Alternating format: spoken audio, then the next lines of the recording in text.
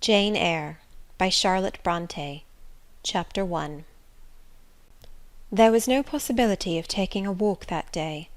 We had been wandering, indeed, in the leafless shrubbery an hour in the morning; but since dinner, Mrs. Reed, when there was no company, dined early. The cold winter wind had brought with it clouds so sombre, and a rain so penetrating, that further outdoor exercise was now out of the question. I was glad of it. I never liked long walks, especially on chilly afternoons. Dreadful to me was the coming home in the raw twilight, with nipped fingers and toes, and a heart saddened by the chidings of Bessie, the nurse, and humbled by the consciousness of my physical inferiority to Eliza, John, and Georgiana Reed. The said Eliza, John, and Georgiana were now clustered round their mamma in the drawing-room. She lay reclined on a sofa by the fireside, and with her darlings about her, for the time neither quarrelling nor crying, looked perfectly happy. Me she had dispensed from joining the group, saying, "She regretted to be under the necessity of keeping me at a distance, but that until she heard from Bessie, and could discover by her own observation that I was endeavouring in good earnest to acquire a more sociable and childlike disposition, a more attractive and sprightly manner, something lighter, franker, more natural, as it were, she really must exclude me from privileges intended only for contented, happy little children." "What does Bessie say I have done?" I asked. "Jane, I don't like cavillers or questioners. Besides, there is something truly forbidding in a child taking up her elders in that manner. Be seated somewhere, and until you can speak pleasantly, remain silent." A breakfast room adjoined the drawing room. I slipped in there. It contained a bookcase. I soon possessed myself of a volume, taking care that it should be one stored with pictures. I mounted into the window seat. Gathering up my feet, I sat cross-legged, like a Turk; and having drawn the red moreen curtain nearly close, I was shrined in double retirement. Folds of scarlet drapery shut in my view to the right hand; to the left were clear panes of glass, protecting, but not separating me from the drear November day. At intervals, while turning over the leaves of my book, I studied the aspect of that winter afternoon. Afar, it offered a pale blank of mist and cloud; near, a scene of wet lawn and storm-beat shrub, with ceaseless rain sweeping away wildly before a long and lamentable blast. I returned to my book. Bewick's History of British Birds. The letterpress thereof I cared little for, generally speaking; and yet there were certain introductory pages that, child as I was, I could not pass quite as a blank. They were those which treat of the haunts of sea-fowl, of the solitary rocks and promontories, by them only inhabited; of the coast of Norway, studded with isles from its southern extremity, the Lindness, or Naze, to the North Cape; where the northern ocean, in vast whirls, boils round the naked melancholy isles of farthest Thule, and the Atlantic surge pours in among the stormy Hebrides. Nor could I pass unnoticed the suggestion of the bleak shores of Lapland, Siberia, Spitzbergen, Nova Zembla, Iceland, Greenland, with the vast sweep of the Arctic zone, and those forlorn regions of dreary space, that reservoir of frost and snow, where firm fields of ice, the accumulation of centuries of winters, glazed in alpine heights above heights, surround the pole, and concentrate the multiplied rigours of extreme cold. Of these death-white realms I formed an idea of my own, shadowy, like all the half-comprehended notions that float dim through children's brains, but strangely impressive. The words in these introductory pages connected themselves with the succeeding vignettes, and gave significance to the rock standing up alone in a sea of billow and spray, to the broken boat stranded on a desolate coast, to the cold and ghastly moon glancing through bars of cloud at a wreck just sinking.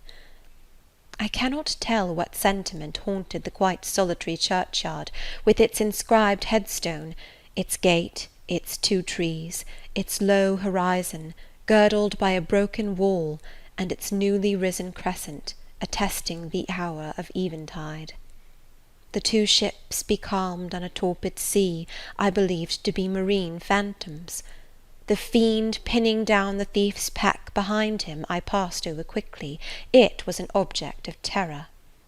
So was the black horned thing, seated aloof on a rock, surveying a distant crowd surrounding a gallows.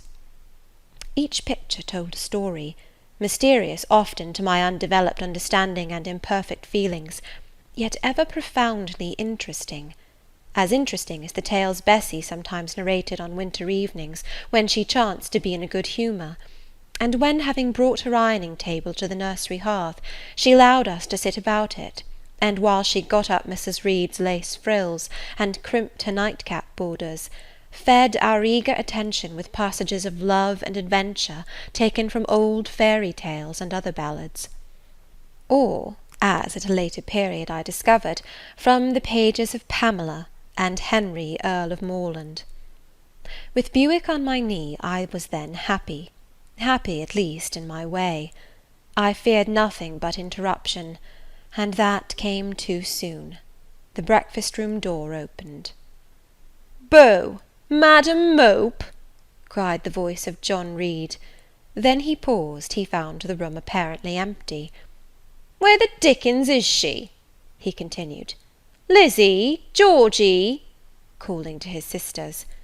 "Joan is not here. Tell mamma she has run out into the rain. Bad animal!" It is well I drew the curtain, thought I, and I wished fervently he might not discover my hiding place. Nor would John Reed have found it out himself. He was not quick either of vision or conception. But Eliza just put her head in at the door and said at once, "She is in the window seat, to be sure, Jack." And I came out immediately, for I trembled at the idea of being dragged forth by the said Jack. "What do you want?" I asked with awkward diffidence. "Say, what do you want, Master Reed?" was the answer. "I want you to come here." And seating himself in an armchair, he intimated by a gesture that I was to approach and stand before him.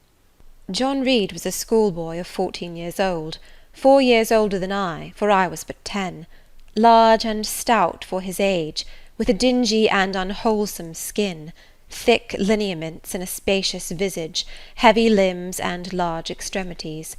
He gorged himself habitually at table, which made him bilious, and gave him a dim and bleared eye and flabby cheeks. He ought now to have been at school, but his mamma had taken him home for a month or two, on account of his delicate health. Mr. Miles, the master, affirmed that he would do very well if he had fewer cakes and sweetmeats sent him from home. But the mother's heart turned from an opinion so harsh, and inclined rather to the more refined idea that John's sallowness was owing to over-application, and perhaps to pining after home. John had not much affection for his mother and sisters, and an antipathy to me. He bullied and punished me, not 2 or 3 times in the week, nor once or twice in the day, but continually. Every nerve I had feared him, and every morsel of flesh in my bones shrank when he came near. There were moments when I was bewildered by the terror he inspired, because I had no appeal whatever against either his menaces or his inflictions.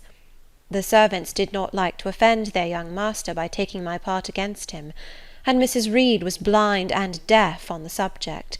She never saw him strike or heard him abuse me, though he did both now and then in her very presence, more frequently, however, behind her back. Habitually obedient to John, I came up to his chair.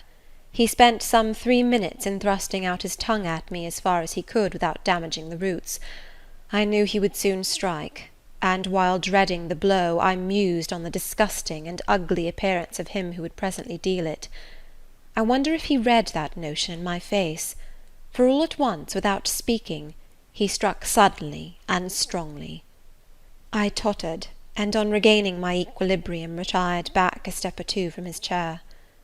"That is for your impudence in answering mamma a while since," said he, "and for your sneaking way of getting behind curtains, and for the look you had in your eyes 2 minutes since, you rat." Accustomed to John Reed's abuse, I never had an idea of replying to it. My care was how to endure the blow which would certainly follow the insult. "What were you doing behind the curtain?" he asked. "I was reading." "Show the book." I returned to the window and fetched it thence. "You have no business to take our books. You are a dependent, mamma says. You have no money. Your father left you none. You ought to beg, and not to live here with gentlemen's children like us, and eat the same meals we do, and wear clothes at our mamma's expense. Now I'll teach you to rummage my bookshelves, for they are mine. All the house belongs to me, or will do in a few years. Go and stand by the door, out of the way of the mirror and windows." I did so, not at first aware what was his intention; but when I saw him lift and poise the book, and stand in act to hurl it, I instinctively started aside with a cry of alarm. Not soon enough, however. The volume was flung, it hit me, and I fell, striking my head against the door and cutting it. The cut bled, the pain was sharp, my terror had passed its climax, other feelings succeeded. "Wicked and cruel boy," I said, "you are like a murderer, you are like a slave-driver, you are like the Roman emperors." I had read Goldsmith's History of Rome, and had formed my opinion of Nero, Caligula, etc. Also I had drawn parallels in silence, which I never thought thus to have declared aloud. "What? What?" he cried. "Did she say that to me? Did you hear her, Eliza and Georgiana? Won't I tell mamma? But first—" He ran headlong at me. I felt him grasp my hair and my shoulder. He had closed with a desperate thing. I really saw in him a tyrant, a murderer. I felt a drop or two of blood from my head trickle down my neck, and was sensible of somewhat pungent suffering. These sensations for the time predominated over fear, and I received him in frantic sort. I don't very well know what I did with my hands, but he called me "Rat! Rat!" and bellowed out aloud. Aid was near him. Eliza and Georgiana had run for Mrs. Reed, who was gone upstairs. She now came upon the scene, followed by Bessie and her maid Abbot. We were parted. I heard the words, "Dear, dear, what a fury to fly at Master John! Did ever anybody see such a picture of passion?" Then Mrs. Reed subjoined, "Take her away to the Red Room, and lock her in there." 4 hands were immediately laid upon me, and I was borne upstairs.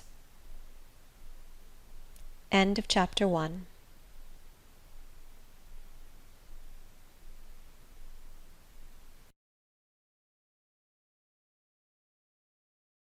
Jane Eyre by Charlotte Brontë. Chapter 2. I resisted all the way, a new thing for me, and a circumstance which greatly strengthened the bad opinion Bessie and Miss Abbot were disposed to entertain of me. The fact is, I was a trifle beside myself, or rather out of myself, as the French would say. I was conscious that a moment's mutiny had already rendered me liable to strange penalties, and, like any other rebel slave, I felt resolved in my desperation to go all lengths. "Hold her arms, Miss Abbot, she's like a mad cat." "For shame, for shame!" cried the lady's maid. "What shocking conduct, Miss Eyre, to strike a young gentleman, your benefactress's son, your young master." "Master? How is he my master? Am I a servant?" "No, you are less than a servant, for you do nothing for your keep. There, sit down, and think over your wickedness." They had got me by this time into the apartment indicated by Mrs. Reed, and had thrust me upon a stool. My impulse was to rise from it like a spring. Their 2 pair of hands arrested me instantly. "If you don't sit still, you must be tied down," said Bessie. "Miss Abbot, lend me your garters. She would break mine directly." Miss Abbot turned to divest a stout leg of the necessary ligature. This preparation for bonds, and the additional ignominy it inferred, took a little of the excitement out of me. "Don't take them off," I cried. "I will not stir." In guarantee whereof I attached myself to my seat by my hands. "Mind you don't," said Bessie, and when she had ascertained that I was really subsiding, she loosened her hold of me. Then she and Miss Abbot stood with folded arms, looking darkly and doubtfully on my face, as incredulous of my sanity. "She never did so before," at last said Bessie, turning to Abigail. "But it was always in her," was the reply. "I've told Mrs. often my opinion about the child, and Mrs. agreed with me. She's an underhand little thing. I never saw a girl of her age with so much cover." Bessie answered not, but ere long addressing me, she said, "You ought to be aware, miss, that you are under obligations to Mrs. Reed. She keeps you. If she were to turn you off, you would have to go to the poor-house." I had nothing to say to these words. They were not new to me. My very first recollections of existence included hints of the same kind. This reproach of my dependence had become a vague sing-song in my ear, very painful and crushing, but only half intelligible. Miss Abbot joined in. "And you ought not to think yourself on an equality with the Mrs. Reed and Master Reed, because Mrs. kindly allows you to be brought up with them. They will have a great deal of money, and you will have none. It is your place to be humble, and to try to make yourself agreeable to them." "What we tell you is for your good," added Bessie in no harsh voice. "You should try to be useful and pleasant, then perhaps you would have a home here.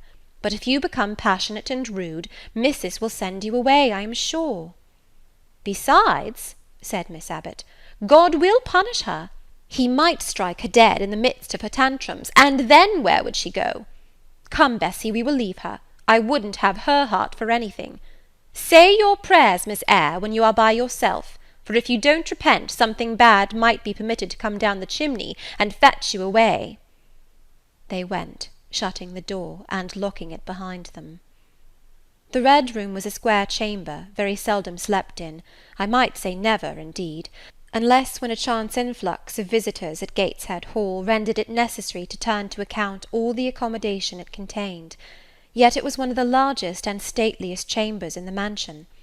A bed supported on massive pillars of mahogany, hung with curtains of deep red damask, stood out like a tabernacle in the centre.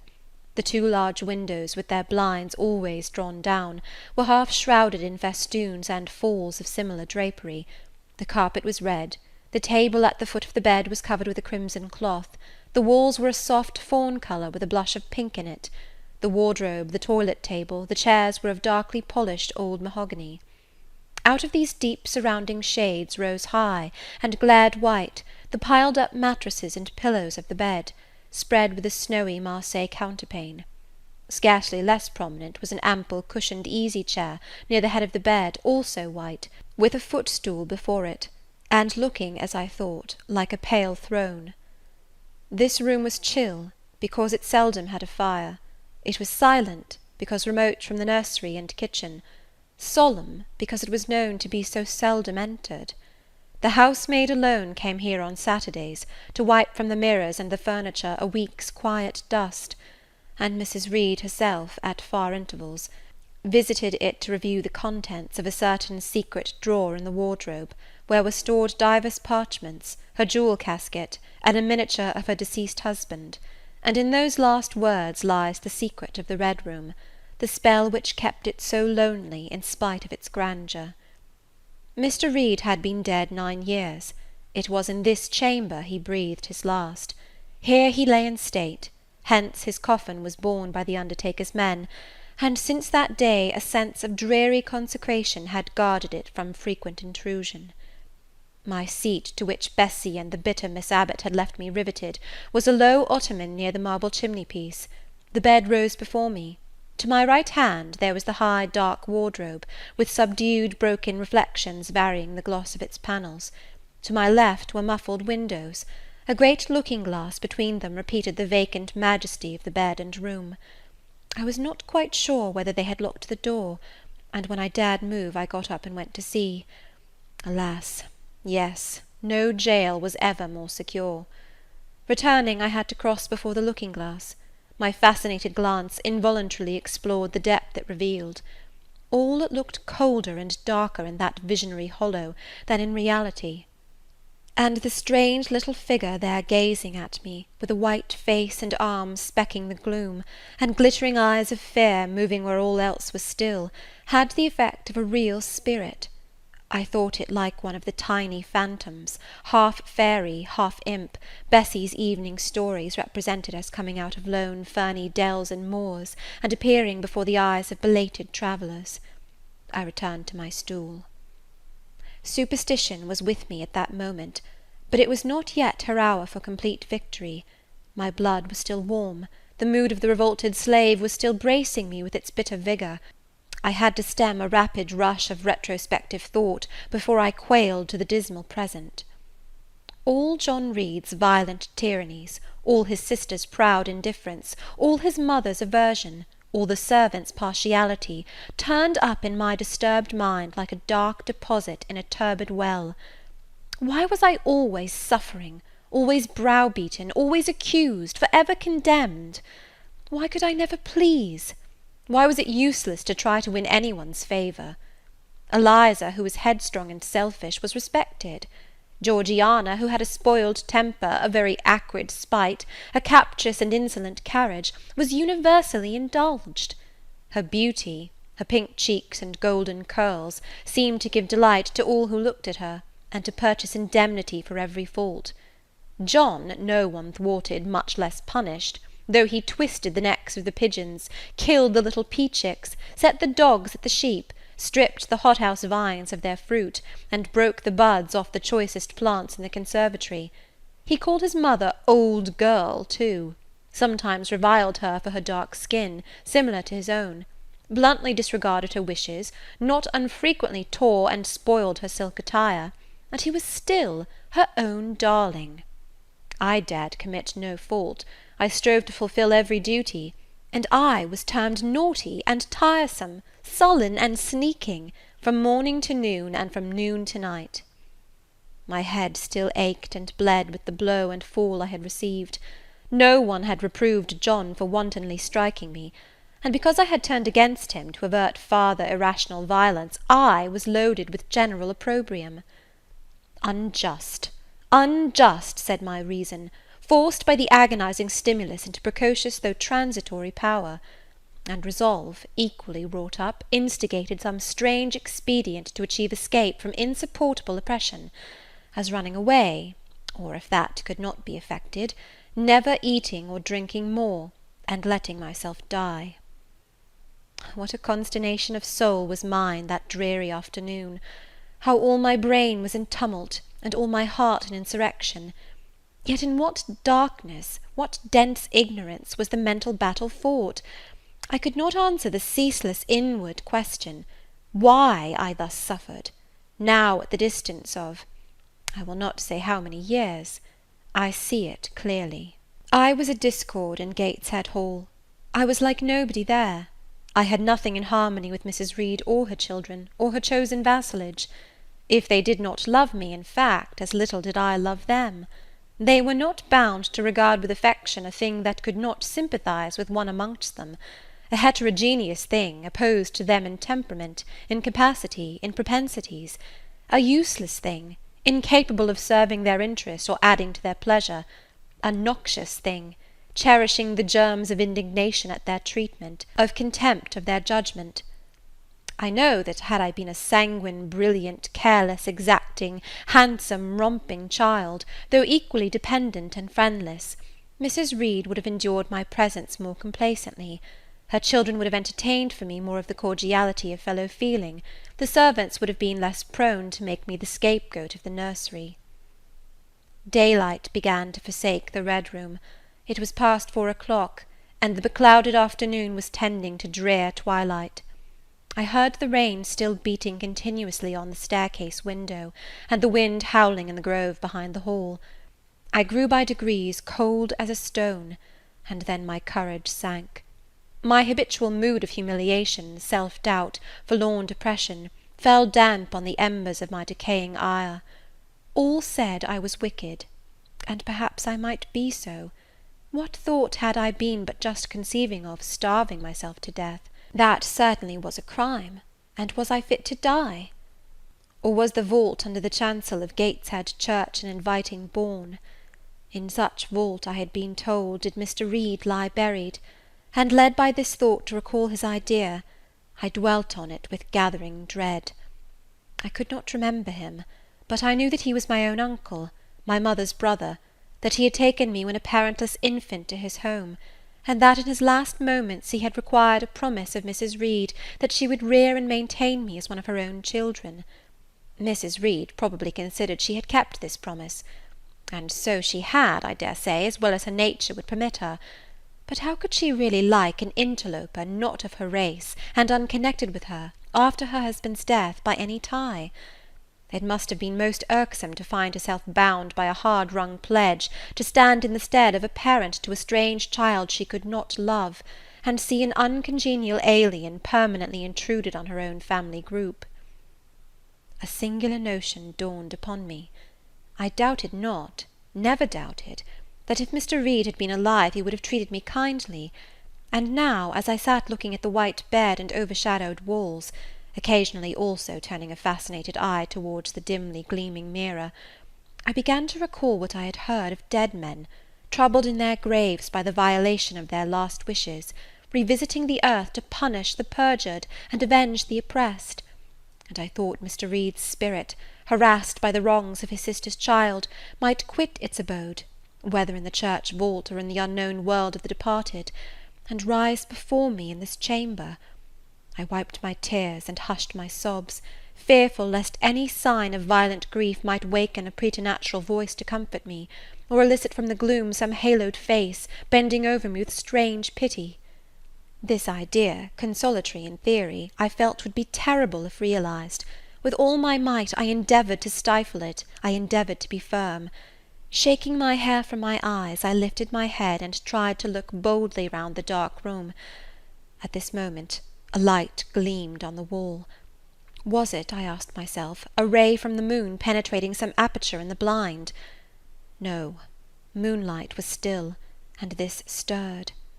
While I gazed, it glided up to the ceiling and quivered over my head.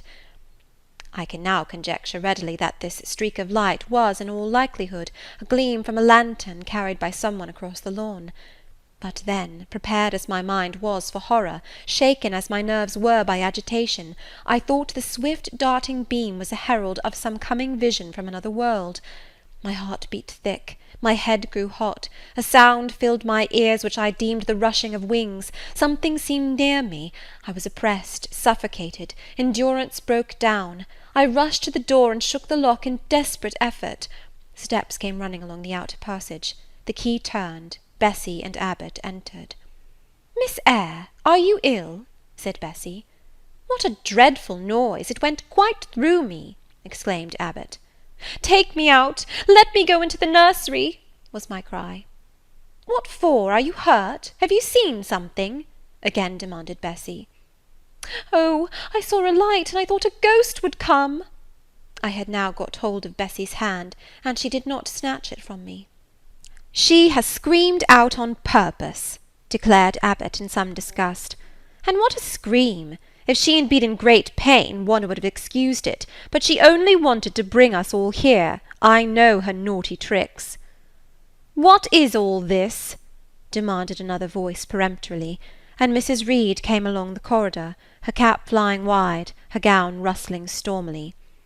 "Abbot and Bessie, I believe I gave orders that Jane Eyre should be left in the Red Room till I came to her myself." "Miss Jane screamed so loud, ma'am," pleaded Bessie. "Let her go," was the only answer. "Loose Bessie's hand, child. You cannot succeed in getting out by these means, be assured. I abhor artifice, particularly in children. It is my duty to show you that tricks will not answer.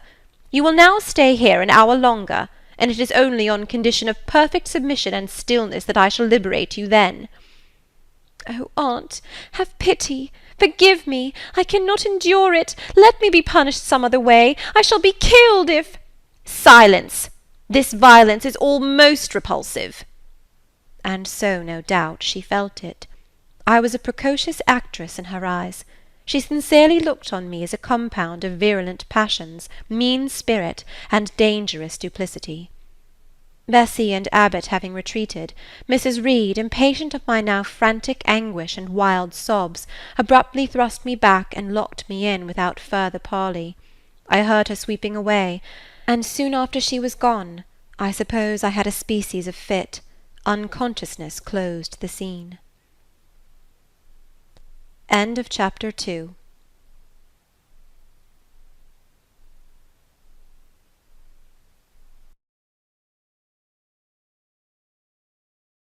Jane Eyre by Charlotte Brontë.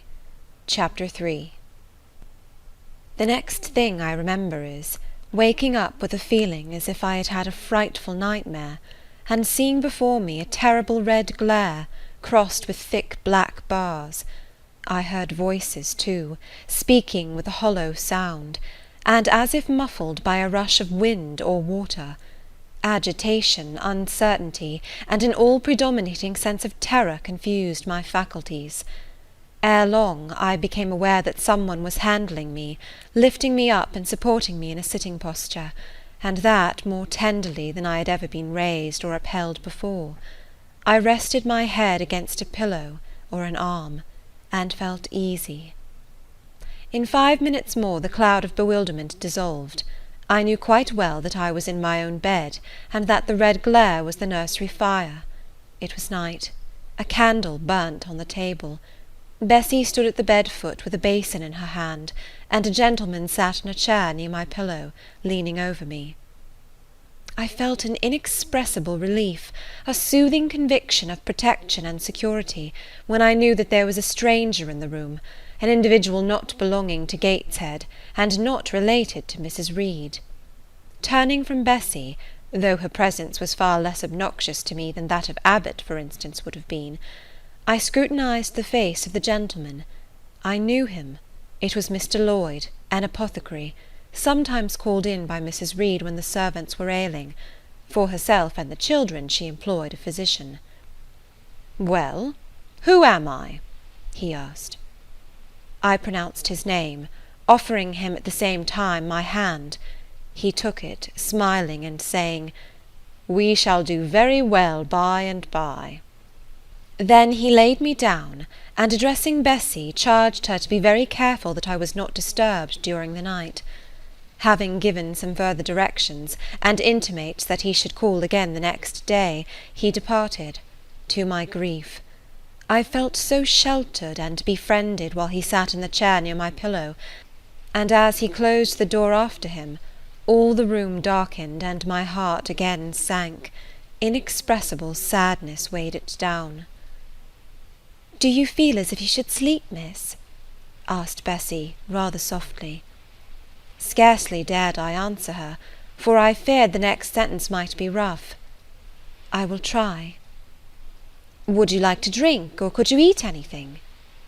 "No, thank you, Bessie."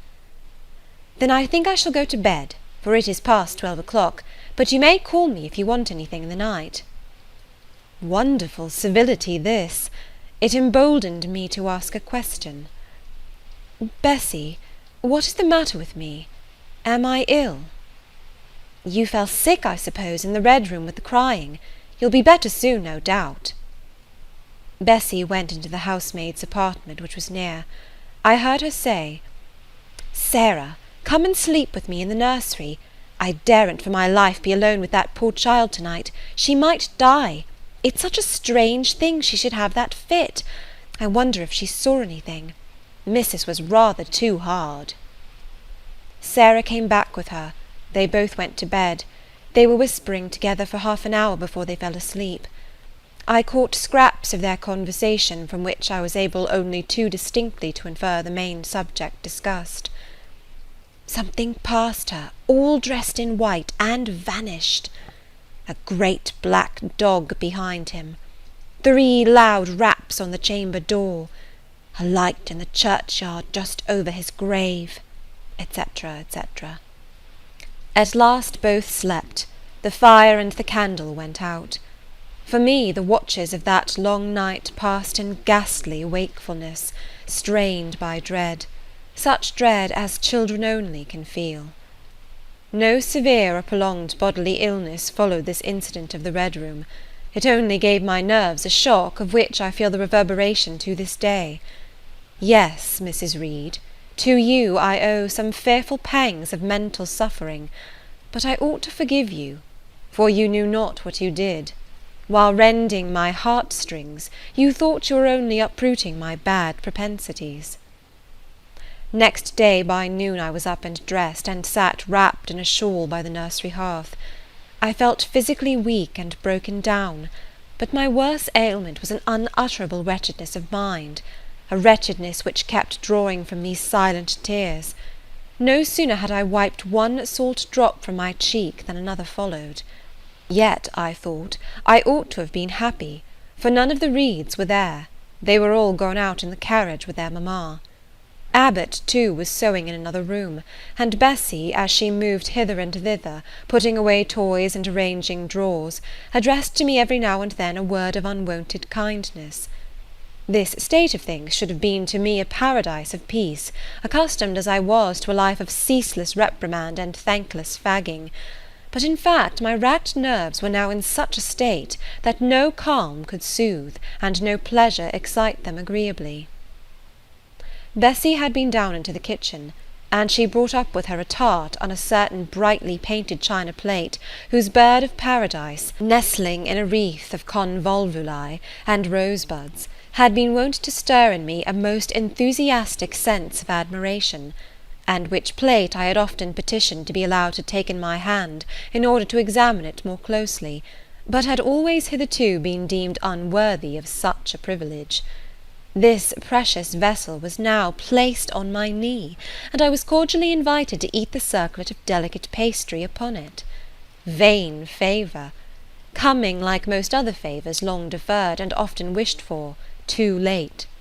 I could not eat the tart, and the plumage of the bird, the tints of the flowers, seemed strangely faded. I put both plate and tart away. Bessy asked if I would have a book. The word book acted as a transient stimulus, and I begged her to fetch Gulliver's Travels from the library. This book I had again and again perused with delight. I considered it a narrative of facts, and discovered in it a vein of interest deeper than what I found in fairy tales. For as to the elves, having sought them in vain among foxglove leaves and bells, under mushrooms, and beneath the ground ivy mantling old wall nooks, I had at length made up my mind to the sad truth, that they were all gone out of England to some savage country, where the woods were wilder and thicker, and the population more scant. Whereas Lilliput and Brobdignag being, in my creed, solid parts of the earth's surface, I doubted not that I might one day, by taking a long voyage, see with my own eyes the little fields, houses, and trees, the diminutive people, the tiny cows, sheep, and birds of the one realm, and the cornfields forest high, the mighty mastiffs, the monster cats, the tower-like men and women of the other. Yet, when this cherished volume was now placed in my hand, when I turned over its leaves and sought in its marvellous pictures the charm I had, till now, never failed to find, all was eerie and dreary. The giants were gaunt goblins, the pygmies malevolent and fearful imps, Gulliver a most desolate wanderer in most dread and dangerous regions. I closed the book, which I dared no longer peruse, and put it on the table beside the untasted tart. Bessy had now finished dusting and tidying the room, and having washed her hands, she opened a certain little drawer, full of splendid shreds of silk and satin, and began making a new bonnet for Georgiana's doll. Meantime she sang. Her song was, "In the days when we went gypsying, a long time ago." I had often heard the song before, and always with lively delight, for Bessy had a sweet voice. At least I thought so. But now, though her voice was still sweet, I found in its melody an indescribable sadness. Sometimes, preoccupied with her work, she sang the refrain very low, very lingeringly. "A long time ago" came out like the saddest cadence of a funeral hymn. She passed into another ballad, this time a really doleful one. "My feet they are sore, and my limbs they are weary. Long is the way, and the mountains are wild. Soon will the twilight close moonless and dreary over the path of the poor orphan child." Why did they send me so far and so lonely, up where the moors spread and grey rocks are piled? Men are hard-hearted, and kind angels only watch o'er the steps of a poor orphan child. Yet distant and soft the night breeze is blowing, clouds there are none, and clear stars beam mild. God in his mercy protection is showing, comfort and hope to the poor orphan child. Even should I fall o'er the broken bridge passing, or stray in the marshes by false lights beguiled, still will my Father with promise and blessing take to his bosom the poor orphan child. There is a thought that for strength should avail me, though both of shelter and kindred despoiled. Heaven is a home, and a rest will not fail me.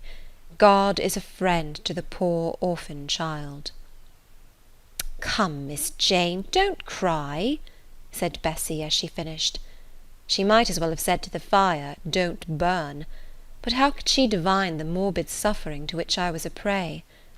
In the course of the morning Mr. Lloyd came again. "What, already up?" said he as he entered the nursery. "Well, nurse, how is she?"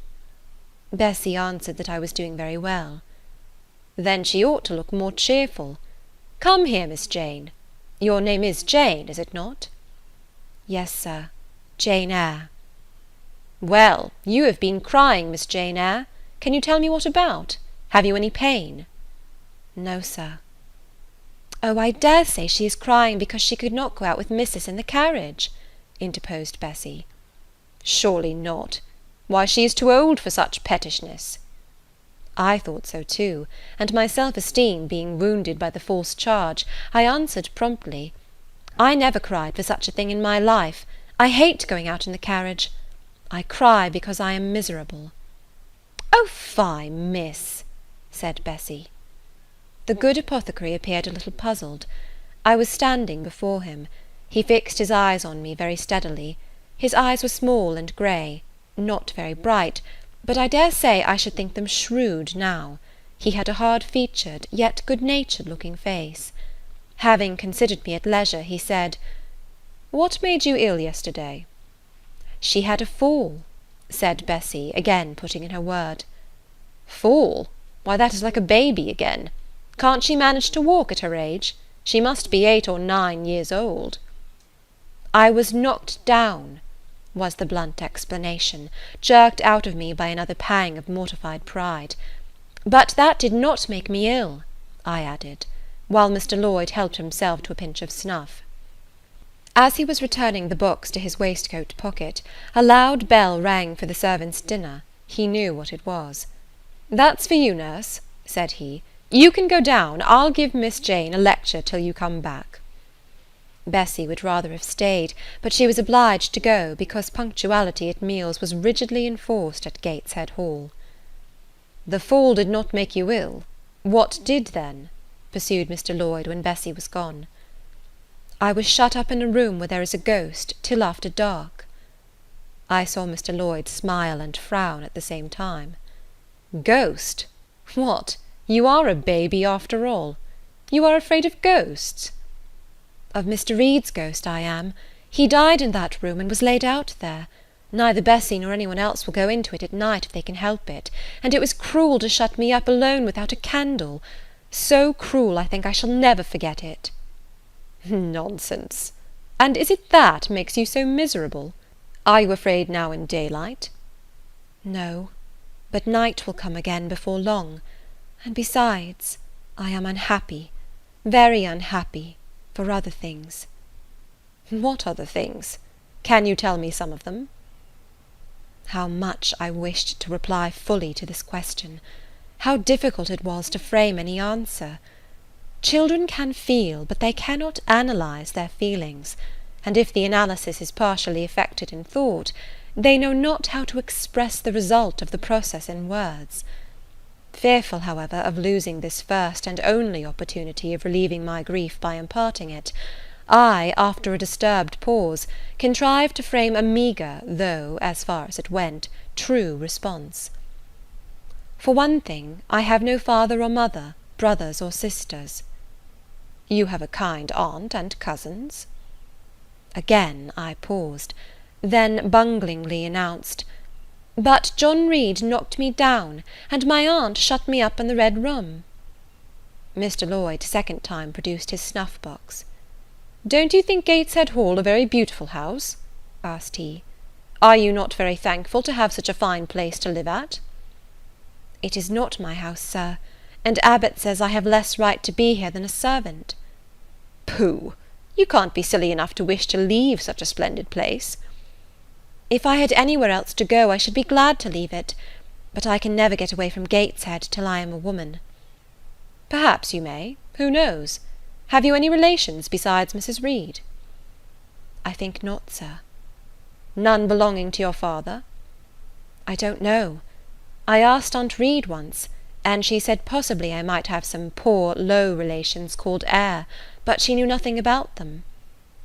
"If you had such, would you like to go to them?" I reflected. Poverty looks grim to grown people, still more so to children. They have not much idea of industrious, working, respectable poverty. They think of the word only as connected with ragged clothes, scanty food, fireless grates, rude manners, and debasing vices. Poverty for me was synonymous with degradation. "No, I should not like to belong to poor people," was my reply. "Not even if they were kind to you?" I shook my head. I could not see how poor people had the means of being kind.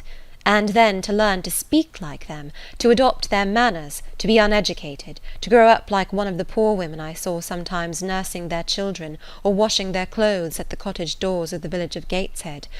No, I was not heroic enough to purchase liberty at the price of caste. "But are your relatives so very poor? Are they working people?" "I cannot tell. Aunt Reed says if I have any they must be a beggarly set. I should not like to go a-begging." "Would you like to go to school?" Again I reflected. I scarcely knew what school was. Bessie sometimes spoke of it as a place where young ladies sat in the stocks, wore backboards, and were expected to be exceedingly genteel and precise. John Reed hated his school, and abused his master. But John Reed's tastes were no rule for mine, and if Bessie's accounts of school discipline, gathered from the young ladies of a family where she had lived before coming to Gateshead, were somewhat appalling, her details of certain accomplishments attained by these same young ladies were, I thought, equally attractive. She boasted of beautiful paintings of landscapes and flowers by them executed, of songs they could sing and pieces they could play, of purses they could net, of French books they could translate, till my spirit was moved to emulation as I listened. Besides, school would be a complete change. It implied a long journey, an entire separation from Gateshead, an entrance into a new life. "I should indeed like to go to school," was the audible conclusion of my musings. "Well, well, who knows what may happen?" said Mr. Lloyd as he got up. "The child ought to have a change of air and scene," he said, speaking to himself. "Nerves not in a good state." Bessie now returned. At the same moment the carriage was heard rolling up the gravel walk. "Is that your mistress, nurse?" asked Mr. Lloyd. "I should like to speak to her before I go." Bessie invited him to walk into the breakfast-room, and led the way out. In the interview which followed between him and Mrs. Reed, I presume, from after occurrences, that the apothecary ventured to recommend my being sent to school, and the recommendation was no doubt readily enough adopted. For, as Abbot said in discussing the subject with Bessie, when both sat sewing in the nursery one night, after I was in bed, and, as they thought, asleep, Mrs. was, she dared say, glad enough to get rid of such a tiresome, ill-conditioned child, who always looked as if she were watching everybody, and scheming plots underhand. Abbot, I think, gave me credit for being a sort of infantine Guy Fawkes. On that same occasion I learned, for the first time, from Miss Abbot's communications to Bessie, that my father had been a poor clergyman, that my mother had married him against the wishes of her friends, who considered the match beneath her, that my grandfather Reed was so irritated at her disobedience, he cut her off without a shilling, that after my mother and father had been married a year, the latter caught the typhus fever while visiting among the poor of a large manufacturing town where his curacy was situated, and where that disease was then prevalent, that my mother took the infection from him, and both died within a month of each other. Bessie, when she heard this narrative, sighed and said, "Poor Miss Jane is to be pitied too, Abbot." "Yes," responded Abbot, "if she were a nice pretty child, one might compassionate her forlornness, but one really cannot care for such a little toad as that." "Not a great deal, to be sure," agreed Bessie. "At any rate, a beauty like Miss Georgiana would be more moving in the same condition." "Oh, yes, I dote on Miss Georgiana," cried the fervent Abbot. "Little darling, with her long curls and her blue eyes, and such a sweet colour as she has, just as if she were painted. Bessie, I could fancy a Welsh rabbit for supper." "So could I, with a roast onion. Come, we'll go down." They went. End of Chapter 3.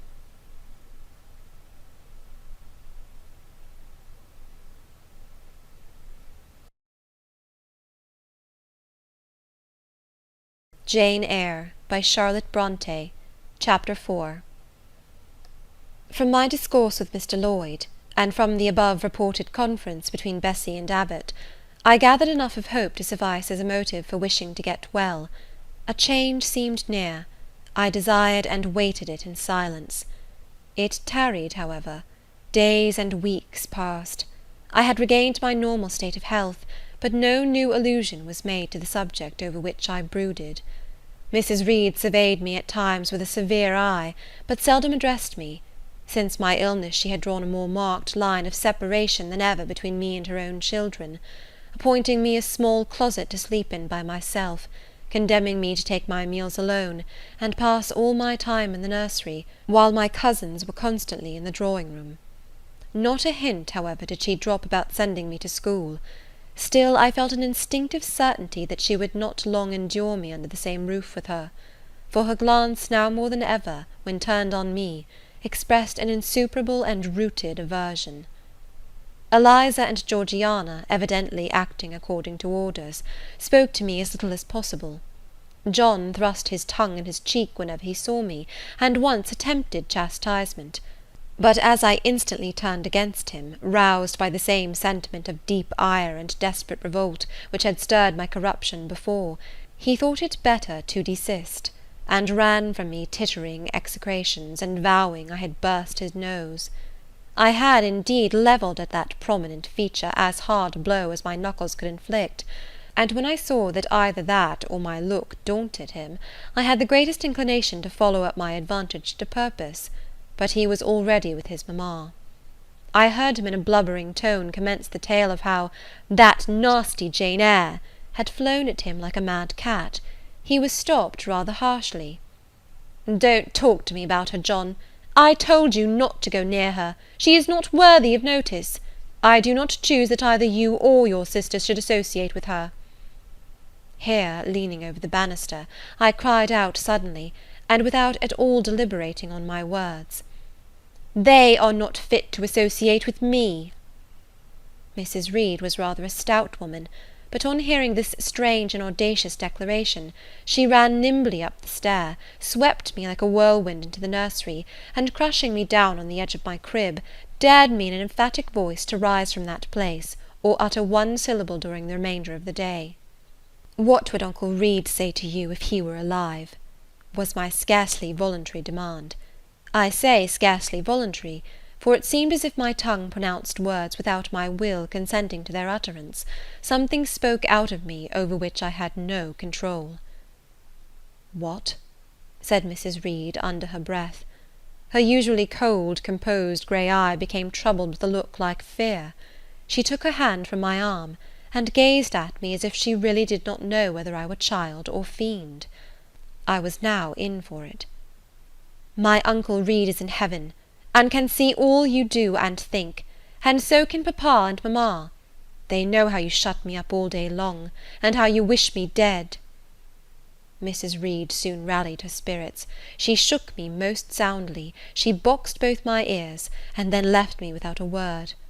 Bessie supplied the hiatus by a homily of an hour's length, in which she proved beyond a doubt I was the most wicked and abandoned child ever reared under a roof. I half believed her, for I felt indeed only bad feelings surging in my breast. November, December, and half of January passed away. Christmas and the New Year had been celebrated at Gateshead with the usual festive cheer. Presents had been interchanged, dinners and evening parties given. From every enjoyment I was, of course, excluded. My share of the gaiety consisted in witnessing the daily apparelling of Eliza and Georgiana, and seeing them descend to the drawing-room, dressed out in thin muslin frocks and scarlet sashes, with hair elaborately ringleted, and afterwards in listening to the sound of the piano or the harp played below, to the passing to and fro of the butler and footman, to the jingling of glass and china as refreshments were handed, to the broken hum of conversation as the drawing-room door opened and closed. When tired of this occupation, I would retire from the stair-head to the solitary and silent nursery. There, though somewhat sad, I was not miserable. To speak truth, I had not the least wish to go into company, for in company I was very rarely noticed, and if Bessie had but been kind and companionable, I should have deemed it a treat to spend the evenings quietly with her, instead of passing them under the formidable eyes of Mrs. Reed, in a room full of ladies and gentlemen. But Bessie, as soon as she had dressed her young ladies, used to take herself off to the lively regions of the kitchen and the housekeeper's room, generally bearing the candle along with her. I then sat with my doll on my knee till the fire got low, glancing round occasionally to make sure that nothing worse than myself haunted the shadowy room, and when the embers sank to a dull red, I undressed hastily, tugging at knots and strings as I best might, and sought shelter from cold and darkness in my crib. To this crib I always took my doll. Human beings must love something, and in the dearth of worthier objects of affection, I contrived to find a pleasure in loving and cherishing a faded graven image, shabby as a miniature scarecrow. It puzzles me now to remember with what absurd sincerity I doted on this little toy, half fancying it alive and capable of sensation.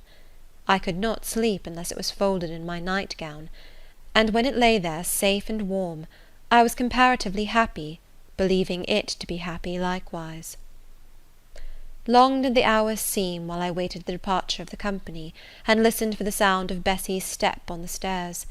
Sometimes she would come up in the interval to seek her thimble or her scissors, or perhaps to bring me something by way of supper, a bun or a cheesecake. Then she would sit on the bed while I ate it, and when I had finished, she would tuck the clothes round me, and twice she kissed me and said, "Good night, Miss Jane." When thus gentle, Bessie seemed to me the best, prettiest, kindest being in the world, and I wished most intensely that she would be always so pleasant and amiable, and never push me about, or scold, or task me unreasonably, as she was too often wont to do. Bessie Lee must, I think, have been a girl of good natural capacity, for she was smart in all she did, and had a remarkable knack of narrative. So at least I judge from the impression made on me by her nursery tales. She was pretty, too, if my recollections of her face and person are correct.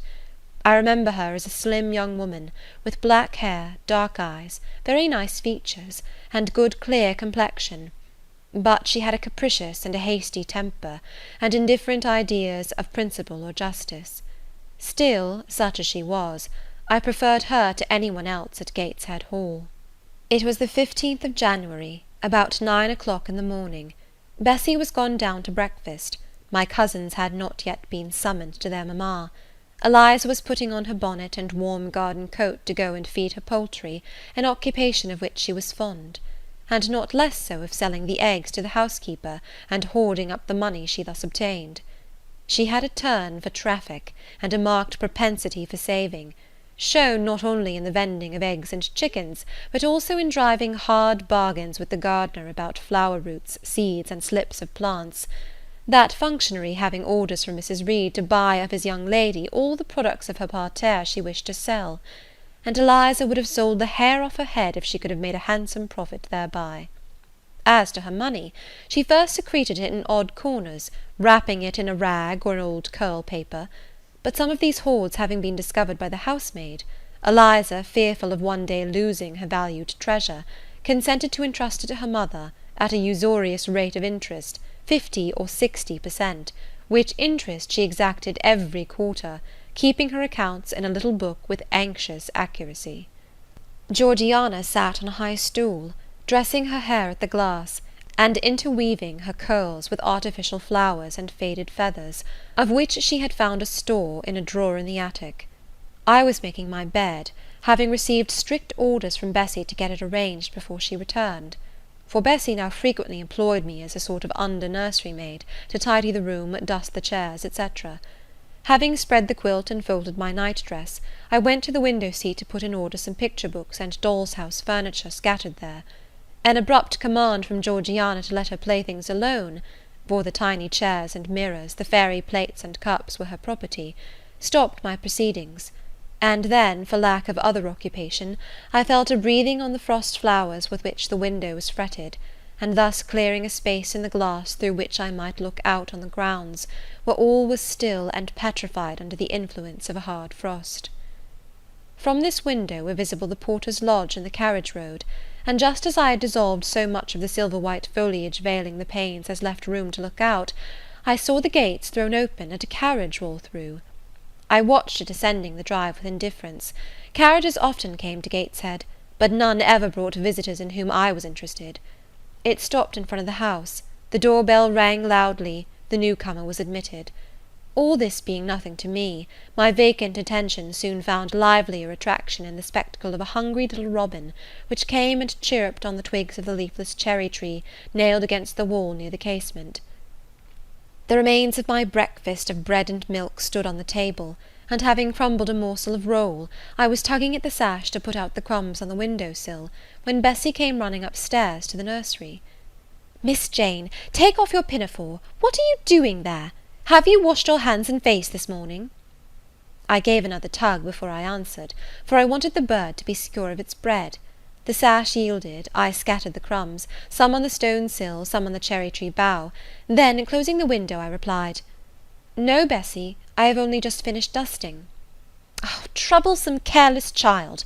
And what are you doing now? You look quite red, as if you had been about some mischief. What were you opening the window for?" I was spared the trouble of answering, for Bessie seemed in too great a hurry to listen to explanations.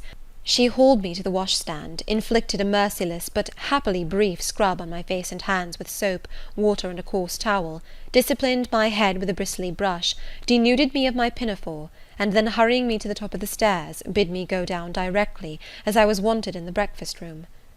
I would have asked who wanted me. I would have demanded if Mrs. Reed was there, but Bessie was already gone, and had closed the nursery door upon me.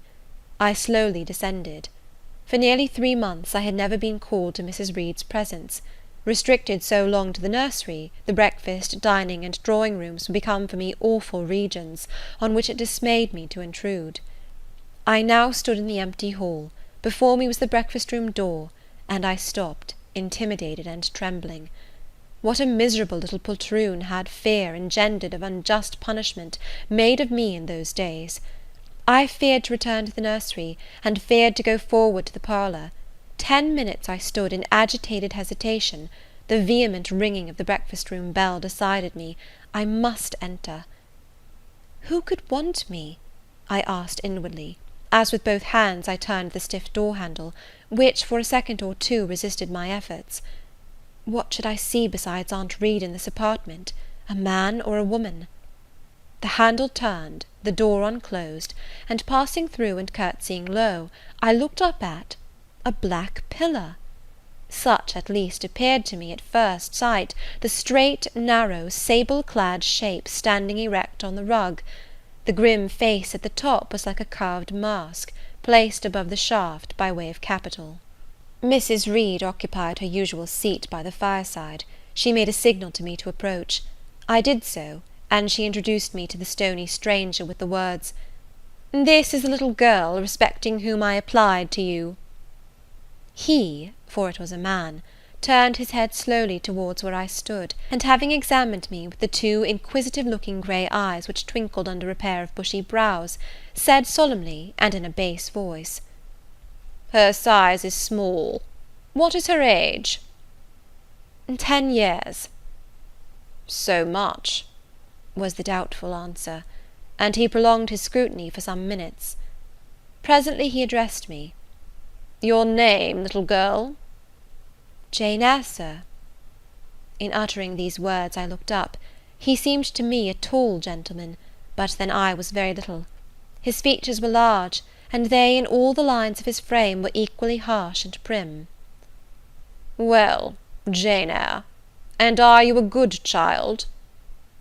Impossible to reply to this in the affirmative. My little world held a contrary opinion. I was silent. Mrs. Reed answered for me by an expressive shake of the head, adding soon, "Perhaps the less said on that subject the better, Mr. Brocklehurst." "Sorry indeed to hear it. She and I must have some talk." And bending from the perpendicular, he installed his person in the armchair opposite Mrs. Reed's. "Come here," he said. I stepped across the rug. He placed me square and straight before him. What a face he had, now that it was almost on a level with mine! What a great nose! And what a mouth! And what large prominent teeth! "No sight so sad as that of a naughty child," he began, "especially a naughty little girl. Do you know where the wicked go after death?" "They go to hell," was my ready and orthodox answer. "And what is hell? Can you tell me that?" "A pit full of fire." "And should you like to fall into that pit, and then be burning there forever?" "No, sir." "What must you do to avoid it?" I deliberated a moment. My answer, when it did come, was objectionable. "I must keep in good health, and not die." "How can you keep in good health? Children younger than you die daily. I buried a little child of 5 years old only a day or two since, a good little child, whose soul is now in heaven. It is to be feared the same could not be said of you, were you to be called hence." Not being in a condition to remove his doubt, I only cast my eyes down on the 2 large feet planted on the rug, and sighed, wishing myself far enough away. "I hope that sigh is from the heart, and that you repent of ever having been the occasion of discomfort to your excellent benefactress." "Benefactress, benefactress," said I, inwardly. "They all call Mrs. Reed my benefactress. If so, a benefactress is a disagreeable thing." "Do you say your prayers night and morning?" continued my interrogator. "Yes, sir." "Do you read your Bible?" "Sometimes." "With pleasure? Are you fond of it?" "I like Revelations, and the book of Daniel, and Genesis and Samuel, and a little bit of Exodus, and some parts of Kings and Chronicles, and Job and Jonah." "And the Psalms? I hope you like them?" "No, sir." "No? Oh, shocking!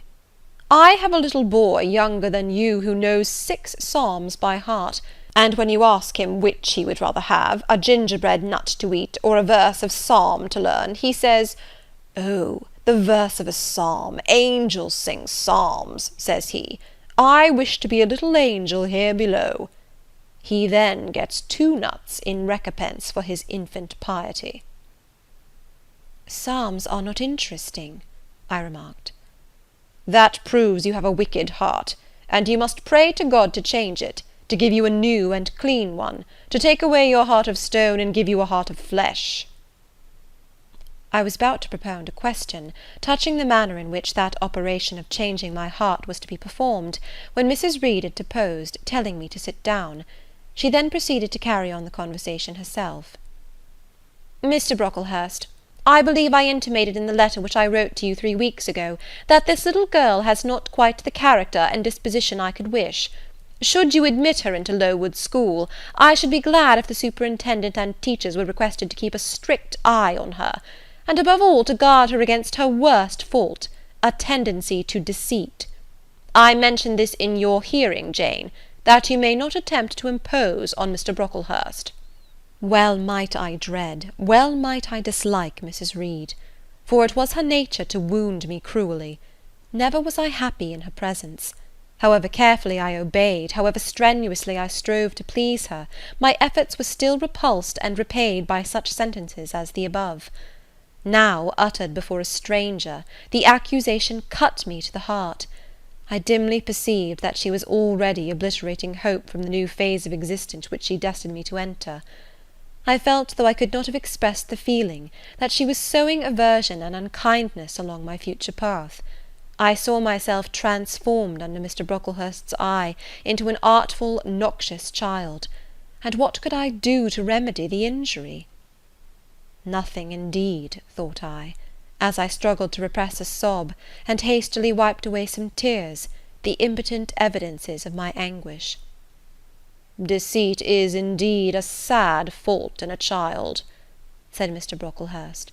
"It is akin to falsehood, and all liars will have their portion in the lake burning with fire and brimstone. She shall, however, be watched, Mrs. Reed. I will speak to Miss Temple and the teachers." "I should wish her to be brought up in a manner suiting her prospects," continued my benefactress, "to be made useful, to be kept humble. As for the vacations, she will, with your permission, spend them always at Lowood." "Your decisions are perfectly judicious, madam," returned Mr. Brocklehurst. "Humility is a Christian grace, and one peculiarly appropriate to the pupils of Lowood. I, therefore, direct that especial care shall be bestowed on its cultivation amongst them. I have studied how best to mortify in them the worldly sentiment of pride, and only the other day I had a pleasing proof of my success. My second daughter, Augusta, went with her mamma to visit the school, and on her return she exclaimed, "Oh dear, papa, how quiet and plain all the girls at Lowood look, with their hair combed behind their ears, and their long pinafores, and the little holland pockets outside their frocks. They are almost like poor people's children. And," said she, "they looked at my dress and mamma's as if they had never seen a silk gown before." "This is the state of things I quite approve," returned Mrs. Reed. "Had I sought all England over, I could scarcely have found a system more exactly fitting a child like Jane Eyre. Consistency, my dear Mr. Brocklehurst. I advocate consistency in all things." "Consistency, madam, is the first of Christian duties, and it has been observed in every arrangement connected with the establishment of Lowood. Plain fare, simple attire, unsophisticated accommodations, hardy and active habits. Such is the order of the day in the house and its inhabitants."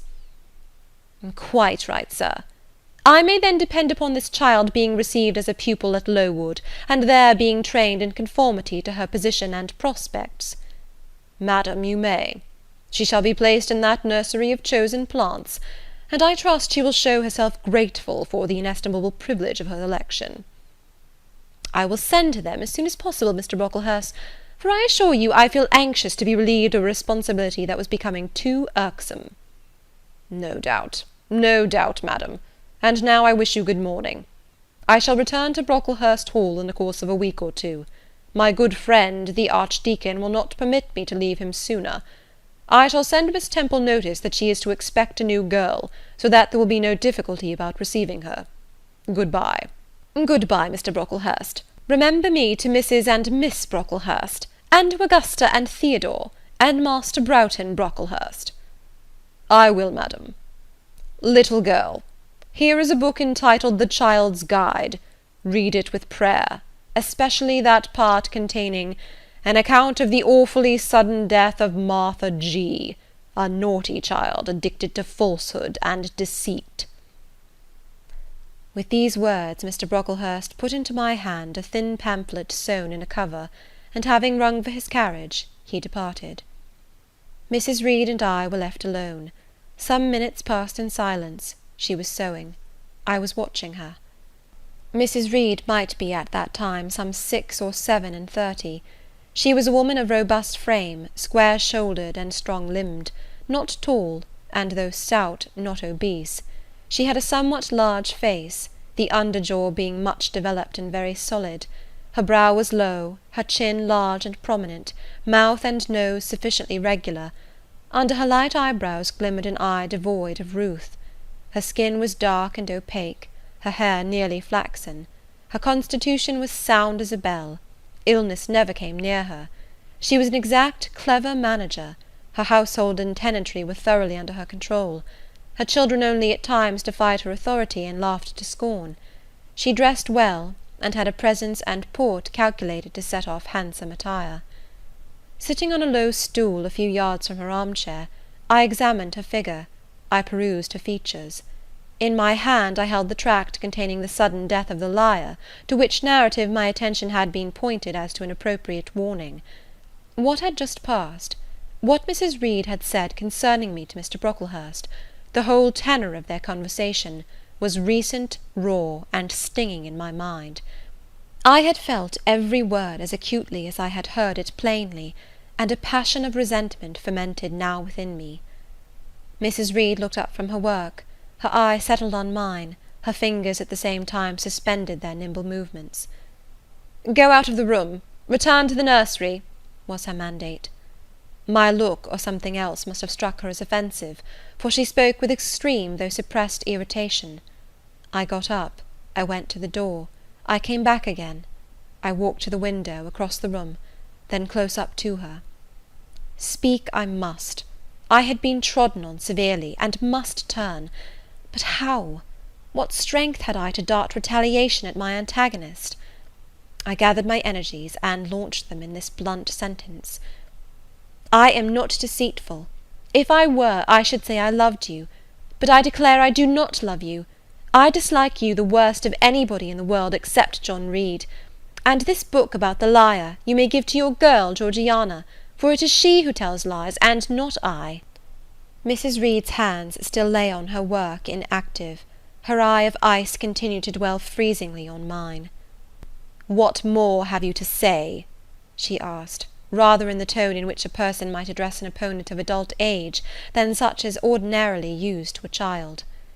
That eye of hers, that voice, stirred every antipathy I had. Shaking from head to foot, thrilled with ungovernable excitement, I continued, "I am glad you are no relation of mine. I will never call you aunt again as long as I live.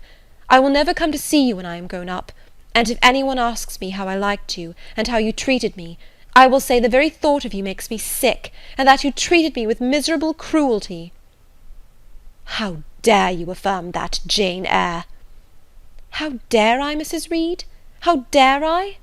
Because it is the truth. You think I have no feelings, and that I can do without one bit of love or kindness, but I cannot live so, and you have no pity. I shall remember how you thrust me back, roughly and violently thrust me back, into the Red Room, and locked me up there to my dying day, though I was in agony, though I cried out, while suffocating with distress, have mercy, Aunt Reed! And that punishment you made me suffer because your wicked boy struck me, knocked me down for nothing. I will tell anybody who asks me questions this exact tale. People think you a good woman, but you are bad, hard-hearted. You are deceitful." Ere I had finished this reply, my soul began to expand, to exult, with the strangest sense of freedom, of triumph, I ever felt. It seemed as if an invisible bond had burst, and that I had struggled out into unhoped-for liberty. Not without cause with this sentiment.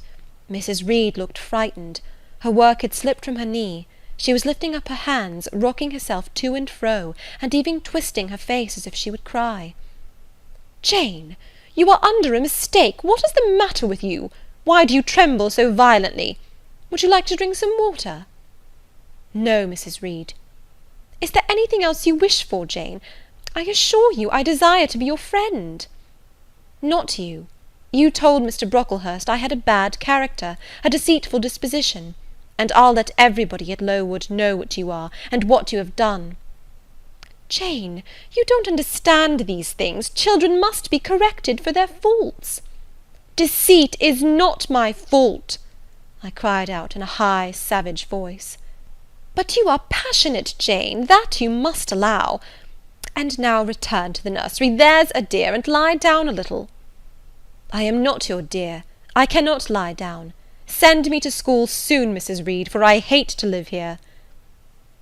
"I will indeed send her to school soon," murmured Mrs. Reed sotto voce, and gathering up her work, she abruptly quitted the apartment. I was left there alone, winner of the field. It was the hardest battle I had fought, and the first victory I had gained.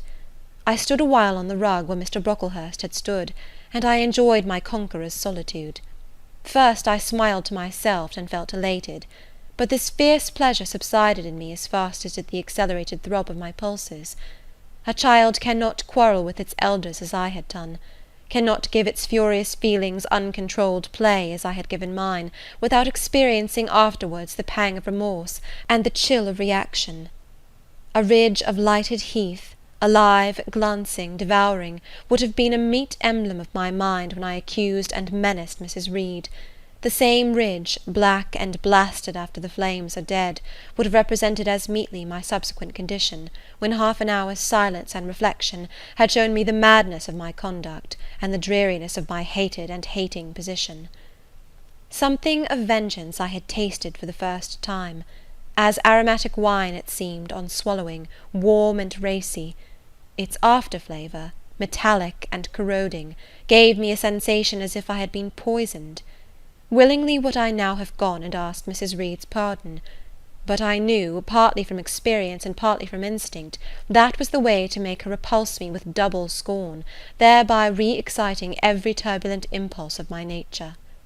I would fain exercise some better faculty than that of fierce speaking, fain find nourishment for some less fiendish feeling than that of sombre indignation. I took a book, some Arabian tales. I sat down and endeavoured to read. I could make no sense of the subject. My own thoughts swam always between me and the page I had usually found fascinating. I opened the glass door in the breakfast-room. The shrubbery was quite still. The black frost reigned, unbroken by sun or breeze, through the grounds. I covered my head and arms with the skirt of my frock, and went out to walk in part of the plantation which was quite sequestered. But I found no pleasure in the silent trees, the falling fir-cones, the congealed relics of autumn, russet leaves, swept by past winds in heaps, and now stiffened together. I leaned against a gate, and looked into an empty field where no sheep were feeding, where the short grass was nipped and blanched. It was a very grey day, a most opaque sky, onding on snaw, canopied all. Thence flakes fell in intervals, which settled on the hard path and on the hoary lea without melting. I stood, a wretched child enough, whispering to myself over and over again, "What shall I do? What shall I do?" All at once I heard a clear voice call, "Miss Jane, where are you? Come to lunch." It was Bessie, I knew well enough, but I did not stir. Her light step came tripping down the path. "You naughty little thing," she said, "why don't you come when you are called?" Bessie's presence, compared with the thoughts over which I had been brooding, seemed cheerful, even though, as usual, she was somewhat cross. The fact is, after my conflict with and victory over Mrs. Reed, I was not disposed to care much for the nursemaid's transitory anger, and I was disposed to bask in her youthful lightness of heart. I just put my 2 arms round her and said, "Come, Bessie, don't scold." The action was more frank and fearless than any I was habituated to indulge in. Somehow it pleased her. "You are a strange child, Miss Jane," she said as she looked down at me. "A little roving, solitary thing. And you are going to school, I suppose?" I nodded. "And won't you be sorry to leave poor Bessie?" "What does Bessie care for me? She's always scolding me." "Because you're such a queer, frightened, shy little thing. You should be bolder." "What, to get more knocks?" "Nonsense." "But you are rather put upon, that's certain. My mother said when she came to see me last week that she would not like a little one of her own to be in your place. Now come in, and I've some good news for you." "I don't think you have, Bessie." "Child, what do you mean? What sorrowful eyes you fix on me? Well, but Missis and the young ladies and Master John are going out to tea this afternoon, and you shall have tea with me. I'll ask cook to bake you a little cake, and then you shall help me look over your drawers, for I am soon to pack your trunk. Missis intends you to leave Gateshead in a day or 2, and you shall choose what toys you like to take with you." "Bessie, you must promise not to scold me any more till I go." Well, I will.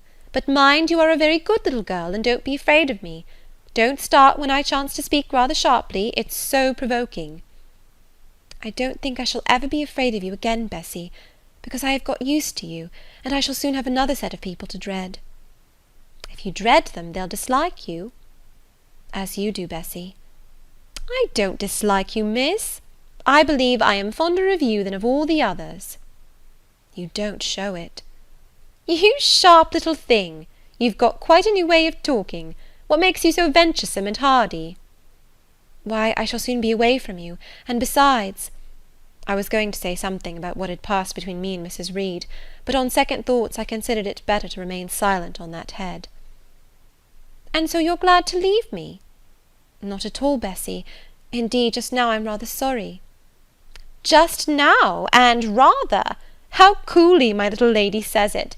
I dare say now if I were to ask you for a kiss, you wouldn't give it me. You'd say you'd rather not. I'll kiss you, and welcome. Bend your head down. Bessie stooped, we mutually embraced, and I followed her into the house quite comforted. That afternoon lapsed in peace and harmony, and in the evening Bessie told me some of her most enchanting stories, and sang me some of her sweetest songs. Even for me, life had its gleams of sunshine. End of Chapter 4.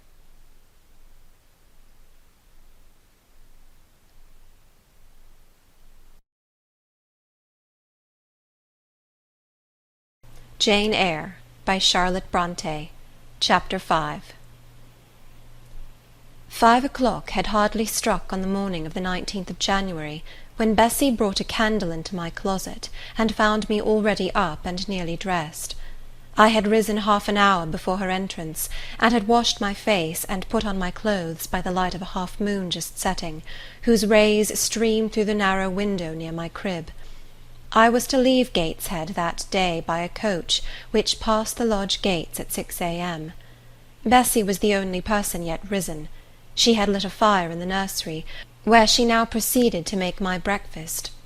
Few children can eat when excited with the thoughts of a journey, nor could I. Bessie, having pressed me in vain to take a few spoonfuls of the boiled milk and bread she had prepared for me, wrapped up some biscuits in a paper, and put them into my bag.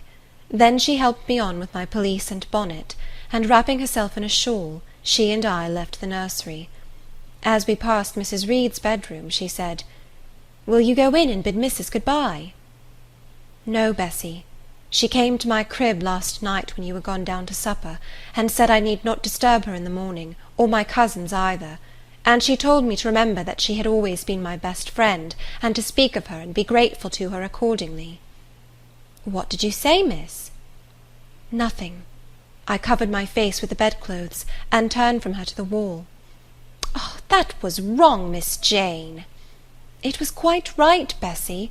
Your missus has not been my friend, she has been my foe." "Oh, Miss Jane, don't say so." "Good-bye to Gateshead," cried I, as we passed through the hall and went out at the front door. The moon was set, and it was very dark. Bessie carried a lantern, whose light glanced on wet steps and gravel roads sodden by a recent thaw. Raw and chill was the winter morning. My teeth chattered as I hastened down the drive. There was a light in the porter's lodge. When we reached it, we found the porter's wife just kindling her fire. My trunk, which had been carried down the evening before, stood corded at the door. It wanted but a few minutes of 6, and shortly after that hour had struck, the distant roll of wheels announced the coming coach. I went to the door and watched its lamps approach rapidly through the gloom.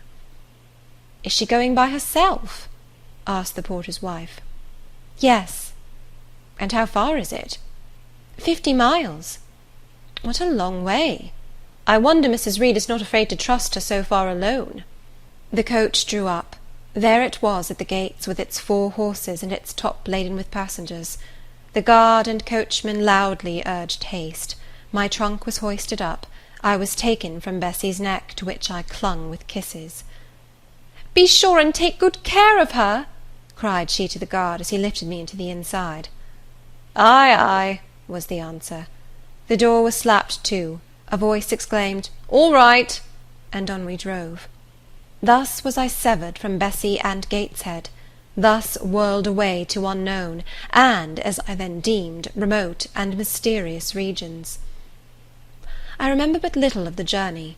I only know that the day seemed to me of a preternatural length, and that we appeared to travel over hundreds of miles of road. We passed through several towns, and in one, a very large one, the coach stopped. The horses were taken out, and the passengers alighted to dine. I was carried into an inn, where the guard wanted me to have some dinner, but as I had no appetite, he left me in an immense room with a fireplace at each end, a chandelier pendant from the ceiling, and a little red gallery high up against the wall filled with musical instruments. Here I walked about for a long time, feeling very strange, and mortally apprehensive of some one coming in and kidnapping me, for I believed in kidnappers, their exploits having frequently figured in Bessy's fireside chronicles. At last the guard returned. Once more I was stowed away in the coach. My protector mounted his own seat, sounded his hollow horn, and away we rattled over the stony street of L. The afternoon came on wet and somewhat misty. As it waned into dusk, I began to feel that we were getting very far indeed from Gateshead. We ceased to pass through towns, the country changed, great grey hills heaved up round the horizon. As twilight deepened, we descended a valley dark with wood, and long after night had overclouded the prospect, I heard a wild wind rushing amongst trees. Lulled by the sound, I at last dropped asleep. I had not long slumbered when the sudden cessation of motion awoke me. The coach door was open, and a person like a servant was standing at it. I saw her face and dress by the light of the lamps. "Is there a little girl called Jane Eyre here?" she asked. I answered yes, and was then lifted out. My trunk was handed down, and the coach instantly drove away. I was stiff with long sitting, and bewildered with the noise and motion of the coach. Gathering my faculties, I looked about me. Rain, wind, and darkness filled the air. Nevertheless, I dimly discerned a wall before me and a door open in it. Through this door I passed with my new guide. She shut and locked it behind her. There was now visible a house, or houses, for the building spread far, with many windows, and lights burning in some. We went up a broad pebbly path, splashing wet, and were admitted at a door. Then the servant led me through a passage into a room with a fire, where she left me alone. I stood and warmed my numbed fingers over the blaze. Then I looked round. There was no candle, but the uncertain light from the hearth showed, by intervals, papered walls, carpet, curtains, shining mahogany furniture.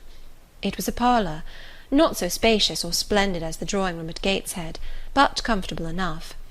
I was puzzling to make out the subject of a picture on the wall, when the door opened, and an individual carrying a light entered. Another followed close behind. The first was a tall lady with dark hair, dark eyes, and a pale and large forehead. Her figure was partly enveloped in a shawl. Her countenance was grave, her bearing erect. "The child is very young to be sent alone," said she, putting her candle down on the table. She considered me attentively for a minute or two, then further added, "She had better be put to bed soon. She looks tired. Are you tired?" she asked, placing her hand on my shoulder. "A little, mum." "And hungry too, no doubt. Let her have some supper before she goes to bed, Miss Miller. Is this the first time you have left your parents to come to school, my little girl?" I explained to her that I had no parents. She inquired how long they had been dead, then how old I was, what was my name, whether I could read, write, and sew a little. Then she touched my cheek gently with her forefinger, and saying, she hoped I should be a good child, dismissed me along with Miss Miller. The lady I had left might be about 29. The one who went with me appeared some years younger. The first impressed me by her voice, look, and air. Miss Miller was more ordinary, ruddy in complexion, though of a careworn countenance, hurried in gait and action, like one who had always a multiplicity of tasks on hand. She looked, indeed, what I afterwards found she really was, an under-teacher. Led by her, I passed from compartment to compartment, from passage to passage, of a large and irregular building, till, emerging from the total and somewhat dreary silence pervading that portion of the house we had traversed, we came upon the hum of many voices, and presently entered a wide long room, with great deal tables, two at each end, on each of which burnt a pair of candles, and seated all round on benches a congregation of girls of every age, from 9 or 10 to 20. Seen by the dim light of the dips, their number to me appeared countless, though not in reality exceeding 80. They were uniformly dressed in brown stuff frocks of quaint fashion, and long holland pinafores. It was the hour of study. They were engaged in conning over their tomorrow's task, and the hum I had heard was the combined result of their whispered repetitions. Miss Miller signed to me to sit on a bench near the door. Then, walking up to the top of the long room, she cried out, "Monitors, collect the lesson books and put them away." 4 tall girls arose from different tables, and going round, gathered the books and removed them. Miss Miller again gave the word of command, "Monitors, fetch the supper trays." The tall girls went out and returned presently, each bearing a tray with portions of something, I knew not what, arranged thereon, and a pitcher of water and mug in the middle of each tray. The portions were handed round. Those who liked took a draught of the water, the mug being common to all. When it came to my turn, I drank, for I was thirsty, but did not touch the food, excitement and fatigue rendering me incapable of eating. I now saw, however, that it was a thin oaten cake shared into fragments. The meal over, prayers were read by Miss Miller, and the classes filed off, 2 and 2, upstairs. Overpowered by this time with weariness, I scarcely noticed what sort of a place the bedroom was, except that, like the schoolroom, I saw it was very long. To-night I was to be Miss Miller's bedfellow. She helped me to undress. When laid down, I glanced at the long rows of beds, each of which was quickly filled with 2 occupants. In 10 minutes the single light was extinguished, and amidst silence and complete darkness I fell asleep. The night passed rapidly. I was too tired even to dream. I only once awoke to hear the wind rave in furious gusts, and the rain fall in torrents, and to be sensible that Miss Miller had taken her place by my side. When I again unclosed my eyes, a loud bell was ringing. The girls were up and dressing. Day had not yet begun to dawn, and a rushlight or 2 burned in the room. I too rose reluctantly. It was bitter cold, and I dressed as well as I could for shivering, and washed when there was a basin at liberty, which did not occur soon, as there was but 1 basin to 6 girls, on the stands down the middle of the room. Again the bell rang. All formed in file, 2 and 2, and in that order descended the stairs and entered the cold and dimly lit schoolroom. Here prayers were read by Miss Miller. Afterwards she called out, "Form classes." A great tumult succeeded for some minutes, during which Miss Miller repeatedly exclaimed, "Silence!" and "Order!" When it subsided, I saw them all drawn up in 4 semicircles, before 4 chairs, placed at the 4 tables. All held books in their hands, and a great book, like a Bible, lay on each table before the vacant seat. A pause of some seconds succeeded, filled up by the low, vague hum of numbers. Miss Miller walked from class to class, hushing this indefinite sound. A distant bell tinkled. Immediately 3 ladies entered the room. Each walked to a table and took her seat. Miss Miller assumed the 4th vacant chair, which was that nearest the door, and around which the smallest of the children were assembled. To this inferior class I was called, and placed at the bottom of it. Business now began.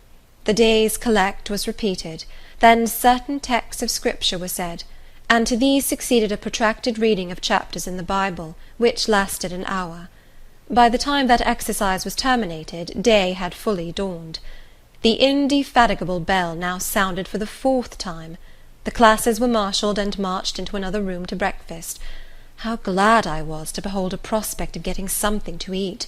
I was now nearly sick from inanition, having taken so little the day before. The refectory was a great, low-ceiled, gloomy room. On 2 low tables smoked basins of something hot, which, however, to my dismay, sent forth an odour far from inviting. I saw a universal manifestation of discontent when the fumes of the repast met the nostrils of those destined to swallow it. From the van of the procession, the tall girls of the 1st class, rose the whispered words, Disgusting! The porridge is burnt again." "Silence!" ejaculated a voice, but not that of Miss Miller, but one of the upper teachers, a little and dark personage, smartly dressed, but of somewhat morose aspect, who installed herself at the top of one table, while a more buxom lady presided at the other. I looked in vain for her I had first seen the night before. She was not visible.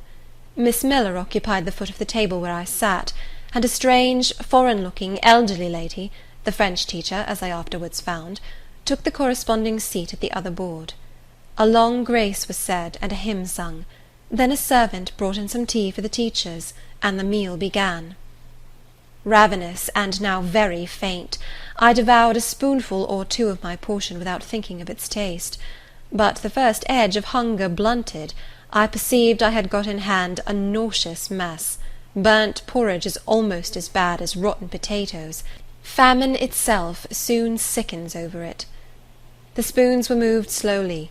I saw each girl taste her food and try to swallow it, but in most cases the effort was soon relinquished. Breakfast was over, and none had breakfasted. Thanks being returned for what we had not got, and a second hymn chanted, the refectory was evacuated for the schoolroom. I was one of the last to go, and in passing the tables, I saw one teacher take a basin of the porridge and taste it. She looked at the others. All their countenances expressed displeasure, and one of them, the stout one, whispered, "Abominable stuff! How shameful!" A quarter of an hour passed before lessons again began, during which the schoolroom was in glorious tumult. For that space of time it seemed to be permitted to talk loud and more freely, and they used their privilege. The whole conversation ran on the breakfast, which one and all abused roundly. Poor things! It was the sole consolation they had. Miss Miller was now the only teacher in the room. A group of great girls standing about her spoke with serious and sullen gestures. I heard the name of Mr. Brocklehurst pronounced by some lips, at which Miss Miller shook her head disapprovingly, but she made no great effort to check the general wrath. Doubtless she shared in it. A clock in the schoolroom struck 9. Miss Miller left her circle, and standing in the middle of the room, cried, "Silence! To your seats!"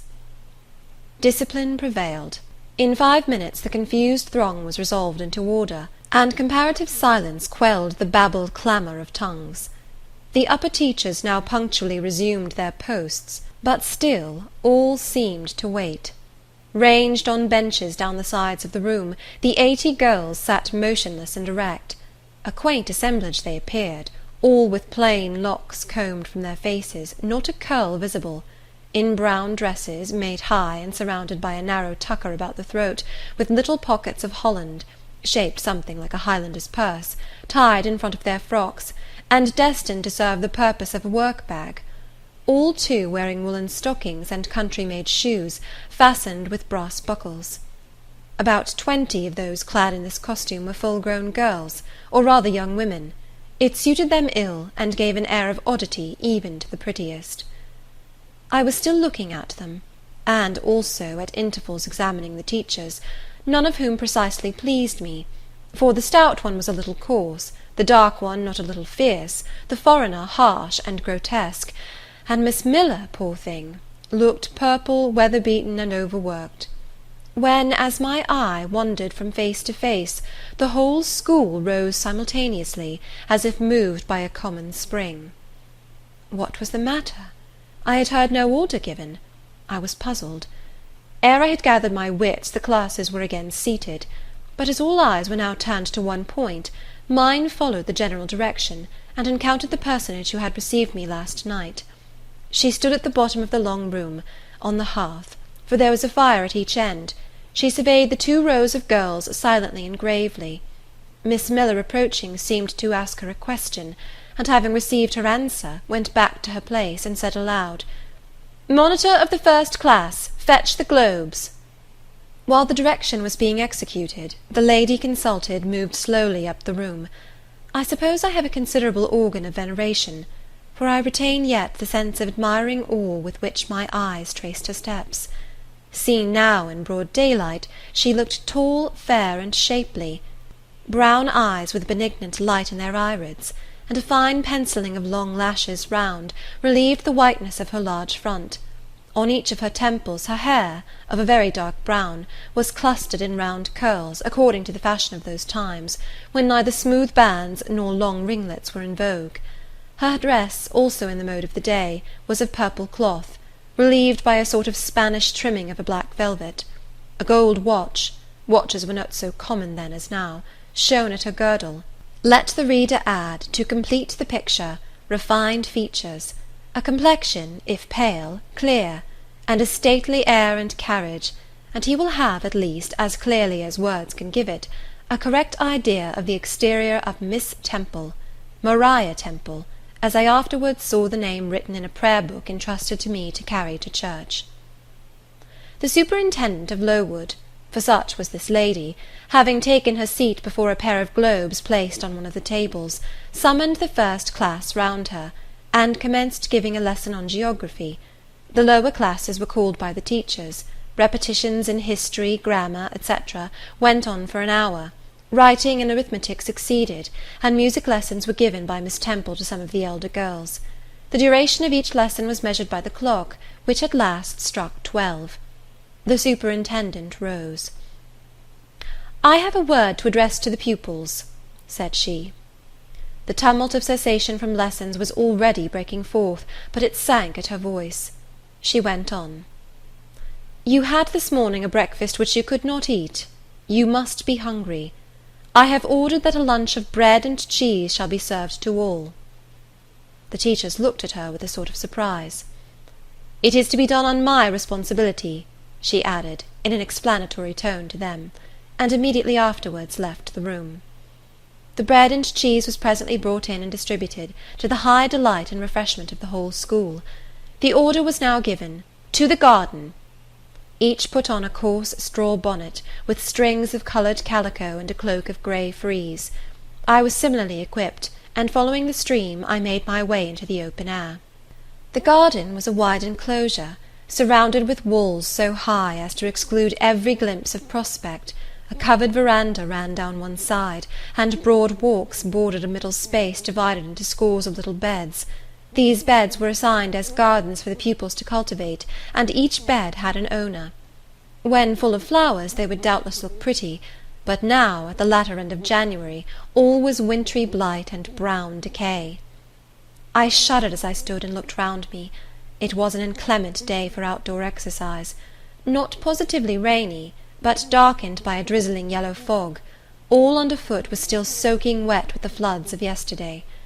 The stronger among the girls ran about and engaged in active games, but sundry pale and thin ones herded together for shelter and warmth in the veranda, and amongst these, as the dense mist penetrated to their shivering frames, I heard frequently the sound of a hollow cough. As yet I had spoken to no one, nor did anybody seem to take notice of me. I stood lonely enough, but to that feeling of isolation I was accustomed, it did not oppress me much. I leant against a pillar of the veranda, drew my grey mantle close about me, and trying to forget the cold which nipped me without, and the unsatisfied hunger which gnawed me within, delivered myself up to the employment of watching and thinking. My reflections were too undefined and fragmentary to merit record. I hardly yet knew where I was. Gateshead and my past life seemed floated away to an immeasurable distance. The present was vague and strange, and of the future I could form no conjecture. I looked round the convent-like garden, and then up at the house, a large building, half of which seemed grey and old, the other half quite new. The new part, containing the schoolroom and dormitory, was lit by mullioned and latticed windows, which gave it a church-like aspect. A stone tablet over the door bore this inscription: "Lowood Institution. This portion was rebuilt A.D. by Naomi Brocklehurst of Brocklehurst Hall, in this county. Let your light so shine before men, that they may see your good works, and glorify your Father which is in heaven." St. Matthew, verse 16. I read these words over and over again. I felt that an explanation belonged to them, and was unable fully to penetrate their import. I was still pondering the significance of institution, and endeavouring to make out a connection between the first words and verse of Scripture, when the sound of a cough close behind me made me turn my head. I saw a girl sitting on a stone bench near. She was bent over a book, on the perusal of which she seemed intent. From where I stood I could see the title. It was Rasselas, a name that struck me as strange, and consequently attractive. In turning a leaf she happened to look up, and I said to her directly, "Is your book interesting?" I had already formed the intention of asking her to lend it to me some day. "I like it," she answered, after a pause of a second or two, during which she examined me. "What is it about?" I continued. I hardly know where I found the hardihood thus to open a conversation with a stranger. The step was contrary to my nature and habits. But I think her occupation touched a chord of sympathy somewhere, for I too liked reading, though of a frivolous and childish kind. I could not digest or comprehend the serious or substantial. "You may look at it," replied the girl, offering me the book. I did so. A brief examination convinced me that the contents were less taking than the title. Rasselas looked dull to my trifling taste. I saw nothing about fairies, nothing about genii, no bright variety seemed spread over the closely printed pages. I returned it to her. She received it quietly, and without saying anything she was about to relapse into her former studious mood. Again I ventured to disturb her. "Can you tell me what the writing on that stone over the door means? What is Lowood Institution?" "This house where you are come to live." "And why do they call it an institution? Is it in any way different from other schools?" "It is partly a charity school. You and I and all the rest of us are charity children. I suppose you are an orphan. Are not either your father or your mother dead?" "Both died before I can remember." "Well, all the girls here have lost either one or both parents, and this is called an institution for educating orphans." "Do we pay no money? Do they keep us for nothing?" "We pay, or our friends pay, £15 a year for each." "Then why do they call us charity children?" "Because £15 is not enough for board and teaching, and the deficiency is supplied by subscription." "Who subscribes?" "Different benevolent-minded ladies and gentlemen in this neighbourhood and in London." "Who is Naomi Brocklehurst?" "The lady who built the new part of this house, as that tablet records, and whose son overlooks and directs everything here." "Why?" "Because he is treasurer and manager of the establishment." "Then this house does not belong to that tall lady who wears a watch, and who said we were to have some bread and cheese?" "To Miss Temple? Oh, no, I wish it did. She has to answer to Mr. Brocklehurst for all she does. Mr. Brocklehurst buys all our food and all our clothes." "Does he live here?" "No, 2 miles off at a large hall." "Is he a good man?" "He is a clergyman, and is said to do a great deal of good." "Did you say that tall lady was called Miss Temple?" "Yes." "And what are the other teachers called?" "The one with red cheeks is called Miss Smith. She attends to the work, and cuts out, for we make our own clothes, our frocks and pelisses, and everything. And the little one with black hair is Miss Scatcherd. She teaches history and grammar, and hears the second-class repetitions. And the one who wears a shawl, and has a pocket-handkerchief tied to her side with a yellow ribbon, is Madame Pirot. She comes from Lille, in France, and teaches French." "Do you like the teachers?" "Well enough." "Do you like the little black one and the Madame— I cannot pronounce her name as you do. Miss Scatcherd is hasty. You must take care not to offend her. Madame Pirot is not a bad sort of person." "But Miss Temple is the best, isn't she?" "Miss Temple is very good and very clever. She is above the rest, because she knows far more than they do." "Have you been long here?" 2 years. "Are you an orphan?" "My mother is dead." "Are you happy here?" "You ask rather too many questions. I have given you enough answers for the present. Now I want to read." But at that moment the summons sounded for dinner. All re-entered the house. The odour which now filled the refectory was scarcely more appetizing than that which had regaled our nostrils at breakfast. The dinner was served in 2 huge tin-plated vessels, whence rose a strong steam redolent of rancid fat. I found the mess to consist of indifferent potatoes and strange shreds of rusty meat, mixed and cooked together. Of this preparation a tolerably abundant plateful was apportioned to each pupil. I ate what I could, and wondered within myself whether every day's fare would be like this. After dinner we immediately adjourned to the schoolroom. Lessons recommenced, and were continued till 5 o'clock. The only marked event of the afternoon was, that I saw the girl with whom I had conversed in the veranda dismissed and disgraced by Miss Scatcherd from a history class, and sent to stand in the middle of the large schoolroom. The punishment seemed to me in high degree ignominious, especially for so great a girl. She looked 13 or upwards. I expected she would show signs of great distress and shame, but to my surprise she neither wept nor blushed. Composed, though grave, she stood, the central mark of all eyes. How can she bear it so quietly, so firmly? I asked myself. Were I in her place, it seems to me I should wish the earth to open and swallow me up. She looks as if she were thinking of something beyond her punishment, beyond her situation, of something not round her, nor before her. I have heard of daydreams. Is she in a daydream now? Her eyes are fixed on the floor, but I am sure they do not see it. Her sight seems turned in, gone down into her heart. She is looking at what she can remember, I believe, not at what is really present. I wonder what sort of a girl she is, whether good or naughty. Soon after 5 p.m. we had another meal, consisting of a small mug of coffee and half a slice of brown bread. I devoured my bread and drank my coffee with relish, but I should have been glad of as much more. I was still hungry. Half an hour's recreation succeeded, then study, then the glass of water and the piece of oatcake, prayers, and bed. Such was my first day at Lowood. End of chapter 5.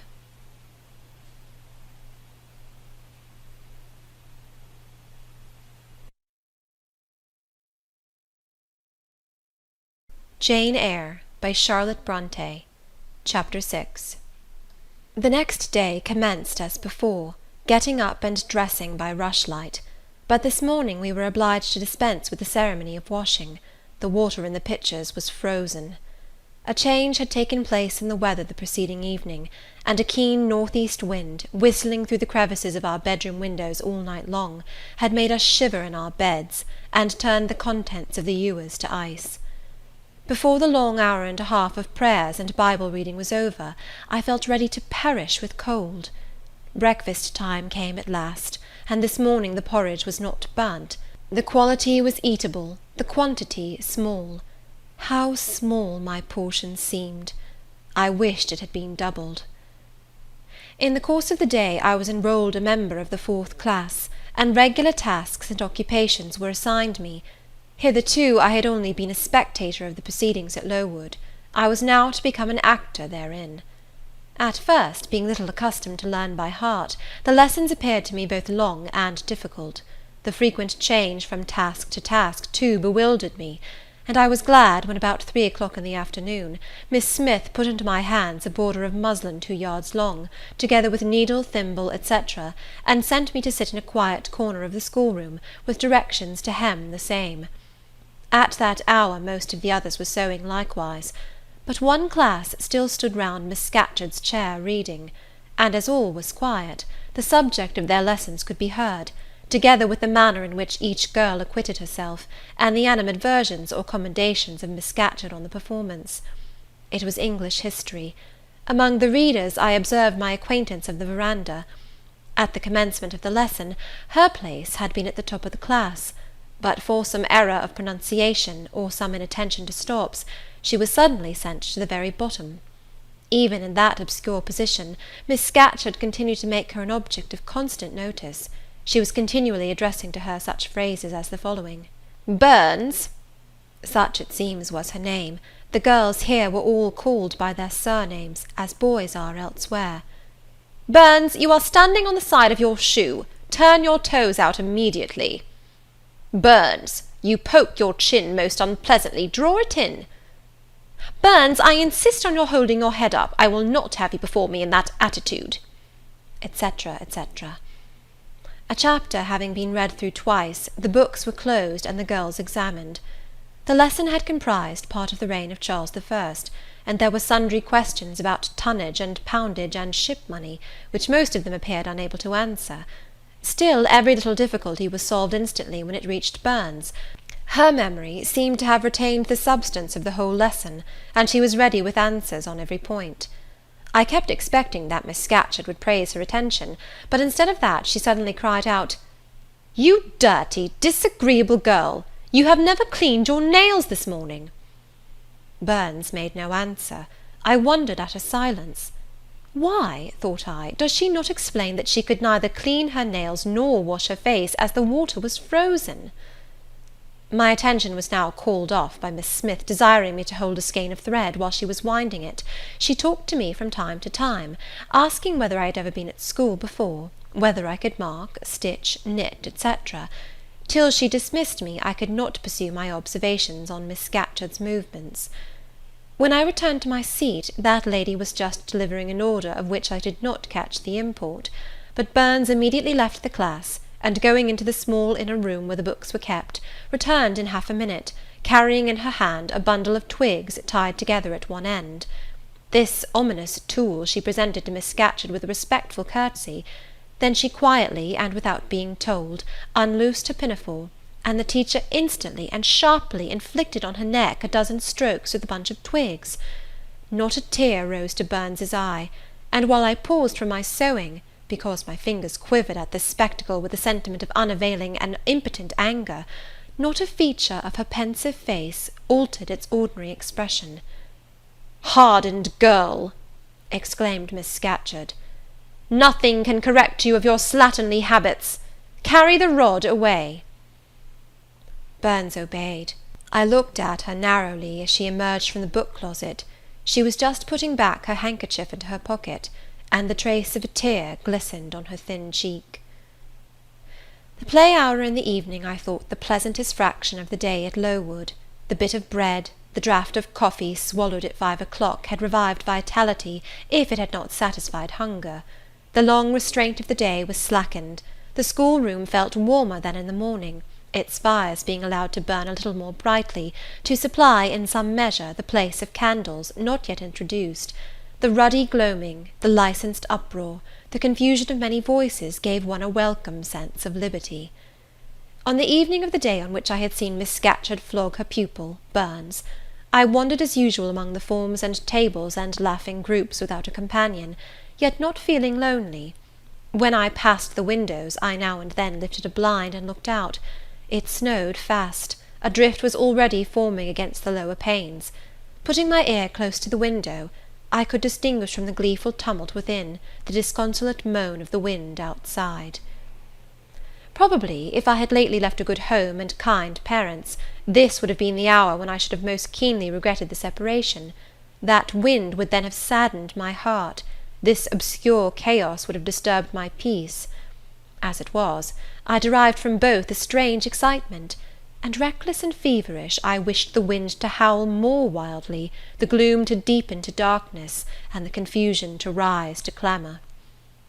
Jumping over forms and creeping under tables, I made my way to one of the fireplaces.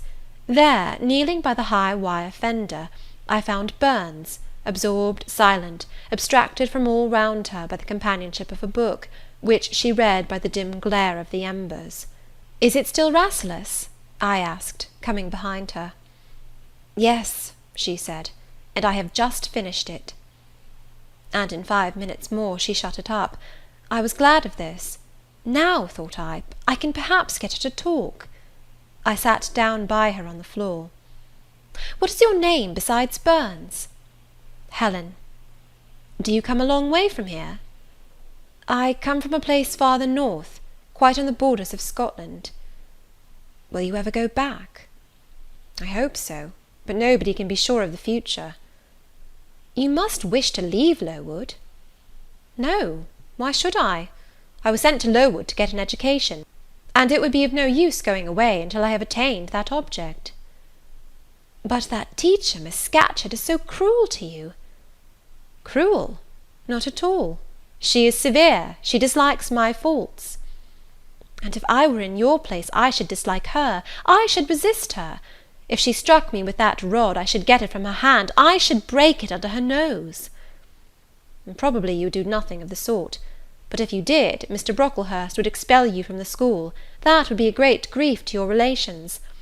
It is far better to endure patiently a smart which nobody feels but yourself, than to commit a hasty action whose evil consequences will extend to all connected with you. And besides, the Bible bids us return good for evil." "But then it seems disgraceful to be flogged, and to be sent to stand in the middle of a room full of people. And you are such a great girl. I am far younger than you, and I could not bear it." "Yes, it would be your duty to bear it, if you could not avoid it. It is weak and silly to say you cannot bear what it is your fate to be required to bear." I heard her with wonder. I could not comprehend this doctrine of endurance, and still less could I understand or sympathize with the forbearance she expressed for her chastiser. Still I felt that Helen Burns considered things by a light invisible to my eyes. I suspected she might be right and I wrong, but I would not ponder the matter deeply. Like Felix, I put it off to a more convenient season. "You say you have faults, Helen. What are they? To me you seem very good." "Then learn from me not to judge by appearances. I am, as Miss Scatcherd said, slatternly. I seldom put and never keep things in order. I am careless. I forget rules. I read when I should learn my lessons. I have no method, and I sometimes say, like you, I cannot bear to be subjected to systematic arrangements. This is all very provoking to Miss Scatcherd, who is naturally neat, punctual, and particular." "And cross, and cruel," I added, but Helen Burns would not admit my addition. She kept silence. "Is Miss Temple as severe to you as Miss Scatcherd?" At the utterance of Miss Temple's name a soft smile flitted over her grave face. "Miss Temple is full of goodness. It pains her to be severe to any one, even the worst in the school. She sees my errors, and tells me of them gently, and if I do anything worthy of praise, she gives me my meed liberally. One strong proof of my wretchedly defective nature is, that even her expostulations, so mild, so rational, have not influence to cure me of my faults, and even her praise, though I value it most highly, cannot stimulate me to continued care and foresight." "That is curious," said I. "It is so easy to be careful." "For you, I have no doubt it is. I observed you in your class this morning, and saw you were closely attentive. Your thoughts never seemed to wander while Miss Miller explained the lesson and questioned you. Now mine continually rove away. When I should be listening to Miss Scatcherd and collecting all she says with assiduity, often I lose the very sound of her voice. I fall into a sort of dream. Sometimes I think I am in Northumberland, and that the noises I hear round me are the bubbling of a little brook which runs through Deepton near our house. Then, when it comes to my turn to reply, I have to be awakened, and having heard nothing of what was read for listening to the visionary brook, I have no answer ready." "Yet how well you replied this afternoon!" "It was mere chance. The subject on which we had been reading had interested me.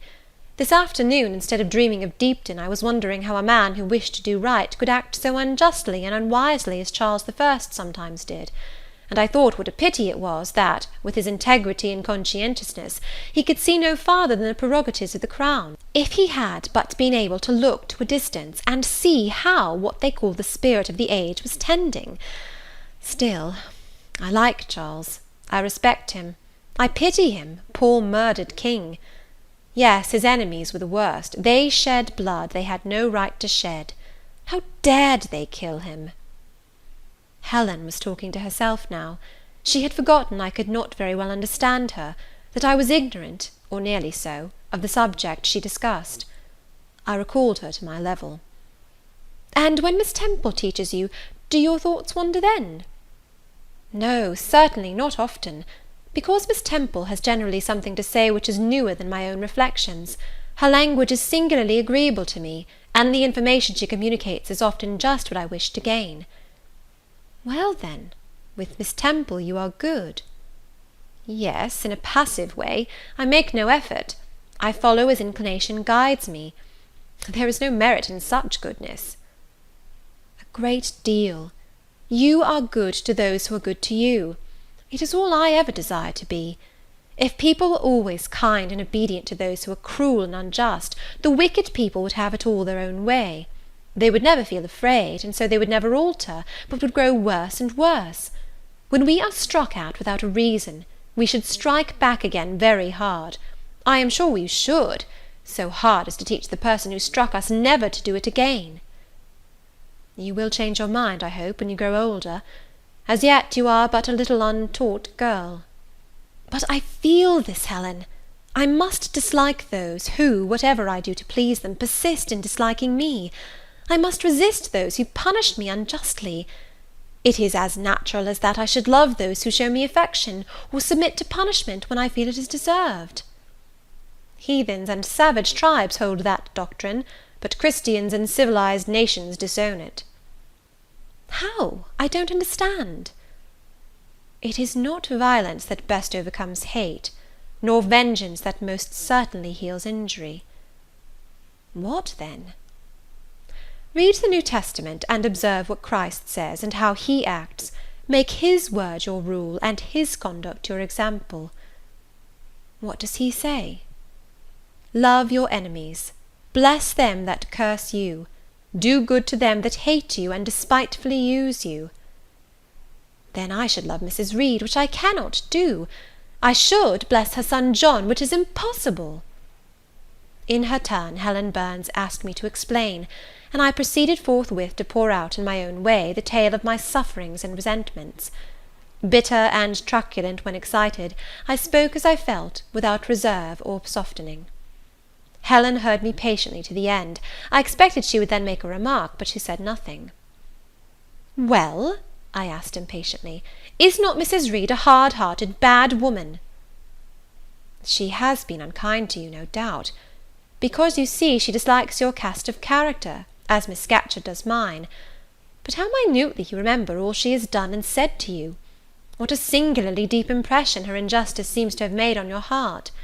No ill usage so brands its record on my feelings. Would you not be happier if you tried to forget her severity, together with the passionate emotions it excited? Life appears to me too short to be spent in nursing animosity or registering wrongs. We are, and must be, one and all, burdened with faults in this world. But the time will soon come, when, I trust, we shall put them off in putting off our corruptible bodies, when debasement and sin will fall from us with this cumbrous frame of flesh, and only the spark of the spirit will remain, the impalpable principle of light and thought, pure as when it left the Creator to inspire the creature. Whence it came, it will return, perhaps again to be communicated to some being higher than man, perhaps to pass through gradations of glory, from the pale human soul to brighten to the seraph. Surely it will never, on the contrary, be suffered to degenerate from man to fiend. No, I cannot believe that. I hold another creed, which no one ever taught me, and which I seldom mention, but in which I delight, and to which I cling, for it extends hope to all. It makes eternity a rest, a mighty home, not a terror and an abyss. Besides, with this creed I can so clearly distinguish between the criminal and his crime, I can so sincerely forgive the first while I abhor the last. With this creed revenge never worries my heart, degradation never too deeply disgusts me, injustice never crushes me too low. I live in calm, looking to the end. Helen's head, always drooping, sank a little lower as she finished this sentence. I saw by her look she wished no longer to talk to me, but rather to converse with her own thoughts. She was not allowed much time for meditation. A monitor, a great rough girl, presently came up, exclaiming in a strong Cumberland accent, "Helen Burns, if you don't go and put your drawer in order and fold up your work this minute, I'll tell Miss Scatcherd to come and look at it." Helen sighed as her reverie fled, and getting up, obeyed the monitor without reply as without delay. End of chapter 6.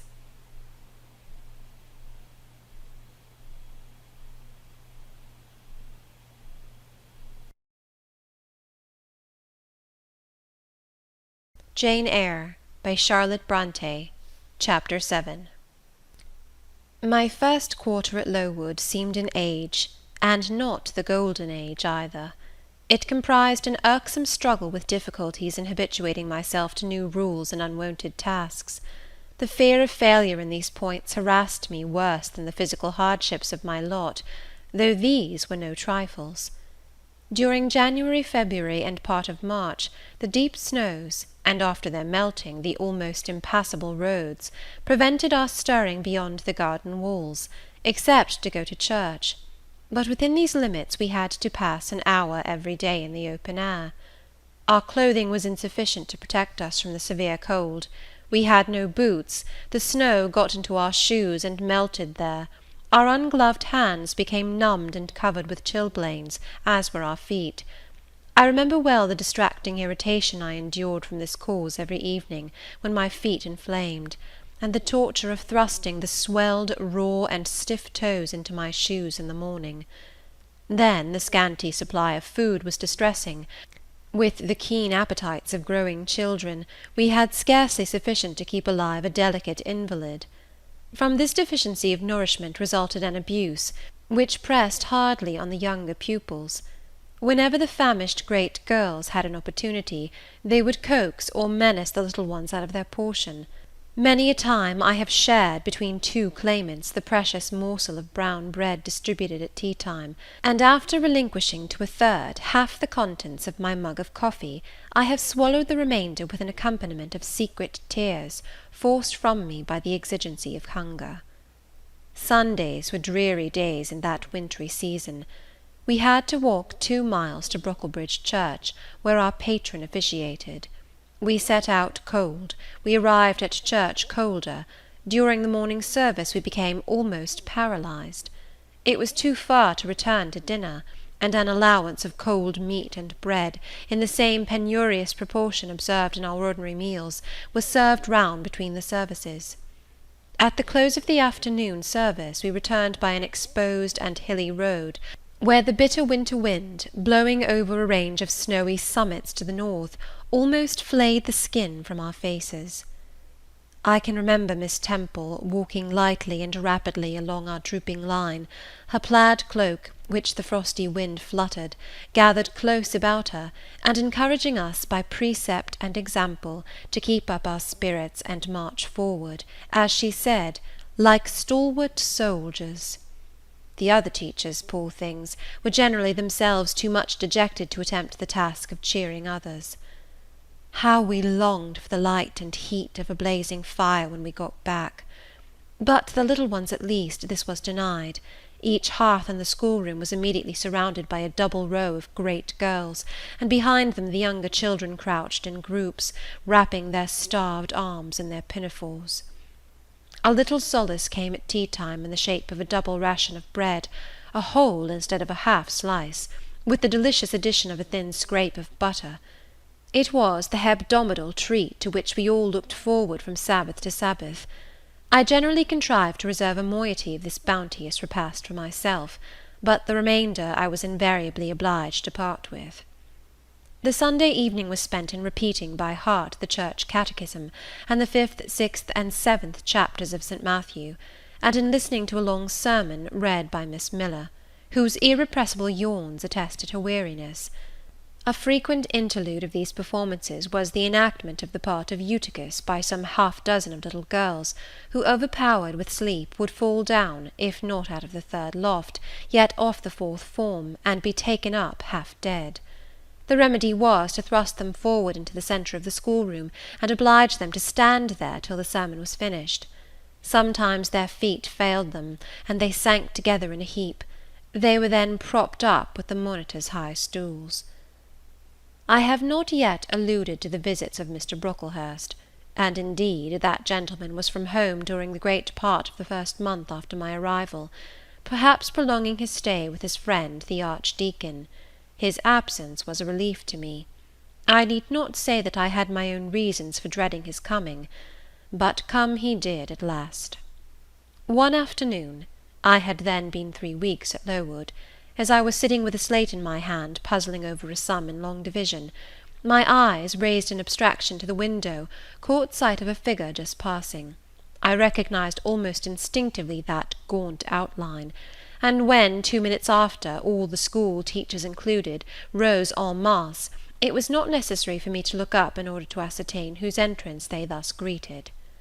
A long stride measured the schoolroom, and presently beside Miss Temple, who had herself risen, stood the same black column which had frowned on me so ominously from the hearthrug of Gateshead. I now glanced sideways at this piece of architecture. Yes, I was right. It was Mr. Brocklehurst, buttoned up in a surtout, and looking longer, narrower, and more rigid than ever. I had my own reasons for being dismayed at this apparition. Too well I remembered the perfidious hints given by Mrs. Reed about my disposition, etc. The promise pledged by Mr. Brocklehurst to apprise Miss Temple and the teachers of my vicious nature. All along I had been dreading the fulfilment of this promise. I had been looking out daily for the coming man, whose information respecting my past life and conversation was to brand me as a bad child forever. Now there he was. He stood at Miss Temple's side. He was speaking low in her ear. I did not doubt he was making disclosures of my villainy, and I watched her eye with painful anxiety, expecting every moment to see its dark orb turn on me a glance of repugnance and contempt. I listened too, and as I happened to be seated quite at the top of the room, I caught most of what he said. Its import relieved me from immediate apprehension. "I suppose, Miss Temple, the thread I bought at Lowton will do. It struck me that it would be just of the quality for the calico chemises, and I sorted the needles to match. You may tell Miss Smith that I forgot to make a memorandum of the darning needles, but she shall have some papers sent in next week, and she is not, on any account, to give out more than one at a time to each pupil. If they have more, they are apt to be careless and lose them. And, oh, ma'am, I wish the woollen stockings were better looked to. When I was here last, I went into the kitchen garden and examined the clothes drying on the line. There was a quantity of black hose in a very bad state of repair. From the size of the holes in them, I was sure they had not been well mended from time to time." He paused. "Your directions shall be attended to, sir," said Miss Temple. "And, ma'am," he continued, "the laundress tells me some of the girls have 2 clean tuckers in the week. It is too much. The rules limit them to 1. "I think I can explain that circumstance, sir. Agnes and Catherine Johnston were invited to take tea with some friends at Lowton last Thursday, and I gave them leave to put on clean tuckers for the occasion." Mr. Brocklehurst nodded. "Well, for once it may pass. But please not to let the circumstance occur too often. And there is another thing which surprised me. I find, in settling accounts with the housekeeper, that a lunch, consisting of bread and cheese, has twice been served out to the girls during the past fortnight. How is this? I looked over the regulations, and I find no such meal as lunch mentioned. Who introduced this innovation, and by what authority?" "I must be responsible for the circumstance, sir," replied Miss Temple. "The breakfast was so ill prepared that the pupils could not possibly eat it, and I dared not allow them to remain fasting till dinner-time." "Madam, allow me an instant. You are aware that my plan in bringing up these girls is not to accustom them to habits of luxury and indulgence, but to render them hardy, patient, self-denying.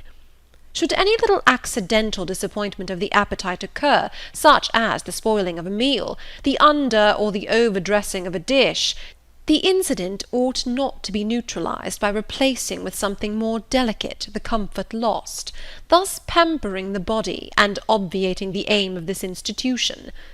It ought to be improved to the spiritual edification of the pupils, by encouraging them to evince fortitude under temporary privation. A brief address on those occasions would not be mistimed, wherein a judicious instructor would take the opportunity of referring to the sufferings of the primitive Christians, to the torments of martyrs, to the exhortations of our blessed Lord himself, calling upon his disciples to take up their cross and follow him, to his warnings that man shall not live by bread alone, but by every word that proceedeth out of the mouth of God, to his divine consolations. If ye suffer hunger or thirst for my sake, happy are ye. Oh, madam, When you put bread and cheese instead of burnt porridge into these children's mouths, you may indeed feed their vile bodies, but you little think how you starve their immortal souls." Mr. Brocklehurst again paused, perhaps overcome by his feelings. Miss Temple had looked down when he first began to speak to her, but she now gazed straight before her, and her face, naturally pale as marble, appeared to be assuming also the coldness and fixity of that material, especially her mouth, closed as if it would have required a sculptor's chisel to open it, and her brow settled gradually into petrified severity. Meantime, Mr. Brocklehurst, standing on the hearth with his hands behind his back, majestically surveyed the whole school. Suddenly his eye gave a blink, as if it had met something that either dazzled or shocked its pupil. Turning, he said in more rapid accents than he had hitherto used, Miss Temple, what is that girl with curled hair? Red hair, ma'am, curled all over?" And extending his cane, he pointed to the awful object, his hand shaking as he did so. "It is Juliet 7, replied Miss Temple very quietly. "Julia 7, ma'am? And why has she or any other curled hair? Why, in defiance of every precept and principle of this house, does she conform to the world so openly, here in an evangelical charitable establishment, as to wear her hair one mass of curls?" "Julia's hair curls naturally," returned Miss Temple, still more quietly. "Naturally? Yes, but we are not to conform to nature. I wish these girls to be the children of grace. And why that abundance? I have again and again intimated that I desire the hair to be arranged closely, modestly, plainly. Miss Temple, that girl's hair must be cut off entirely. I will send a barber to-morrow. And I see others who have far too much of the excrescence. That tall girl, tell her to turn round. Tell all the first form to rise up and direct their faces to the wall." Miss Temple passed her handkerchief over her lips, as if to smooth away the involuntary smile that curled them. She gave the order, however, and when the first class could take in what was required of them, they obeyed. Leaning a little back on my bench, I could see the looks and grimaces with which they commented on this manoeuvre. It was a pity Mr. Brocklehurst could not see them too. He would perhaps have felt that, whatever he might do with the outside of the cup and platter, the inside was further beyond his interference than he imagined. He scrutinized the reverse of these living medals some 5 minutes, then pronounced sentence. These words fell like the knell of doom. "All those top-knots must be cut off." Miss Temple seemed to remonstrate. "Madam," he pursued, "I have a master to serve whose kingdom is not of this world. My mission is to mortify in these girls the lusts of the flesh, to teach them to clothe themselves with shamefacedness and sobriety, not with braided hair and costly apparel. And each of the young persons before us has a string of hair twisted in plaits, which vanity itself might have woven. These, I repeat, must be cut off. Think of the time wasted of—" Mr. Brocklehurst was here interrupted. 3 other visitors, ladies, now entered the room. They ought to have come a little sooner to have heard his lecture on dress, for they were splendidly attired in velvet, silk, and furs. The 2 younger of the trio, fine girls of 16 and 17, had grey beaver hats, then in fashion, shaded with ostrich plumes, and from under the brim of this graceful head-dress fell a profusion of light tresses, elaborately curled. The elder lady was enveloped in a costly velvet shawl, trimmed with ermine, and she wore a false front of French curls. These ladies were deferentially received by Miss Temple as Mrs. and the Misses Brocklehurst, and conducted to seats of honour at the top of the room. It seems they had come in the carriage with their reverend relative, and had been conducting a rummaging scrutiny of the rooms upstairs, while he transacted business with the housekeeper, questioned the laundress, and lectured the superintendent. They now proceeded to address divers remarks and reproofs to Miss Smith, who was charged with the care of the linen and inspection of the dormitories, but I had no time to listen to what they said. Other matters called off and enchanted my attention. Hitherto, while gathering up the discourse of Mr. Brocklehurst and Miss Temple, I had not at the same time neglected precautions to secure my personal safety, which I thought would be effected if I could only elude observation. To this end I had sat well back on the form, and while seeming to be busy with my sum, had held my slate in such a manner as to conceal my face. I might have escaped notice, had not my treacherous slate somehow happened to slip from my hand, and falling with an obtrusive crash, directly drawn every eye upon me. I knew it was all over now, and as I stooped to pick up the 2 fragments of slate, I rallied my forces for the worst. It came. "A careless girl," said Mr. Brocklehurst, and immediately after, "It is the new pupil, I perceive." And before I could draw breath, "I must not forget I have a word to say respecting her." Then aloud, how loud it seemed to me, "Let the child who broke her slate come forward." Of my own accord I could not have stirred. I was paralysed. But the 2 great girls who sit on each side of me set me on my legs and pushed me towards the dread judge, and then Miss Temple gently assisted me to his very feet, and I caught her whispered counsel. "Don't be afraid, Jane. I saw it was an accident. You shall not be punished." The kind whisper went to my heart like a dagger. Another minute, and she will despise me for a hypocrite, thought I. And an impulse of fury against Reed, Brocklehurst and Company bounded in my pulses at the conviction. I was no Helen Burns. "Fetch that stool," said Mr. Brocklehurst, pointing to a very high one from which a monitor had just risen. It was brought. "Place the child upon it." And I was placed there, by whom I don't know. I was in no condition to note particulars. I was only aware that they had hoisted me up to the height of Mr. Brocklehurst's nose, that he was within a yard of me, and that a spread of shot orange and purple silk pelisses and a cloud of silvery plumage extended and waved below me. Mr. Brocklehurst hemmed. "Ladies," said he, turning to his family, "Miss Temple, teachers, and children, you all see this girl?" Of course they did, for I felt their eyes directed like burning glasses against my scorched skin. "You see she is yet young. You observe she possesses the ordinary form of childhood. God has graciously given her the shape that he has given to all of us. No signal deformity points her out as a marked character. Who would think that the evil one had already found a servant and agent in her?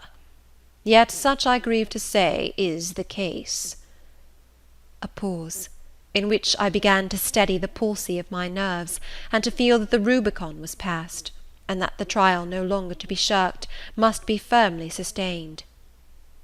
"My dear children," pursued the black marble clergyman with pathos, "this is a sad, a melancholy occasion, for it becomes my duty to warn you that this girl, who might be one of God's own lambs, is a little castaway, not a member of the true flock, but evidently an interloper and an alien. You must be on your guard against her. You must shun her example. If necessary, avoid her company, exclude her from your sports, and shut her out from your converse. Teachers, you must watch her. Keep your eyes on her movements, weigh well her words, scrutinize her actions, punish her body to save her soul, if indeed such salvation be possible, for, my tongue falters while I tell it, this girl, this child, the native of a Christian land, worse than many a little heathen who says its prayers to Brahma and kneels before Juggernaut, this girl is a liar." Now came a pause of 10 minutes, during which I, by this time in perfect possession of my wits, observed all the female Brocklehursts produce their pocket handkerchiefs, and apply them to their optics, while the elderly lady swayed herself to and fro, and the 2 younger ones whispered, "How shocking!" Mr. Brocklehurst resumed. "This I learned from her benefactress, from the pious and charitable lady who adopted her in her orphan state, reared her as her own daughter, and whose kindness, whose generosity the unhappy girl repaid by an ingratitude so bad, so dreadful, that at last her excellent patroness was obliged to separate her from her own young ones, fearful lest her vicious example should contaminate their purity. She has sent her here to be healed, even as the Jews of old sent their disease to the troubled pool of Bethesda. and teachers, superintendent, I beg of you not to allow the waters to stagnate round her." With this sublime conclusion, Mr. Brocklehurst adjusted the top button of his surtout, muttered something to his family, who rose, bowed to Miss Temple, and then all of the great people sailed in state from the room. Turning at the door, my judge said, "Let her stand half an hour longer on that stool, and let no one speak to her during the remainder of the day." There was I, then, mounted aloft. I, who had said I could not bear the shame of standing on my natural feet in the middle of the room, was now exposed to general view on a pedestal of infamy. What my sensations were, no language can describe, but just as they all rose, stifling my breath and constricting my throat, a girl came up and passed me. In passing, she lifted her eyes. What a strange light inspired them! What an extraordinary sensation that ray sent through me! How the new feeling bore me up! It was as if a martyr, a hero, had passed a slave or victim, and imparted strength in the transit. I mastered the rising hysteria, lifted up my head, and took a firm stand on the stool. Helen Burns asked some slight question about her work of Miss Smith, was chidden for the triviality of the inquiry, returned to her place, and smiled at me again as she went by. What a smile! I remember it now, and I know that it was the effluence of fine intellect, of true courage. It lit up her marked lineaments, her thin face, her sunken grey eye, like a reflection from the aspect of an angel. Yet at that moment Helen Burns wore on her arm the untidy badge. Scarcely an hour ago I had heard her condemned by Miss Scatcherd to a dinner of bread and water on the morrow, because she had blotted an exercise in copying it out. Such is the imperfect nature of man. Such spots are there on the disk of the clearest planet, and eyes like Miss Scatcherd's can only see those minute defects, and are blind to the full brightness of the orb. End of Chapter 7.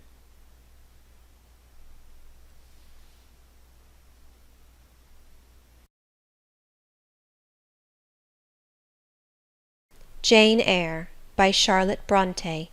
Chapter 8. Ere the half-hour ended, 5 o'clock struck. School was dismissed, and all were gone into the refectory to tea. I now ventured to descend. It was deep dusk. I retired into a corner, and sat down on the floor. The spell by which I had been so far supported began to dissolve. Reaction took place, and soon so overwhelming was the grief that seized me, I sank prostrate with my face to the ground. Now I wept. Helen Burns was not here. Nothing sustained me. Left to myself, I abandoned myself, and my tears watered the boards.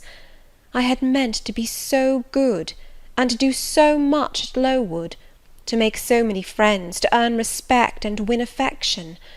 Already I had made visible progress. That very morning I had reached the head of my class. Miss Miller had praised me warmly. Miss Temple had smiled approbation. She had promised to teach me drawing, and to let me learn French, if I continued to make similar improvement 2 months longer. And then I was well received by my fellow pupils, treated as an equal by those of my own age, and not molested by any. Now, here I lay again, crushed and trodden on, and could I ever rise more? Never, I thought, and ardently I wished to die. While sobbing out this wish in broken accents, some one approached. I started up. Again Helen Burns was near me. The fading fires just showed her coming up the long vacant room. She brought my coffee and bread. "Come, eat something," she said. But I put both away from me, feeling as if a drop or a crumb would have choked me in my present condition. Helen regarded me, probably with surprise. I could not now abate my agitation, though I tried hard. I continued to weep aloud. She sat down on the ground near me, embraced her knees with her arms, and rested her head upon them. In that attitude she remained silent as an Indian. I was the first who spoke. "Helen, why do you stay with a girl whom everybody believes to be a liar?" "Everybody, Jane? Why, there are only 80 people who have heard you called so, and the world contains hundreds of millions." "But what have I to do with millions? The 80 I know despise me." "Jane, you are mistaken. Probably not one in the school either despises or dislikes you. Many, I am sure, pity you much." "How can they pity me after what Mr. Brocklehurst has said?" "Mr. Brocklehurst is not a god, nor is he even a great and admired man. He is little liked here. He never took steps to make himself liked. Had he treated you as an especial favourite, you would have found enemies, declared or covert, all round you. As it is, the greater number would offer you sympathy if they dared. Teachers and pupils may look coldly on you for a day or two, but friendly feelings are concealed in their hearts, and if you persevere in doing well, these feelings will ere long appear so much the more evidently for their temporary suppression. Besides, Jane," she paused. "Well, Helen?" said I, putting my hand into hers. She chafed my fingers gently to warm them, and went on. "If all the world hated you, and believed you wicked, while your own conscience approved you, and absolved you from guilt, you would not be without friends." "No, I know I should think well of myself, but that is not enough. If others don't love me, I would rather die than live. I cannot bear to be solitary and hated, Helen. Look here, to gain some real affection from you, or Miss Temple, or any other whom I truly love, I would willingly submit to have the bone of my arm broken, or to let a bull toss me, or to stand behind a kicking horse, and let it dash its hoof at my chest. Hush, Jane! You think too much of the love of human beings. You are too impulsive, too vehement. The sovereign hand that created your frame and put life into it, has provided you with other resources than your feeble self, or than creatures feeble as you. Besides this earth, and besides the race of men, there is an invisible world and a kingdom of spirits. That world is round us, for it is everywhere, and those spirits watch us, for they are commissioned to guard us.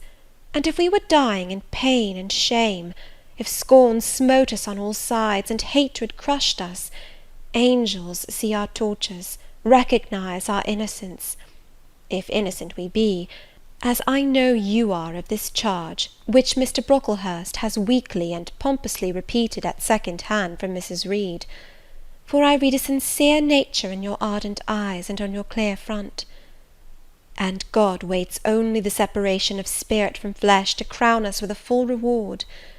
Why then should we ever sink overwhelmed with distress, when life is so soon over, and death is so certain an entrance to happiness, to glory?"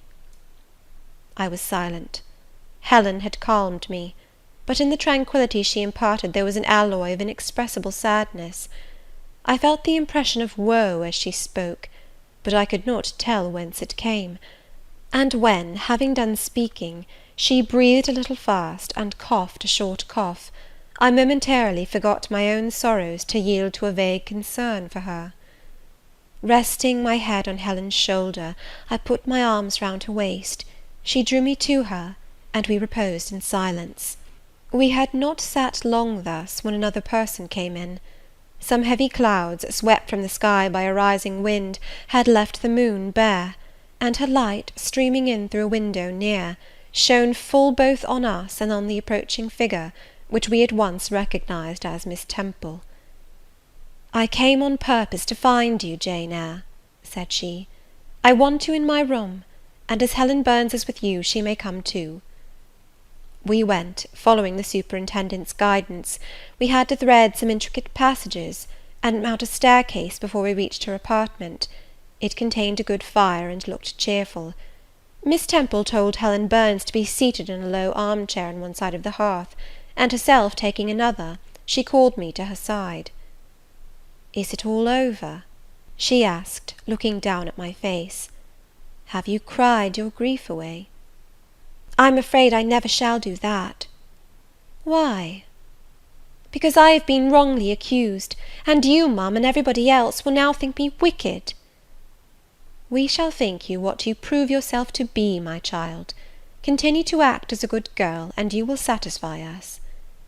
"Shall I, Miss Temple?" "You will," said she, passing her arm round me. "And now tell me, who is the lady whom Mr. Brocklehurst called your benefactress?" "Mrs. Reed, my uncle's wife. My uncle is dead, and he left me to her care." "Did she not then adopt you of her own accord?" "No, ma'am. She was sorry to have to do it, but my uncle, as I have often heard the servants say, got her to promise before he died that she would always keep me." "Well now, Jane, you know, or at least I will tell you, that when a criminal is accused, he is always allowed to speak in his own defence. You have been charged with falsehood. Defend yourself to me as well as you can. Say whatever your memory suggests is true, but add nothing, and exaggerate nothing." I resolved, in the depth of my heart, that I would be most moderate, most correct, and having a few minutes in order to arrange coherently what I had to say, I told her all the story of my sad childhood.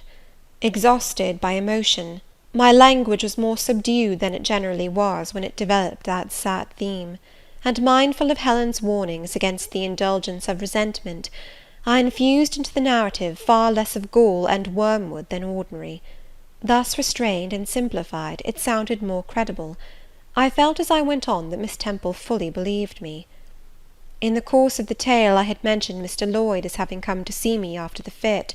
I never forgot the, to me, frightful episode of the Red Room, in detailing which my excitement was sure in some degree to break bounds, for nothing could soften in my reflection the spasm of agony which clutched my heart when Mrs. Reed spurned my wild supplication for pardon, and locked me a second time in the dark and haunted chamber. I had finished. Miss Temple regarded me a few minutes in silence. She then said, "I know something of Mr. Lloyd. I shall write to him. If his reply agrees with your statement, you shall be publicly cleared from every imputation. To me, Jane, you are clear now." She kissed me, and still keeping me at her side, where I was well contented to stand, for I derived a child's pleasure from the contemplation of her face, her dress, her one or two ornaments, her white forehead, her clustered and shining curls, and beaming dark eyes, she proceeded to address Helen Burns. "How are you to-night, Helen? Have you coughed much to-day?" "Not quite so much, I think, ma'am." "And the pain in your chest?" "It is a little better."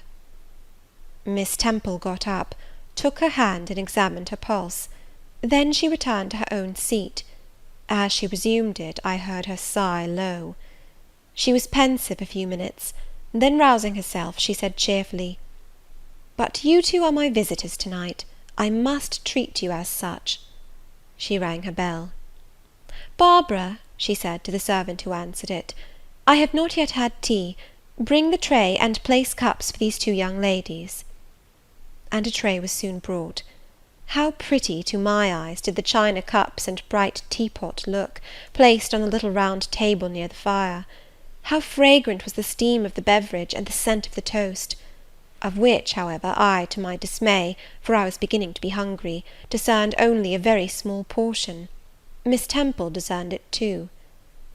"Barbara," said she, "can you not bring a little more bread and butter? There is not enough for 3. Barbara went out. She returned soon. "Madam, Mrs. Harden says she has sent up the usual quantity." Mrs. Harden, be it observed, was the housekeeper, a woman after Mr. Brocklehurst's own heart, made up of equal parts of whalebone and iron. "Oh, very well," returned Miss Temple, "we must make it do, Barbara, I suppose." As the girl withdrew, she added, smiling, "Fortunately, I have it in my power to supply deficiencies for this once."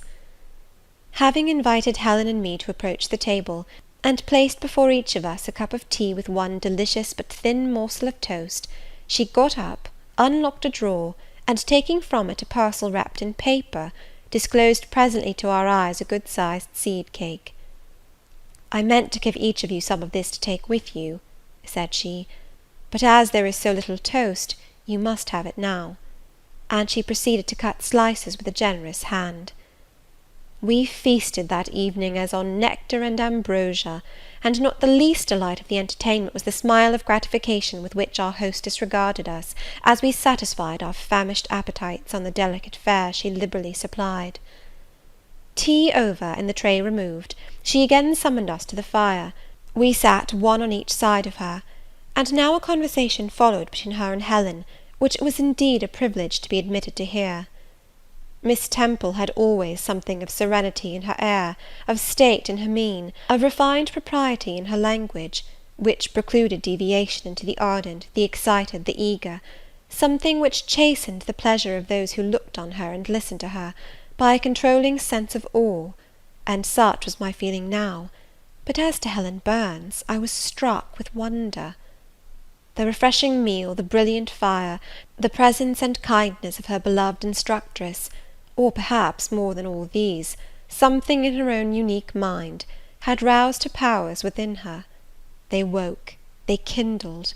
First they glowed in the bright tint of her cheek, which till this hour I had never seen but pale and bloodless. Then they shone in the liquid lustre of her eyes, which had suddenly acquired a beauty more singular than that of Miss Temple's, a beauty neither of fine colour, nor long eyelash, nor pencilled brow, but of meaning, of movement, of radiance.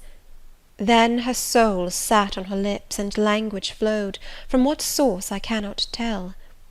Has a girl of 14 a heart large enough, vigorous enough, to hold the swelling spring of pure, full, fervid eloquence? Such was the characteristic of Helen's discourse on that, to me, memorable evening. Her spirit seemed hastening to live within a very brief span as much as many live during a protracted existence.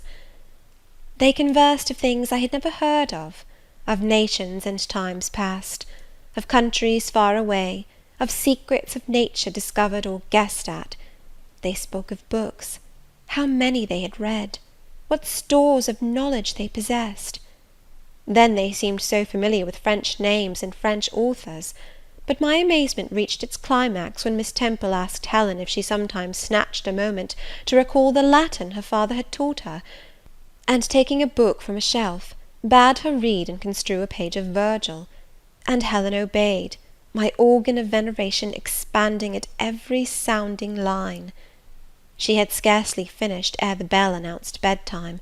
No delay could be admitted. Miss Temple embraced us both, saying, as she drew us to her heart, "God bless you, my children." Helen she held a little longer than me. She let her go more reluctantly. It was Helen her eye followed to the door. It was for her she a second time breathed a sad sigh; for her she wiped a tear from her cheek.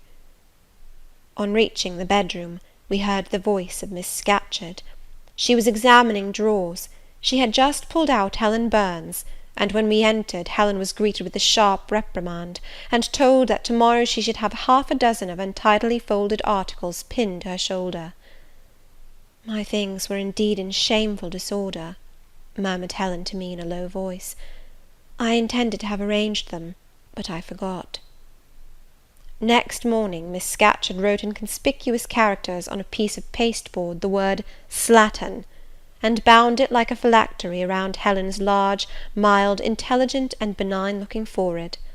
She wore it till evening, patient, unresentful, regarding it as deserved punishment. The moment Miss Scatcherd withdrew after afternoon school, I ran to Helen, tore it off, and thrust it into the fire. The fury of which she was incapable had been burning in my soul all day, and tears, hot and large, had continually been scalding my cheek, for the spectacle of her sad resignation gave me an intolerable pain at the heart. About a week subsequently to the incidents above narrated, Miss Temple, who had written to Mr. Lloyd, received his answer. It appeared that what he said went to corroborate my account. Miss Temple, having assembled the whole school, announced that inquiry had been made into the charges alleged against Jane Eyre, and that she was most happy to be able to pronounce her completely cleared from every imputation. The teachers then shook hands with me and kissed me, and a murmur of pleasure ran through the ranks of my companions. Thus relieved of a grievous load, I from that hour set to work afresh, resolved to pioneer my way through every difficulty. I toiled hard, and my success was proportionate to my efforts. My memory, not naturally tenacious, improved with practice. Exercise sharpened my wits. In a few weeks I was promoted to a higher class. In less than 2 months I was allowed to commence French and drawing. I learned the first 2 tenses of the verb être, and sketched my first cottage, whose walls, by the by, outrivalled in slope those of the Leaning Tower of Pisa, on the same day.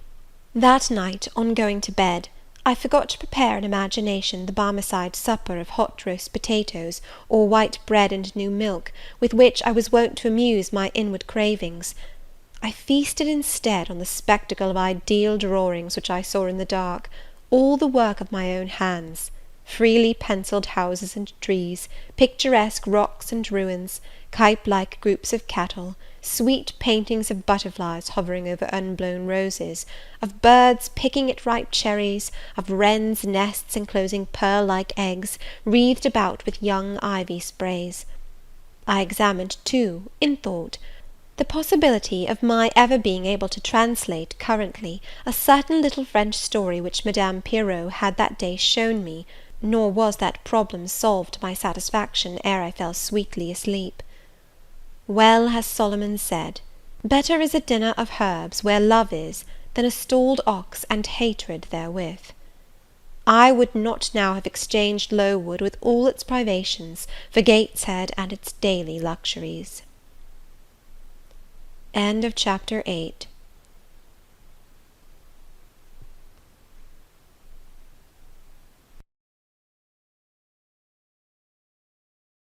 Jane Eyre by Charlotte Brontë. Chapter 9. But the privations, or rather the hardships of Lowood lessened. Spring drew on. She was indeed already come.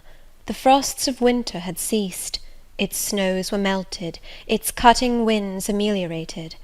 My wretched feet, flayed and swollen to lameness by the sharp air of January, began to heal and subside under the gentler breathings of April.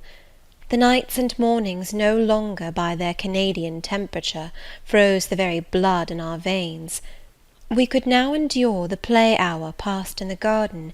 Sometimes on a sunny day it began even to be pleasant and genial, and a greenness grew over those brown beds, which, freshening daily, suggested the thought that hope traversed them at night, and left each morning brighter traces of her steps.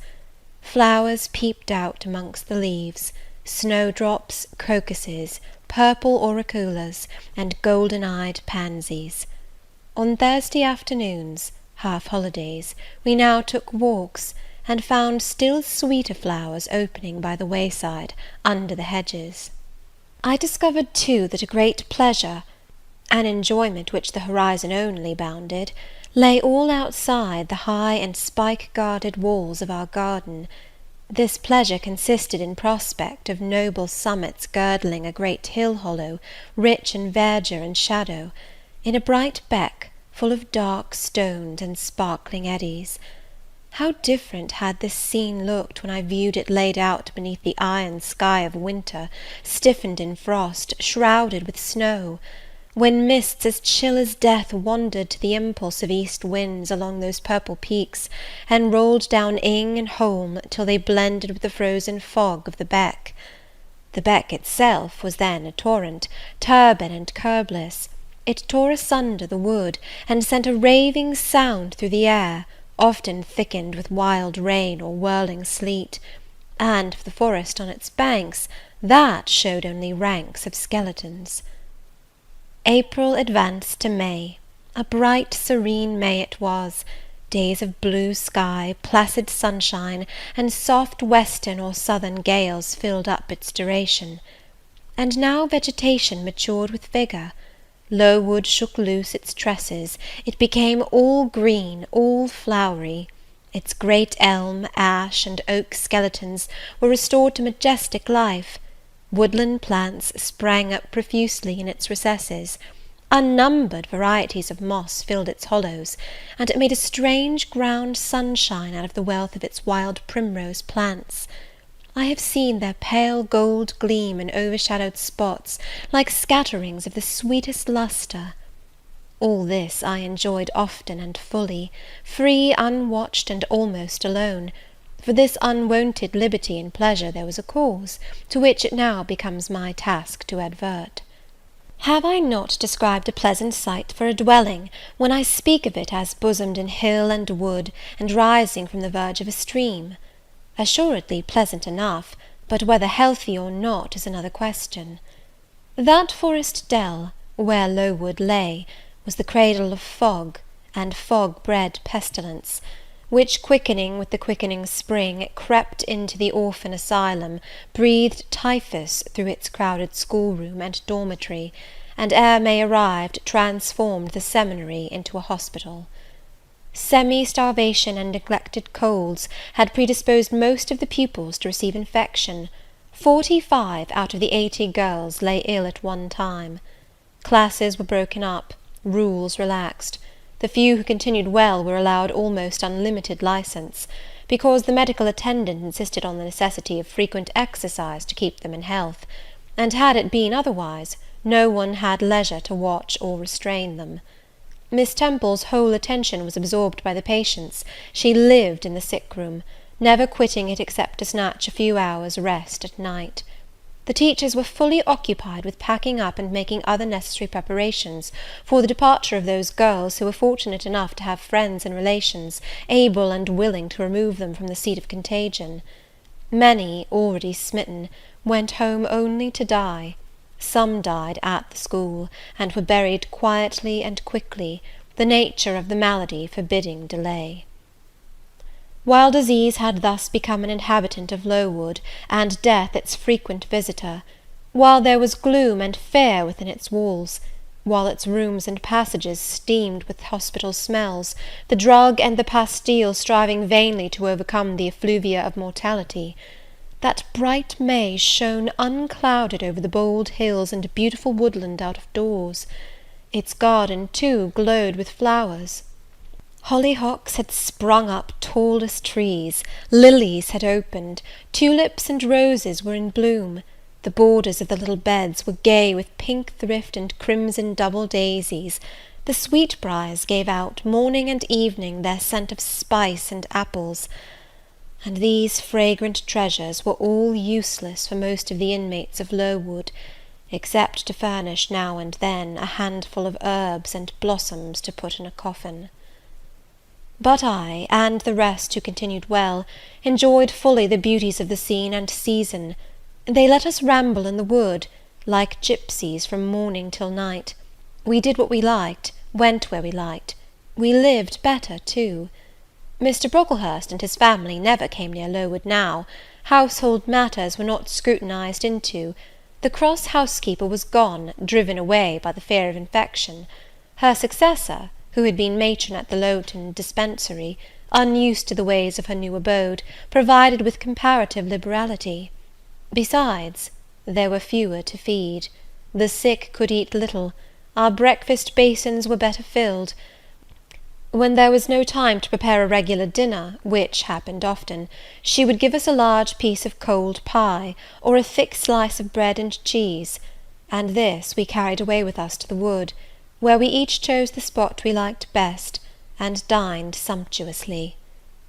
My favourite seat was a smooth and broad stone, rising white and dry from the very middle of the beck, and only to be got at by wading through the water, a feat I accomplished barefoot. The stone was just broad enough to accommodate, comfortably, another girl and me, at that time my chosen comrade, one Mary Ann Wilson, a shrewd, observant personage, whose society I took pleasure in, partly because she was witty and original, and partly because she had a manner which set me at my ease. Some years older than I, she knew more of the world, and could tell me many things I liked to hear. With her my curiosity found gratification. To my faults also she gave ample indulgence, never imposing curb or rein on anything I said. She had a turn for narrative, I for analysis. She liked to inform, I to question. So we got on swimmingly together, deriving much entertainment, if not much improvement, from our mutual intercourse. And where, meantime, was Helen Burns? Why did I not spend these sweet days of liberty with her? Had I forgotten her? Or was I so worthless as to have grown tired of her pure society? Surely the Marianne Wilson I have mentioned was inferior to my first acquaintance. She could only tell me amusing stories, and reciprocate any racy and pungent gossip I chose to indulge in; while, if I have spoken truth of Helen, she was qualified to give those who enjoyed the privilege of her converse a taste of far higher things.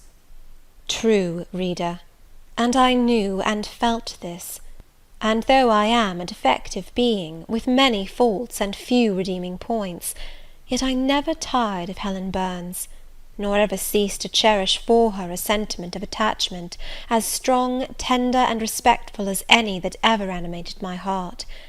How could it be otherwise, when Helen, at all times and under all circumstances, evinced for me a quiet and faithful friendship, which ill humour never soured, nor irritation never troubled? But Helen was ill at present. For some weeks she had been removed from my sight to I knew not what room upstairs. She was not, I was told, in the hospital portion of the house with the fever patients; for her complaint was consumption, not typhus; and by consumption I, in my ignorance, understood something mild, which time and care would be sure to alleviate.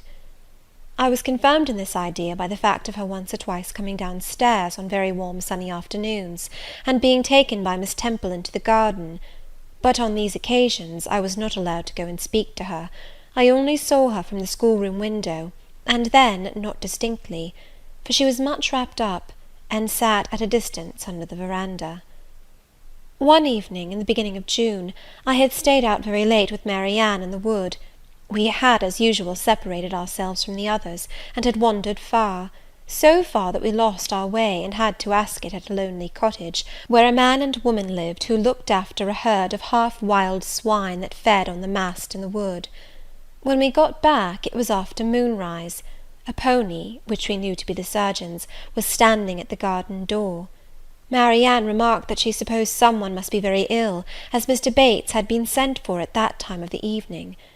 She went into the house. I stayed behind a few minutes to plant in my garden a handful of roots I had dug up in the forest, and which I feared would wither if I left them till the morning. This done, I lingered yet a little longer. The flowers smelt so sweet as the dew fell.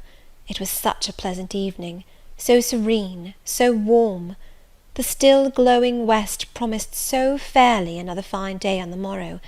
The moon rose with such majesty in the grave east.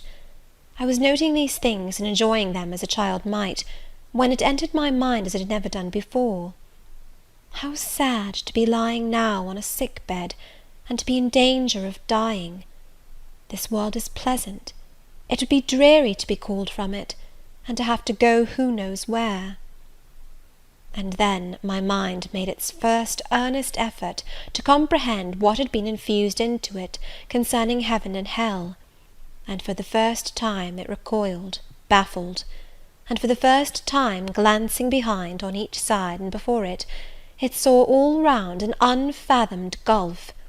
It felt the one point where it stood, the present; all the rest was formless cloud and vacant depth, and it shuddered at the thought of tottering and plunging amid that chaos.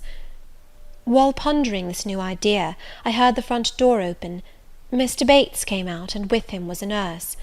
After she had seen him mount his horse and depart, she was about to close the door, but I ran up to her. "How is Helen Burns?" "Very poorly," was the answer. "Is it her Mr. Bates has been to see?" "Yes." "And what does he say about her?" "He says she'll not be here long." This phrase, uttered in my hearing yesterday, would have only conveyed the notion that she was about to be removed to Northumberland, to her own home. I should not have suspected that it meant she was dying; but I knew instantly now. It opened clear on my comprehension that Helen Burns was numbering her last days in this world, and that she was going to be taken to the region of spirits, if such region there were. I experienced a shock of horror, then a strong thrill of grief, then a desire, a necessity to see her, and I asked in what room she lay. "She is in Miss Temple's room," said the nurse. "May I go up and speak to her?" "Oh, no, child, it is not likely; and now it is time for you to come in. You'll catch the fever if you stop out when the dew is falling." The nurse closed the front door. I went in by the side entrance which led to the schoolroom. I was just in time. It was 9 o'clock, and Miss Miller was calling the pupils to go to bed. It might be 2 hours later, probably near 11, when I, not having been able to fall asleep, and deeming from the perfect silence of the dormitory that my companions were all wrapped in profound repose, rose softly, put on my frock over my night-dress, and without shoes crept from the apartment, and set off in quest of Miss Temple's room. It was quite at the other end of the house, but I knew my way, and the light of the unclouded summer moon, entering here and there at passage windows, enabled me to find it without difficulty.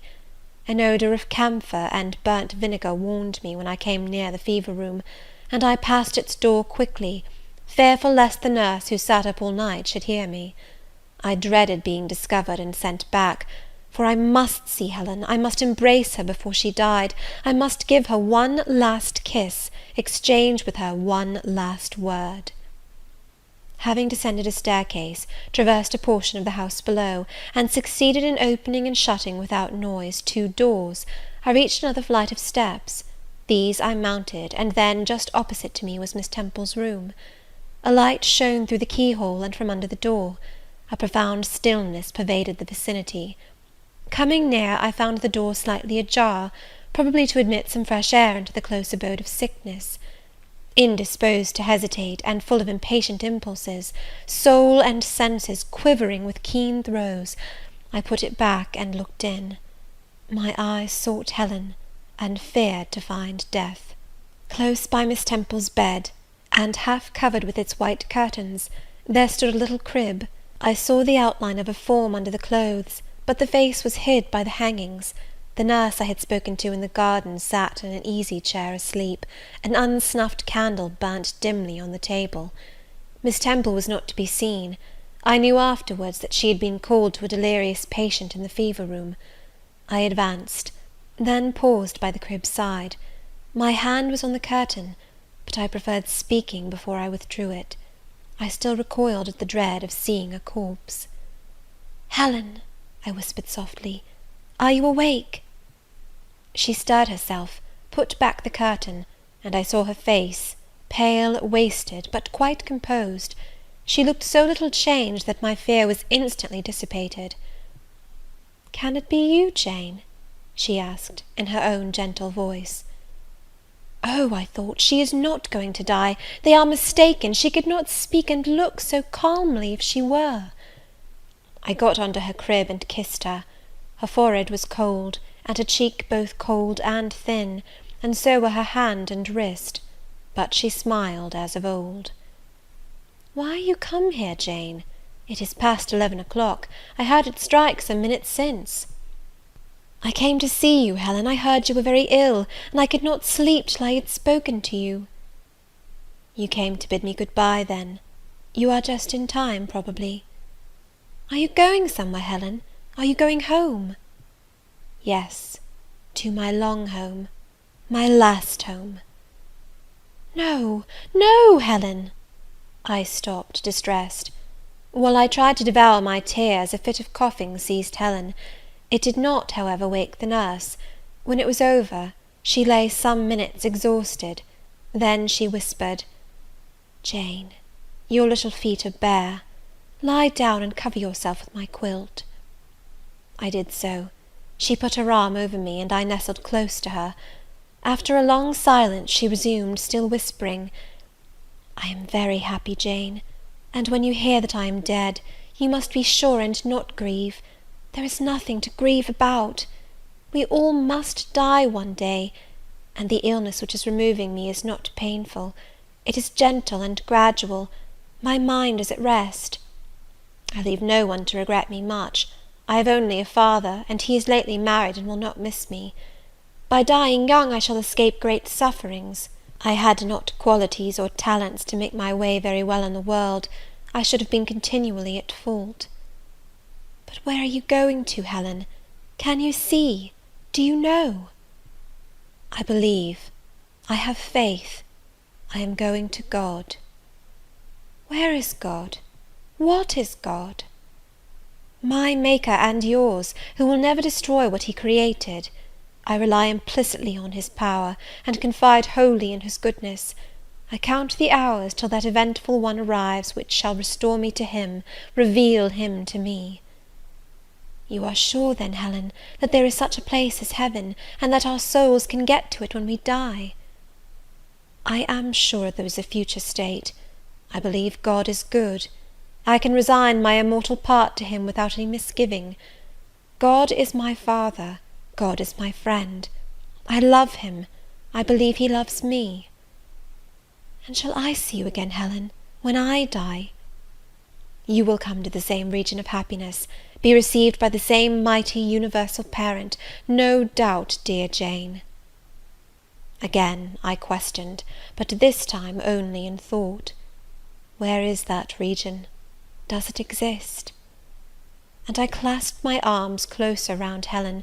She seemed dearer to me than ever. I felt as if I could not let her go. I lay with my face hidden on her neck. Presently she said, in the sweetest tone, "How comfortable I am! The last fit of coughing has tired me a little. I feel as if I could sleep. But don't leave me, Jane. I like to have you near me. I'll stay with you. Dear Helen, no one shall take me away. Are you warm, darling?" "Yes. Good night, Jane. Good night, Helen." She kissed me, and I her, and we both soon slumbered. When I awoke, it was day. An unusual movement roused me. I looked up.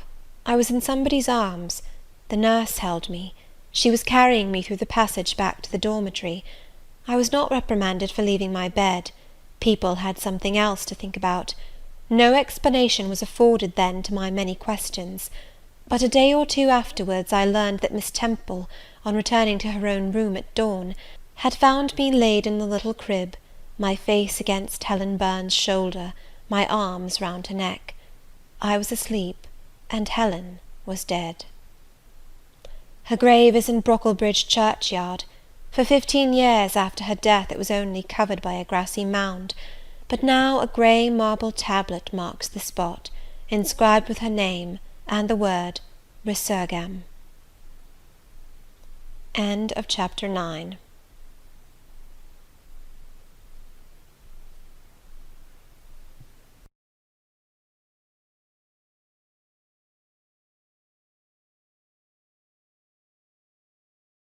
Jane Eyre by Charlotte Brontë. Chapter 10. Hitherto I have recorded in detail the events of my insignificant existence. To the first 10 years of my life I have given almost as many chapters. But this is not to be a regular autobiography. I am only bound to invoke memory where I know her responses will possess some degree of interest. Therefore I now pass a space of 8 years almost in silence. A few lines only are necessary to keep up the links of connection. When the typhus fever had fulfilled its mission of devastation at Lowood, it gradually disappeared from thence, but not till its virulence and the number of its victims had drawn public attention on the school. Inquiry was made into the origin of the scourge, and by degrees various facts came out which excited public indignation in a high degree. The unhealthy nature of the sight, the quantity and quality of the children's food, the brackish, fetid water used in its preparation, the pupils' wretched clothing and accommodations, all these things were discovered, and the discovery produced a result mortifying to Mr. Brocklehurst, but beneficial to the institution. Several wealthy and benevolent individuals in the county subscribed largely for the erection of a more convenient building in a better situation. New regulations were made, improvements in diet and clothing introduced. The funds of the school were entrusted to the management of a committee. Mr. Brocklehurst, who, from his wealth and family connections, could not be overlooked, still retained the post of treasurer, but he was aided in the discharge of his duties by gentlemen of rather more enlarged and sympathizing minds. His office of inspector, too, was shared by those who knew how to combine reason with strictness, comfort with economy, compassion with uprightness. The school, thus improved, became in time a truly useful and noble institution. I remained an inmate of its walls, after its regeneration, for 8 years, 6 as a pupil and 2 as a teacher, and in both capacities I bear my testimony to its value and importance. During those 8 years my life was uniform, but not unhappy, because it was not inactive. I had the means of an excellent education placed within my reach, a fondness for some of my studies, and a desire to excel in all, together with a great delight in pleasing my teachers, especially such as I loved, urged me on. I availed myself fully of the advantages offered me. In time I rose to be the first girl of the first class. Then I was invested with the office of teacher, which I discharged with zeal for 2 years. But at the end of that time I altered. Miss Temple, through all changes, had thus far continued superintendent of the seminary. To her instruction I owed the best part of my acquirements. Her friendship and society had been my continual solace. She had stood me in the stead of mother, governess, and latterly companion. At this period she married, removed with her husband, a clergyman, an excellent man, almost worthy of such a wife, to a distant county, and consequently was lost to me. From the day she left I was no longer the same. With her was gone every settled feeling, every association that had made Lowood in some degree a home to me.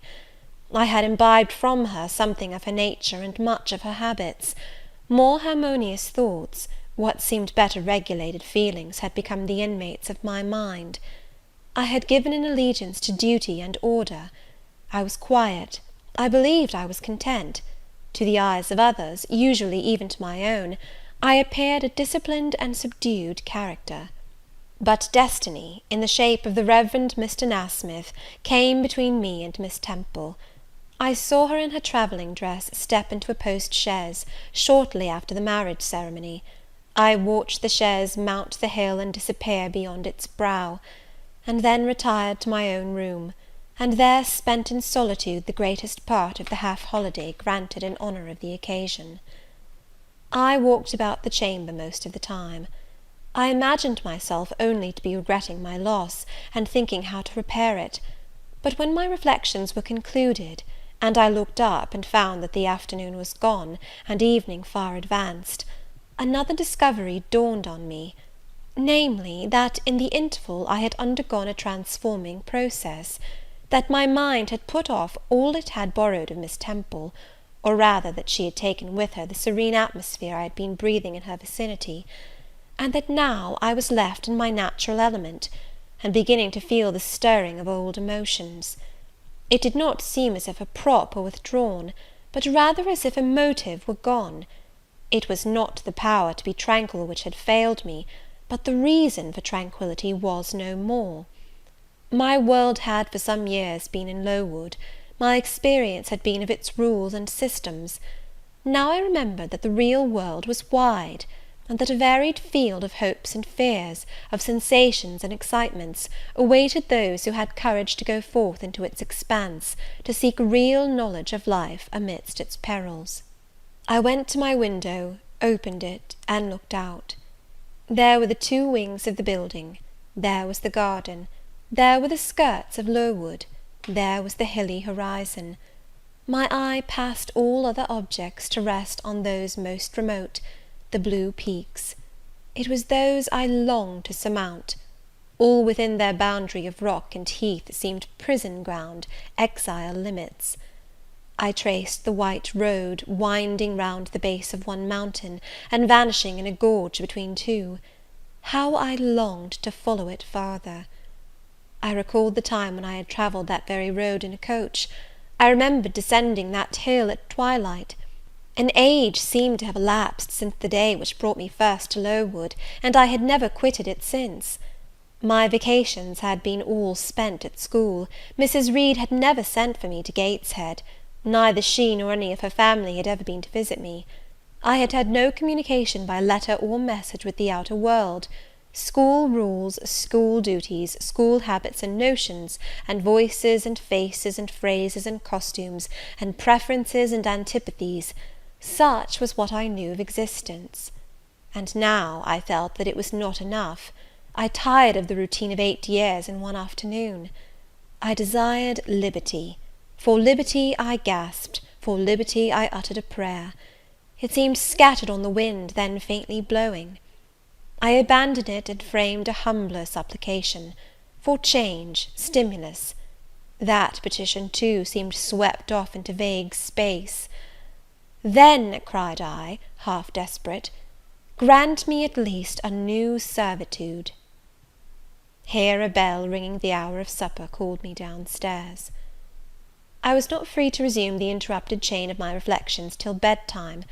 Even then, a teacher who occupied the same room with me kept me from the subject to which I longed to recur, by a prolonged effusion of small talk. How I wished sleep would silence her! It seemed as if, could I but go back to the idea which had last entered my mind as I stood by the window, some inventive suggestion would rise for my relief. Miss Gryce snored at last. She was a heavy Welshwoman, and till now her habitual nasal strains had never been regarded by me in any other light than as a nuisance. To-night I hailed the first deep notes with satisfaction. I was debarrassed of interruption. My half-effaced thought instantly revived. A new servitude. There is something in that, I soliloquized. Mentally, be it understood, I did not talk aloud. I know there is, because it does not sound too sweet. It is not like such words as liberty, excitement, enjoyment. Delightful sounds, truly, but no more than sounds for me, and so hollow and fleeting that it is mere waste of time to listen to them. But servitude, that must be matter of fact. Any one may serve. I have served here 8 years. Now all I want is to serve elsewhere. Can I not get so much of my own will? Is not the thing feasible? Yes, the end is not so difficult, if I had only a brain active enough to ferret out the means of attaining it. I sat up in bed by way of arousing this said brain. It was a chilly night. I covered my shoulders with a shawl, and then I proceeded to think again with all my might. What do I want? A new place, in a new house, amongst new faces, under new circumstances. I want this, because it is of no use wanting anything better. How do people do to get a new place? They apply to friends, I suppose. I have no friends. There are many others who have no friends, who must look about for themselves, and be their own helpers. And what is their resource? I could not tell. Nothing answered me. I then ordered my brain to find a response, and quickly. It worked and worked faster. I felt the pulses throb in my head and temples, but for nearly an hour it worked in chaos, and no result came of its efforts. Feverish with vain labour, I got up and took a turn in the room, undrew the curtains, noted a star or two, shivered with cold, and again crept to bed. A kind fairy, in my absence, had surely dropped the required suggestion on my pillow, for as I lay down it came quietly and naturally to my mind. Those who want situations advertise. You must advertise in the Shire Herald. How? I know nothing about advertising. Replies rose smooth and prompt now. You must enclose the advertisement and the money to pay for it under a cover directed to the editor of the Herald. You must put it, the first opportunity you have, into the post at Lowton. Answers must be addressed to J.E. at the post office there. You can go and inquire in about a week after you send your letter, if any are come, and act accordingly. This scheme I went over twice, thrice. It was then digested in my mind. I had it in a clear, practical form. I felt satisfied, and fell asleep. With earliest day I was up. I had my advertisement written, enclosed, and directed before the bell rang to rouse the school. It ran thus: A young lady accustomed to tuition, had I not been a teacher 2 years, is desirous of meeting with a situation in a private family where the children are under 14. I thought that as I was barely 18, it would not do to undertake the guidance of pupils nearer my own age. She is qualified to teach the usual branches of a good English education, together with French, drawing, and music. In those days, reader, this now narrow catalogue of accomplishments would have been held tolerably comprehensive. Address, J.E., Post Office, Lowton, shire. This document remained locked in my drawer all day. After tea, I asked leave of the new superintendent to go to Lowton, in order to perform some small commissions for myself and one or two of my fellow teachers. Permission was readily granted. I went. It was a walk of 2 miles, and the evening was wet, but the days were still long. I visited a shop or two, slipped the letter into the post office, and came back through heavy rain, with streaming garments, but with a relieved heart. The succeeding week seemed long.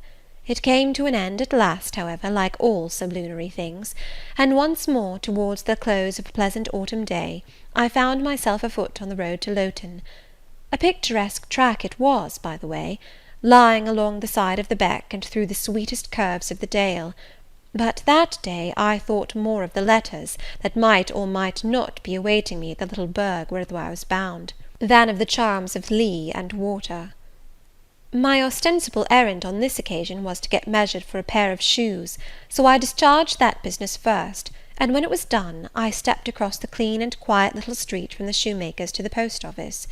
It was kept by an old dame, who wore horn spectacles on her nose, and black mittens on her hands. "Are there any letters for J.E.?" I asked.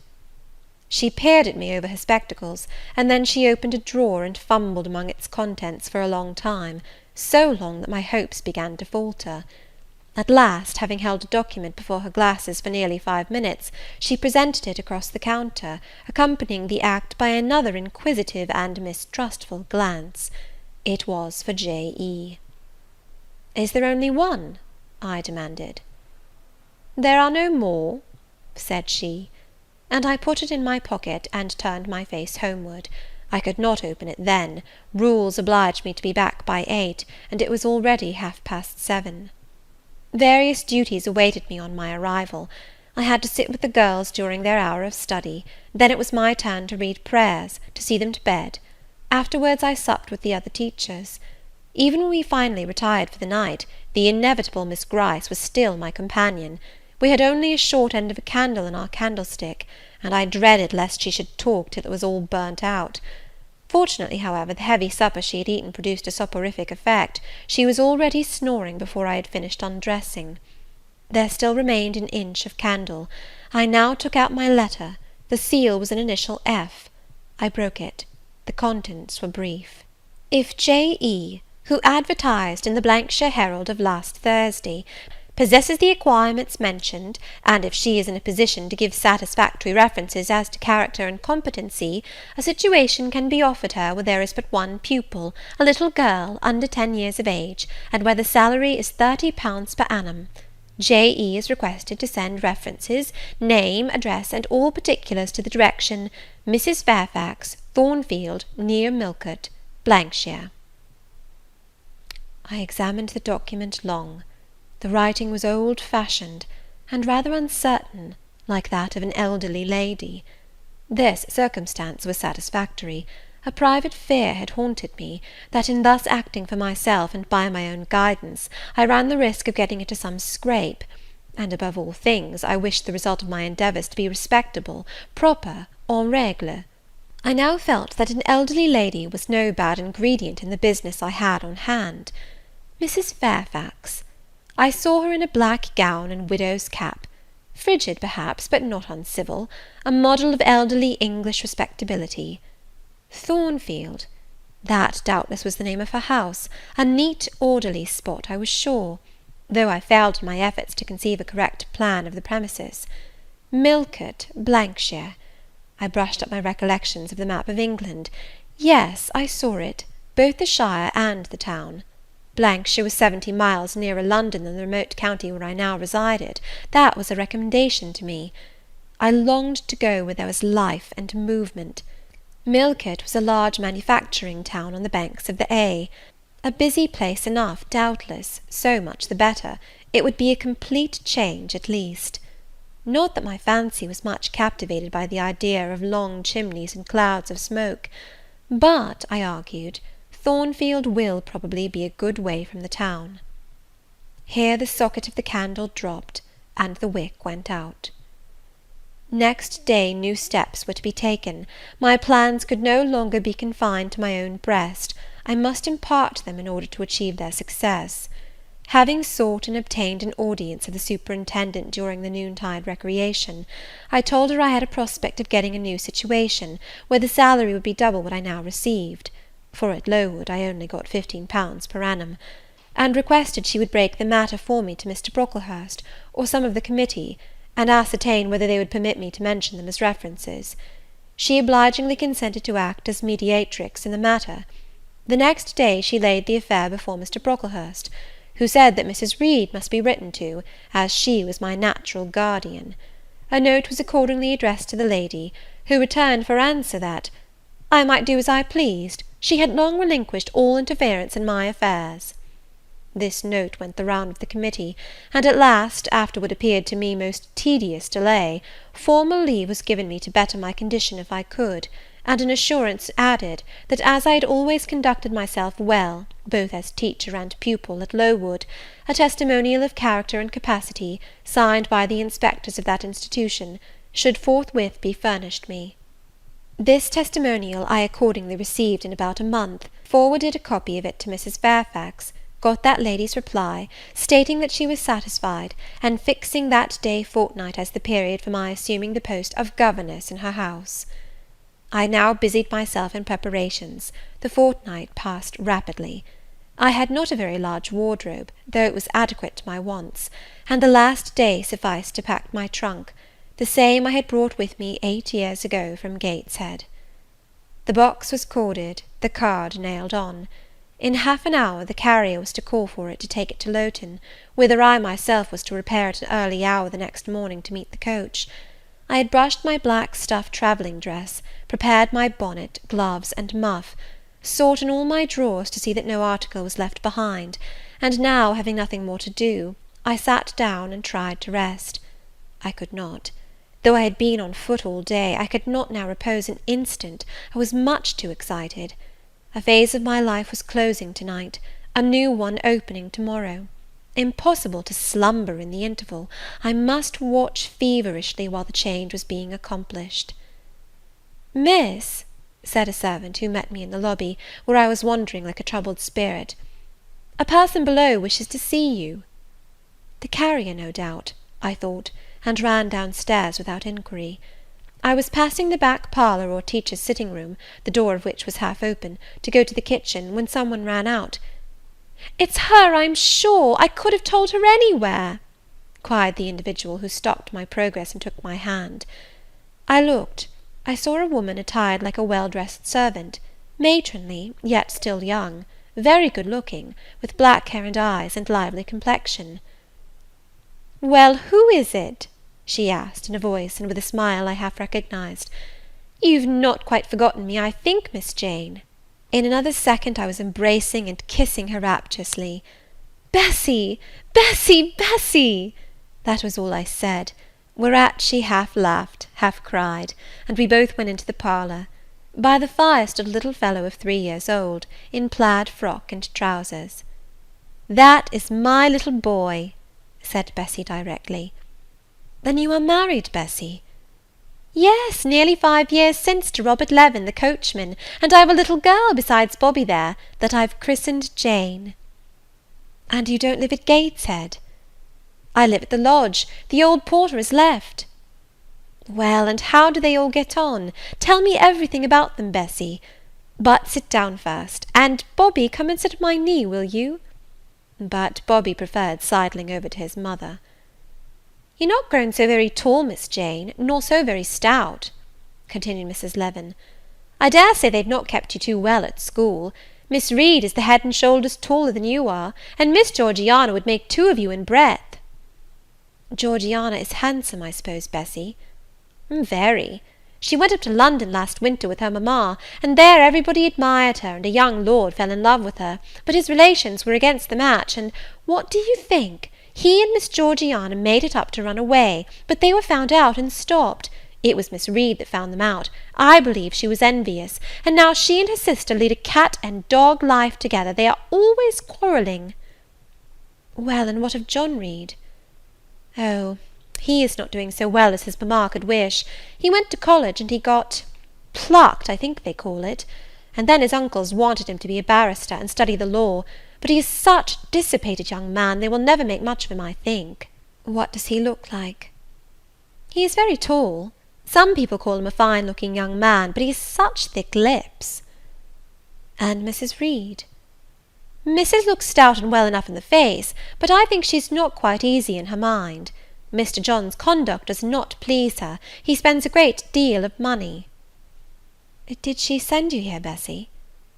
No, indeed, but I have long wanted to see you, and when I heard that there had been a letter from you, and that you were going to another part of the country, I thought I'd just set off and get a look at you before you were quite out of my reach. I am afraid you are disappointed in me, Bessie. I said this laughing. I perceived that Bessie's glance, though it expressed regard, did in no shape denote admiration. No, Miss Jane, not exactly. You are genteel enough, you look like a lady, and it is as much as I ever expected of you. You were no beauty as a child. I smiled at Bessie's frank answer. I felt that it was correct, but I confess I was not quite indifferent to its import. At 18 most people wish to please, and the conviction that they have not an exterior likely to second that desire brings anything but gratification. I dare say you are clever, though, continued Bessie by way of solace. What can you do? Can you play on the piano? A little. There was one in the room. Bessie went and opened it, and then asked me to sit down and give her a tune. I played a waltz or two, and she was charmed. The Miss Reeds could not play as well, said she exultingly. I always said you would surpass them in learning. And can you draw? That is one of my paintings over the chimney-piece. It was a landscape in water-colours, of which I had made a present to the superintendent, in acknowledgment of her obliging mediation with the committee on my behalf, and which she had framed and glazed. Well, that is beautiful, Miss Jane. It is as fine a picture as any Miss Reed's drawing master could paint, let alone the young ladies themselves, who could not come near it. And have you learnt French? Yes, Bessie, I can both read it and speak it. And you can work on muslin and canvas? I can. Oh, you are quite a lady, Miss Jane. I knew you would be. You will get on whether your relations notice you or not. There was something I wanted to ask you. Have you ever heard anything from your father's kinsfolk, the Eyres? Never in my life. Well, you know Mrs. always said they were poor and quite despicable. And they may be poor, but I believe they are as much gentry as the Reeds are. For one day, nearly 7 years ago, a Mr. Eyre came to Gateshead and wanted to see you. Mrs. said you were at school 50 miles off. He seemed so much disappointed, for he could not stay. He was going on a voyage to a foreign country, and the ship was to sail from London in a day or two. He looked quite a gentleman, and I believe he was your father's brother. What foreign country was he going to, Bessie? An island thousands of miles off, where they make wine. The butler did tell me. Madeira, I suggested. Yes, that is it, the very word. So he went. Yes, he did not stay many minutes in the house. Missus was very high with him. She called him afterwards a sneaking tradesman. My Robert believes he was a wine merchant. Very likely, I returned, or perhaps clerk or agent to a wine merchant. Bessie and I conversed about old times an hour longer, and then she was obliged to leave me. I saw her again for a few minutes the next morning at Lowton, while I was waiting for the coach. We parted finally at the door of the Brocklehurst Arms there. Each went her separate way. She set off for the brow of Lowood Fell to meet the conveyance which was to take her back to Gateshead. I mounted the vehicle which was to bear me to new duties and a new life in the unknown environs of Millcote. End of Chapter 10.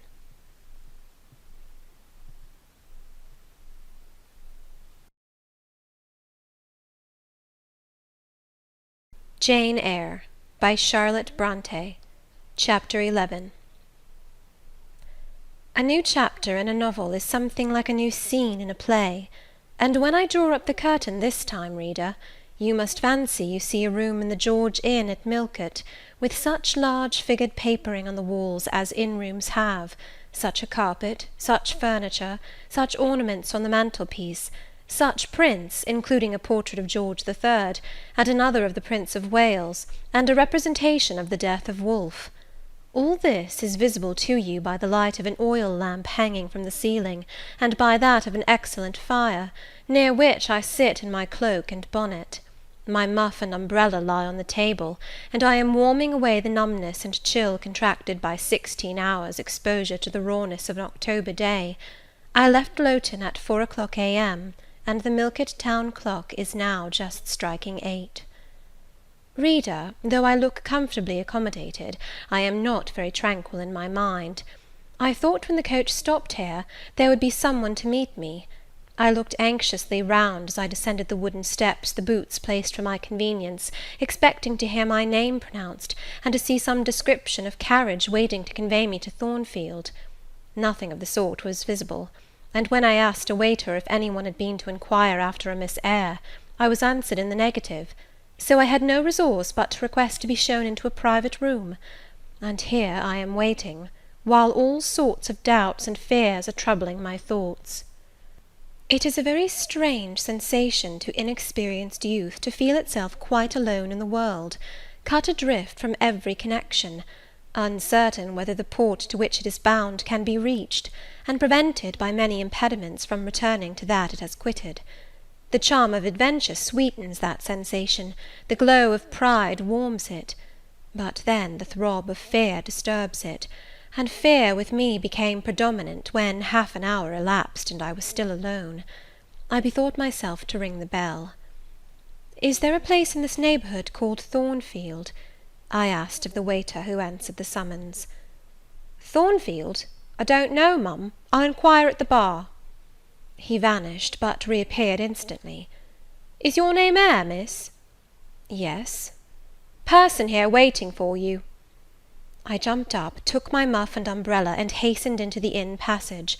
A man was standing by the open door, and in the lamplit street I dimly saw a one-horse conveyance. "This will be your luggage, I suppose?" said the man rather abruptly when he saw me, pointing to my trunk in the passage. "Yes." He hoisted it on to the vehicle, which was a sort of car, and then I got in. Before he shut me up, I asked him how far it was to Thornfield. "A matter of 6 miles. "How long shall we be before we get there?" "Happen an hour and a half." He fastened the car door, climbed to his own seat outside, and set off. Our progress was leisurely, and gave me ample time to reflect. I was content to be at length so near the end of my journey, and as I leaned back in the comfortable, though not elegant conveyance, I meditated much at my ease. I suppose, thought I, judging from the plainness of the servant and carriage, Mrs. Fairfax is not a very dashing person. So much the better. I never lived amongst fine people but once, and I was very miserable with them. I wonder if she lives alone except this little girl. If so, and if she is in any degree amiable, I shall be surely able to get on with her. I will do my best. It is a pity that doing one's best does not always answer. At Lowood, indeed, I took that resolution, kept it, and succeeded in pleasing. But with Mrs. Reed, I remember my best was always spurned with scorn. I pray God Mrs. Fairfax may not turn out a second Mrs. Reed. But if she does, I am not bound to stay with her. Let the worst come to the worst, I can advertise again. How far are we now on our road, I wonder? I let down the window and looked out. Millcote was behind us. Judging by the number of its lights, it seemed a place of considerable magnitude, much larger than Lowton. We were now, as far as I could see, on a sort of common, but there were houses scattered all over the district. I felt we were in a different region to Lowood, more populous, less picturesque, more stirring, less romantic. The roads were heavy, the night misty. My conductor let his horse walk all the way, and the hour and a half extended, I verily believe, to 2 hours.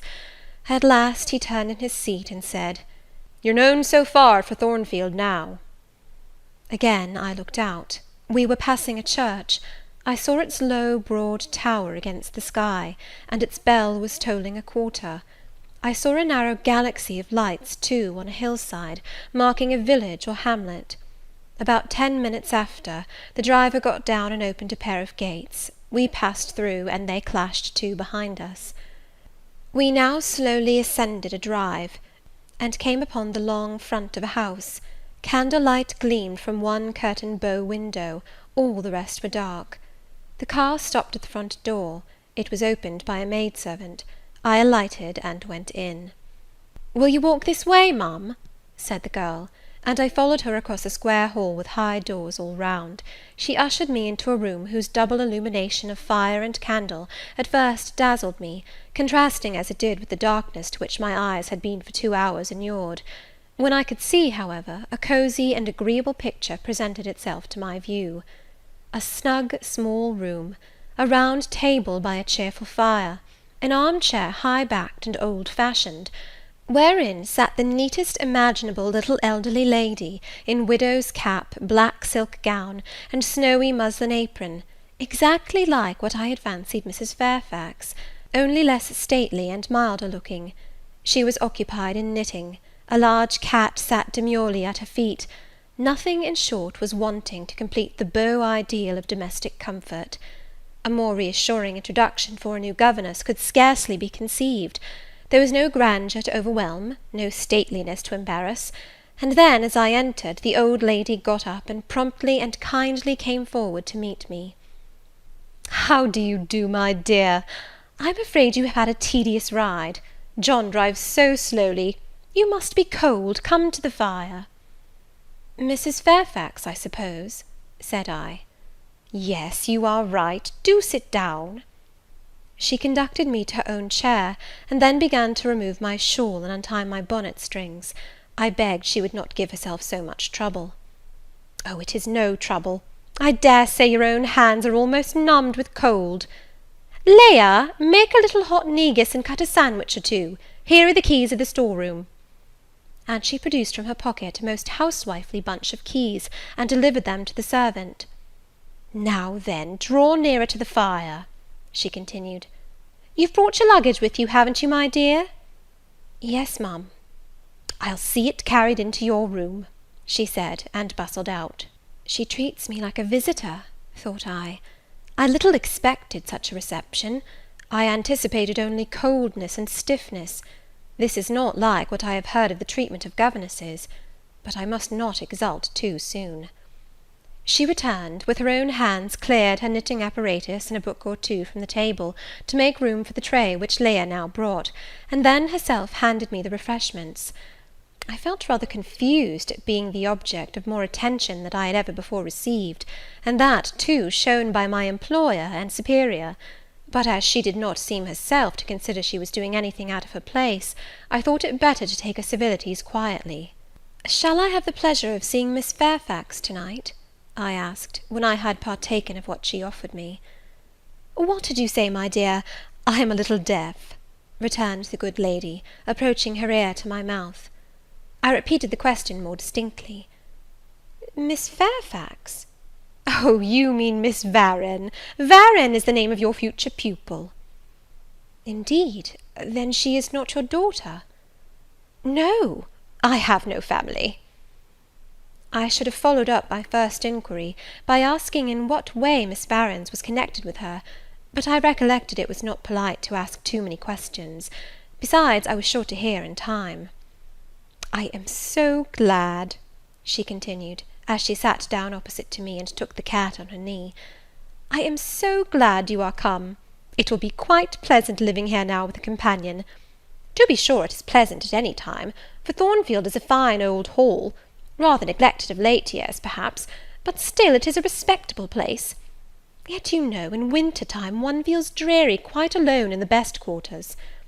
I say alone. Leah is a nice girl, to be sure, and John and his wife are very decent people, but then you see they are only servants, and one can't converse with them on terms of equality. One must keep them at due distance, for fear of losing one's authority. I'm sure last winter, it was a very severe one, if you recollect, and when it did not snow, it rained and blew. Not a creature but the butcher and the postman came to the house from November till February, and I really got quite melancholy with sitting night after night alone. I had Leah in to read to me sometimes, but I don't think the poor girl liked the task much. She felt it confining. In spring and summer one got on better. Sunshine and long days make such a difference. And then, just at the commencement of this autumn, little Adela Varens came and her nurse. A child makes a house alive all at once, and now while you are here I shall be quite gay." My heart really warmed to the worthy lady as I heard her talk, and I drew my chair a little nearer to her, and expressed my sincere wish that she might find my company as agreeable as she anticipated. "But I'll not keep you sitting up late to-night," said she. "It is on the stroke of 12 now, and you have been travelling all day. You must feel tired. If you have got your feet well warmed, I'll show you your bedroom. I've had the room next to mine prepared for you. It is only a small apartment, but I thought you would like it better than one of the large front chambers. To be sure, they have finer furniture, but they are so dreary and solitary, I never sleep in them myself." I thanked her for her considerate choice, and, as I really felt fatigued with my long journey, expressed my readiness to retire. She took her candle, and I followed her from the room. First she went to see if the hall door was fastened. Having taken the key from the lock, she led the way up-stairs. The steps and banisters were of oak, the staircase window was high and latticed. Both it and the long gallery into which the bedroom doors opened looked as if they belonged to a church rather than a house. A very chill and vault-like air pervaded the stairs and gallery, suggesting cheerless ideas of space and solitude, and I was glad, when finally ushered into my chamber, to find it of small dimensions, and furnished in ordinary modern style. When Mrs. Fairfax had bidden me a kind good night, and I had fastened my door, gazed leisurely round, and in some measure effaced the eerie impression made by that wide hall, that dark and spacious staircase, and that long cold gallery, by the livelier aspect of my little room, I remembered that, after a day of bodily fatigue and mental anxiety, I was now at last in safe haven. The impulse of gratitude swelled my heart, and I knelt down at the bedside, and offered up thanks where thanks were due, not forgetting, ere I rose, to implore aid on my further path, and the power of meriting the kindness which seemed so frankly offered me before it was earned. My couch had no thorns in it that night, my solitary room no fears. At once weary and content, I slept soon and soundly. When I awoke, it was broad day. The chamber looked such a bright little place to me as the sun shone in between the gay blue chintz window curtains, showing papered walls and a carpeted floor, so unlike the bare planks and stained plaster of Lowood, that my spirits rose at the view. Externals have a great effect on the young. I thought that a fairer era of life was beginning for me, one that was to have its flowers and pleasures, as well as its thorns and toils. My faculties, roused by the change of scene, the new field offered to hope, seemed all astir. I cannot precisely define what they expected, but it was something pleasant, not perhaps that day or that month, but at an indefinite future period. I rose, I dressed myself with care, obliged to be plain, for I had no article of attire that was not made with extreme simplicity. I was still by nature solicitous to be neat. It was not my habit to be disregardful of appearance, or careless of the impression I made. On the contrary, I ever wished to look as well as I could, and to please as much as my want of beauty would permit. I sometimes regretted that I was not handsomer. I sometimes wished to have rosy cheeks, a straight nose, and a small cherry mouth. I desired to be tall, stately, and finely developed in figure. I felt it a misfortune that I was so little, so pale, and had features so irregular and so marked. And why had I these aspirations and these regrets? It would be difficult to say. I could not then distinctly say it to myself, yet I had a reason, and a logical, natural reason too. However, when I had brushed my hair very smooth, and put on my black frock, which, Quaker-like as it was, at least had the merit of fitting to a nicety, and adjusted my clean white tucker, I thought that I should do respectably enough to appear before Mrs. Fairfax, and that my new pupil would not at least recoil from me with antipathy. Having opened my chamber window, and seen that I left all things straight and neat on the toilet table, I ventured forth. Traversing the long and matted gallery, I descended the slippery steps of oak. Then I gained the hall. I halted there a minute. I looked at some pictures on the walls. One, I remember, represented a grim man in a cuirass, and one a lady with powdered hair and a pearl necklace. at a bronze lamp pendant from the ceiling, at a great clock whose case was of oak curiously carved, and ebon black with time and rubbing. Everything appeared very stately and imposing to me, but then I was so little accustomed to grandeur. The hall door, which was half of glass, stood open. I stepped over the threshold. It was a fine autumn morning. The early sun shone serenely on embrowned groves and still green fields. Advancing on to the lawn, I looked up and surveyed the front of the mansion. It was 3 stories high, of proportions not vast, though considerable, a gentleman's manor-house, not a nobleman's seat. Battlements round the top gave it a picturesque look. Its grey front stood out well from the background of a rookery, whose cawing tenants were now on the wing. They flew over the lawn and grounds to alight in a great meadow, from which these were separated by a sunk fence, and where an array of mighty old thorn-trees, strong, knotty, and broad as oaks, at once explained the etymology of the mansion's designation. Farther off were hills, not so lofty as those round Lowood, nor so craggy, nor so like barriers of separation from the living world, but yet quiet and lonely hills enough, and seeming to embrace Thornfield with a seclusion I had not expected to find existent so near the stirring locality of Millcote. A little hamlet, whose roofs were blent with trees, straggled up the side of one of these hills. The church of the district stood nearer Thornfield. Its old tower-top looked over a knoll between the house and gates. I was yet enjoying the calm prospect and pleasant fresh air, yet listening with delight to the cawing of the rooks, yet surveying the wide hoary front of the hall, and thinking what a great place it was for one lonely little dame like Mrs. Fairfax to inhabit, when that lady appeared at the door. "What, out already?" said she. "I see you are an early riser." I went up to her, and was received with an affable kiss and shake of the hand. "How do you like Thornfield?" she asked. I told her I liked it very much. "Yes," she said, "it is a pretty place, but I fear it will be getting out of order unless Mr. Rochester should take it into his head to come and reside here permanently, or at least visit it rather oftener. Great houses and fine grounds require the presence of the proprietor." "Mr. Rochester?" I exclaimed. "Who is he?" "The owner of Thornfield," she responded quietly. "Did you not know he was called Rochester?" Of course I did not. I had never heard of him before, but the old lady seemed to regard his existence as a universally understood fact, with which everybody must be acquainted by instinct. "I thought," I continued, "Thornfield belonged to you." "To me! Bless you, child, what an idea! To me! I am only the housekeeper, the manager.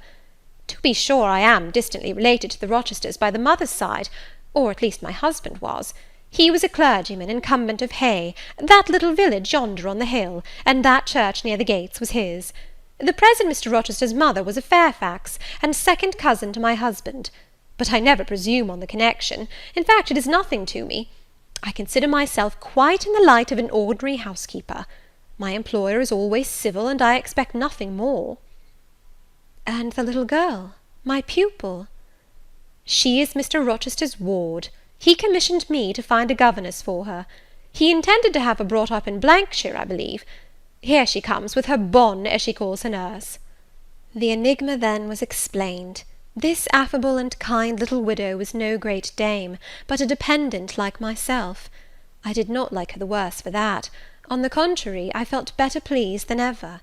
The equality between her and me was real, not the mere result of condescension on her part. So much the better, my position was all the freer. As I was meditating on this discovery, a little girl, followed by her attendant, came running up the lawn. I looked at my pupil, who did not at first appear to notice me. She was quite a child, perhaps 7 or 8 years old, slightly built, with a pale, small-featured face, and a redundancy of hair falling in curls to her waist. "Good morning, Miss Adela," said Mrs. Fairfax. "Come and speak to the lady who is to teach you, and to make you a clever woman some day." She approached. "C'est là ma gouvernante," said she, pointing to me, and addressing her nurse, who answered, "Mais oui, certainement." "Are they foreigners?" I inquired, amazed at hearing the French language.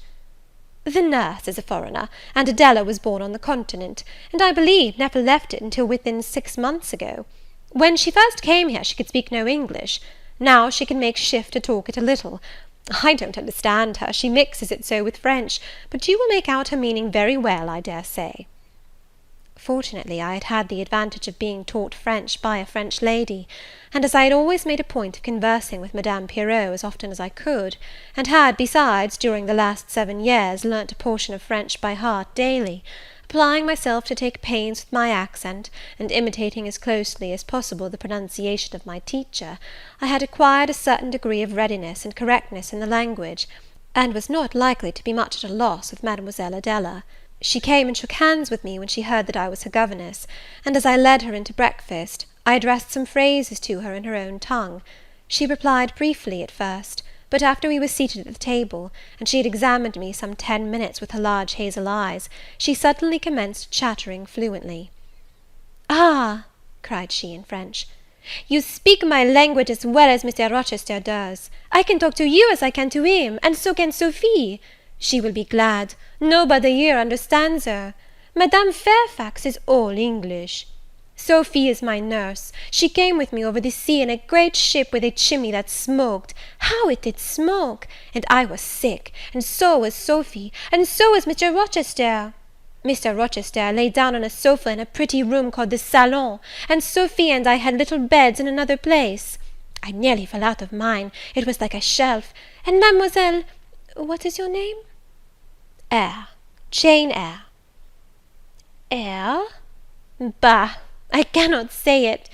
Well, our ship stopped in the morning, before it was quite daylight, at a great city, a huge city, with very dark houses, and all smoky, not at all like the pretty clean town I came from, and Mr. Rochester carried me in his arms over a plank to the land, and Sophie came after, and we all got into a coach, which took us to a beautiful large house, larger than this, and finer, called an hotel.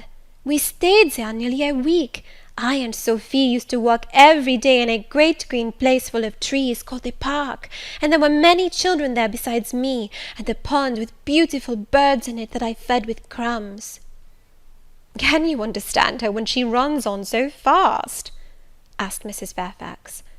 I understood her very well, for I had been accustomed to the fluent tongue of Madame Pirot. "I wish," continued the good lady, "you would ask her a question or two about her parents. I wonder if she remembers them." "Adele," I inquired, "with whom did you live when you were in that pretty clean town you spoke of?" "I lived long ago with mamma, but she is gone to the Holy Virgin. Mamma used to teach me to dance and sing and to say verses. A great many gentlemen and ladies came to see mamma, and I used to dance before them, or to sit on their knees and sing to them. I liked it. Shall I let you hear me sing now?" She had finished her breakfast, so I permitted her to give a specimen of her accomplishments. Descending from her chair, she came and placed herself on my knee. Then, folding her little hands demurely before her, shaking back her curls, and lifting her eyes to the ceiling, she commenced singing a song from some opera.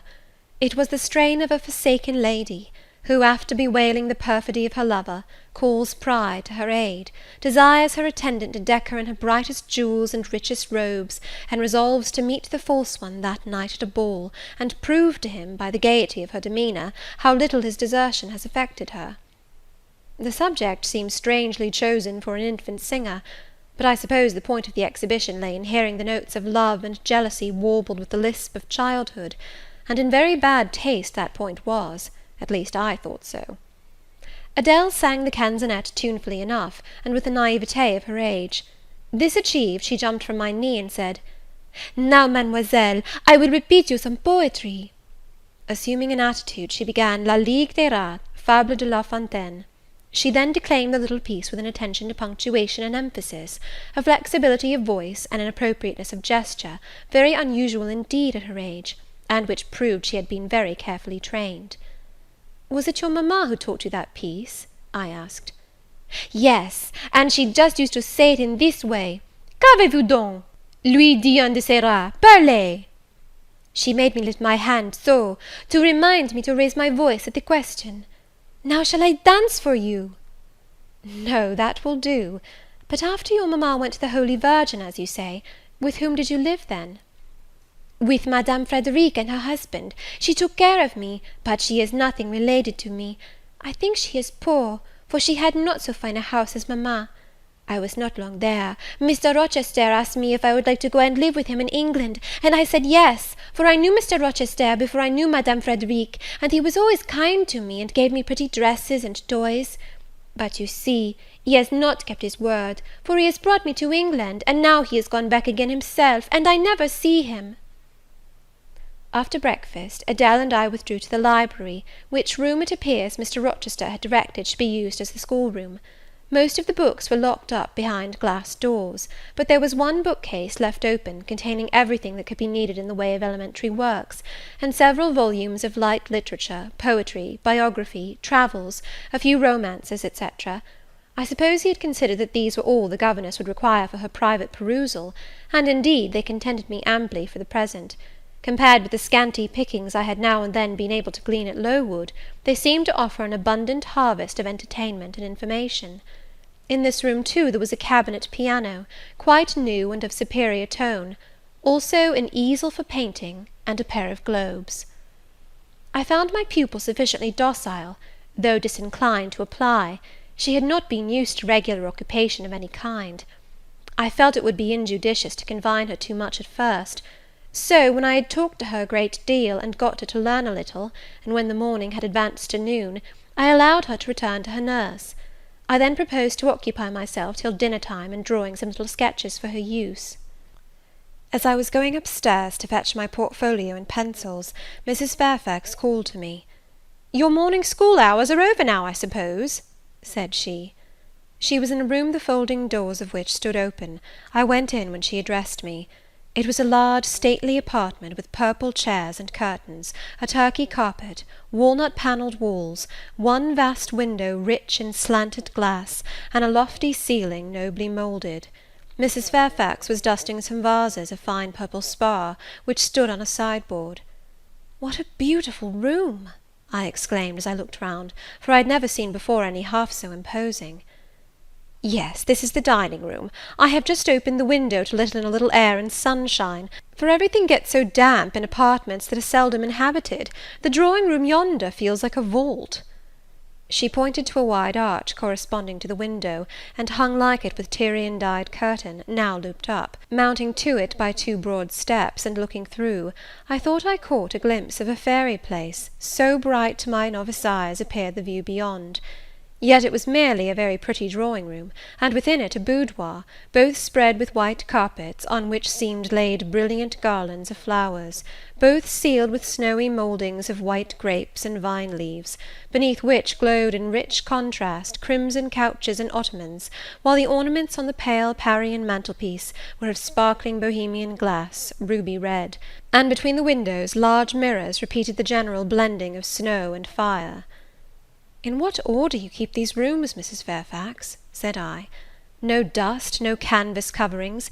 Except that the air feels chilly, one would think they were inhabited daily." "Why, Miss Eyre, though Mr. Rochester's visits here are rare, they are always sudden and unexpected; and as I observed that it put him out to find everything swathed up, and to have a bustle of arrangement on his arrival, I thought it best to keep the rooms in readiness." "Is Mr. Rochester an exacting, fastidious sort of man?" "Not particularly so, but he has a gentleman's tastes and habits, and he expects to have things managed in conformity to them." "Do you like him? Is he generally liked?" "Oh, yes, the family have always been respected here. Almost all the land in this neighbourhood, as far as you can see, has belonged to the Rochesters, time out of mind." "Well, but leaving his land out of the question, do you like him? Is he liked for himself?" "I have no cause to do otherwise than like him, and I believe he is considered a just and liberal landlord by his tenants; but he has never lived much amongst them." "But he has no peculiarities? What, in short, is his character?" "Oh, his character is unimpeachable, I suppose. He is rather peculiar, perhaps. He has travelled a great deal, and seen a great deal of the world, I should think. I dare say he is clever, but I never had much conversation with him." "In what way is he peculiar?" "I don't know. It is not easy to describe. Nothing striking. But you feel it when he speaks to you. You cannot be always sure whether he is in jest or earnest, whether he is pleased or the contrary. You don't thoroughly understand him, in short. At least I don't. But it is of no consequence. He is a very good master." This was all the account I got from Mrs. Fairfax of her employer and mine.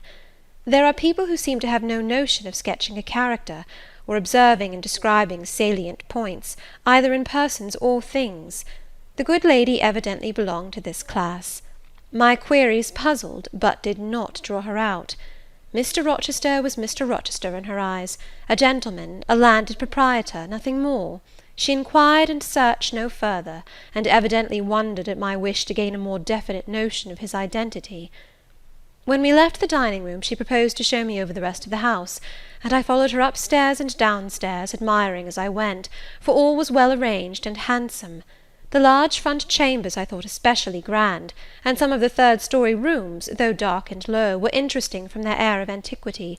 The furniture once appropriated to the lower apartments had from time to time been removed here, as fashion changed, and the imperfect light entering by their narrow casement showed bedsteads of 100 years old, chests in oak or walnut, looking, with their strange carvings of palm branches and cherubs' heads, like types of the Hebrew ark.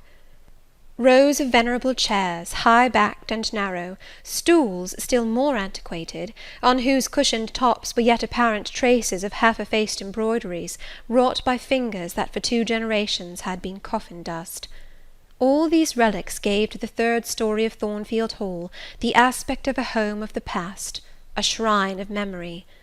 I liked the hush, the gloom, the quaintness of these retreats in the day, but I by no means coveted a night's repose on one of those wide and heavy beds, shut in, some of them with doors of oak, shaded, others with wrought old English hangings crusted with thick work, portraying effigies of strange flowers, and stranger birds, and strangest human beings, all which would have looked strange indeed by the pallid gleam of moonlight. "Do the servants sleep in these rooms?" I asked.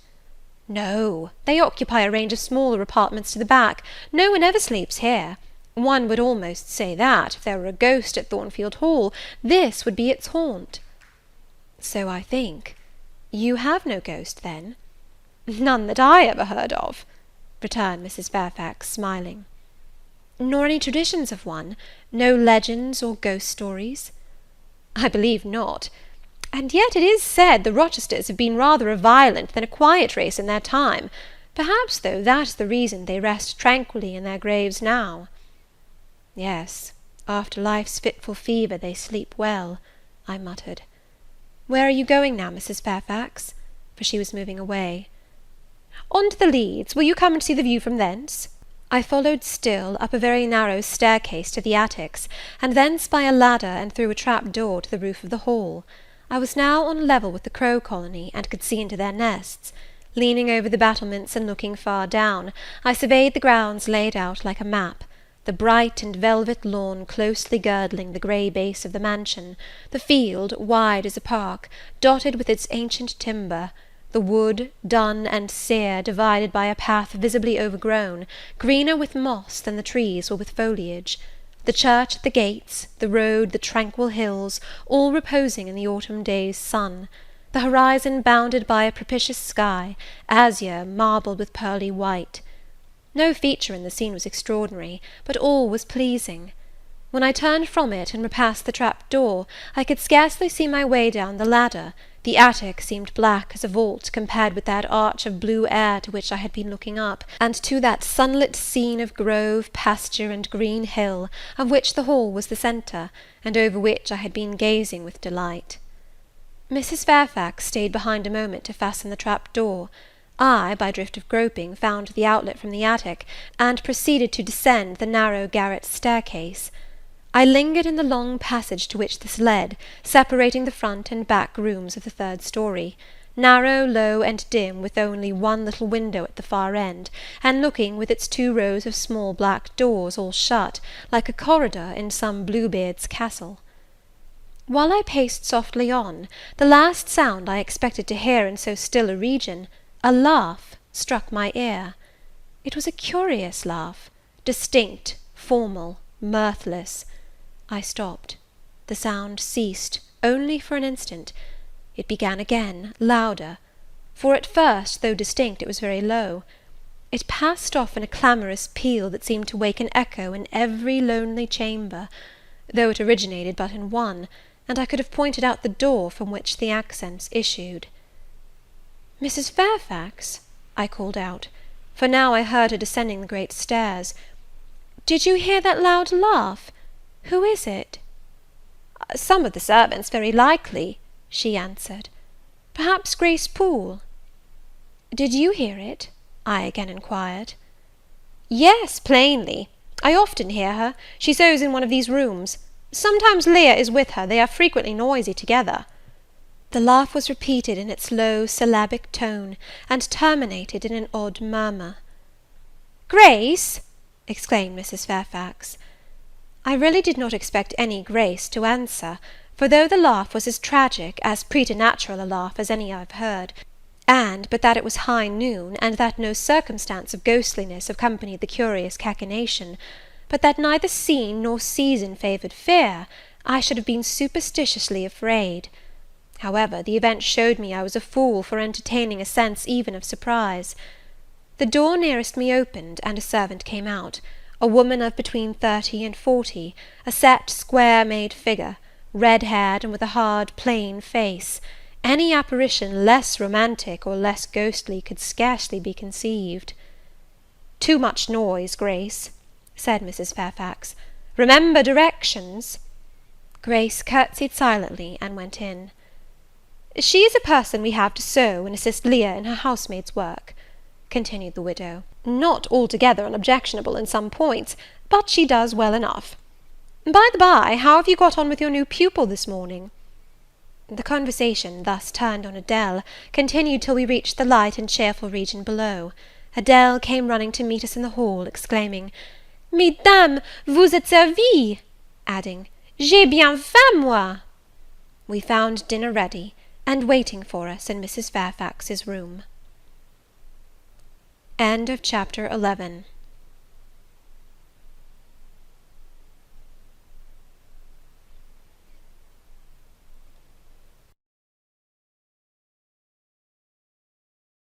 Jane Eyre by Charlotte Brontë. Chapter 12. The promise of a smooth career, which my first calm introduction to Thornfield Hall seemed to pledge, was not belied on a longer acquaintance with the place and its inmates. Mrs. Fairfax turned out to be what she appeared, a placid-tempered, kind-natured woman, of competent education and average intelligence. My pupil was a lively child, who had been spoilt and indulged, and therefore was sometimes wayward; but as she was committed entirely to my care, and no injudicious interference from any quarter ever thwarted my plans for her improvement, she soon forgot her little freaks, and became obedient and teachable. She had no great talents, no marked traits of character, no peculiar development of feeling or taste which raised her 1 inch above the ordinary level of childhood, but neither had she any deficiency or vice which sunk her below it. She made reasonable progress, entertained for me a vivacious, though perhaps not very profound, affection, and by her simplicity, gay prattle, and efforts to please, inspired me, in return, with a degree of attachment sufficient to make us both content in each other's society. This, par parenthèse, will be thought cool language by persons who entertain solemn doctrines about the angelic nature of children, and the duty of those charged with their education to conceive for them an idolatrous devotion. But I am not writing to flatter parental egotism, to echo cant, or prop up humbug. I am merely telling the truth. I felt a conscientious solicitude for Adele's welfare and progress, and a quiet liking for her little self, just as I cherished towards Mrs. Fairfax a thankfulness for her kindness, and a pleasure in her society proportionate to the tranquil regard she had for me, and the moderation of her mind and character. Anybody may blame me who likes, when I add further, that now and then, when I took a walk by myself in the grounds, when I went down to the gates and looked through them along the road, or when, while Adele played with her nurse, and Mrs. Fairfax made jellies in the store-room, I climbed the 3 staircases, raised the trap-door of the attic, and having reached the leads, looked out afar over sequestered field and hill and along dim sky-line, that then I longed for a power of vision which might overpass that limit, which might reach the busy world, towns, regions full of life I had heard of but never seen; that then I desired more of practical experience than I possessed, more of intercourse with my kind, of acquaintance with variety of character, than was here within my reach. I valued what was good in Mrs. Fairfax, and what was good in Adele, but I believed in the existence of other and more vivid kinds of goodness, and what I believed in I wished to behold. Who blames me? Many, no doubt, and I shall be called discontented. I could not help it. The restlessness was in my nature. It agitated me to pain sometimes. Then my sole relief was to walk along the corridor of the 3rd story, backwards and forwards, safe in the silence and solitude of the spot, and allow my mind's eye to dwell on whatever bright visions rose before it, and certainly they were many and glowing, to let my heart be heaved by the exultant movement, which, while it swelled it in trouble, expanded it with life, and, best of all, to open my inward ear to a tale that was never ended, a tale my imagination created, and narrated continuously, quickened with all of incident, life, fire, feeling, that I desired and had not in my actual existence. It is in vain to say human beings ought to be satisfied with tranquillity. They must have action, and they will make it if they cannot find it. Millions are condemned to a stiller doom than mine, and millions are in silent revolt against their lot. Nobody knows how many rebellions, besides political rebellions, ferment in the masses of life which people earth. Women are supposed to be very calm generally, but women feel just as men feel. They need exercise for their faculties, and a field for their efforts, as much as their brothers do. They suffer from too rigid a restraint, too absolute a stagnation, precisely as men would suffer; and it is narrow-minded in their more privileged fellow-creatures to say that they ought to confine themselves to making puddings and knitting stockings, to playing on the piano and embroidering bags. It is thoughtless to condemn them, or laugh at them, if they seek to do more or learn more than custom has pronounced necessary for their sex. When thus alone, I not unfrequently heard Grace Poole's laugh, the same peal, the same low, slow ha, ha, which, when first heard, had thrilled me. I heard, too, her eccentric murmurs, stranger than her laugh. There were days when she was quite silent, but there were others when I could not account for the sounds she made. Sometimes I saw her. She would come out of her room with a basin, or a plate, or a tray in her hand, go down to the kitchen, and shortly return, generally, oh, romantic reader, forgive me for telling the plain truth, bearing a pot of porter. Her appearance always acted as a damper to the curiosity raised by her oral oddities. Hard-featured and staid, she had no point to which interest could attach. I made some attempts to draw her into conversation, but she seemed a person of few words. A monosyllabic reply usually cut short every effort of that sort. The other members of the household, viz., John and his wife, Leah the housemaid, and Sophy the French nurse, were decent people, but in no respect remarkable. With Sophy I used to talk French, and sometimes I asked her questions about her native country, but she was not of a descriptive or narrative turn, and generally gave such vapid and confused answers as were calculated rather to check than encourage inquiry. October, November, December passed away. One afternoon in January, Mrs. Fairfax had begged a holiday for Adele because she had a cold, and as Adele seconded the request with an ardour that reminded me how precious occasional holidays had been to me in my own childhood, I accorded it, deeming that I did well in showing pliability on the point. It was a fine calm day, though very cold. I was tired of sitting still in the library through a whole long morning. Mrs. Fairfax had just written a letter which was waiting to be posted, so I put on my bonnet and cloak, and volunteered to carry it to Hay. The distance, 2 miles, would be a pleasant winter afternoon walk. Having seen Adele comfortably seated in her little chair by Mrs. Fairfax's parlour fireside, and given her best wax doll, which I usually kept enveloped in a silver paper in a drawer, to play with, and a story book for change of amusement, and having replied to her, "Revenez bientôt, mon bon ami, ma chère Mademoiselle Jeannette," with a kiss, I set out. The ground was hard, the air was still, my road was lonely. I walked fast till I got warm, and then I walked slowly to enjoy and analyse the species of pleasure brooding for me in the hour and situation. It was 3 o'clock. The church bell tolled as I passed under the belfry. The charm of the hour lay in its approaching dimness, in the low gliding and pale beaming sun.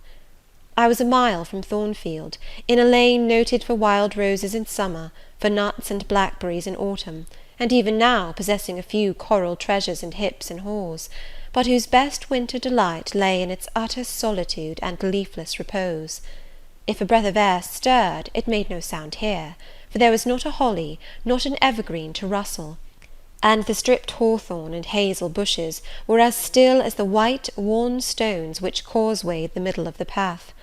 Far and wide, on each side, there were only fields, where no cattle now browsed, and the little brown birds, which stirred occasionally in the hedge, looked like single russet leaves that had forgotten to drop. This lane inclined uphill all the way to Hay. Having reached the middle, I sat down on a stile which led thence into a field. Gathering my mantle about me, and sheltering my hands in my muff, I did not feel the cold, though it froze keenly, as was attested by a sheet of ice covering the causeway, where a little brooklet, now congealed, had overflowed after a rapid thaw some days since. From my seat I could look down on Thornfield. The grey and battlemented hall was the principal object in the vale below me, its woods and dark rookery rose against the west. I lingered till the sun went down amongst the trees, and sank crimson and clear behind them. I then turned eastward. On the hill-top above me sat the rising moon. Pale yet as a cloud, but brightening momentarily, she looked over Hay, which, half lost in trees, sent up a blue smoke from its few chimneys. It was yet a mile distant, but in the absolute hush I could hear plainly its thin murmurs of life. My ear, too, felt the flow of currents. In what dales and depths I could not tell, but there were many hills beyond Hay, and doubtless many becks threading their passes. That evening calm betrayed alike the tinkle of the nearest streams, the sough of the most remote.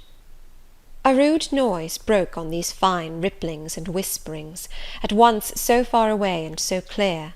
A positive tramp, tramp, a metallic clatter, which effaced the soft wave wanderings, as, in a picture, the solid mass of a crag, or the rough boles of a great oak, drawn in dark and strong on the foreground, efface the aerial distance of azure hill, sunny horizon, and blended clouds, where tint melts into tint. The din was on the causeway. A horse was coming. The windings of the lane yet hid it, but it approached. I was just leaving the stile, yet, as the path was narrow, I sat still to let it go by.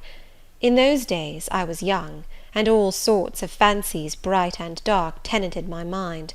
The memories of nursery stories were there amongst other rubbish, and when they recurred, maturing youth added to them a vigour and vividness beyond what childhood could give. As this horse approached, and as I watched for it to appear through the dusk, I remembered certain of Bessy's tales, wherein figured a north of England spirit called a Gytrash, which, in the form of a horse, mule, or large dog, haunted solitary ways, and sometimes came upon belated travellers, as this horse was now coming upon me. It was very near, but not yet in sight, when, in addition to the tramp, tramp, I heard a rush under the hedge, and close down by the hazel stems glided a great dog, whose black and white colour made him a distinct object against the trees. It was exactly one form of Bessy's Gytrash, a lion-like creature, with long hair and a huge head. It passed me, however, quietly enough, not staying to look up, with strange pretercanine eyes, in my face, as I half expected it would. The horse followed, a tall steed, and on its back a rider.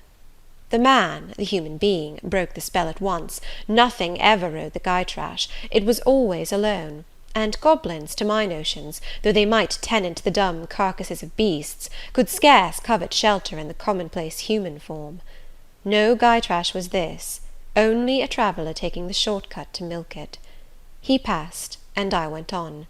A few steps, and I turned. A sliding sound, and an exclamation of "What the deuce is to do now?" and a clattering tumble arrested my attention. Man and horse were down. They had slipped on the sheet of ice which glazed the causeway.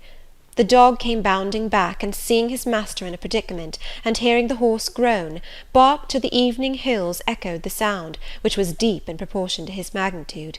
He snuffed round the prostrate group, and then he ran up to me. It was all he could do. There was no other help at hand to summon. I obeyed him, and walked down to the traveller, by this time struggling himself free of his steed. His efforts were so vigorous, I thought he could not be much hurt, but I asked him the question, "Are you injured, sir?" I think he was swearing, but I am not certain. However, he was pronouncing some formula which prevented him from replying to me directly. "Can I do anything?" I asked again. "You must just stand on one side," he answered as he rose, first to his knees and then to his feet. I did, whereupon began a heaving, stamping, clattering process, accompanied by a barking and baying which removed me effectually some yards distance, but I would not be driven quite away till I saw the event. This was finally fortunate. The horse was re-established, and the dog was silenced with a "Down, Pilot!" The traveller, now stooping, felt his foot and leg as if trying whether they were sound. Apparently something ailed them, for he halted to the stile whence I had just risen, and sat down. I was in the mood for being useful, or at least officious, I think, for I now drew near him again. "If you are hurt, and want help, sir, I can fetch some one either from Thornfield Hall or from Hay." "Thank you, I shall do. I have no broken bones, only a sprain." And again he stood up and tried his foot, but the result extorted an involuntary "Ugh!" Something of daylight still lingered, and the moon was waxing bright. I could see him plainly. His figure was enveloped in a riding cloak, fur-collared and steel-clasped. Its details were not apparent, but I traced the general points of middle height and considerable breadth of chest. He had a dark face, with stern features and a heavy brow. His eyes and gathered eyebrows looked ireful and thwarted just now. He was past youth, but had not reached middle age.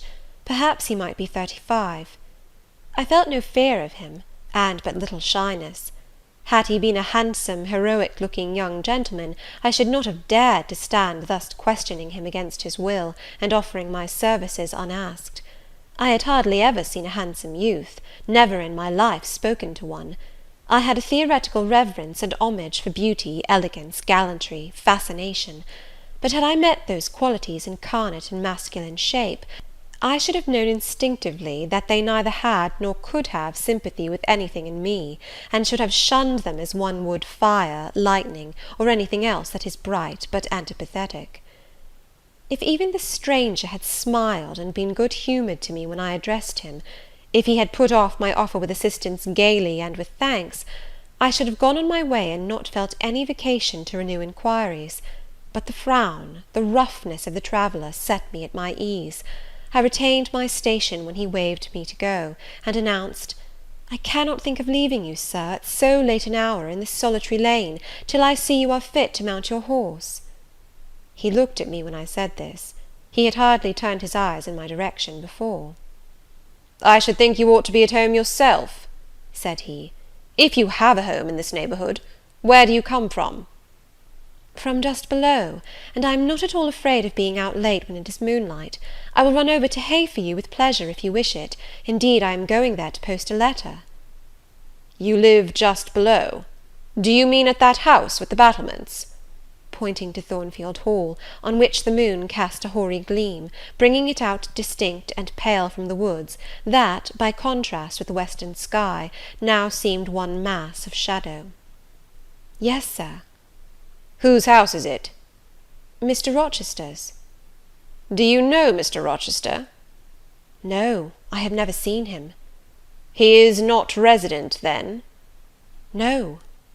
Can you tell me where he is? I cannot. You are not a servant at the Hall, of course. You are—" He stopped, ran his eye over my dress, which, as usual, was quite simple, a black merino cloak, a black beaver bonnet, neither of them half fine enough for a lady's maid. He seemed puzzled to decide what I was. I helped him. I am the governess.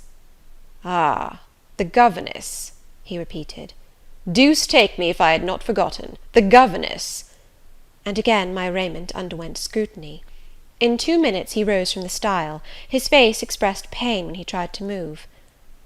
I cannot commission you to fetch help, he said, but you may help me a little yourself, if you will be so kind. Yes, sir. You have not an umbrella that I can use as a stick? No. Try to get hold of my horse's bridle and lead him to me. You are not afraid? I should have been afraid to touch a horse when alone, but when told to do it, I was disposed to obey. I put down my muff on the stile, and went up to the tall steed. I endeavoured to catch the bridle, but it was a spirited thing, and would not let me come near its head. I made effort on effort, though in vain.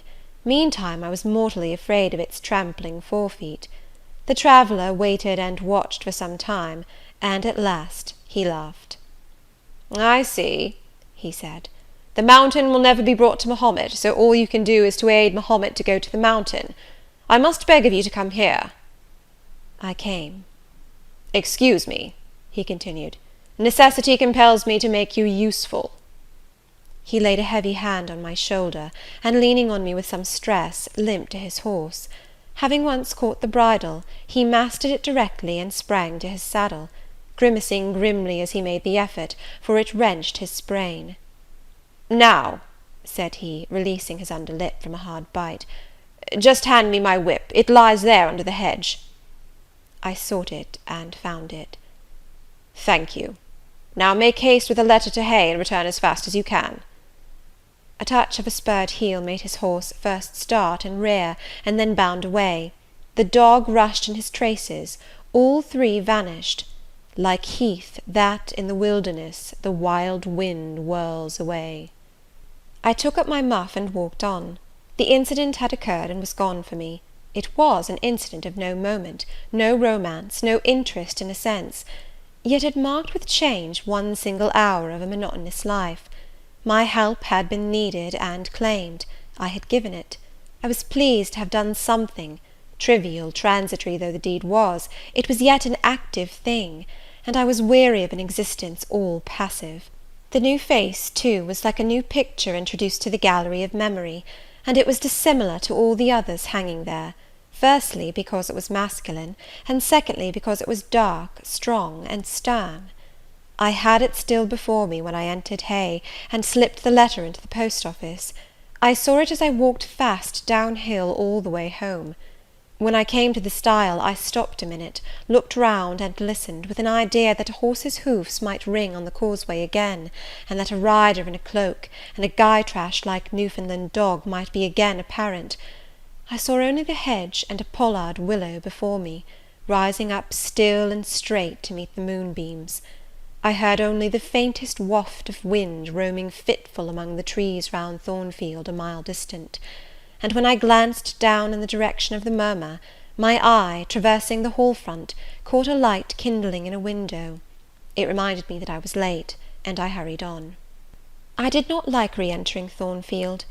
To pass its threshold was to return to stagnation, to cross the silent hall, to ascend the darksome staircase, to seek my own lonely little room, and then to meet tranquil Mrs. Fairfax, and spend the long winter evening with her, and her only, was to quell wholly the faint excitement awakened by my walk, to slip again over my faculties the viewless fetters of a uniform and too still existence, of an existence whose very privileges of security and ease I was becoming incapable of appreciating. What good it would have done me at that time to have been tossed in the storms of an uncertain, struggling life, and to have been taught by rough and bitter experience to long for the calm amidst which I now repined. Yes, just as much good as it would do a man tired of sitting still in a too-easy chair to take a long walk, and just as natural was the wish to stir, under my circumstances, as it would be under his. I lingered at the gates, I lingered on the lawn, I paced backwards and forwards on the pavement. The shutters of the glass door were closed. I could not see into the interior, and both my eyes and spirit seemed drawn from the gloomy house, from the grey hollow filled with rayless cells, as it appeared to me, to that sky expanded before me, a blue sea absolved from taint of cloud, the moon ascending it in solemn march, her orb seeming to look up as she left the hill-tops, from behind which she had come, far and farther below her, and aspired to the zenith, midnight dark in its fathomless depth and measureless distance. And for those trembling stars that followed her course, they made my heart tremble, my veins glow when I viewed them. Little things recall us to earth. The clock struck in the hall, that sufficed. I turned from moon and stars, opened a side door, and went in. The hall was not dark, nor yet was it lit, only by the high-hung bronze lamp. A warm glow suffused both it and the lower steps of the oak staircase. This ruddy shine issued from the great dining-room, whose two-leaved door stood open, and showed a genial fire in the grate, glancing on marble hearth and brass fire-irons, and revealing purple draperies and polished furniture, in the most pleasant radiance. It revealed, too, a group near the mantelpiece.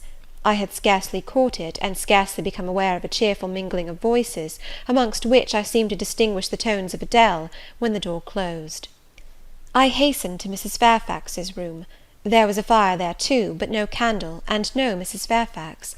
Instead, all alone, sitting upright on the rug, and gazing with gravity at the blaze, I beheld a great black and white long-haired dog, just like the Gytrash of the lane. It was so like it that I went forward and said, "Pilot?" and the thing got up and came to me and snuffed me. I caressed him, and he wagged his great tail, but he looked an eerie creature to be alone with, and I could not tell whence he had come. I rang the bell, for I wanted a candle, and I wanted, too, to get an account of this visitant. Leah entered. "What dog is this?" "He came with master." "With whom?" "With master, Mr. Rochester. He's just arrived." "Indeed! And is Mrs. Fairfax with him?" "Yes, and Miss Adele. They are in the dining-room, and John has gone for a surgeon, for master has had an accident. His horse fell, and his ankle is sprained." "Did the horse fall in Hay Lane?" "Yes, coming downhill. It slipped on some ice." "Ah! Bring me a candle, will you, Leah?" Leah brought it. She entered, followed by Mrs. Fairfax, who repeated the news, adding that Mr. Carter the surgeon was come, and was now with Mr. Rochester. Then she hurried out to give orders about tea, and I went upstairs to take off my things. End of chapter 12.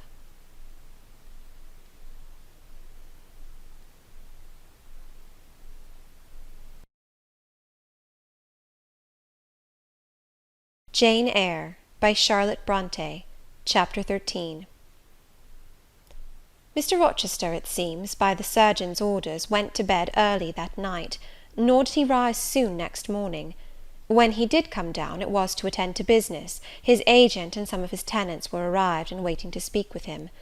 Adele and I had now to vacate the library. It would be in daily requisition as a reception-room for callers. A fire was lit in an apartment upstairs, and there I carried our books, and arranged it for the future schoolroom.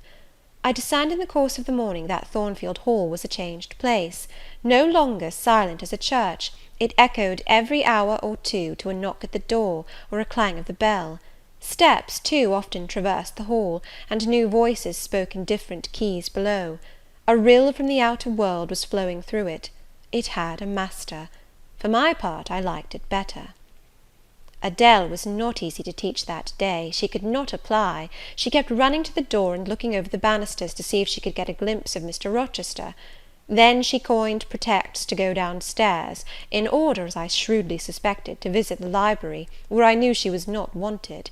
Then, when I got a little angry, and made her sit still, she continued to talk incessantly of her ami, Monsieur Edward Fairfax de Rochester, as she dubbed him. I had not before heard his pranomens, and to conjecture what presents he had brought her.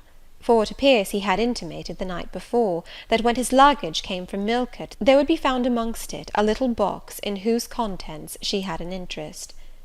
Et cela doit signifier, said she, qu'il y aura là-dedans un cadeau pour moi, et peut-être pour vous aussi, mademoiselle. Monsieur a parlé de vous, il m'a demandé le nom de ma gouvernante, et si elle n'était pas une petite personne, assez mince, et un peu pâle. J'ai dit que oui, car c'est vrai, n'est-ce pas, mademoiselle? I and my pupil dined as usual in Mrs. Fairfax's parlour. The afternoon was wild and snowy, and we passed it in the schoolroom. At dark I allowed Adele to put away books and work, and to run downstairs, for, from the comparative silence below, and from the cessation of appeals to the door-bell, I conjectured that Mr. Rochester was now at liberty. Left alone, I walked to the window, but nothing was to be seen thence. Twilight and snowflakes together thickened the air, and hid the very shrubs on the lawn. I let down the curtain, and went back to the fireside. In the clear embers I was tracing a view, not unlike a picture I remembered to have seen of the castle of Heidelberg on the Rhine, when Mrs. Fairfax came in, breaking up by her entrance the fiery mosaic I had been piecing together, and scattering too some heavy unwelcome thoughts that were beginning to throng on my solitude. "Mr. Rochester would be glad if you and your pupil would take tea with him in the drawing-room this evening," said she. "He has been so much engaged all day that he could not ask to see you before." "When is his tea time?" I inquired. "Oh, at 6 o'clock. He keeps early hours in the country. You had better change your frock now. I will go with you and fasten it. Here is a candle." "Is it necessary to change my frock?" "Yes, you had better. I always dress for the evening when Mr. Rochester is here." This additional ceremony seemed somewhat stately. However, I repaired to my room, and, with Mrs. Fairfax's aid, replaced my black stuff dress by one of black silk, the best and the only additional one I had, except one of light grey, which, in my Lowood notions of the toilet, I thought too fine to be worn, except on first-rate occasions. "You want a brooch," said Mrs. Fairfax. I had a single little pearl ornament which Miss Temple gave me as a parting keepsake. I put it on, and then we went downstairs. Unused as I was to strangers, it was rather a trial to appear thus formally summoned in Mr. Rochester's presence. I let Mrs. Fairfax precede me into the dining-room, and kept in her shade as we crossed that apartment, and, passing the arch, whose curtain was now dropped, entered the elegant recess beyond. 2 wax candles stood lighted on the table, and 2 on the mantelpiece. Basking in the light and heat of a superb fire lay Pilot. Adele knelt near him. Half reclined on a couch appeared Mr. Rochester, his foot supported by the cushion. He was looking at Adele and the dog. The fire shone full on his face. I knew my traveller, with his broad and jetty eyebrows, his square forehead, made squarer by the horizontal sweep of his black hair. I recognized his decisive nose, more remarkable for character than beauty, his full nostrils, denoting, I thought, choler, his grim mouth, chin, and jaw. Yes, all 3 were very grim, and no mistake. His shape, now divested of cloak, I perceived harmonized in squareness with his physiognomy. I suppose it was a good figure, in the athletic sense of the term, broad-chested and thin-flanked, though neither tall nor graceful. Mr. Rochester must have been aware of the entrance of Mrs. Fairfax and myself, but it appeared he was not in the mood to notice us, for he never lifted his head as we approached. "Here is Miss Eyre, sir," said Mrs. Fairfax, in her quiet way. He bowed, still not taking his eyes from the group of the dog and child. "Let Miss Eyre be seated," said he, and there was something in the forced, stiff bow, in the impatient yet formal tone, which seemed further to express, "What the deuce is it to me whether Miss Eyre is there or not? At this moment I am not disposed to accost her." I sat down quite disembarrassed. A reception of finished politeness would probably have confused me. I could not have returned or repaid it by answering grace and elegance on my part. But harsh caprice laid me under no obligation. On the contrary, a decent quiescence, under the freak of manner, gave me the advantage. Besides, the eccentricity of the proceeding was piquant. I felt interested to see how he would go on. He went on as a statue would. That is, he neither spoke nor moved. Mrs. Fairfax seemed to think it necessary that some one should be amiable, and she began to talk. Kindly, as usual, and, as usual, rather trite, she condoled with him on the pressure of business he had had all day, On the annoyance it must have been to him with that painful sprain, then she commended his patience and perseverance in going through with it. "Madam, I should like some tea," was the sole rejoinder she got. She hastened to ring the bell, and when the tray came, she proceeded to arrange the cups, spoons, etc., with assiduous celerity. I and Adele went to the table, but the master did not leave his couch. "Will you hand Mr. Rochester's cup?" said Mrs. Fairfax to me. "Adele might perhaps spill it." I did as requested. As he took the cup from my hand, Adele, thinking the moment propitious for making a request in my favour, cried out, "N'est-ce pas, monsieur, qu'il y a un cadeau pour Mademoiselle Eyre dans votre petit coffre?" "Who talks of cadeau?" said he gruffly. "Did you expect a present, Miss Eyre? Are you fond of presents?" And he searched my face with eyes that I saw were dark, irate, and piercing. "I hardly know, sir. I have little experience of them. They are generally thought pleasant things."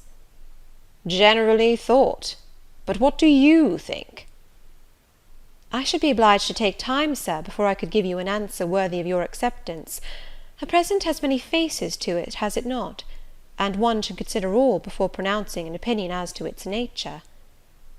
"Miss Eyre, you are not so unsophisticated as Adele. She demands a cadeau clamorously the moment she sees me. You beat about the bush." "Because I have less confidence in my deserts than Adele has. She can prefer the claim of old acquaintance, and the right too of custom, for she says you have always been in the habit of giving her playthings. But if I had to make out a case, I should be puzzled, since I am a stranger, and have done nothing to entitle me to an acknowledgment." "Oh, don't fall back on over-modesty. I have examined Adele, and find you have taken great pains with her. She is not bright, she has no talents, yet in a short time she has made much improvement." "Sir, you have now given me my cadeau. I am obliged to you. It is the meed teachers most covet, praise of their pupils' progress."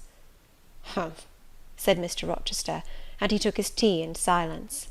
"Come to the fire," said the master, when the tray was taken away, and Mrs. Fairfax had settled into a corner with her knitting, while Adele was leading me by the hand round the room, showing me the beautiful books and ornaments on the consoles and chiffoniere. We obeyed as in duty bound. Adele wanted to take a seat on my knee, but she was ordered to amuse herself with Pilot. "You have been resident in my house 3 months?" "Yes, sir." "And you came from—" "From Lowood School, in Shire." "Ah, a charitable concern. How long were you there?" 8 years. 8 years! You must be tenacious of life. I thought half the time in such a place would have done up any constitution. No wonder you have rather the look of another world. I marvelled where you had got that sort of face. When you came on me in Hay Lane last night, I thought unaccountably of fairy tales, and had half a mind to demand whether you had bewitched my horse. I am not sure yet. Who are your parents?"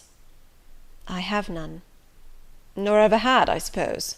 Do you remember them?" "No." "I thought not. And so you were waiting for your people when you sat on that stile?" "For whom, sir?" "For the men in green. It was a proper moonlight evening for them. Did I break through one of your rings that you spread that damned ice on the causeway?" I shook my head. "The men in green all forsook England 100 years ago," said I, speaking as seriously as he had done; "and not even in Hay Lane, or the fields about it, could you find a trace of them. I don't think either summer or harvest, or winter moon will ever shine on their revels more." Mrs. Fairfax had dropped her knitting, and, with raised eyebrows, seemed wondering what sort of talk this was. "Well," resumed Mr. Rochester, "if you disown parents, you must have some sort of kinsfolk, uncles and aunts?" "No, none that I ever saw." "And your home?" "I have none."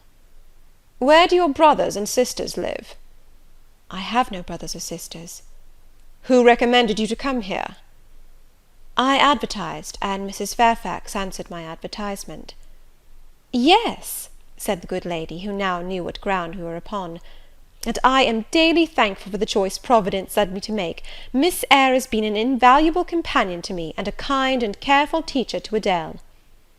"Don't trouble yourself to give her a character," returned Mr. Rochester. Eulogiums will not bias me, I shall judge for myself. She began by felling my horse." "Sir?" said Mrs. Fairfax. "I have her to thank for this sprain." The widow looked bewildered. "Miss Eyre, have you ever lived in a town?" "No, sir." "Have you seen much society?" "None but the pupils and teachers of Lowood, and now the inmates of Thornfield." "Have you read much?" "Only such books as came in my way, and they have not been numerous or very learned." "You have lived the life of a nun. No doubt you are well drilled in religious forms. Brocklehurst, who I understand directs Lowood, is a parson, is he not?" "Yes, sir." "And you girls probably worshipped him, as a convent full of religieuses would worship their director." "Oh, no." "You are very cool. No? What? A novice not worship her priest? That sounds blasphemous." "I disliked Mr. Brocklehurst, and I was not alone in the feeling. He is a harsh man, at once pompous and meddling. He cut off our hair, and for economy's sake brought us bad needles and thread, with which we could hardly sew." "That was very false economy," remarked Mrs. Fairfax, who now again caught the drift of the dialogue. "And what was the head and front of his offending?" demanded Mr. Rochester. "He starved us when he had the sole superintendence of the provision department, before the committee was appointed, and he bored us with long lectures once a week, and with evening readings from books of his own inditing, about sudden deaths and judgments, which made us afraid to go to bed." "What age were you when you went to Lowood?" "About 10. "And you stayed there 8 years? You are now, then, 18? I assented. "Arithmetic, you see, is useful. Without its aid, I should hardly have been able to guess your age. It is a point difficult to fix where the features and countenance are so much at variance as in your case. And now what did you learn at Lowood? Can you play?" "A little." "Of course, that is the established answer. Go into the library. I mean, if you please. Excuse my tone of command. I am used to say, do this, and it is done. I cannot alter my customary habits for this one new inmate. Go then into the library, take a candle with you, leave the door open, sit down to the piano, and play a tune." I departed, obeying his directions. "Enough!" he called out in a few minutes. "You play a little, I see, like any other English schoolgirl. Perhaps rather better than some, but not well." I closed the piano and returned. Mr. Rochester continued. "Adele showed me some sketches this morning, which she said were yours. I don't know whether they were entirely of your doing. Probably a master aided you." "No, indeed," I interjected. "Ah, that pricks pride. Well, fetch me your portfolio, if you can vouch for its contents being original, but don't pass your word unless you are certain. I can recognize patchwork." "Then I shall say nothing, and you shall judge for yourself, sir." I brought the portfolio from the library. "Approach the table," said he, and I wheeled it to his couch. Adele and Mrs. Fairfax drew near to see the pictures. "No crowding," said Mr. Rochester. "Take the drawings from my hand as I finish with them, but don't push your faces up to mine." He deliberately scrutinized each sketch and painting. 3 he laid aside; the others, when he examined them, he swept from him. "Take them off to the other table, Mrs. Fairfax," said he, "and look at them with Adele. You," glancing at me, "resume your seat and answer my questions. I perceive those pictures were done by one hand. Was that hand yours?" "Yes." "And when did you find time to do them? They have taken much time and some thought." "I did them in the last 2 vacations I spent at Lowood, when I had no other occupation." "Where did you get your copies?" "Out of my head." "That head I see now on your shoulders?" "Yes, sir." "Has it other furniture of the same kind within?" "I should think it may have. I should hope, better." He spread the pictures before him, and again surveyed them alternately. While he is so occupied, I will tell you, reader, what they are; and first I must premise that they are nothing wonderful. The subjects had, indeed, risen vividly on my mind. As I saw them with the spiritual eye before I attempted to embody them, they were striking; but my hand would not second my fancy, and in each case it had brought out but a pale portrait of the thing I had conceived. These pictures were in water-colours. The first represented clouds, low and livid, rolling over a swollen sea. All the distance was in eclipse. So, too, was the foreground, or rather the nearest billows, for there was no land. One gleam of light lifted into relief a half-submerged mast, on which sat a cormorant, dark and large, with wings flecked with foam. Its beak held a gold bracelet set with gems, that I had touched with as brilliant tints as my palette could yield, and as glittering distinctness as my pencil could impart. Sinking below the bird and mast, a drowned corpse glanced through the green water. A fair arm was the only limb clearly visible, whence the bracelet had been washed or torn. The second picture contained for foreground only the dim peak of a hill, with grass and some leaves slanting as if by a breeze. Beyond and above spread an expanse of sky, dark blue as at twilight. Rising into the sky was a woman's shape to the bust, portrayed in tints as dusk and soft as I could combine. The dim forehead was crowned with a star. The lineaments below were seen as through the suffusion of vapour. The eyes shone dark and wild, the hair streamed shadowy, like a beamless cloud torn by storm or electric travail. On the neck lay a pale reflection like moonlight. The same faint lustre touched the train of thin clouds from which rose and bowed this vision of the evening star. The third showed the pinnacle of an iceberg piercing a polar wintry sky. A muster of northern lights reared their dim lances, close serried along the horizon. Throwing these into distance, rose, in the foreground, a head, a colossal head, inclined towards the iceberg and resting against it. Two thin hands, joined under the forehead and supporting it, drew up before the lower features a sable veil, a brow quite bloodless, white as bone, and an eye hollow and fixed, a blank of meaning, but for the glassiness of despair, alone were visible.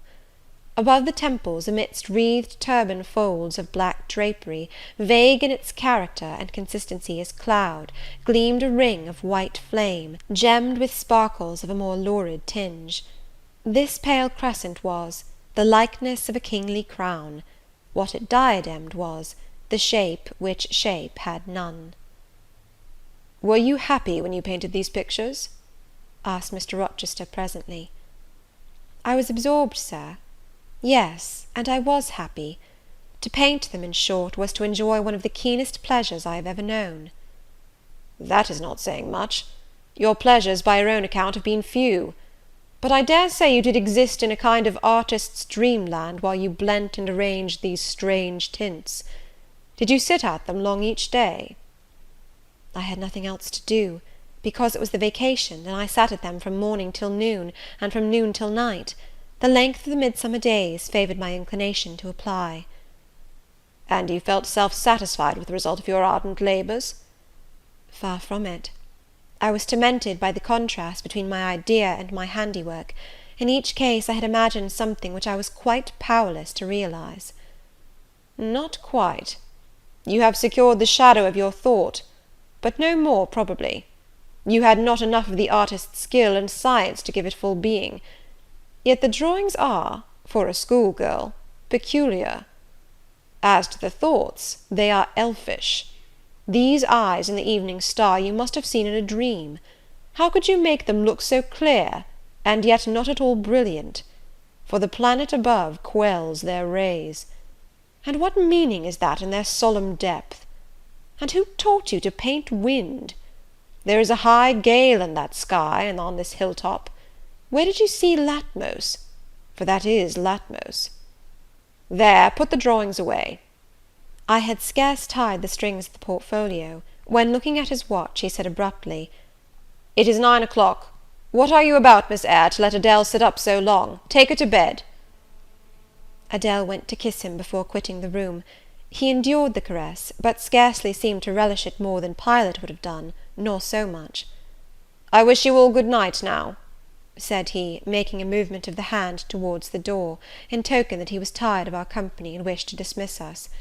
Mrs. Fairfax folded up her knitting, I took my portfolio, we curtsied to him, received a frigid bow in return, and so withdrew. "You said Mr. Rochester was not strikingly peculiar, Mrs. Fairfax?" I observed when I rejoined her in her room, after putting Adele to bed. "Well, is he?" "I think so. He is very changeful and abrupt." "True, no doubt he may appear so to a stranger, but I am so accustomed to his manner I never think of it; and then if he has peculiarities of temper, allowance should be made." "Why?" "Partly because it is his nature, and we can none of us help our nature; and partly because he has painful thoughts, no doubt, to harass him and make his spirits unequal." "What about?" "Family troubles, for one thing." "But he has no family." "Not now, but he has had, or at least relatives. He lost his elder brother a few years since." "His elder brother?" "Yes, the present Mr. Rochester has not been very long in possession of the property, only about 9 years." "9 years is a tolerable time. Was he so very fond of his brother as to be still inconsolable for his loss?" "Why, no, perhaps not. I believe there was some misunderstanding between them. Mr. Rowland Rochester was not quite just to Mr. Edward, and perhaps he prejudiced his father against him. The old gentleman was fond of money, and anxious to keep the family estate together. He did not like to diminish the property by division, and yet he was anxious that Mr. Edward should have wealth too, to keep up the consequence of the name; and soon after he was of age, some steps were taken that were not quite fair, and made a great deal of mischief. Old Mr. Rochester and Mr. Rowland combined to bring Mr. Edward into what he considered a painful position, for the sake of making his fortune. What the precise nature of that position was, I never clearly knew, but his spirit could not brook what he had to suffer in it. He is not very forgiving. He broke with his family, and now for many years he has led an unsettled kind of life. I don't think he has ever been resident at Thornfield for a fortnight together, since the death of his brother without a will left him master of the estate, and indeed no wonder he shuns the old place." "Why should he shun it?" "Perhaps he thinks it gloomy." The answer was evasive. I should have liked something clearer, but Mrs. Fairfax either could not or would not give me more explicit information of the origin and nature of Mr. Rochester's trials. She averred they were a mystery to herself, and that what she knew was chiefly from conjecture. It was evident, indeed, that she wished me to drop the subject, which I did accordingly. Chapter 13.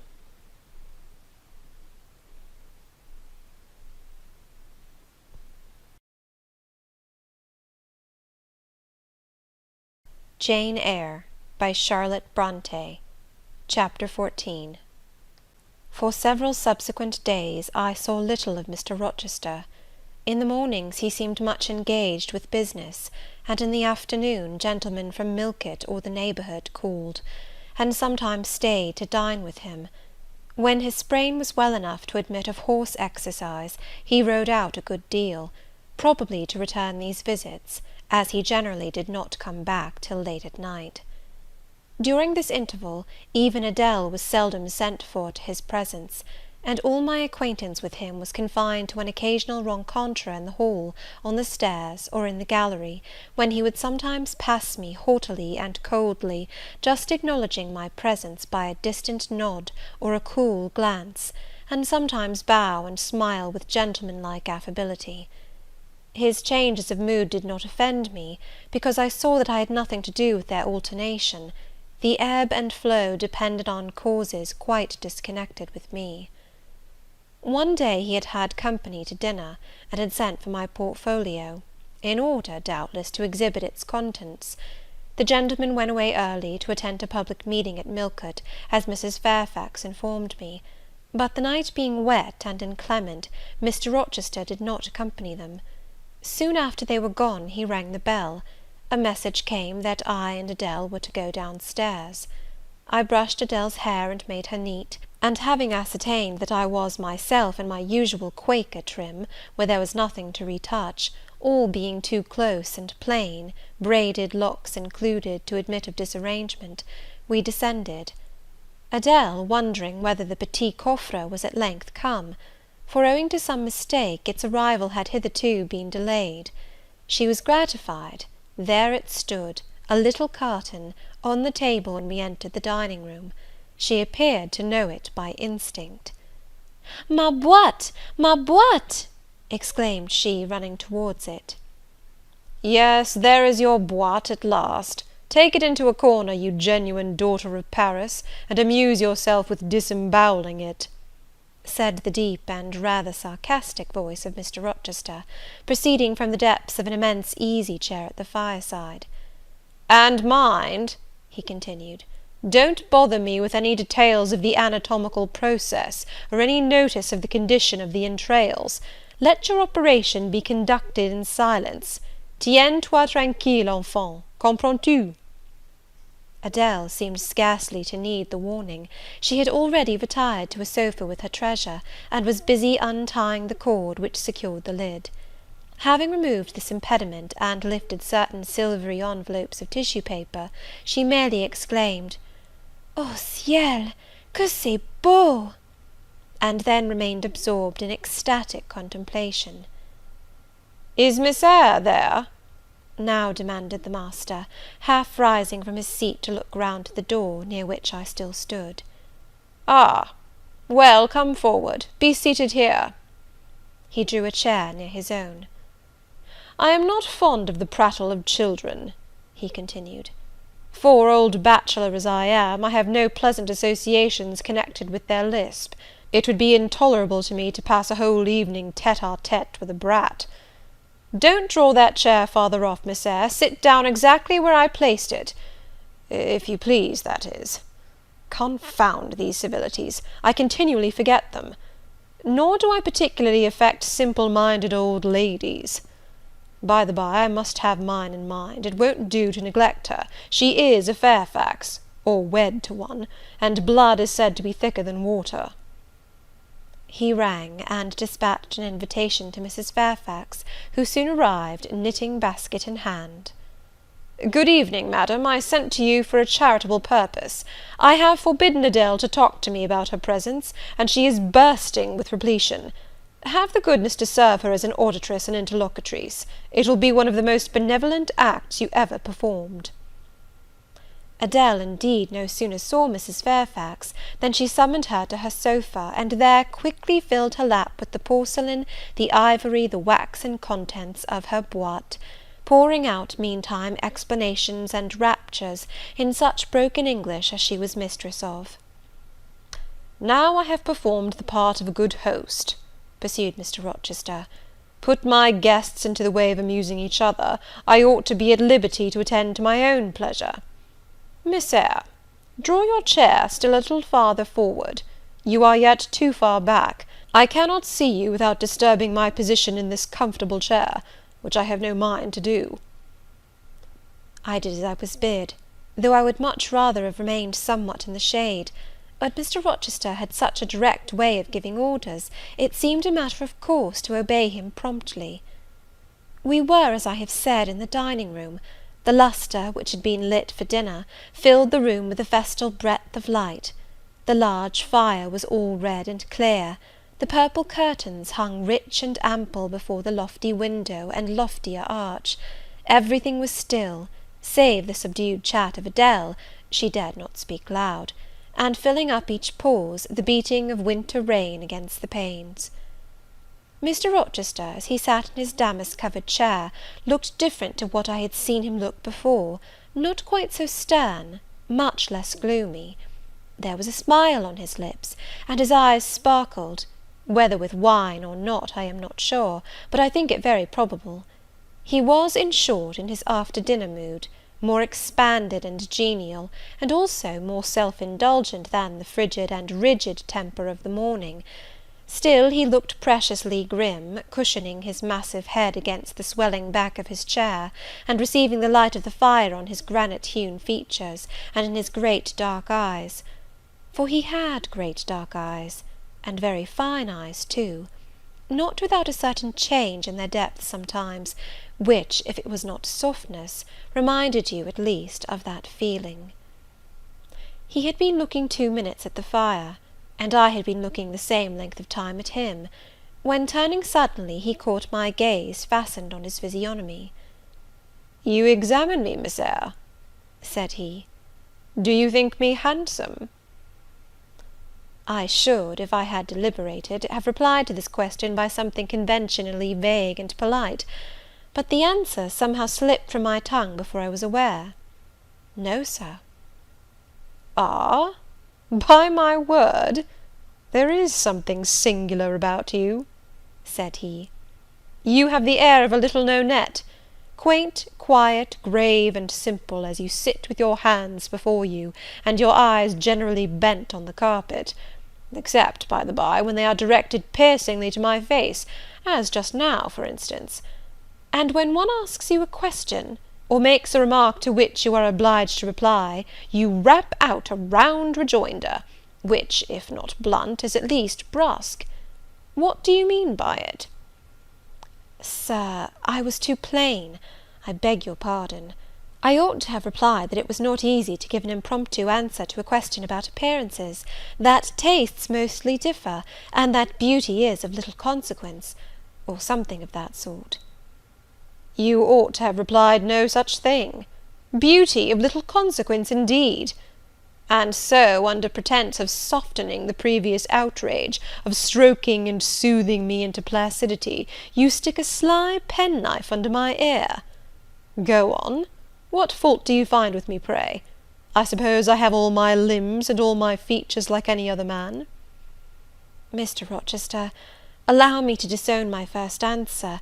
I intended no pointed repartee, it was only a blunder." "Just so. I think so, and you shall be answerable for it. Criticise me. Does my forehead not please you?" He lifted up the sable waves of hair which lay horizontally over his brow, and showed a solid enough mass of intellectual organs, but an abrupt deficiency where the suave sign of benevolence should have risen. "Now, ma'am, am I a fool?" "Far from it, sir. You would perhaps think me rude if I inquired in return whether you are a philanthropist." "There again! Another stick of the penknife, when she pretended to pat my head; and that is because I said I did not like the society of children and old women, low be it spoken. No, young lady, I am not a general philanthropist, but I bear a conscience," and he pointed to the prominences which are said to indicate that faculty, and which, fortunately for him, were sufficiently conspicuous, giving indeed a marked breadth to the upper part of his head. "And besides, I once had a kind of rude tenderness of heart. When I was as old as you, I was a feeling fellow enough, partial to the unfledged, unfostered, and unlucky. But fortune has knocked me about since. She has even kneaded me with her knuckles, and now I flatter myself I am as hard and tough as an india-rubber ball, pervious, though, through a chink or two still, and with one sentient point in the middle of the lump. Yes, does that leave hope for me?" "Hope of what, sir?" "Of my final re-transformation from india-rubber back to flesh." Decidedly he has had too much wine, I thought, and I did not know what answer to make to his queer question. How could I tell whether he was capable of being re-transformed? "You look very much puzzled, Miss Eyre; and though you are not pretty any more than I am handsome, yet a puzzled air becomes you. Besides, it is convenient, for it keeps those searching eyes of yours away from my physiognomy, and busies them with the worsted flowers of the rug. So puzzle on. Young lady, I am disposed to be gregarious and communicative to-night." With this announcement he rose from his chair, and stood, leaning his arm on the marble mantelpiece. In this attitude his shape was seen plainly, as well as his face, his unusual breadth of chest, disproportionate almost to his length of limb. I am sure most people would have thought him an ugly man, yet there was so much unconscious pride in his port, so much ease in his demeanour, such a look of complete indifference to his own external appearance, so haughty a reliance on the power of other qualities, intrinsic or adventitious, to atone for the lack of mere personal attractiveness, that in looking at him one inevitably shared the indifference, and even in a blind imperfect sense put faith in the confidence. "I am disposed to be gregarious and communicative to-night," he repeated, "and that is why I sent for you. The fire and the chandelier were not sufficient company for me, nor would Pilot have been, for none of these can talk. Adele is a degree better, but still far below the mark. Mrs. Fairfax, ditto. You, I am persuaded, can suit me if you will. You puzzled me the first evening I invited you down here. I have almost forgotten you since. Other ideas have driven yours from my head. But to-night I am resolved to be at ease, to dismiss what importunes and recall what pleases. It would now please me to draw you out, to learn more of you. Therefore speak." Instead of speaking, I smiled, and not a very complacent or submissive smile either. "Speak," he urged. "What about, Sir?" "Whatever you like. I leave both the choice of subject and the manner of treating it entirely to yourself." Accordingly I sat and said nothing. If he expects me to talk for the mere sake of talking and showing off, he will find he has addressed himself to the wrong person, I thought. "You are dumb, Miss Eyre." I was dumb still. He bent his head a little towards me, and with a single hasty glance seemed to dive into my eyes. "Stubborn?" he said. "And annoyed? Ah, it is consistent. I put my request in an absurd, almost insolent form. Miss Eyre, I beg your pardon. The fact is, once for all, I don't wish to treat you as an inferior. That is," correcting himself, "I claim only such superiority as must result from 20 years' difference in age and a century's advance in experience. This is legitimate, et j'y tiens, as Adele would say. And it is by virtue of this superiority, and this alone, that I desire you to have the goodness to talk to me a little now, and divert my thoughts, which are galled with dwelling on one point, cankering as a rusty nail."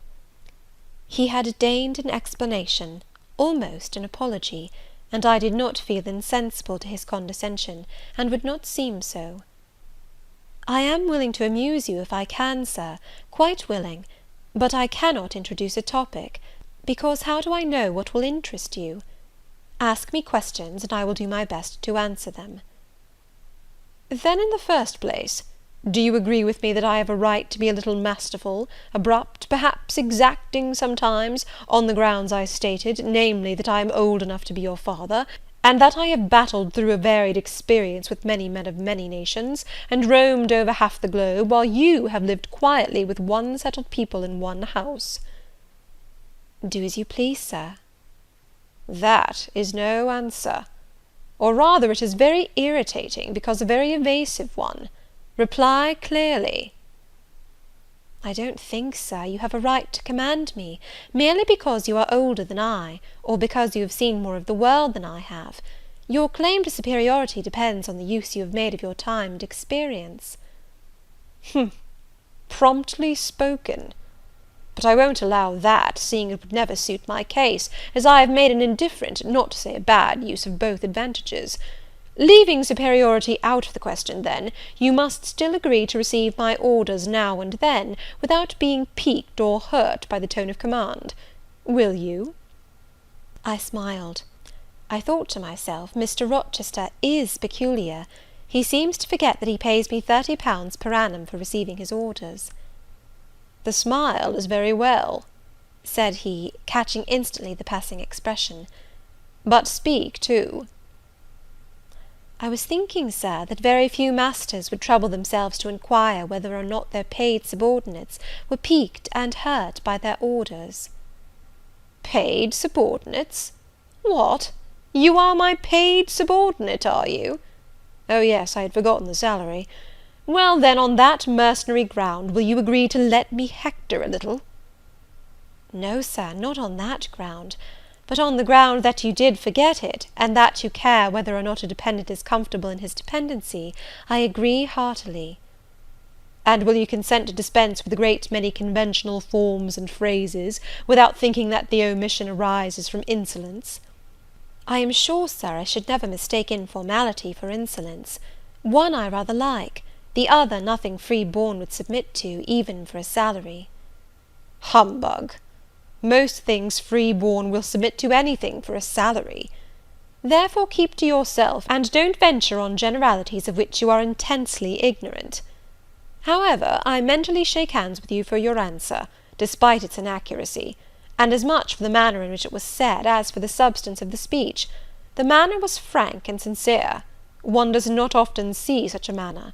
No, On the contrary, affectation or coldness or stupid, coarse-minded misapprehension of one's meaning are the usual rewards of candour. Not 3 in 3,000 raw schoolgirl governesses would have answered me as you have just done. But I don't mean to flatter you.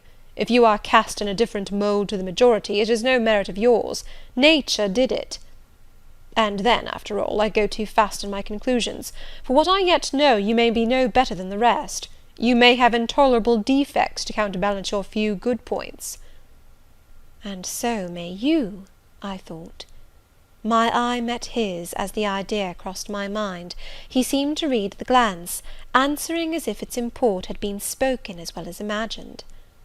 Yes, yes, you are right, said he. I have plenty of faults of my own. I know it, and I don't wish to palliate them, I assure you.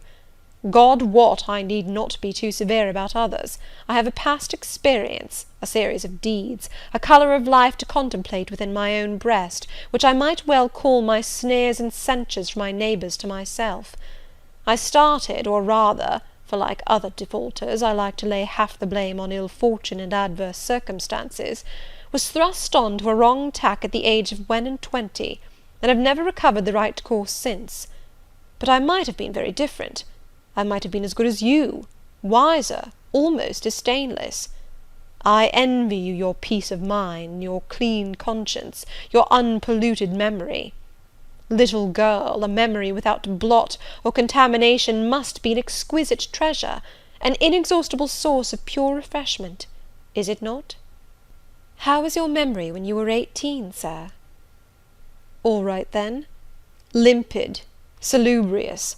No gush of bilge water had turned it to fetid puddle. I was your equal at 18, quite your equal. Nature meant me to be, on the whole, a good man, Miss Eyre, one of the better kind, and you see I am not so. You would say you don't see it, at least I flatter myself I read as much in your eye. Beware, by the by, what you express with that organ. I am quick at interpreting its language. Then take my word for it, I am not a villain, you are not to suppose that. Not to attribute to me any such bad eminence, but owing, I verily believe, rather to circumstances than to my natural bent, I am a trite, commonplace sinner, hackneyed in all the poor petty dissipations with which the rich and worthless try to put on life. Do you wonder that I avow this to you? Know that in the course of your future life you will often find yourself elected the involuntarily confidant of your acquaintances' secrets. People will instinctively find out, as I have done, that it is not your forte to tell of yourself, but to listen while others talk of themselves. They will feel, too, that you listen with no malevolent scorn of their indiscretion, but with a kind of innate sympathy, not the less comforting and encouraging because it is very unobtrusive in its manifestations. How do you know? How can you guess all this, sir? I know it well. Therefore I proceed almost as freely as if I were writing my thoughts in a diary. You would say I should have been superior to circumstances. So I should. But you see I was not. When fate wronged me, I had not the wisdom to remain cool. I turned desperate. Then I degenerated. Now, when any vicious simpleton excites my disgust by his paltry ribaldry, I cannot flatter myself that I am better than he. I am forced to confess that he and I are on a level. I wish I had stood firm. God knows I do. Dread remorse when you are tempted to err, Miss Eyre. Remorse is the poison of life. Repentance is said to be its cure, sir. It is not its cure. Reformation may be its cure, and I could reform. I have strength yet for that, if... But where is the use of thinking of it, hampered, burdened, cursed as I am? Besides, since happiness is irrevocably denied me, I have a right to get pleasure out of life, and I will get it, cost what it may. Then you will degenerate still more, sir. Possibly. Yet why should I, if I can get sweet, fresh pleasure? And I may get it as sweet and fresh as the wild honey the bee gathers on the moor. It will sting. It will taste bitter, sir. How do you know? You never tried it. How very serious, how very solemn you look! and you are as ignorant of the matter as this cameo head," taking one from the mantelpiece. "You have no right to preach to me, you neophyte, that have not passed the porch of life, and are absolutely unacquainted with its mysteries." "I only remind you of your own words, Sir. You said error brought remorse, and you pronounced remorse the poison of existence." "And who talks of error now? I scarcely think the notion that flitted across my brain was an error. I believe it was an inspiration rather than a temptation. It was very genial, very soothing, I know that. Here it comes again. It is no devil, I assure you; or if it be, it has put on the robes of an angel of light. I think I must admit so fair a guest when it asks entrance to my heart." "Distrust it, Sir. It is not a true angel." "Once more, how do you know? By what instinct do you pretend to distinguish between a fallen seraph of the abyss and a messenger from the eternal throne, between a guide and a seducer?" "I judge by your countenance, Sir, which was troubled when you said the suggestion had returned upon you. I feel sure it will work you more misery if you listen to it." "Not at all. It bears the most gracious message in the world. For the rest, you are not my conscience keeper, so don't make yourself uneasy. Here, come in, bonny wanderer." He said this as if he spoke to a vision, viewless to any eye but his own. Then, folding his arms, which he had half extended, on his chest, he seemed to enclose in their embrace the invisible being. "Now," he continued, again addressing me, "I have received the pilgrim, a disguised deity, as I verily believe. Already it has done me good. My heart was a sort of charnel; it will now be a shrine." "To speak truth, Sir, I don't understand you at all. I cannot keep up the conversation because it has got out of my depth. Only one thing I know. You said you were not as good as you should like to be, and that you regretted your own imperfection. One thing I can comprehend. You intimated that to have a sullied memory was a perpetual bane. It seems to me that if you tried hard, you would in time find it possible to become what you yourself would approve, and that if from this day you began with resolution to correct your thoughts and actions, you would in a few years have laid up a new and stainless store of recollections, to which you might revert with pleasure." "Justly thought, rightly said, Miss Eyre, and at this moment I am paving hell with energy." "Sir?" "I am laying down good intentions, which I believe durable as flint. Certainly my associates and pursuits shall be other than they have been." "And better?" "And better. So much better as pure ore is than foul dross. You seem to doubt me. I don't doubt myself. I know what my aim is, what my motives are, and at this moment I pass a law, unalterable as that of the Medes and Persians, that both are right." "They cannot be, Sir, if they require a new statute to legalize them." "They are, Miss Eyre, though they absolutely require a new statute. Unheard of combinations of circumstances demand unheard of rules." "That sounds a dangerous maxim, Sir, because one can see at once that it is liable to abuse." "Sententious sage! So it is, but I swear by my household gods not to abuse it." "You are human and fallible." "I am. So are you. What then?" "The human and fallible should not arrogate a power with which the divine and perfect alone can be safely entrusted." "What power?" "That of saying of any strange, unsanctioned line of action, 'Let it be right.'" "Let it be right. The very words, you have pronounced them." "May it be right, then," I said, as I rose, deeming it useless to continue a discourse which was all darkness to me, and besides, sensible that the character of my interlocutor was beyond my penetration, at least beyond its present reach, and feeling the uncertainty, the vague sense of insecurity which accompanies a conviction of ignorance. "Where are you going?" "To put Adele to bed. It is past her bed time." "You are afraid of me, because I talk like a sphinx." "Your language is enigmatical, Sir, but though I am bewildered, I am certainly not afraid." "You are afraid. Your self-love dreads a blunder." "In that sense I do feel apprehensive. I have no wish to talk nonsense." "If you did, it would be in such a grave, quiet manner I should mistake it for sense. Do you never laugh, Miss Eyre? Don't trouble yourself to answer. I see you laugh rarely, but you can laugh very merrily. Believe me, you are not naturally austere, any more than I am naturally vicious. The low wood constraint still clings to you somewhat, controlling your features, muffling your voice, and restricting your limbs, and you fear in the presence of a man and a brother, or father, or master, or what you will, to smile too gaily, speak too freely, or move too quickly. But in time I think you will learn to be natural with me, as I find it impossible to be conventional with you, and then your looks and movements will have more vivacity and variety than they dare offer now. I see at intervals the glance of a curious sort of bird through the close-set bars of a cage. A vivid, restless, resolute captive is there.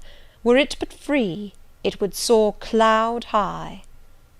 You are still bent on going?" "It has struck 9, Sir." "Never mind. Wait a minute. Adele is not ready to go to bed yet.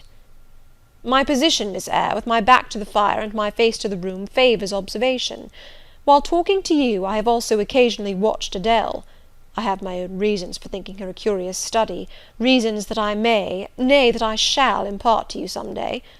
She pulled out of her box about 10 minutes ago a little pink silk frock. Rapture lit her face as she unfolded it.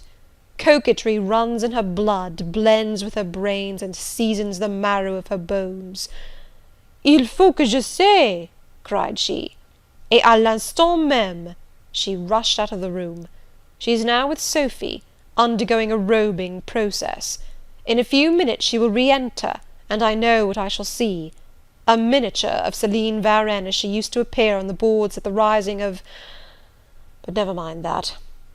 However, my tenderest feelings are about to receive a shock. Such is my presentiment. Stay now to see whether it will be realized." Ere long, Adele's little foot was heard tripping across the hall. She entered, transformed as her guardian had predicted.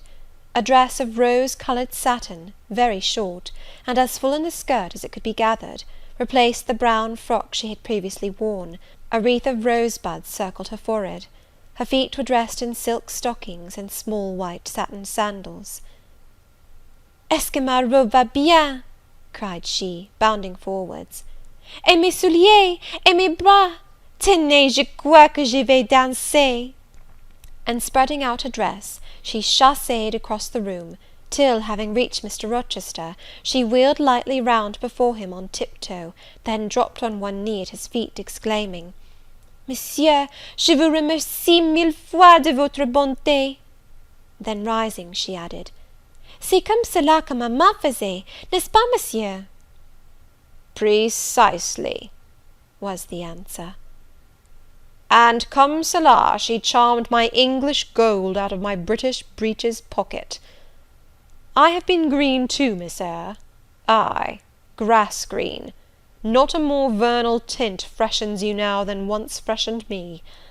My spring is gone, however, but it has left me that French floweret on my hands, which in some moods I would fain be rid of, not valuing now the root whence it sprang, having found that it was of a sort which nothing but gold dust could manure.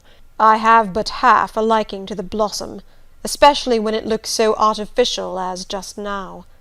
I keep it and rear it rather on the Roman Catholic principle of expiating numerous sins, great or small, by one good work. I'll explain all this some day. Good night." End of chapter 14.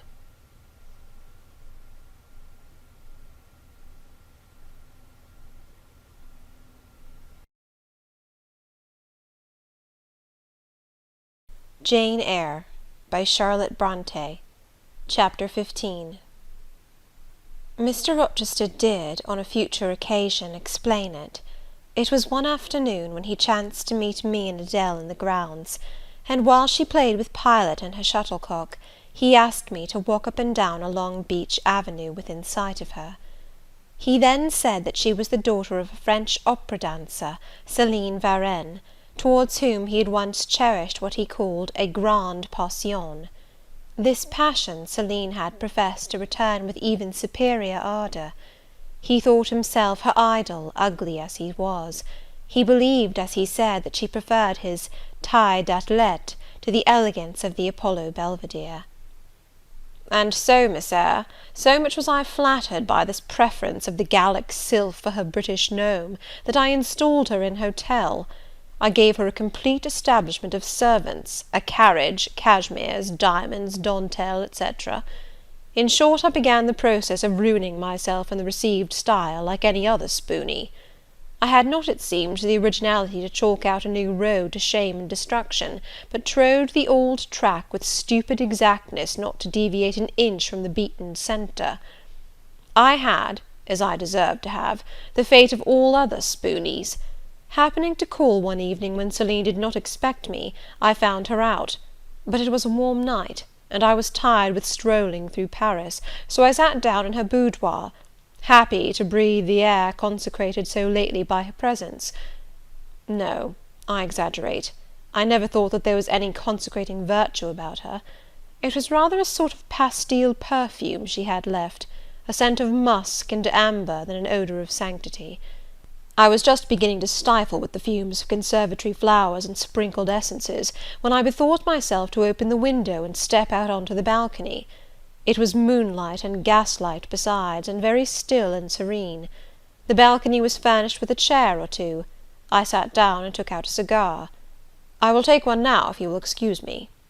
Here ensued a pause, filled up by the producing and lighting of a cigar. Having placed it to his lips, and breathed a trail of Havana incense on the freezing and sunless air, he went on. I liked bonbons, too, in those days, Miss Eyre, and I was croquant, overlook the barbarism, croquant chocolat confit, and smoking alternately, and watching meantime the equipage that rolled along the fashionable streets toward the neighbouring opera house, when in an elegant close carriage, drawn by a beautiful pair of English horses, and distinctly seen in the brilliant city night, I recognized the voiture I had given Céline. She was returning. Of course my heart thumped with impatience against the iron rails I leant upon. The carriage stopped, as I had expected, at the hotel door. My flame, that is the very word for an opera inamorata, alighted. Though muffled in a cloak, an unnecessary encumbrance, by the by, on so warm a June evening, I knew her instantly by her little foot, seen peeping from the skirt of her dress as she skipped from the carriage step. Bending over the balcony, I was about to murmur, "Mon ange," in a tone, of course, which should be audible to the ear of love alone, when a figure jumped from the carriage after her, cloaked also; but that was a spurred heel which had rung on the pavement, and that was a hatted head which now passed under the arched porte-cochere of the hotel. You never felt jealousy, did you, Miss Eyre? Of course not. I need not ask you, because you have never felt love. You have both sentiments yet to experience. Your soul sleeps, the shock is yet to be given which shall waken it. You think all existence lapses in as quiet a flow as that in which your youth has hitherto slid away. Floating on with closed eyes and muffled ears, you neither see the rocks bristling not far off in the bed of the flood, nor hear the breakers boil at their base. But I tell you, and you may mark my words, you will come some day to a craggy pass in the channel, where the whole of life's stream will be broken up into whirl and tumult, foam and noise. Either you will be dashed to atoms on crag points, or lifted up and borne on by some master wave into a calmer current, as I am now. I like this day. I like that sky of steel. I like the sternness and stillness of the world under this frost. I like Thornfield, its antiquity, its retirement, its old crow-trees and thorn-trees, its grey facade and lines of dark windows reflecting that metal welkin. And yet how long have I abhorred the very thought of it, shunned it like a great plague-house! How do I still abhor? He ground his teeth and was silent. He arrested his step, and struck his boot against the hard ground. Some hated thought seemed to have him in its grip, and to hold him so tightly that he could not advance. We were ascending the avenue when he thus paused. The hall was before us. Lifting his eye to its battlements, he cast over them a glare such as I never saw before or since. Pain, shame, ire, impatience, disgust, detestation, seemed momentarily to hold a quivering conflict in the large pupil dilating under his ebon eyebrow. Wild was the wrestle which should be paramount, but another feeling rose and triumphed. Something hard and cynical, self-willed and resolute. It settled his passion and petrified his countenance. He went on. "During the moment I was silent, Miss Eyre, I was arranging a point with my destiny. She stood there by that beech trunk, a hag like one of those who appeared to Macbeth on the heath of Forres. 'You like Thornfield?' she said, lifting her finger; and then she wrote in the air a memento, which ran in lurid hieroglyphics all along the house front, between the upper and lower row of windows. 'Like it if you can, like it if you dare.' 'I will like it,' said I. 'I dare like it. And,' he subjoined moodily, 'I will keep my word. I will break obstacles to happiness, to goodness, yes, goodness. I wish to be a better man than I have been, than I am, as Job's Leviathan broke the spear, the dart, and the habergeon, hindrances which others count as iron and brass, I will esteem but straw and rotten wood.'" Adele here ran before him with her shuttlecock. "Away!" he cried harshly. "Keep at a distance, child, or go in to Sophy." Continuing then to pursue his walk in silence, I ventured to recall him to the point where he had abruptly diverged. "Did you leave the balcony, Sir," I asked, "when Mademoiselle Varenne entered?" I almost expected a rebuff for this hardly well-timed question, but, on the contrary, waking out of his scowling abstraction, he turned his eyes towards me, and the shade seemed to clear off his brow. "Oh, I had forgotten Celine.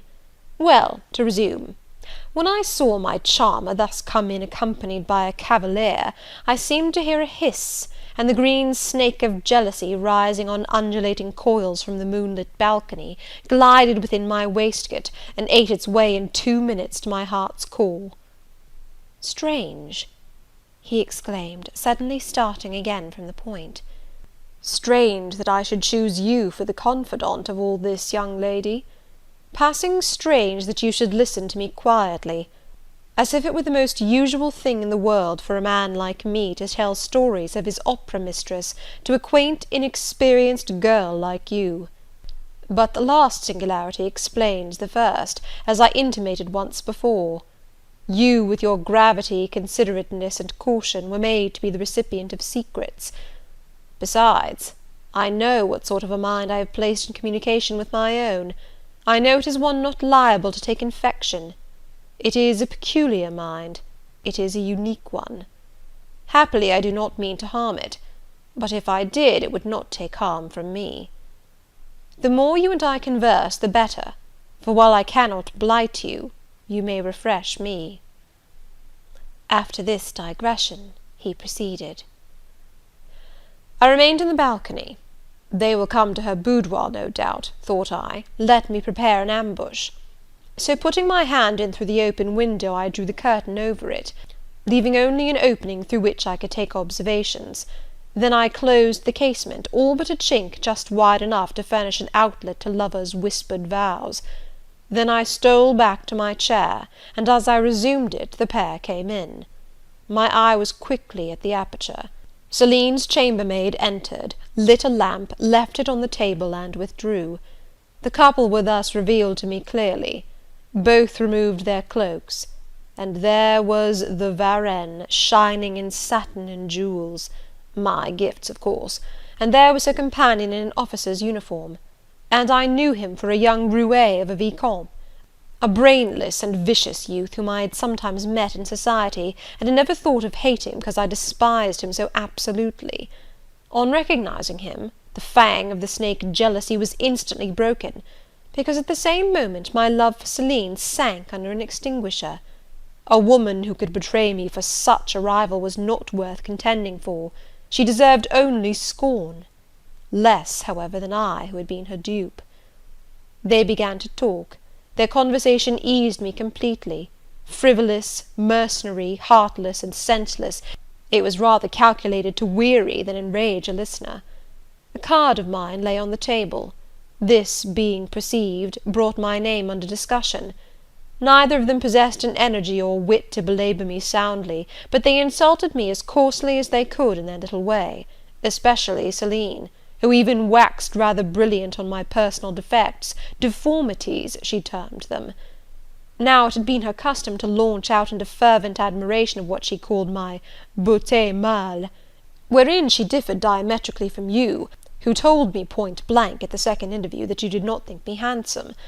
The contrast struck me at the time, and Adele here came running up again. Monsieur, John has just been to say that your agent has called and wishes to see you. Ah, in that case I must abridge. Opening the window, I walked in upon them, liberated Celine from my protection, gave her notice to vacate her hotel, offered her a purse for immediate exigencies, disregarded screams, hysterics, prayers, protestations, convulsions, made an appointment with the Vicomte for a meeting at the Bois de Boulogne. Next morning I had the pleasure of encountering him, left a bullet in one of his poor etiolated arms, feeble as the wing of a chicken in the pip, and then thought I had done with the whole crew. But unluckily the Varenne, 6 months before, had given me this fillette Adele, who, she affirmed, was my daughter; and perhaps she may be, though I see no proofs of such grim paternity written in her countenance. Pilot is more like me than she. Some years after I had broken with the mother, she abandoned her child, and ran away to Italy with a musician or singer. I acknowledged no natural claim, on Adele's part, to be more supported by me, nor do I now acknowledge any, for I am not her father; but hearing that she was quite destitute, I e'en took the poor thing out of the slime and mud of Paris, and transplanted it here, to grow up clean in the wholesome soil of an English country garden. Mrs. Fairfax found you to train it; but now you know that it is the illegitimate offspring of a French opera girl, you'll perhaps think differently of your post and protégé. You will be coming to me some day with notice that you have found another place, that you beg me to look out for a new governess, etc. Eh? No, Adele is not answerable for either her mother's faults or yours. I have a regard for her, and now that I know she is, in a sense, parentless, forsaken by her mother and disowned by you, Sir, I shall cling closer to her than before. How could I possibly prefer the spoilt pet of a wealthy family, who would hate her governess as a nuisance, to a lonely little orphan, who leans towards her as a friend? Oh, that is the light in which you view it. Well, I must go in now, and you too. It darkens. But I stayed out a few minutes longer with Adele and Pilot, ran a race with her, and played a game of battledore and shuttlecock. When we went in, and I had removed her bonnet and coat, I took her on my knee, kept her there an hour, allowing her to prattle as she liked, not rebuking even some little freedoms and trivialities into which she was apt to stray when much noticed, and which betrayed in her a superficiality of character, inherited probably from her mother, hardly congenial to an English mind. Still she had her merits, and I was disposed to appreciate all that was good in her to the utmost. I sought in her countenance and features a likeness to Mr. Rochester, but found none. No trait, no turn of expression announced relationship. It was a pity. If she could but have been proved to resemble him, he would have thought more of her. It was not till after I had withdrawn to my own chamber for the night that I steadily reviewed the tale Mr. Rochester had told me. As he had said, there was probably nothing at all extraordinary in the substance of the narrative itself. A wealthy Englishman's passion for a French dancer, and her treachery to him, were everyday matters enough, no doubt, in society; but there was something decidedly strange in the paroxysm of emotion which had suddenly seized him, when he was in the act of expressing the present contentment of his mood, and his newly revived pleasure in the old hall and its environs. I meditated wonderingly on this incident, but gradually quitting it, as I found it for the present inexplicable, I turned to the consideration of my master's manner to myself. The confidence he had thought fit to repose in me seemed a tribute to my discretion. I regarded and accepted it as such. His deportment had now, for some weeks, been more uniform towards me than at the first. I never seemed in his way. He did not take fits of chilling hauteur. When he met me unexpectedly, the encounter seemed welcome. He had always a word and sometimes a smile for me. When summoned by formal invitation to his presence, I was honoured by a cordiality of reception that made me feel I really possessed the power to amuse him, and that these evening conferences were sought as much for his pleasure as for my benefit. I, indeed, talked comparatively little, but I heard him talk with relish. It was his nature to be communicative. He liked to open to a mind unacquainted with the world glimpses of its scenes and ways. I do not mean its corrupt scenes and wicked ways, but such as derived their interest from the great scale on which they were acted, the strange novelty by which they were characterized. And I had a keen delight in receiving the new ideas he offered, in imagining the new pictures he portrayed, and following him in thought through the new regions he disclosed, never startled or troubled by one noxious illusion. The ease of his manner freed me from painful restraint. The friendly frankness, as correct as cordial, with which he treated me, drew me to him. I felt at times as if he were my relation rather than my master. Yet he was imperious sometimes still, but I did not mind that. I saw it was his way. So happy, so gratified did I become with this new interest added to life, that I ceased to pine after kindred. My thin crescent destiny seemed to enlarge, the blanks of existence were filled up, my bodily health improved, I gathered flesh and strength. And was Mr. Rochester now ugly in my eyes? No, reader. Gratitude and many associations, all pleasurable and genial, made his face the object I best liked to see. His presence in a room was more cheering than the brightest fire. Yet I had not forgotten his faults. Indeed I could not, for he brought them frequently before me. He was proud, sardonic, harsh to inferiority of every description. In my secret soul I knew that his great kindness to me was balanced by unjust severity to many others.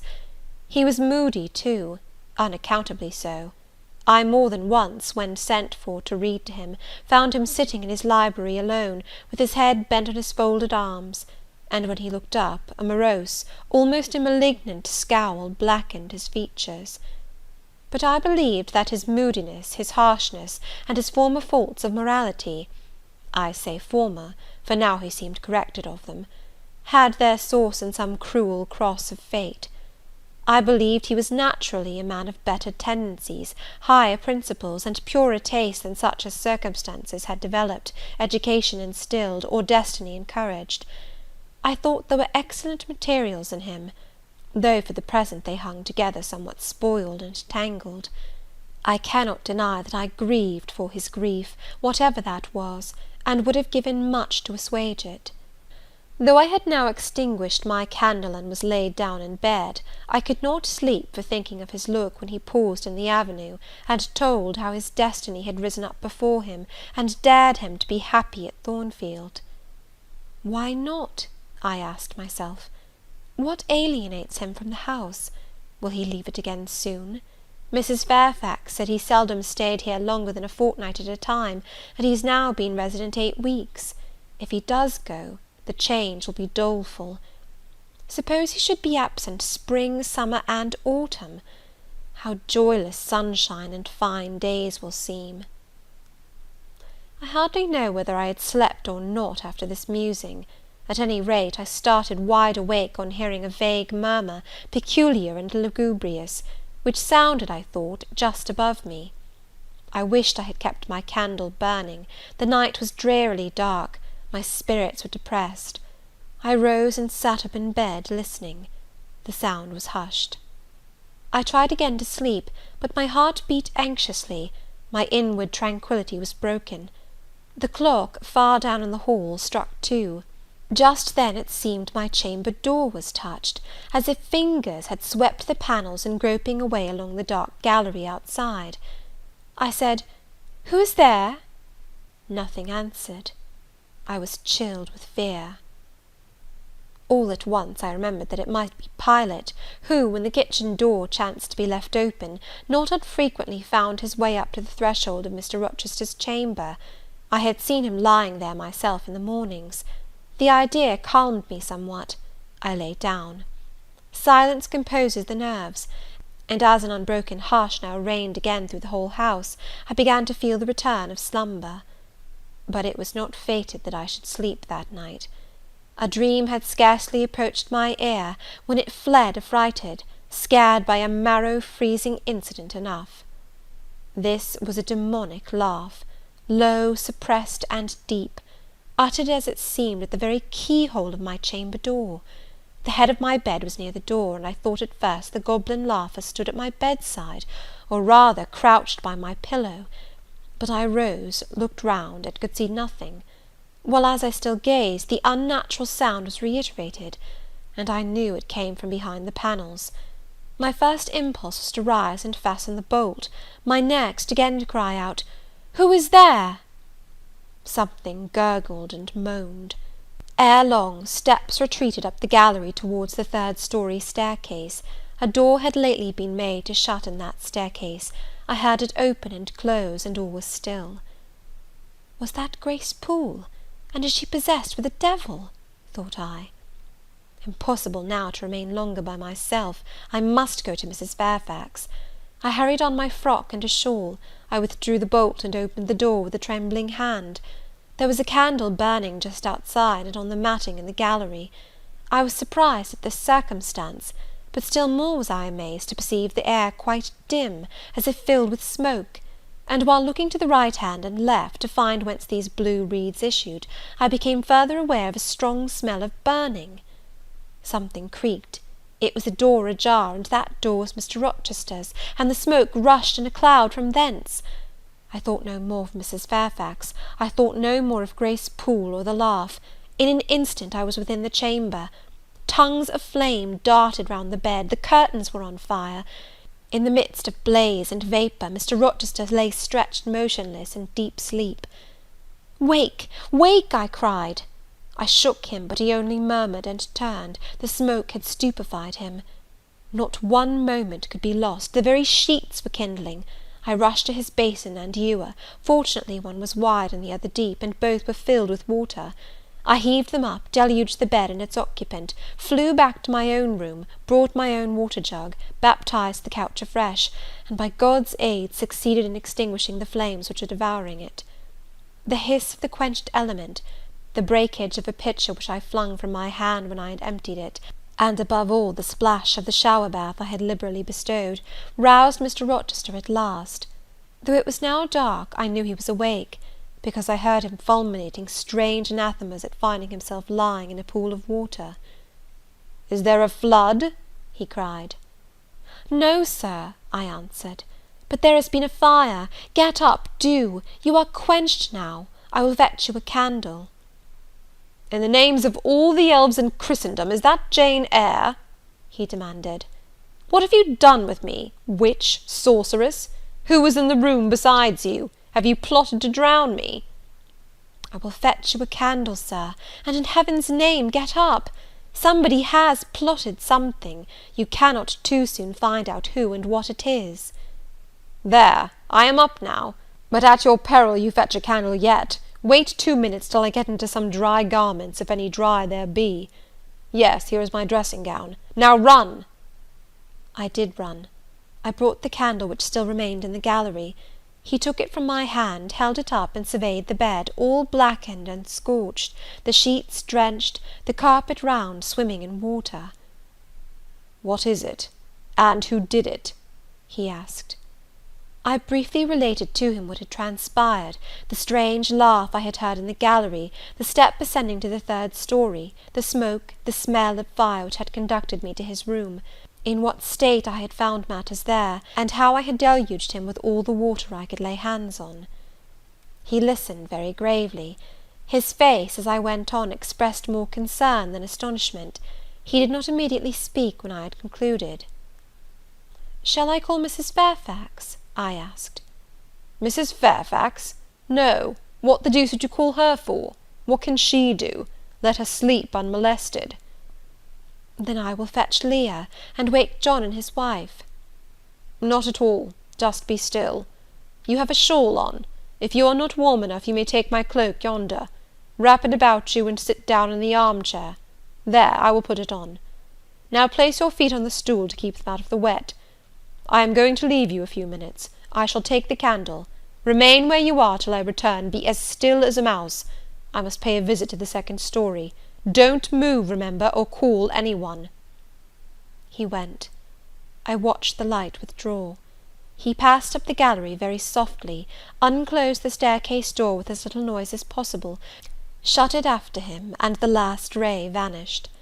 I was left in total darkness. I listened for some noise, but heard nothing. A very long time elapsed.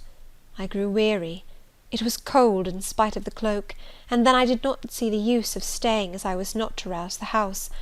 I was at the point of risking Mr. Rochester's displeasure by disobeying his orders, when the light once more gleamed dimly on the gallery wall, and I heard his unshod feet tread the matting. I hope it is he, thought I, and not something worse. He re-entered, pale and very gloomy. "I have found it all out," said he, setting his candle down on the washstand. "It is as I thought." "How, sir?" He made no reply, but stood with his arms folded, looking at the ground. At the end of a few minutes he inquired in rather a peculiar tone, "I forget whether you said you saw anything when you opened your chamber door." "No, sir, only the candlestick on the ground." "But you heard an odd laugh? You have heard that laugh before, I should think, or something like it?" "Yes, sir. There is a woman who sews here, called Grace Poole. She laughs in that way. She is a singular person." "Just so. Grace Poole, you have guessed it. She is, as you say, singular, very. Well, I shall reflect on the subject. Meantime, I am glad that you are the only person besides myself acquainted with the precise details of to-night's incident. You are no talking fool. Say nothing about it. I will account for this state of affairs," pointing to the bed, "and now return to your own room. I shall do very well on the sofa in the library for the rest of the night. It is near 4. In 2 hours the servants will be up." "Good night, then, sir," said I, departing. He seemed surprised, very inconsistently so, as he had just told me to go. "What?" he exclaimed. "Are you quitting me already, and in that way?" "You said I might go, sir." "But not without taking leave? Not without a word or two of acknowledgment and goodwill? Not, in short, in that brief, dry fashion? Why, you have saved my life, snatched me from a horrible and excruciating death, and you walk past me as if we were mutual strangers.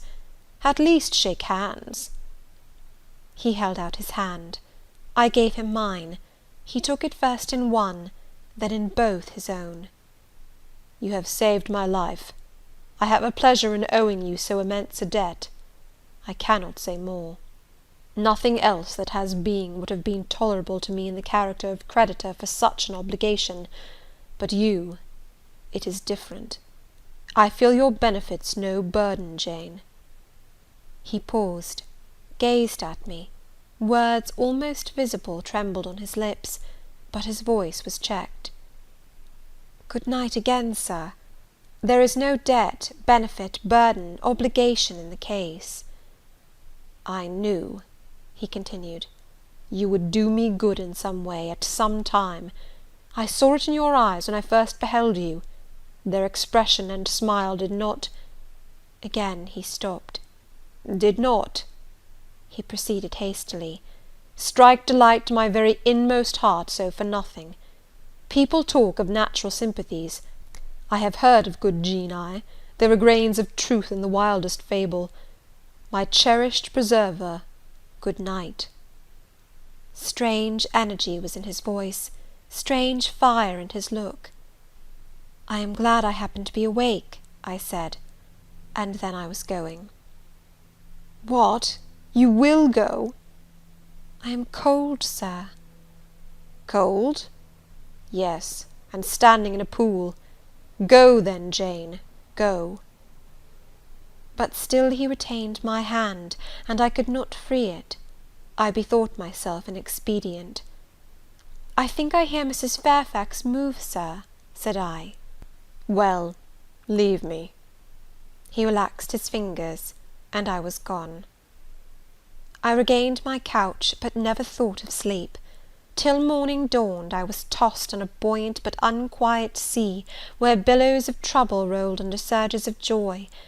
I thought sometimes I saw beyond its wild waters a shore, sweet as the hills of Beulah, and now and then a freshening gale, wakened by hope, bore my spirit triumphantly towards the bourne. But I could not reach it, even in fancy. A counteracting breeze blew off land, and continually drove me back. Sense would resist delirium, judgment would warn passion. Too feverish to rest, I rose as soon as day dawned. End of chapter 15.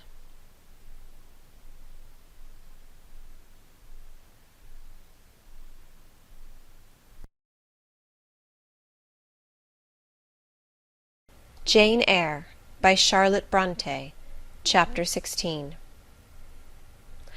I both wished and feared to see Mr. Rochester on the day which followed this sleepless night. I wanted to hear his voice again, yet feared to meet his eye. During the early part of the morning I momentarily expected his coming. He was not in the frequent habit of entering the schoolroom, but he did step in for a few minutes sometimes, and I had the impression that he was sure to visit it that day. But the morning passed just as usual. Nothing happened to interrupt the quiet course of Adele's studies. Only soon after breakfast I heard some bustle in the neighbourhood of Mr. Rochester's chamber, Mrs. Fairfax's voice, and Leah's, and the cook's, that is, John's wife, and even John's own gruff tones. There were exclamations of, "What a mercy master was not burnt in his bed!" "It is always dangerous to keep a candle lit at night." "How providential that he had presence of mind to think of the water-jug!" "I wonder he waked nobody." "It is to be hoped he will not take cold with sleeping on the library sofa," etc. To much confabulation succeeded a sound of scrubbing and setting to rights, and when I passed the room, in going downstairs to dinner, I saw through the open door that all was again restored to complete order, only the bed was stripped of its hangings. Leah stood up in the window-seat, rubbing the panes of glass dimmed with smoke. I was about to address her, for I wished to know what account had been given of the affair, but on advancing I saw a second person in the chamber, a woman sitting on a chair by the bedside, and sewing rings to new curtains. That woman was no other than Grace Poole. There she sat, staid and taciturn looking as usual in her brown stuff gown, her check apron, white handkerchief, and cap. She was intent on her work, in which her whole thoughts seemed absorbed. On her hard forehead, and in her commonplace features, was nothing either of the paleness or desperation one would have expected to see marking the countenance of a woman who had attempted murder, and whose intended victim had followed her late last night to her lair, and, as I believed, charged her with the crime she wished to perpetrate. I was amazed, confounded. She looked up, while I still gazed at her. No start, no increase or failure of colour betrayed emotion, consciousness of guilt, or fear of detection. She said, "Good morning, miss," in her usual phlegmatic and brief manner, and taking up another ring and more tape, went on with her sewing. I will put her to some test, thought I. Such absolute impenetrability is past comprehension. "Good morning, Grace," I said. "Has anything happened here? I thought I heard the servants all talking together a while ago." "Only master had been reading in his bed last night. He fell asleep with his candle lit, and the curtains got on fire, but fortunately he awoke before the bedclothes or the woodwork caught, and contrived to quench the flames with the water in the ewer." "A strange affair," I said in a low voice. Then, looking at her fixedly, "Did Mr. Rochester wake nobody? Did no one hear him move?" She again raised her eyes to me, and this time there was something of consciousness in her expression. She seemed to examine me warily. Then she answered, "The servants sleep so far off, you know, miss, they would not be likely to hear. Mrs. Fairfax's room and yours are the nearest to master's, but Mrs. Fairfax said she heard nothing. When people get elderly, they often sleep heavy." She paused, and then added with a sort of assumed indifference, but still in a marked and significant tone, "But you are young, miss, and I should say a light sleeper. Perhaps you may have heard a noise."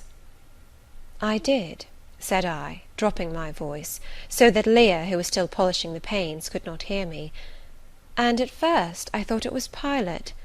But Pilot cannot laugh, and I am certain I heard a laugh, and a strange one."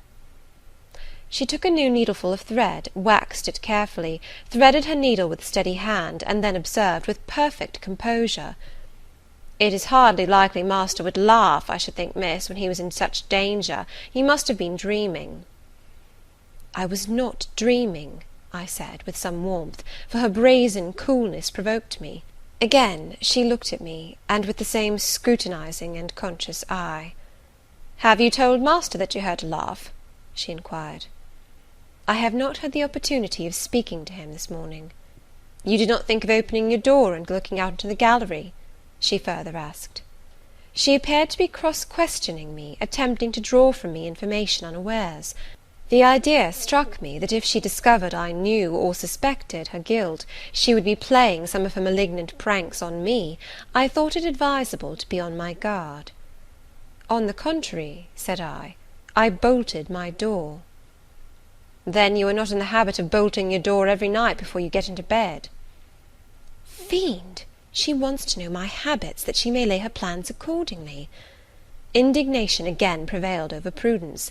I replied sharply, "Hitherto I have often omitted to fasten the bolt. I did not think it necessary. I was not aware any danger or annoyance was to be dreaded at Thornfield Hall. But in future," and I laid marked stress on the words, "I shall take good care to make all secure before I venture to lie down." "It will be wise to do so," was her answer. "This neighbourhood is as quiet as any I know, and I never heard of the Hall being attempted by robbers since it was a house, though there are hundreds of pounds worth of plate in the plate closet, as is well known. And you see, for such a large house, there are very few servants, because master has never lived here much, and when he does come, being a bachelor, he needs little waiting on. But I always think it best to err on the safe side. A door is soon fastened, and it is well to have a drawn bolt between one and any mischief that may be about. A deal of people, miss, are for trusting all to Providence, but I say Providence will not dispense with the means, though he often blesses them when they are used discreetly." And here she closed her harangue, a long one for her, and uttered with the demureness of a Quakeress. I still stood absolutely dumbfounded at what appeared to be her miraculous self-possession and most inscrutable hypocrisy, when the cook entered. "Mrs. Poole," said she, addressing Grace, "the servants' dinner will soon be ready. Will you come down?" "No, just put my pint of porter and a bit of pudding on a tray, and I'll carry it upstairs." "You'll have some meat?" "Just a morsel, and a taste of cheese, that's all." "And the sago?" "Never mind it at present. I shall be coming down before tea-time. I'll make it myself." The cook here turned to me, saying that Mrs. Fairfax was waiting for me, so I departed. I hardly heard Mrs. Fairfax's account of the curtain conflagration during dinner, so much was I occupied in puzzling my brains over the enigmatical character of Grace Poole, and still more in pondering the problem of her position at Thornfield, and questioning why she had not been given into custody that morning, or at the very least dismissed from her master's service. He had almost as much as declared his conviction of her criminality last night. What mysterious cause withheld him from accusing her? Why had he enjoined me, too, to secrecy? It was strange. A bold, vindictive, and haughty gentleman seemed somehow in the power of one of the meanest of his dependents, so much in her power, that even when she lifted her hand against his life, he dared not openly charge her with the attempt, much less punish her for it. Had Grace been young and handsome, I should have been tempted to think that tenderer feelings than prudence or fear influenced Mr. Rochester in her behalf; but, hard-favoured and matronly as she was, the idea could not be admitted. Yet, I reflected, she has been young once. Her youth would be contemporary with her master's. Mrs. Fairfax told me once she had lived here many years. I don't think she can ever have been pretty, but for aught I know, she may possess originality and strength of character to compensate for the want of personal advantages. Mr. Rochester is an amateur of the decided and eccentric. Grace is eccentric, at least. What of a former caprice? a freak very possible to a nature so sudden and headstrong as his, has delivered him into her power, and she now exercises over his actions a secret influence, the result of his own indiscretion, which he cannot shake off, and dare not disregard. But having reached this point of conjecture, Mrs. Poole's square, flat figure, and uncommonly dry, even coarse face, recurred so distinctly to my mind's eye, that I thought, no, impossible, my supposition cannot be correct. Yet, suggested the secret voice which talks to us in our own hearts, you are not beautiful either, and perhaps Mr. Rochester approves you. At any rate, you have often felt as if he did, and last night, remember his words, remember his look, remember his voice. I well remembered all. Language, glance, and tone seemed at the moment vividly renewed. I was now in the schoolroom. Adele was drawing. I bent over her and directed her pencil. She looked up with a sort of start. "Qu'avez-vous, mademoiselle?" said she. "Vos doigts tremblent comme la feuille, et vos joues sont rouges, mais rouges comme des cerises." "I am hot, Adele, with stooping." She went on sketching. I went on thinking. I hastened to drive from my mind the hateful notion I had been conceiving respecting Grace Poole. It disgusted me. I compared myself with her, and found we were different. Bessie Levin had said I was quite a lady, and she spoke truth. I was a lady. And now I looked much better than I did when Bessie saw me. I had more colour and more flesh, more life, more vivacity, because I had brighter hopes and keener enjoyments. "Evening approaches," said I, as I looked towards the window. I had never heard Mr. Rochester's voice or step in the house to-day, but surely I shall see him before night. I feared the meeting in the morning. Now I desire it, because expectation has been so long baffled that it has grown impatient. When dusk actually closed, and when Adele left me to go and play in the nursery with Sophie, I did most keenly desire it. I listened for the bell to ring below. I listened for Leah coming up with a message. I fancied sometimes I heard Mr. Rochester's own tread, and I turned to the door, expecting it to open and admit him. The door remained shut. Darkness only came in through the window. Still it was not late. He often sent for me at 7 and 8 o'clock, and it was yet but 6. Surely I should not be wholly disappointed to-night, when I had so many things to say to him. I wanted again to introduce the subject of Grace Poole, and to hear what he would answer. I wanted to ask him plainly if he really believed it was she who had made last night's hideous attempt, and if so, why he kept her wickedness a secret. It little mattered whether my curiosity irritated him. I knew the pleasure of vexing and soothing him by turns. It was one I chiefly delighted in, and a sure instinct always prevented me from going too far. Beyond the verge of provocation I never ventured. On the extreme brink I liked well to try my skill. Retaining every minute form of respect, every propriety of my station, I could still meet him in argument without fear or uneasy restraint. This suited both him and me.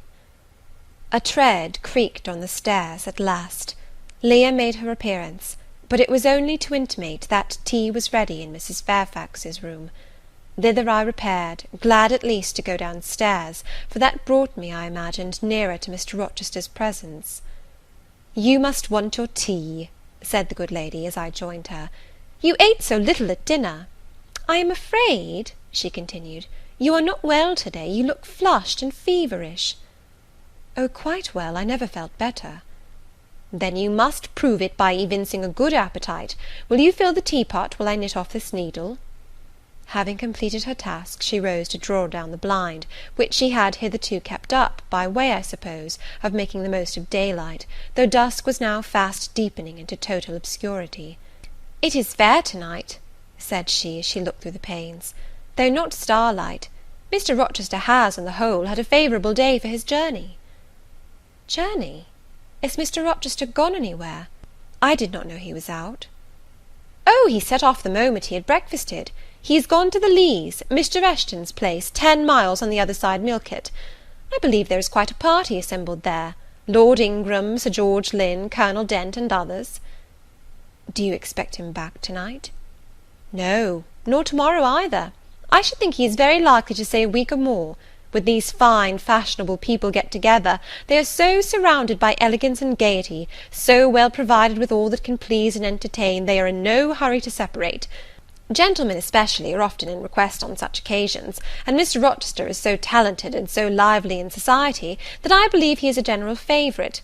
The ladies are very fond of him, though you would not think his appearance calculated to recommend him particularly in their eyes. But I suppose his acquirements and abilities, perhaps his wealth and good blood, make amends for any little fault of look. Are there ladies at the Leas? There are Mrs. Eshton and her 3 daughters, very elegant young ladies indeed, and there are the Honourable Blanche and Mary Ingram, most beautiful women, I suppose. Indeed, I have seen Blanche 6 or 7 years since, when she was a girl of 18. She came here to a Christmas ball and party Mr. Rochester gave. You should have seen the dining room that day, how richly it was decorated, how brilliantly lit up. I should think there were 50 ladies and gentlemen present, all of the first county families, and Miss Ingram was considered the belle of the evening. You saw her, you say, Mrs. Fairfax. What was she like? Oh, yes, I saw her. The dining-room doors were thrown open, and as it was Christmas time, the servants were allowed to assemble in the hall, to hear some of the ladies sing and play. Mr. Rochester would have me to come in, and I sat down in a quiet corner and watched them. I never saw a more splendid scene. The ladies were magnificently dressed. Most of them, at least most of the younger ones, looked handsome, but Miss Ingram was certainly the queen. And what was she like?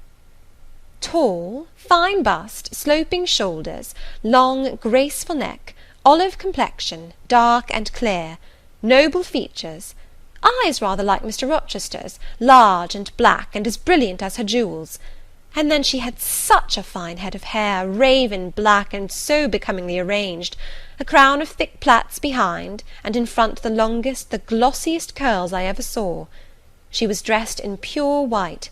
An amber-coloured scarf was passed over her shoulders and across her breast, tied at the side, and descending in a long fringed end below her knee. She wore an amber-coloured flower, too, in her hair. It contrasted well with the jetty mass of her curls. She was greatly admired, of course. Yes, indeed, and not only for her beauty, but for her accomplishments. She was one of the ladies who sang. A gentleman accompanied her on the piano. She and Mr. Rochester sang a duet. Mr. Rochester? I was not aware he could sing. Oh, he has a fine bass voice, and an excellent taste for music. And Miss Ingram, what sort of a voice had she? A very rich and powerful one. She sang delightfully. It was a treat to listen to her, and she played afterwards. I am no judge of music, but Mr. Rochester is, and I heard him say her execution was remarkably good. And this beautiful and accomplished lady, she is not yet married? It appears not. I fancy neither she nor her sister have very large fortunes. Old Lord Ingram's estates was chiefly entailed, and the eldest son came in for everything almost. But I wonder no wealthy nobleman or gentleman has taken a fancy to her. Mr. Rochester, for instance. He is rich, is he not? Oh, yes. But you see there is a considerable difference in age. Mr. Rochester is nearly 40. She is but 25. What of that? More unequal matches are made every day. True. Yet I should scarcely fancy Mr. Rochester would entertain an idea of the sort. But you eat nothing. You have scarcely tasted since you began tea. No, I am too thirsty to eat. Will you let me have another cup? I was about again to revert to the probability of a union between Mr. Rochester and the beautiful Blanche, but Adele came in, and the conversation was turned into another channel. When once more alone, I reviewed the information I had got, looked into my heart, examined its thoughts and feelings, and endeavoured to bring back with a strict hand such as had been straying through imagination's boundless and trackless waste into the safe fold of common sense. Arraigned at my own bar, memory, having given her evidence of the hopes, wishes, sentiments I had been cherishing since last night, of the general state of mind in which I had indulged for nearly a fortnight past, reason having come forward and told, in her own quiet way, a plain, unvarnished tale, showing how I had rejected the real and rabidly devoured the ideal, I pronounced judgment to this effect: that a greater fool than Jane Eyre had never breathed the breath of life, that a more fantastic idiot had never surfeited herself on sweet lies, and swallowed poison as if it were nectar. You, I said, a favourite with Mr. Rochester? You, gifted with the power of pleasing him? You, of importance to him in any way? Go, your folly sickens me. And you have derived pleasure from occasional tokens of preference, equivocal tokens shown by a gentleman of family and a man of the world to a dependent and a novice. How dared you? Poor stupid dupe! Could not even self-interest make you wiser? You repeated to yourself this morning the brief scene of last night. Cover your face and be ashamed. He said something in praise of your eyes, did he? Blind puppy! Open their bleared lids, and look on your own accursed senselessness. It does good to no woman to be flattered by her superior, who cannot possibly intend to marry her; and it is madness in all women to let a secret love kindle within them, which, if unreturned and unknown, must devour the life that feeds it, and, if discovered and responded to, must lead, ignis fatuus like, into miry wilds whence there is no extrication. Listen, then, Jane Eyre, to your sentence. To-morrow, place the glass before you, and draw in chalk your own picture, faithfully, without softening one defect, omit no harsh line, smooth away no displeasing irregularity. Write under it, Portrait of a Governess, disconnected, poor, and plain. Afterwards, take a piece of smooth ivory, you have one prepared in your drawing-box, take your palette, mix your freshest, finest, clearest tints, choose your most delicate camel-hair pencils, delineate carefully the loveliest face you can imagine, paint it in your softest shades and sweetest lines, according to the description given by Mrs. Fairfax of Blanche Ingram. Remember the raven ringlets, the oriental eye. What, you revert to Mr. Rochester as a model? Order, no snivel, no sentiment, no regret. I will endure only sense and resolution. Recall the august yet harmonious lineaments, the Grecian neck and bust. Let the round and dazzling arm be visible, and the delicate hand. Omit neither diamond ring nor gold bracelet. Portray faithfully the attire, aerial lace and glistening satin, graceful scarf and golden rose. Call it Blanche, an accomplished lady of rank. Whenever, in future, you should chance to fancy Mr. Rochester thinks well of you, take out these two pictures and compare them. Say, Mr. Rochester might probably win that noble lady's love, if he chose to strive for it. Is it likely he would waste a serious thought on this indigent and insignificant plebeian? I'll do it, I resolved, and having framed this determination, I grew calm and fell asleep. I kept my word. An hour or two sufficed to sketch my own portrait in crayons, and in less than a fortnight I had completed an ivory miniature of an imaginary Blanche Ingram. It looked a lovely face enough, and when compared with the real head in chalk, the contrast was as great as self-control could desire. I derived benefit from the task. It had kept my head and hands employed, and had given force and fixedness to the new impressions I wished to stamp indelibly on my heart.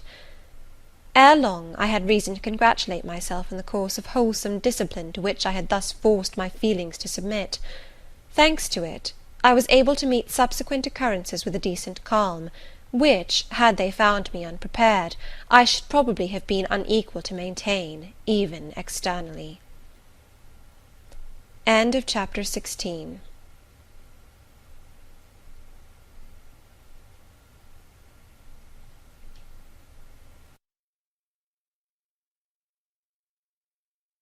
Jane Eyre by Charlotte Brontë. Chapter 17. A week passed, and no news arrived of Mr. Rochester. 10 days, and still he did not come.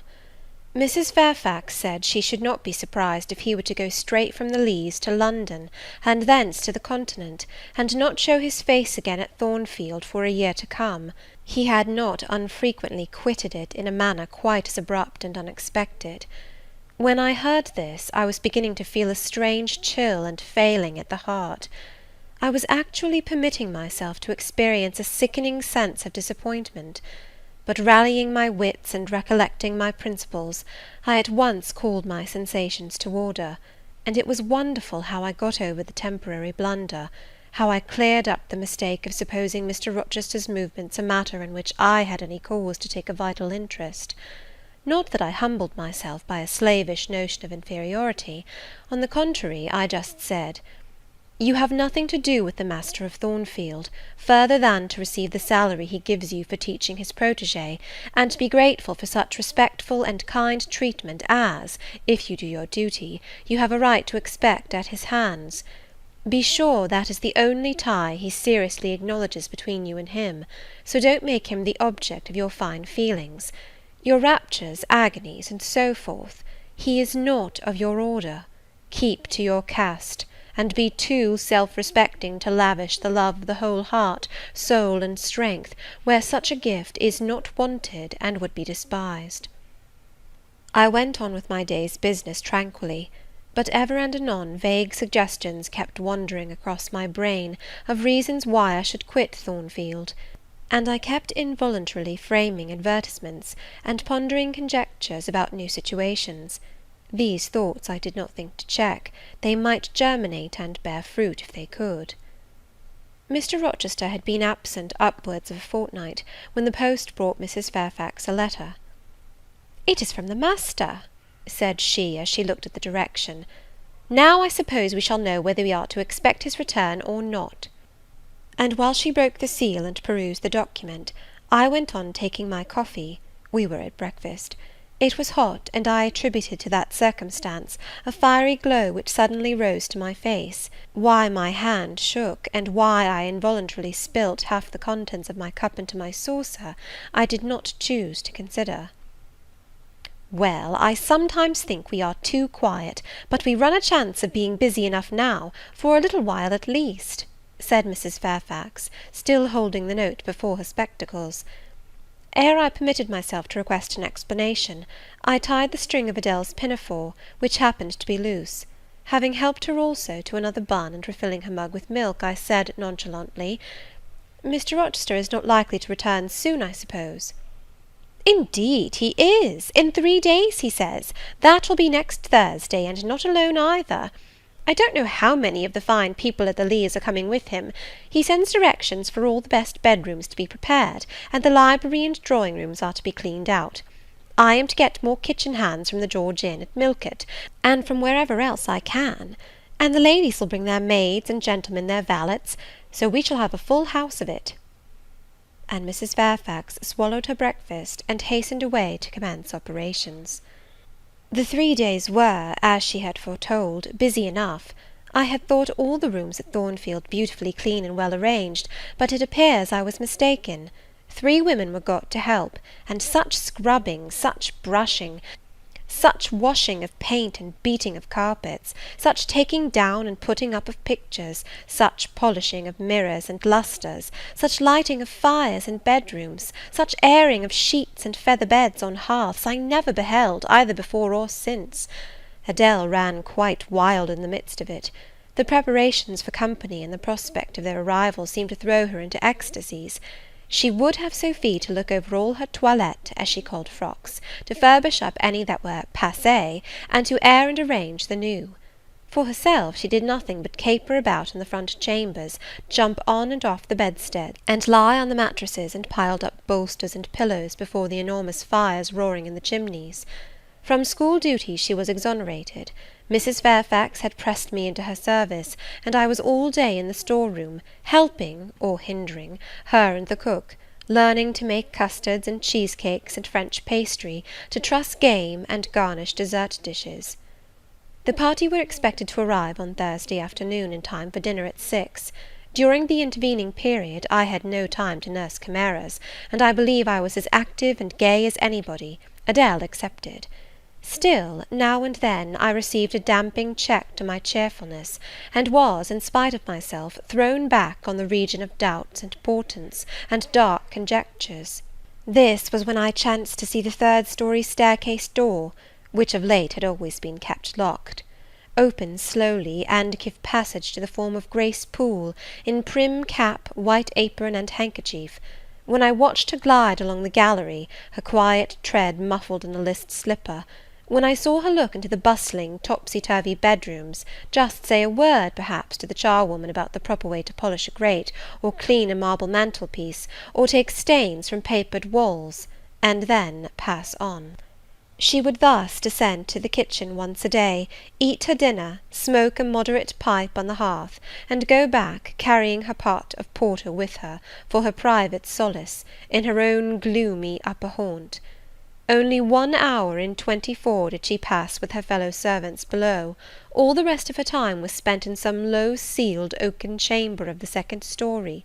There she sat and sewed, and probably laughed drearily to herself, as companionless as a prisoner in his dungeon. The strangest thing of all was, that not a soul in the house, except me, noticed her habits, or seemed to marvel at them. No one discussed her position or employment, no one pitied her solitude or isolation.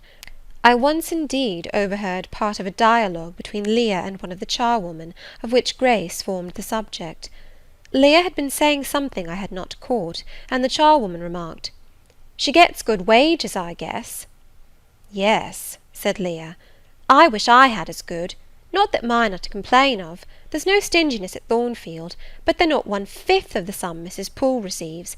And she is laying by. She goes every quarter to the bank at Millcote. I should not wonder but she has enough saved to keep her independent if she liked to leave. But I suppose she got used to the place. And then she's not 40 yet, and strong and able for anything. It is too soon for her to give up business." "She is a good hand, I dare say," said the charwoman. "Ah, she understands what she has to do, nobody better," rejoined Leah significantly. "And it is not every one could fill her shoes, not for all the money she gets." "That it is not," was the reply. "I wonder whether the master—" The charwoman was going on, but here Leah turned and perceived me, and she instantly gave her companion a nudge. "Doesn't she know?" I heard the woman whisper. Leah shook her head, and the conversation was of course dropped. All I had gathered from it amounted to this, that there was a mystery at Thornfield, and that from participation in that mystery I was purposely excluded. Thursday came. All work had been completed the previous evening. Carpets were laid down, bed-hangings festooned, radiant white counterpanes spread, toilet tables arranged, furniture rubbed, flowers piled in vases. Both chambers and saloons looked as fresh and bright as hands could make them. The hall, too, was scoured, and the great carved clock, as well as the steps and banisters of the staircase, were polished to the brightness of glass. In the dining-room the sideboard flashed resplendent with plate.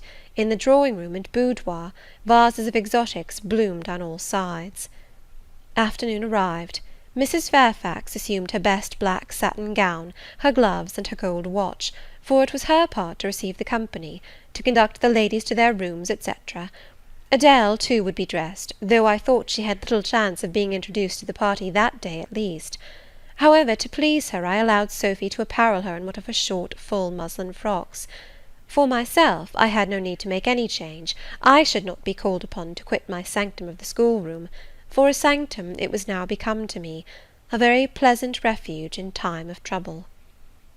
It had been a mild, serene spring day, one of those days which, towards the end of March or the beginning of April, rise shining over the earth as heralds of summer.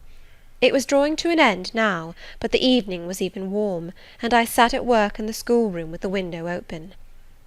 "It gets late," said Mrs. Fairfax, entering in rustling state. "I am glad I ordered dinner an hour after the time Mr. Rochester mentioned, for it is past 6 now.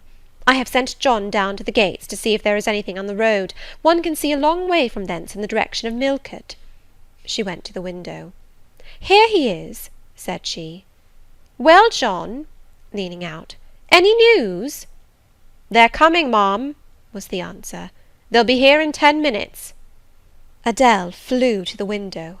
I followed, taking care to stand on one side, so that, screened by the curtain, I could see without being seen. The 10 minutes John had given seemed very long, but at last wheels were heard, 4 equestrians galloped up the drive, and after them came 2 open carriages. Fluttering veils and waving plumes filled the vehicles. Two of the cavaliers were young, dashing-looking gentlemen. The third was Mr. Rochester, on his black horse, Mesrour, Pilot bounding before him. At his side rode a lady, and he and she were the first of the party. Her purple riding habit almost swept the ground, her veil streamed long on the breeze, mingling with its transparent folds, and gleaming through them shone rich raven ringlets. "Miss Ingram!" exclaimed Mrs. Fairfax, and away she hurried to her post below. The cavalcade, following the sweep of the drive, quickly turned the angle of the house, and I lost sight of it. Adele now petitioned to go down, but I took her on my knee, and gave her to understand that she must not on any account think of venturing in sight of the ladies, either now or at any other time, unless expressly sent for, that Mr. Rochester would be very angry, etc. Some natural tears she shed on being told this, but as I began to look very grave, she consented at last to wipe them. A joyous stir was now audible in the hall. Gentlemen's deep tones and ladies' silvery accents blent harmoniously together, and distinguishable above all, though not loud, was the sonorous voice of the master of Thornfield Hall, welcoming his fair and gallant guests under his roof. Then light steps ascended the stairs, and there was a tripping through the gallery, and soft cheerful laughs, and opening and closing doors, and for a time a hush. "Elle change de toilette," said Adele, who, listening attentively, had followed every movement, and she sighed. "Chez maman," said she, "quand il y avait du monde, je le suivais partout, au salon et à leur chambre. Souvent, je regardais les femmes de chambre coiffer et habiller les dames, et c'était si amusant. Comme cela on apprend." "Don't you feel hungry, Adele?" "Mais oui, mademoiselle, voilà 5 ou 6 heures que nous n'avons pas mangé." "Well now, while the ladies are in their rooms, I will venture down and get you something to eat." And issuing from my asylum with precaution, I sought a back stairs which conducted directly to the kitchen. All in that region was fire and commotion. The soup and fish were in the last stage of projection, and the cook hung over her crucibles in a frame of mind and body threatening spontaneous combustion. In the servants' hall 2 coachmen and 3 gentlemen's gentlemen stood or sat round the fire. The Abigails, I suppose, were upstairs with their mistresses. The new servants that had been hired from Millcote were bustling about everywhere. Threading this chaos, I at last reached the larder. There I took possession of a cold chicken, a roll of bread, some tarts, a plate or 2, and a knife and fork. With this booty I made a hasty retreat. I had regained the gallery, and was just shutting the back door behind me, when an accelerated hum warned me that the ladies were about to issue from their chambers. I could not proceed to the schoolroom without passing some of their doors, and running the risk of being surprised with my cargo of victuallage. So I stood still at this end, which, being windowless, was dark, quite dark now, for the sun was set, and twilight gathering. Presently the chambers gave up their fair tenants one after another. Each came out gaily and airily, with dresses that gleamed lustrous through the dark. For a moment they stood grouped together at the other extremity of the gallery, conversing in a key of sweet subdued vivacity. They then descended the staircase almost as noiselessly as a bright mist rolls down a hill. Their collective appearance had left on me an impression of high-born elegance, such as I had never before received. I found Adele peeping through the schoolroom door, which she held ajar. "What beautiful ladies!" cried she in English. "Oh, I wish I might go to them! Do you think Mr. Rochester will send for us by and by after dinner?" "No, indeed, I don't. Mr. Rochester has something else to think about. Never mind the ladies to-night. Perhaps you will see them to-morrow. Here is your dinner." She was really hungry, so the chicken and tarts served to divert her attention for a time. It was well I secured this forage, or both she and I, and Sophy, to whom I conveyed a share of our repast, would have run a chance of getting no dinner at all. Every one downstairs was too much engaged to think of us. The dessert was not carried out till after 9, and at 10 footmen were still running to and fro with trays and coffee cups. I allowed Adele to sit up much later than usual, for she declared she could not possibly go to sleep while the doors kept opening and shutting below, and people bustling about. Besides, she added, a message might possibly come from Mr. Rochester when she was undressed. Et alors, quel dommage! I told her stories as long as she would listen to them, and then for a change I took her out into the gallery. The hall lamp was now lit, and it amused her to look over the balustrade and watch the servants passing backwards and forwards. When the evening was far advanced, a sound of music issued from the drawing-room, whither the piano had been removed. Adele and I sat down on the top step of the stairs to listen. Presently a voice blent with the rich tones of the instrument. It was a lady who sang, and very sweet her notes were. The solo over, a duet followed, and then a glee. A joyous conversational murmur filled up the intervals. I listened long. Suddenly I discovered that my ear was wholly intent on analysing the mingled sounds, and trying to discriminate amidst the confusion of accents those of Mr. Rochester; and when it caught them, which it soon did, it found a further task in framing the tones, rendered by distance inarticulate, into words. The clock struck 11. I looked at Adele, whose head leant against my shoulder. Her eyes were waxing heavy, so I took her up in my arms and carried her off to bed. It was near 1 before the gentlemen and ladies sought their chambers. The next day was as fine as its predecessor. It was devoted by the party to an excursion to some sight in the neighbourhood. They set out early in the forenoon, some on horseback, the rest in carriages. I witnessed both the departure and the return. Miss Ingram, as before, was the only lady equestrian, and, as before, Mr. Rochester galloped at her side. The two rode a little apart from the rest.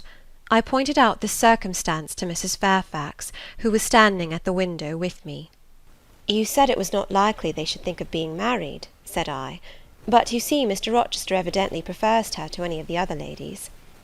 "Yes, I dare say, no doubt he admires her." "And she him," I added. Look how she leans her head toward him as if they were conversing confidentially. I wish I could see her face. I have never had a glimpse of it yet. "You will see her this evening," answered Mrs. Fairfax. "I happened to remark to Mr. Rochester how much Adele wished to be introduced to the ladies, and he said, 'Oh, let her come into the drawing-room after dinner, and request Miss Eyre to accompany her.'" "Yes, he said that from mere politeness. I need not go, I am sure," I answered. "Well, I observed to him that as you were unused to company, I did not think you would like appearing before so gay a party, all strangers; and he replied, in his quick way, 'Nonsense! If she objects, tell her it is my particular wish, and if she resists, say I shall come and fetch her in case of contumacy.'" "I will not give him that trouble," I answered. "I will go, if no better may be, but I don't like it. Shall you be there, Mrs. Fairfax?" "No, I pleaded off, and he admitted my plea. I'll tell you how to manage so as to avoid the embarrassment of making a formal entrance, which is the most disagreeable part of the business. You must go into the drawing-room while it is empty, before the ladies leave the dinner-table. Choose your seat in any quiet nook you like. You need not stay long after the gentlemen come in, unless you please. Just let Mr. Rochester see you are there, and slip away. Nobody will notice you." "Will these people remain long, do you think?" "Perhaps 2 or 3 weeks, certainly not more. After the Easter recess, Sir George Lynn, who is lately elected member for Millcote, will have to go up to town and take his seat. I dare say Mr. Rochester will accompany him. It surprises me that he has already made so protracted a stay at Thornfield." It was with some trepidation that I perceived the hour approach when I was to repair with my charge to the drawing-room. Adele had been in a state of ecstasy all day, after hearing she was to be presented to the ladies in the evening, and it was not till Sophy commenced the operation of dressing her that she sobered down. Then the importance of the process quickly steadied her, and by the time she had her curls arranged in well-smoothed drooping clusters, her pink satin frock put on, her long sash tied, and her lace mittens adjusted, she looked as grave as any judge. No need to warn her not to disarrange her attire. When she was dressed, she sat demurely down in her little chair, taking care previously to lift up the satin skirt, for fear she should crease it, and assured me she would not stir thence till I was ready. This I quickly was. My best dress, the silver grey one, purchased for Miss Temple's wedding, and never worn since, was soon put on, my hair was soon smoothed, my sole ornament, the pearl brooch, soon assumed. We descended. Fortunately there was another entrance to the drawing-room than that through the saloon where they were all seated at dinner. We found the apartment vacant, a large fire burning silently on the marble hearth, and wax candles shining in bright solitude amid the exquisite flowers with which the tables were adorned. The crimson curtain hung before the arch. Slight as was the separation this drapery formed from the party in the adjoining saloon, they spoke in so low a key that nothing of their conversation could be distinguished beyond a soothing murmur. Adele, who appeared to be still under the influence of most solemnizing impression, sat down without a word on the footstool I pointed out to her. I retired to a window seat, and taking a book from a table near, endeavoured to read. Adele brought her stool to my feet. Ere long she touched my knee. What is it, Adele? Est-ce que je ne puis pas prendre une seule de ces fleurs magnifiques, mademoiselle, seulement pour compléter ma toilette? You think too much of your toilette, Adele, but you may have a flower. And I took a rose from a vase and fastened it in her sash. She sighed a sigh of ineffable satisfaction, as if her cup of happiness were now full. I turned my face away to conceal a smile I could not suppress. There was something ludicrous as well as painful in the little Parisienne's earnest and innate devotion to matters of dress. A soft sound of rising now became audible. The curtain was swept back from the arch. Through it appeared the dining-room, with its lit lustre pouring down light on the silver and glass of a magnificent dessert service, covering a long table. A band of ladies stood in the opening. They entered, and the curtain fell behind them. There were but 8, yet somehow as they flocked in they gave the impression of a much larger number. Some of them were very tall, many were dressed in white, and all had a sweeping amplitude of array that seemed to magnify their persons as a mist magnifies the moon. I rose and curtsied to them. 1 or 2 bent their heads in return, the others only stared at me. They dispersed about the room, reminding me, by the lightness and buoyancy of their movements, of a flock of white plumy birds. Some of them threw themselves in half-reclining positions on the sofas and ottomans. Some bent over the tables and examined the flowers and books. The rest gathered in a group round the fire. All talked in a low but clear tone, which seemed habitual to them. I knew their names afterwards, and may as well mention them now. First there was Mrs. Eshton and 2 of her daughters. She had evidently been a handsome woman, and was well preserved still. Of her daughters, the eldest, Amy, was rather little, naive and childlike in face and manner, and piquant in form. Her white muslin dress and blue sash became her very well. The second, Louisa, was taller and more elegant in figure, with a very pretty face, of that order the French term minois chiffonnier. Both sisters were fair as lilies. Lady Lynn was a stout and large personage of about 40, very erect, very haughty-looking, richly dressed in a satin robe of changeful sheen. Her dark hair shone glossily under the shade of an azure plume, and within the circlet of a band of gems.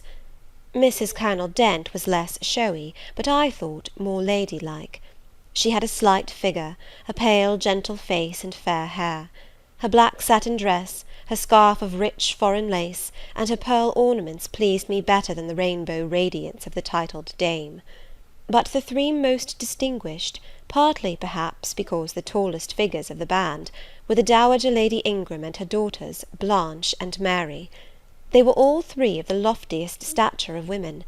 The Dowager might be between 40 and 50, her shape was still fine, her hair, by candlelight at least, was still black, her teeth too were still apparently perfect. Most people would have termed her a splendid woman of her age, and so she was, no doubt, physically speaking. But then there was an expression of almost insupportable haughtiness in her bearing and countenance. She had Roman features and a double chin, disappearing into a throat like a pillar. These features appeared to me not only inflated and darkened, but even furrowed with pride, and the chin was sustained by the same principle, in a position of almost preternatural erectness. She had, likewise, a fierce and a hard eye. It reminded me of Mrs. Reed's. She mouthed her words in speaking. Her voice was deep, its inflections very pompous, very dogmatical, very intolerable, in short. A crimson velvet robe and a shawl turban of some gold-wrought Indian fabric invested her, I suppose she thought, with a truly imperial dignity. Blanche and Mary were of equal stature, straight and tall as poplars. Mary was too slim for her height, but Blanche was moulded like a Dian. I regarded her, of course, with special interest.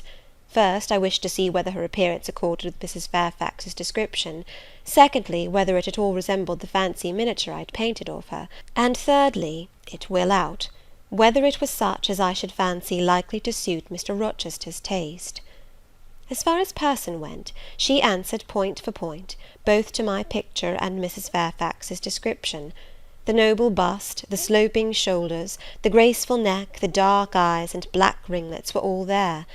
But her face was like her mother's, her youthful unfurrowed likeness, the same low brow, the same high features, the same pride. It was not, however, so saturnine a pride. She laughed continually; her laugh was satirical, and so was the habitual expression of her arched and haughty lip. Genius is said to be self-conscious. I cannot tell whether Miss Ingram was a genius, but she was self-conscious, remarkably self-conscious indeed. She entered into a discourse on botany with the gentle Mrs. Dent. It seemed Mrs. Dent had not studied that science, though, as she said, she liked flowers, especially wild ones. Miss Ingram had, and she ran over its vocabulary with an air. I presently perceived she was, what is vernacularly termed, trailing Mrs. Dent, that is, playing on her ignorance. Her trail might be clever, but it was decidedly not good-natured. She played, her execution was brilliant, she sang, her voice was fine, she talked French apart to her mamma, and she talked it well, with fluency and with a good accent. Mary had a milder and more open countenance than Blanche, softer features too, and a skin some shades fairer. Miss Ingram was as dark as a Spaniard, but Mary was deficient in life; her face lacked expression, her eye lustre; she had nothing to say, and having once taken her seat, remained fixed like a statue in its niche. The sisters were both attired in spotless white. And did I now think Miss Ingram such a choice as Mr. Rochester would be likely to make? I could not tell. I did not know his taste in female beauty. If he liked the majestic, she was the very type of majesty; then she was accomplished, sprightly. Most gentlemen would admire her, I thought; and that he did admire her I already seemed to have obtained proof. To remove the last shade of doubt, it remained but to see them together. You are not to suppose, reader, that Adèle has all this time been sitting motionless on the stool at my feet. No, when the ladies entered, she rose, advanced to meet them, made a stately reverence, and said with gravity, "Bonjour, mesdames." And Miss Ingram had looked down at her with a mocking air, and exclaimed, "Oh, what a little puppet!" Lady Lynn had remarked, "It is Mr. Rochester's ward, I suppose, the little French girl he was speaking of." Mrs. Dent had kindly taken her hand, and given her a kiss. Amy and Louisa Eshton had cried out simultaneously, "What a love of a child!" And then they had called her to a sofa, where she now sat, ensconced between them, chattering alternately in French and broken English, absorbing not only the young lady's attention, but that of Mrs. Eshton and Lady Lynn, and getting spoilt to her heart's content. At last coffee is brought in, and the gentlemen are summoned. I sit in the shade, if any shade there be in this brilliantly lit apartment; the window curtain half hides me. Again the arch yawns; they come. The collective appearance of the gentlemen, like that of the ladies, is very imposing. They are all costumed in black; most of them are tall, some young. Henry and Frederick Lynn are very dashing sparks indeed, and Colonel Dent is a fine soldierly man. Mr. Eshton, the magistrate of the district, is gentlemanlike. His hair is quite white, his eyebrows and whiskers still dark, which gives him something of the appearance of a père noble de théâtre. Lord Ingram, like his sisters, is very tall; like them also, he is handsome, but he shares Mary's apathetic and listless look; he seems to have more length of limb than vivacity of blood or vigour of brain. And where is Mr. Rochester? He comes in last.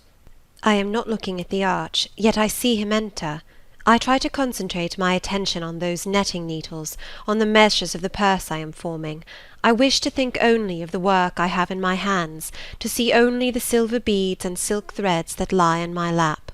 Whereas I distinctly behold his figure, and I inevitably recall the moment when I last saw it, just after I had rendered him what he deemed an essential service, and he, holding my hand and looking down on my face, surveyed me with eyes that revealed a heart full and eager to overflow, in whose emotions I had a part.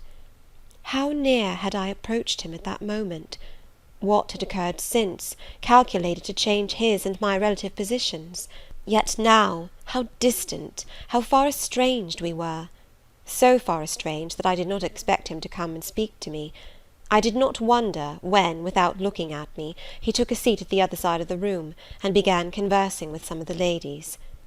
No sooner did I see that his attention was riveted on them, and that I might gaze without being observed, than my eyes were drawn involuntarily to his face.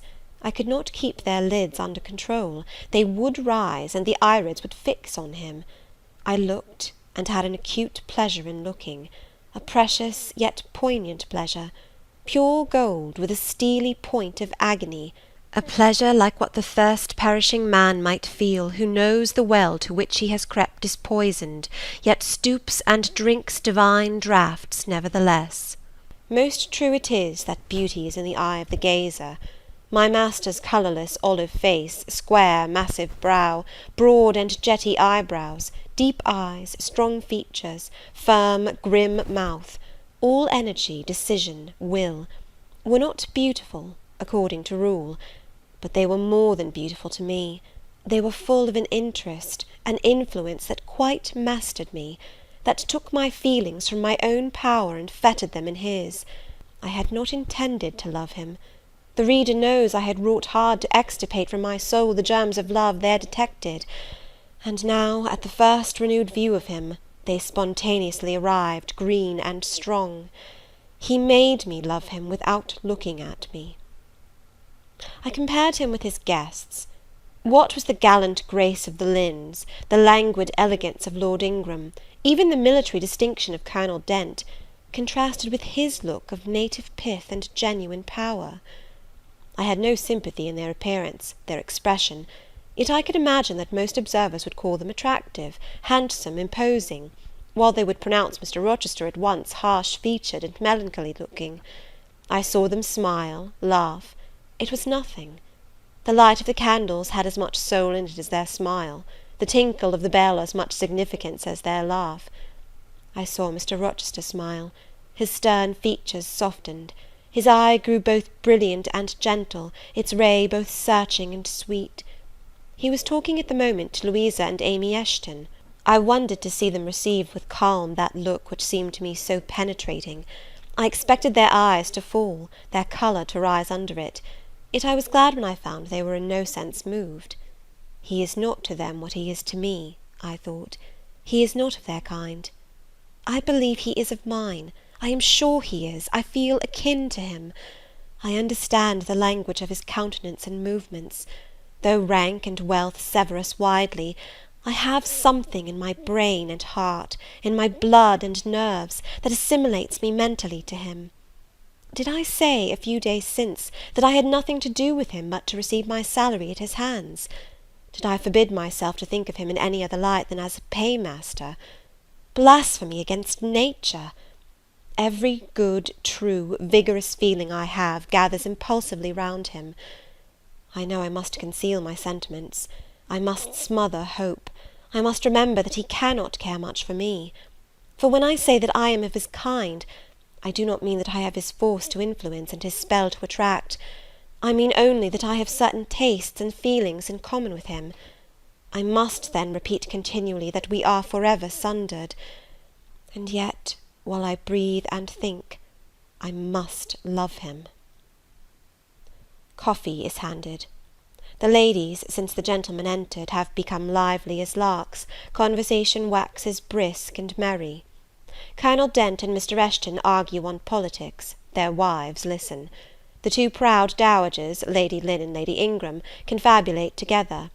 Sir George, whom, by the by, I have forgotten to describe, a very big and very fresh-looking country gentleman, stands before their sofa, coffee-cup in hand, and occasionally puts in a word. Mr. Frederick Lynn has taken a seat beside Mary Ingram, and is showing her the engravings of a splendid volume. She looks, smiles now and then, but apparently says little. The tall and phlegmatic Lord Ingram leans with folded arms on the chair-back of the little and lively Amy Eshton. She glances up at him, and chatters like a wren. She likes him better than she does Mr. Rochester. Henry Lynn has taken possession of an ottoman at the feet of Louisa. Adele shares it with him. He is trying to talk French with her, and Louisa laughs at his blunders.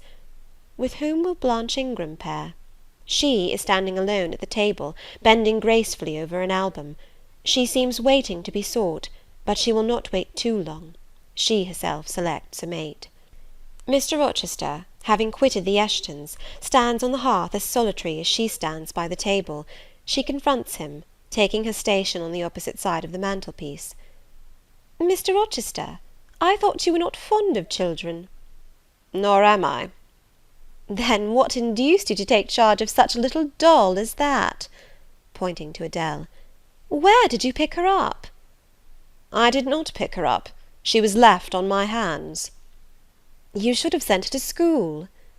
"I could not afford it. Schools are so dear." "Why, I suppose you have a governess for her. I saw a person with her just now. Is she gone? Oh, no, there she is still, behind the window curtain. You pay her, of course. I should think it quite as expensive, more so, for you have them both to keep in addition."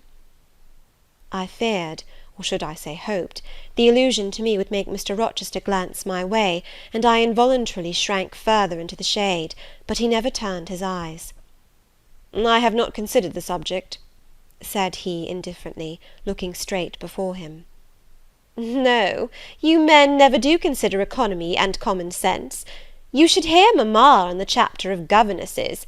Mary and I have had, I should think, a dozen at least in our day, half of them detestable and the rest ridiculous, and all incubi.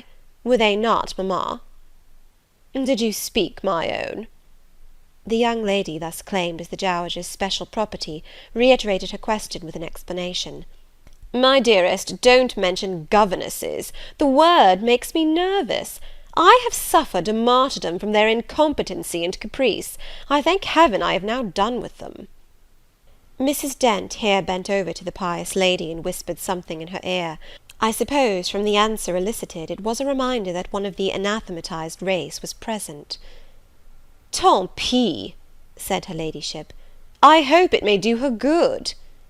Then, in a lower tone, but still loud enough for me to hear, "I noticed her. I am a judge of physiognomy, and in hers I see all the faults of her class." "What are they, madam?" inquired Mr. Rochester aloud. "I will tell you in your private ear," replied she, wagging her turban 3 times with portentous significancy. "But my curiosity will be past its appetite. It craves food now." "Ask Blanche, she is nearer you than I." "Oh, don't refer him to me, mamma. I have just one word to say of the whole tribe. They are a nuisance. Not that I ever suffered much from them. I took care to turn the tables. What tricks Theodore and I used to play on Miss Wilsons, and Mrs. Greys, and Madame Joubert! Mary was always too sleepy to join in a plot with spirit. The best fun was with Madame Joubert. Miss Wilson was a poor sickly thing, lachrymose and low-spirited, not worth the trouble of vanquishing, in short. And Mrs. Grey was coarse and insensible, no blow took effect on her. But poor Madame Joubert! I see her yet in her raging passions, when we had driven her to extremities, spilt our tea, crumbled our bread and butter, tossed our books up to the ceiling, and played a charivari with the ruler and desk, the fender and fire-irons. Theodore, do you remember those merry days?" "Yes, to be sure I do," drawled Lord Ingram. "And the poor old stick used to cry out, 'Oh, you villain Giles!' and then we sermonized her on the presumption of attempting to teach such clever blades as we were, when she herself was so ignorant." "We did. And Teddo, you know, I helped you in prosecuting, or persecuting, your tutor, whey-faced Mr. Vining, the parson in the pip, as we used to call him. He and Miss Wilson took the liberty of falling in love with each other. At least Teddo and I thought so. We surprised sundry tender glances and sighs which we interpreted as tokens of la belle passion, and I promise you the public soon had the benefit of our discovery. We employed it as a sort of lever to hoist our dead weights from the house. Dear mamma, there, as soon as she got an inkling of the business, found out that it wasn't of an immoral tendency. Did you not, my lady mother?" "Certainly, my best, and I was quite right. Depend on that. There are 1,000 reasons why liaison between governesses and tutors should never be tolerated a moment in any well-regulated house. Firstly, oh, gracious, mamma, spare us the enumeration. O rest, we all know them. Danger of bad example to innocence of childhood, distractions and consequent neglect of duty on the part of the attached, mutual alliance and reliance, confidence thence resulting, insolence accompanying, mutiny and general blow-up. Am I right, Baroness Ingram of Ingram Park? My lily flower, you are right now, as always. Then no more need be said. Change the subject. Amy Eshton, not hearing or not heeding this dictum, joined in with her soft infantine tone. Louisa and I used to quiz our governess too, but she was such a good creature, she would bear anything, nothing put her out. She was never cross with us, was she, Louisa? No, never. We might do what we pleased, ransack her desk and her work-box, and turn her drawers inside out, and she was so good-natured she would give us anything we asked for. I suppose now, said Miss Ingram, curling her lip sarcastically, we shall have an abstract of the memoirs of all the governesses extant. In order to avert such a visitation, I again move the introduction of a new topic. Mr. Rochester, do you second my motion? Madam, I support you on this point as on every other.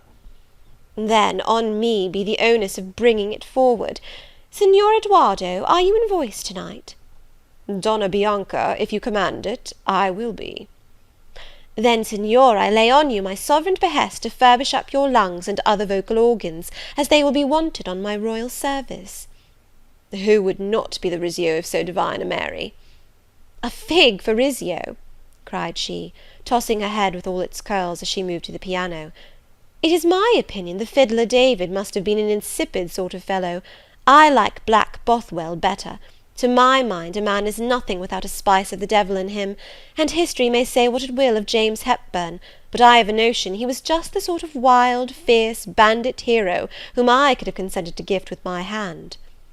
Gentlemen, you hear? Now which of you most resembles Bothwell? cried Mr. Rochester. I should say the preference lies with you, responded Colonel Dent. On my honour, I am much obliged to you, was the reply.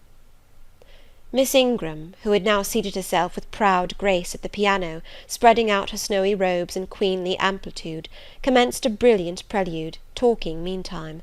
She appeared to be on her high horse to-night. Both her words and her air seemed intended to excite not only the admiration, but the amazement of her auditors. She was evidently bent on striking them as something very dashing and daring indeed. Oh, I am so sick of the young men of the present day, exclaimed she, rattling away at the instrument. Poor puny things, not fit to stir a step beyond papa's park gates, nor to go even so far without mamma's permission and guardianship. Creatures so absorbed in care about their pretty faces, and their white hands, and their small feet, as if a man had anything to do with beauty, as if loveliness were not the special prerogative of woman, her legitimate appanage and heritage. I grant an ugly woman is a blot on the fair face of creation, but as to the gentlemen, let them be solicitous to possess only strength and valour. Let their motto be, hunt, shoot, and fight, the rest is not worth a fillip. Such should be my device were I a man. Whenever I marry, she continued, after a pause which none interrupted, I am resolved my husband shall not be a rival, but a foil to me. I will suffer no competitor near the throne. I shall exact an undivided homage. His devotions shall not be shared between me and the shape he sees in his mirror. Mr. Rochester, now sing, and I will play for you. I am all obedience, was the response. Here, then, is a Corsair song. Know that I dote on Corsairs, and for that reason sing it con spirito. Commands from Miss Ingram's lips would put spirit into a mug of milk and water. Take care, then. If you don't please me, I will shame you by showing how such things should be done. That is offering a premium on incapacity. I shall now endeavour to fail. Gardez-vous-en bien. If you err willingly, I shall devise a proportionate punishment. Miss Ingram ought to be clement, for she has it in her power to inflict a chastisement beyond mortal endurance. Ha! Explain, commanded the lady. Pardon me, madam, no need of explanation. Your own fine sense must inform you that one of your own frowns would be sufficient substitute for capital punishment." "Sing," said she, and again touching the piano, she commenced an accompaniment in spirited style. Now is my time to slip away, thought I, but the tones that then severed the air arrested me. Mrs. Fairfax had said Mr. Rochester possessed a fine voice. He did, a mellow, powerful bass, into which he threw his own feeling, his own force, finding a way through the air to the heart, and there waking sensations strangely. I waited till the last deep and full vibration had expired, till the tide of talk, checked an instant, had resumed its flow. I then quitted my sheltered corner and made my exit by the side door, which was fortunately near. Thence a narrow passage led into the hall. In crossing it, I perceived my sandal was loose. I stopped to tie it, kneeling for that purpose on the mat at the foot of the staircase. I heard the dining-room door unclose. A gentleman came out. Rising hastily, I stood face to face with him. It was Mr. Rochester. "How do you do?" he asked. "I am very well, sir."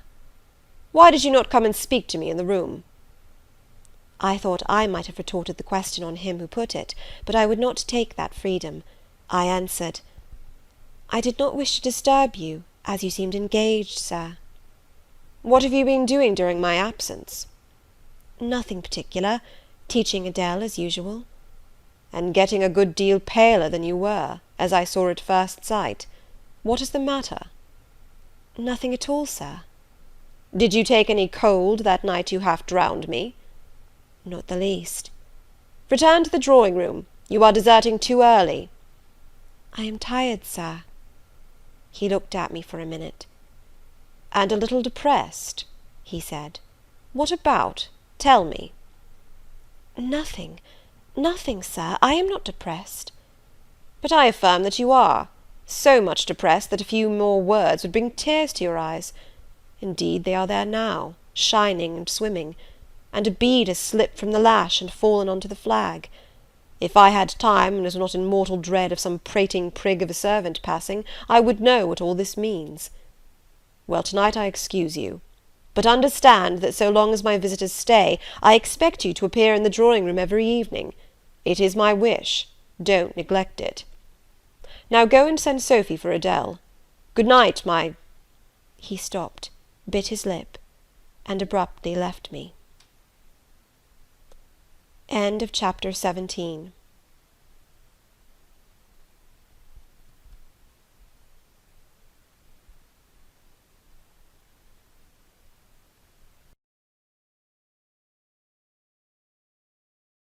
Jane Eyre by Charlotte Brontë. Chapter 18.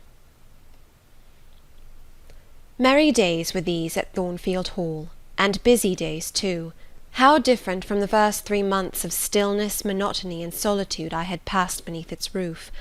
All sad feelings seemed now driven from the house, all gloomy associations forgotten. There was life everywhere, movement all day long. You could not now traverse the gallery, once so hushed, nor enter the front chambers, once so tenantless, without encountering a smart lady's maid or a dandy valet. The kitchen, the butler's pantry, the servants' hall, the entrance hall were equally alive, and the saloons were only left void and still when the blue sky and halcyon sunshine of the genial spring weather called their occupants out into the grounds. Even when that weather was broken, and continuous rain set in for some days, no damp seemed cast over enjoyment. Indoor amusements only became more lively and varied, in consequence of the stop put to outdoor gaiety. I wondered what they were going to do the first evening a change of entertainment was proposed. They spoke of playing charades, but in my ignorance I did not understand the term. The servants were called in, the dining-room tables wheeled away, the lights otherwise disposed, the chairs placed in a semicircle opposite the arch. While Mr. Rochester and the other gentlemen directed these alterations, the ladies were running up and down stairs, ringing for their maids. Mrs. Fairfax was summoned to give information respecting the resources of the house in shawls, dresses, draperies of any kind, and certain wardrobes of the third story were ransacked, and their contents, in the shape of brocaded and hooped petticoats, satin sacks, black modes, lace lappets, etc., were brought down in armfuls by the Abigails. Then a selection was made, and such things as were chosen were carried to the boudoir within the drawing-room. Meantime Mr. Rochester had again summoned the ladies round him, and was selecting certain of their number to be of his party.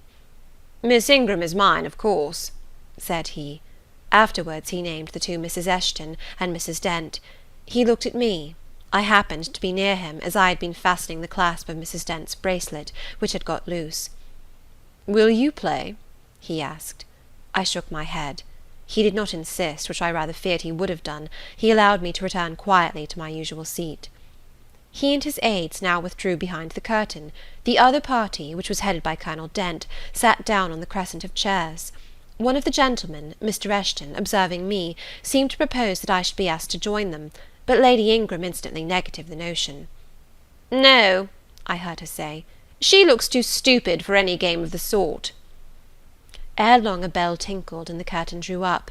Within the arch, the bulky figure of Sir George Lynn, whom Mr. Rochester had likewise chosen, was seen enveloped in a white sheet. Before him on a table lay open a large book, and at his side stood Amy Eshton, draped in Mr. Rochester's cloak and holding a book in her hand. Somebody unseen rang the bell merrily. Then Adele, who had insisted on being one of her guardian's party, bounded forward, scattering round her the contents of a basket of flowers she carried on her arm. Then appeared the magnificent figure of Miss Ingram, clad in white, with a long veil on her head, and a wreath of roses round her brow. By her side walked Mr. Rochester, and together they drew near the table. They knelt, while Mrs. Dent and Louisa Eshton, dressed also in white, took up their stations behind them. A ceremony followed in dumb show, in which it was easy to recognise the pantomime of a marriage. At its termination, Colonel Dent and his party consulted in whispers for 2 minutes. Then the Colonel called out, "Bride!" Mr. Rochester bowed, and the curtain fell. A considerable interval elapsed before it again rose. Its second rising displayed a more elaborately prepared scene than the last.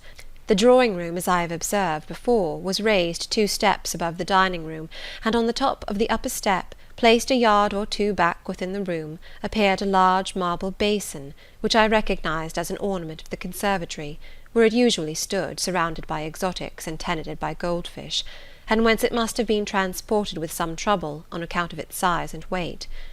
Seated on the carpet, by the side of this basin, was seen Mr. Rochester, costumed in shawls, with a turban on his head. His dark eyes and swarthy skin and Paynim features suited the costume exactly. He looked the very model of an Eastern emir, an agent or a victim of the bowstring.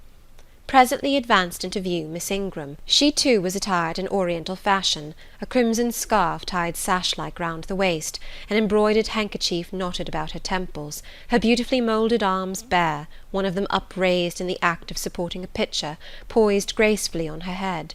Both her cast of form and feature, her complexion and general air, suggested the idea of some Israelitish princess of the patriarchal days, and such was doubtless the character she intended to represent. She approached the basin, and bent over it as if to fill her pitcher. She again lifted it to her head. The personage on the well-brink now seemed to accost her, to make some request. She hasted, let down her pitcher on her hand, and gave him to drink. From the bosom of his robe he then produced a casket, opened it, and showed magnificent bracelets and earrings. She acted astonishment and admiration. Kneeling, he laid the treasure at her feet. Incredulity and delight were expressed by her looks and gestures. The stranger fastened the bracelets on her arms, and the rings in her ears. It was Eliza and Rebecca. The camels only were wanting. The divining party again laid their heads together. Apparently they could not agree about the word or syllable the scene illustrated. Colonel Dent, their spokesman, demanded the tableau of the whole, whereupon the curtain again descended. On its third rising only a portion of the drawing-room was disclosed, the rest being concealed by a screen, hung with some sort of dark and coarse drapery. The marble basin was removed. In its place stood a deal table and a kitchen chair. These objects were visible by a very dim light proceeding from a horn lantern, the wax candles being all extinguished. Amidst this sordid scene sat a man with his clenched hands resting on his knees, and his eyes bent on the ground. I knew Mr. Rochester, though the begrimed face, the disordered dress, his coat hanging loose from one arm, as if it had been almost torn from his back in a scuffle, the desperate and scowling countenance, the rough, bristling hair might well have disguised him. As he moved, a chain clanked. To his wrists were attached fetters. "Bridewell!" exclaimed Colonel Dent, and the charade was solved. A sufficient interval having elapsed for the performers to resume their ordinary costume, they re-entered the dining-room. Mr. Rochester led in Miss Ingram. She was complimenting him on his acting. "Do you know," said she, "that of the three characters I liked you in the last best. Oh, had you but lived a few years earlier, what a gallant gentleman highwayman you would have made!" "Is all the soot washed from my face?" he asked, turning it towards her. "Alas, yes, more's the pity. Nothing could be more becoming to your complexion than that ruffian's rouge." "You would like a hero of the road, then?" "An English hero of the road would be the next best thing to an Italian bandit, and that could only be surpassed by a Levantine pirate." "Well, whatever I am, remember you are my wife. We were married an hour since in the presence of all these witnesses." She giggled, and her colour rose. "Now, Dent," continued Mr. Rochester, "it is your turn." And as the other party withdrew, he and his band took the vacated seats. Miss Ingram placed herself at her leader's right hand. The other diviners filled the chairs on each side of him and her. I did not now watch the actors. I no longer waited with interest for the curtain to rise. My attention was absorbed by the spectators. My eyes, erewhile fixed on the arch, were now irresistibly attracted to the semicircle of chairs. What charade Colonel Dent and his party played, what word they chose, how they acquitted themselves, I no longer remember; but I still see the consultation which followed each scene. I see Mr. Rochester turn to Miss Ingram, and Miss Ingram to him. I see her incline her head towards him, till the jetty curls almost touch his shoulder and wave against his cheek. I hear their mutual whisperings. I recall their interchanged glances, and something even of the feeling roused by the spectacle returns in memory at this moment. I have told you, reader, that I had learnt to love Mr. Rochester. I could not unlove him now, merely because I found that he had ceased to notice me, because I might pass hours in his presence and he would never once turn his eyes in my direction, because I saw all his attentions appropriated by a great lady who scorned to touch me with the hem of her robes as she passed, who, if even her dark and imperious eye fell on me by chance, would withdraw it instantly, as from an object too mean to merit observation. I could not unlove him, because I felt sure he would soon marry this very lady, because I read daily in her a proud security in his intentions respecting her, because I witnessed hourly in him a style of courtship which, if careless and choosing rather to be sought than to seek, was yet in its very carelessness captivating, and in its very pride irresistible. There was nothing to cool or banish love in these circumstances, though much to create despair.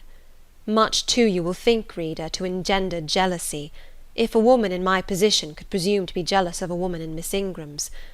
But I was not jealous, or very rarely. The nature of the pain I suffered could not be explained by that word. Miss Ingram was a mark beneath jealousy. She was too inferior to excite the feeling.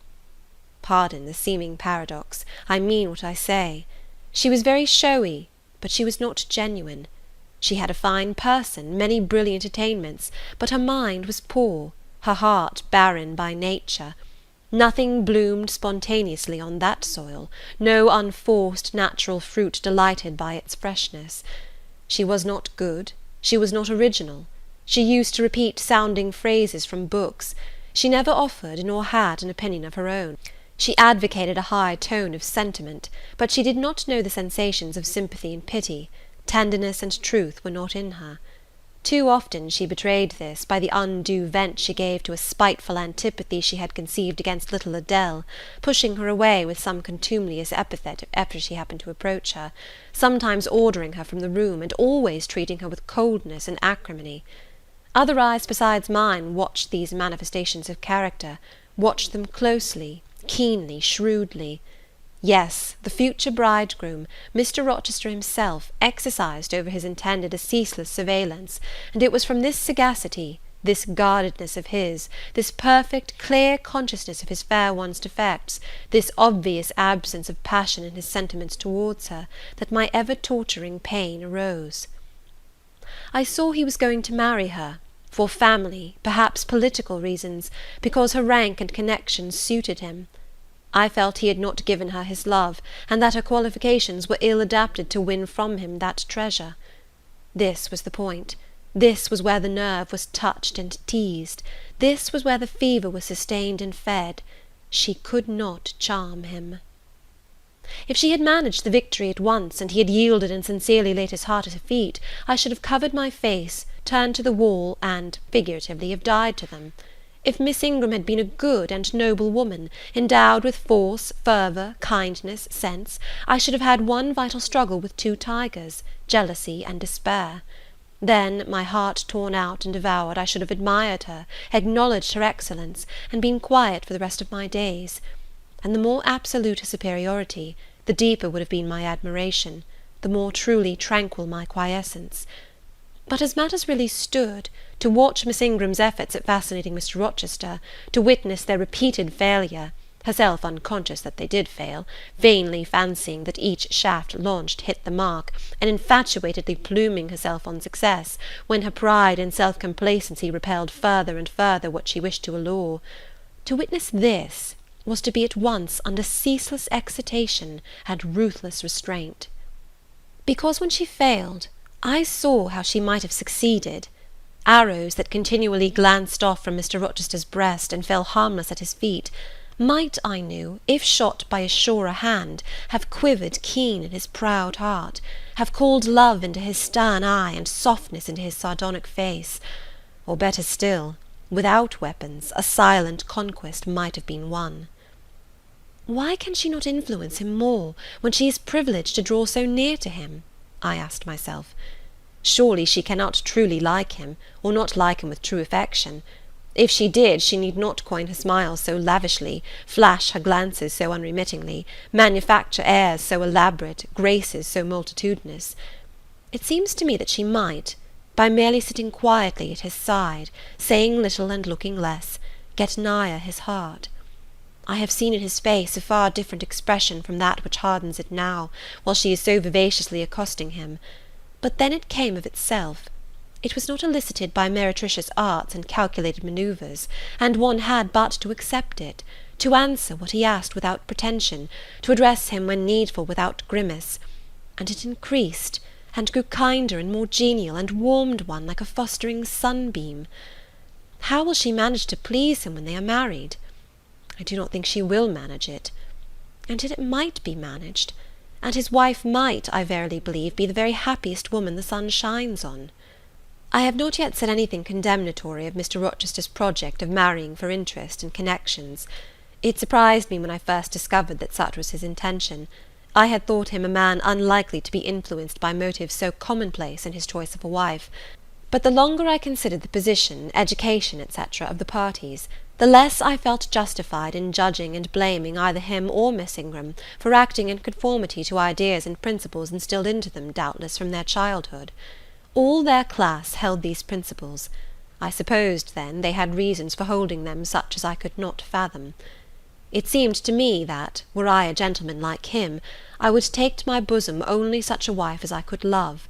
But the very obviousness of the advantages to the husband's own happiness offered by this plan convinced me that there must be arguments against its general adoption, of which I was quite ignorant. Otherwise, I felt sure all the world would act as I wished to act. But in other points, as well as this, I was growing very lenient to my master. I was forgetting all his faults, for which I had once kept a sharp look-out. It had formerly been my endeavour to study all sides of his character, to take the bad with the good, and from the just weighing of both to form an equitable judgment. Now I saw no bad. The sarcasm that had repelled, the harshness that had startled me once, were only like keen condiments in a choice dish. Their presence was pungent, but their absence would be felt as comparatively insipid. And as for the vague something, was it a sinister or a sorrowful, a designing or a desponding expression, that opened upon a careful observer now and then in his eye, and closed again before one could fathom the strange depth partially disclosed, that something which used to make me fear and shrink, as if I had been wandering amongst volcanic-looking hills, and had suddenly felt the ground quiver and seen it gape, that something I at intervals beheld still, and with throbbing heart, but not with palsied nerves. Instead of wishing to shun him, I longed only to dare, to divine it, and I thought Miss Ingram happy because one day she might look into the abyss at her leisure, explore its secrets, and analyse their nature. Meantime, while I thought only of my master and his future bride, saw only them, heard only their discourse, and considered only their movements of importance, the rest of the party were occupied with their own separate interests and pleasures. The ladies Lynn and Ingram continued to consort in solemn conferences, where they nodded their 2 turbans at each other, and held up their 4 hands in confronting gestures of surprise, or mystery, or horror, according to the theme on which their gossip ran, like a pair of magnified puppets. Mild Mrs. Dent talked with good-natured Mrs. Eshton, and the 2 sometimes bestowed a courteous word or smile on me. Sir George Lynn, Colonel Dent, and Mr. Eshton discussed politics, or county affairs, or justice business. Lord Ingram flirted with Amy Eshton, Louisa played and sang to and with one of the Messrs. Lynn, and Mary Ingram listened languidly to the gallant speeches of the other. Sometimes all, as with one consent, suspended their by-play to observe and listen to the principal actors, for after all Mr. Rochester, and, because closely connected with him, Miss Ingram, were the life and soul of the party. If he was absent from the room an hour, a perceptible dullness seemed to steal over the spirits of his guests, and his re-entrance was sure to give a fresh impulse to the vivacity of conversation. The want of his animating influence appeared to be peculiarly felt one day that he had been summoned to Millcote on business, and was not likely to return till late. The afternoon was wet. A walk the party had proposed to take to see a gipsy camp, lately pitched on a common beyond Hay, was consequently deferred. Some of the gentlemen were gone to the stables. The younger ones, together with the younger ladies, were playing billiards in the billiard-room. The dowagers Ingram and Lynn sought solace in a quiet game at cards. Blanche Ingram, after having repelled, by supercilious taciturnity, some efforts of Mrs. Dent and Mrs. Eshton to draw her into conversation, had first murmured over some sentimental tunes and airs on the piano, and then, having fetched a novel from the library, had flung herself in haughty listlessness on a sofa, and prepared to beguile, by the spell of fiction, the tedious hours of absence. The room and the house were silent. Only now and then the merriment of the billiard players was heard from above. It was verging on dusk, and the clock had already given warning of the hour to dress for dinner, when little Adele, who knelt by me in the drawing-room window-seat, suddenly exclaimed, "Voilà Monsieur Rochester, qui revient!" I turned, and Miss Ingram darted forwards from her sofa. The others too looked up from their several occupations, for at the same time a crunching of wheels and a splashing tramp of horse-hoofs became audible on the wet gravel. A post-chaise was approaching. "What can possess him to come home in that style?" said Miss Ingram. "He rode Mesrour, the black horse, did he not, when he went out? And Pilot was with him? What has he done with the animals?" As she said this, she approached a tall person and ample garments so near the window that I was obliged to bend back almost to the breaking of my spine. In her eagerness she did not observe me at first, but when she did, she curled her lip and moved to another casement. The post-chaise stopped. The driver rang the door-bell, and a gentleman alighted attired in travelling garb, but it was not Mr. Rochester. It was a tall, fashionable-looking man, a stranger. "How provoking!" exclaimed Miss Ingram. "You tiresome monkey!" apostrophising Adele. "Who perched you up in the window to give false intelligence?" And she cast on me an angry glance, as if I were in fault. Some parleying was audible in the hall, and soon the newcomer entered. He bowed to Lady Ingram, as deeming her the eldest lady present. "It appears I come at an inopportune time, madam," said he, "when my friend, Mr. Rochester, is from home. But I arrive from a very long journey, and I think I may presume so far on old and intimate acquaintance as to install myself here till he returns." His manner was polite. His accent, in speaking, struck me as being somewhat unusual, not precisely foreign, but still not altogether English. His age might be about Mr. Rochester's, between 30 and 40. His complexion was singularly sallow. Otherwise he was a fine-looking man, at first sight especially. On closer examination, you detected something in his face that displeased, or rather that failed to please. His features were regular, but too relaxed. His eye was large and well cut, but the life looking out of it was a tame, vacant life. At least so I thought. The sound of the dressing-bell dispersed the party. It was not till after dinner that I saw him again. He seemed then quite at his ease. But I liked his physiognomy even less than before. It struck me as being at the same time unsettled and inanimate. His eye wandered, and had no meaning in its wandering. This gave him an odd look, such as I never remembered to have seen. For a handsome and not unamiable-looking man, he repelled me exceedingly. There was no power in that smooth-skinned face of a full oval shape, no firmness in that aquiline nose and small cherry mouth, there was no thought on the low, even forehead, no command in that blank brown eye.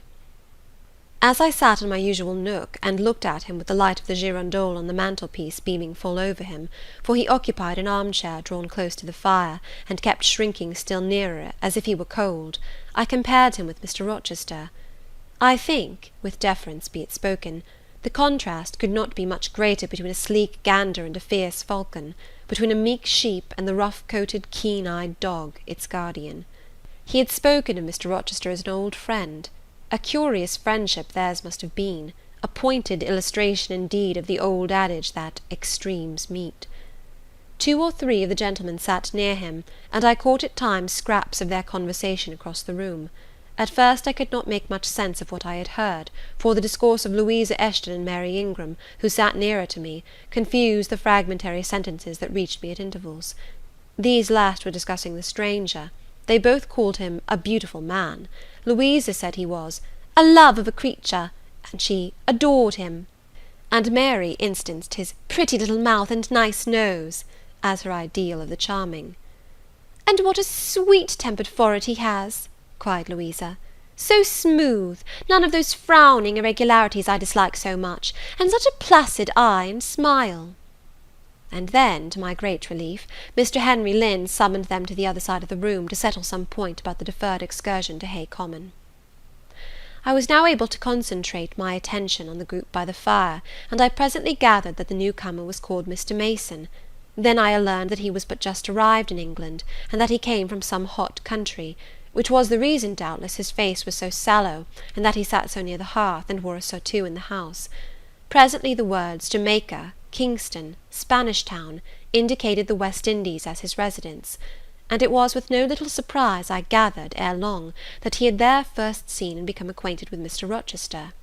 He spoke of his friend's dislike of the burning heats, the hurricanes, and rainy seasons of that region. I knew Mr. Rochester had been a traveller, Mrs. Fairfax had said so, but I thought the continent of Europe had bounded his wanderings. Till now I had never heard a hint given of visits to more distant shores. I was pondering these things when an incident, and a somewhat unexpected one, broke the thread of my musings. Mr. Mason, shivering as some one chanced to open the door, asked for more coal to be put on the fire, which had burnt out its flame, though its mass of cinder still shone quite hot and red. The footman, who brought the coal, in going out, stopped near Mr. Eshton's chair, and said something to him in a low voice, of which I heard only the words, "old woman," quite troublesome. "Tell her she shall be put in the stocks if she does not take herself off," replied the magistrate. "No, stop," interrupted Colonel Dent. "Don't send her away, Eshton. We might turn the thing to account. Better consult the ladies." And speaking aloud, he continued, "Ladies, you talked of going to Hay Common to visit the gipsy camp. Sam here says that one of the old Mother Bunches is in the servants' hall at this moment, and insists upon being brought in before the quality to tell them their fortunes. Would you like to see her?"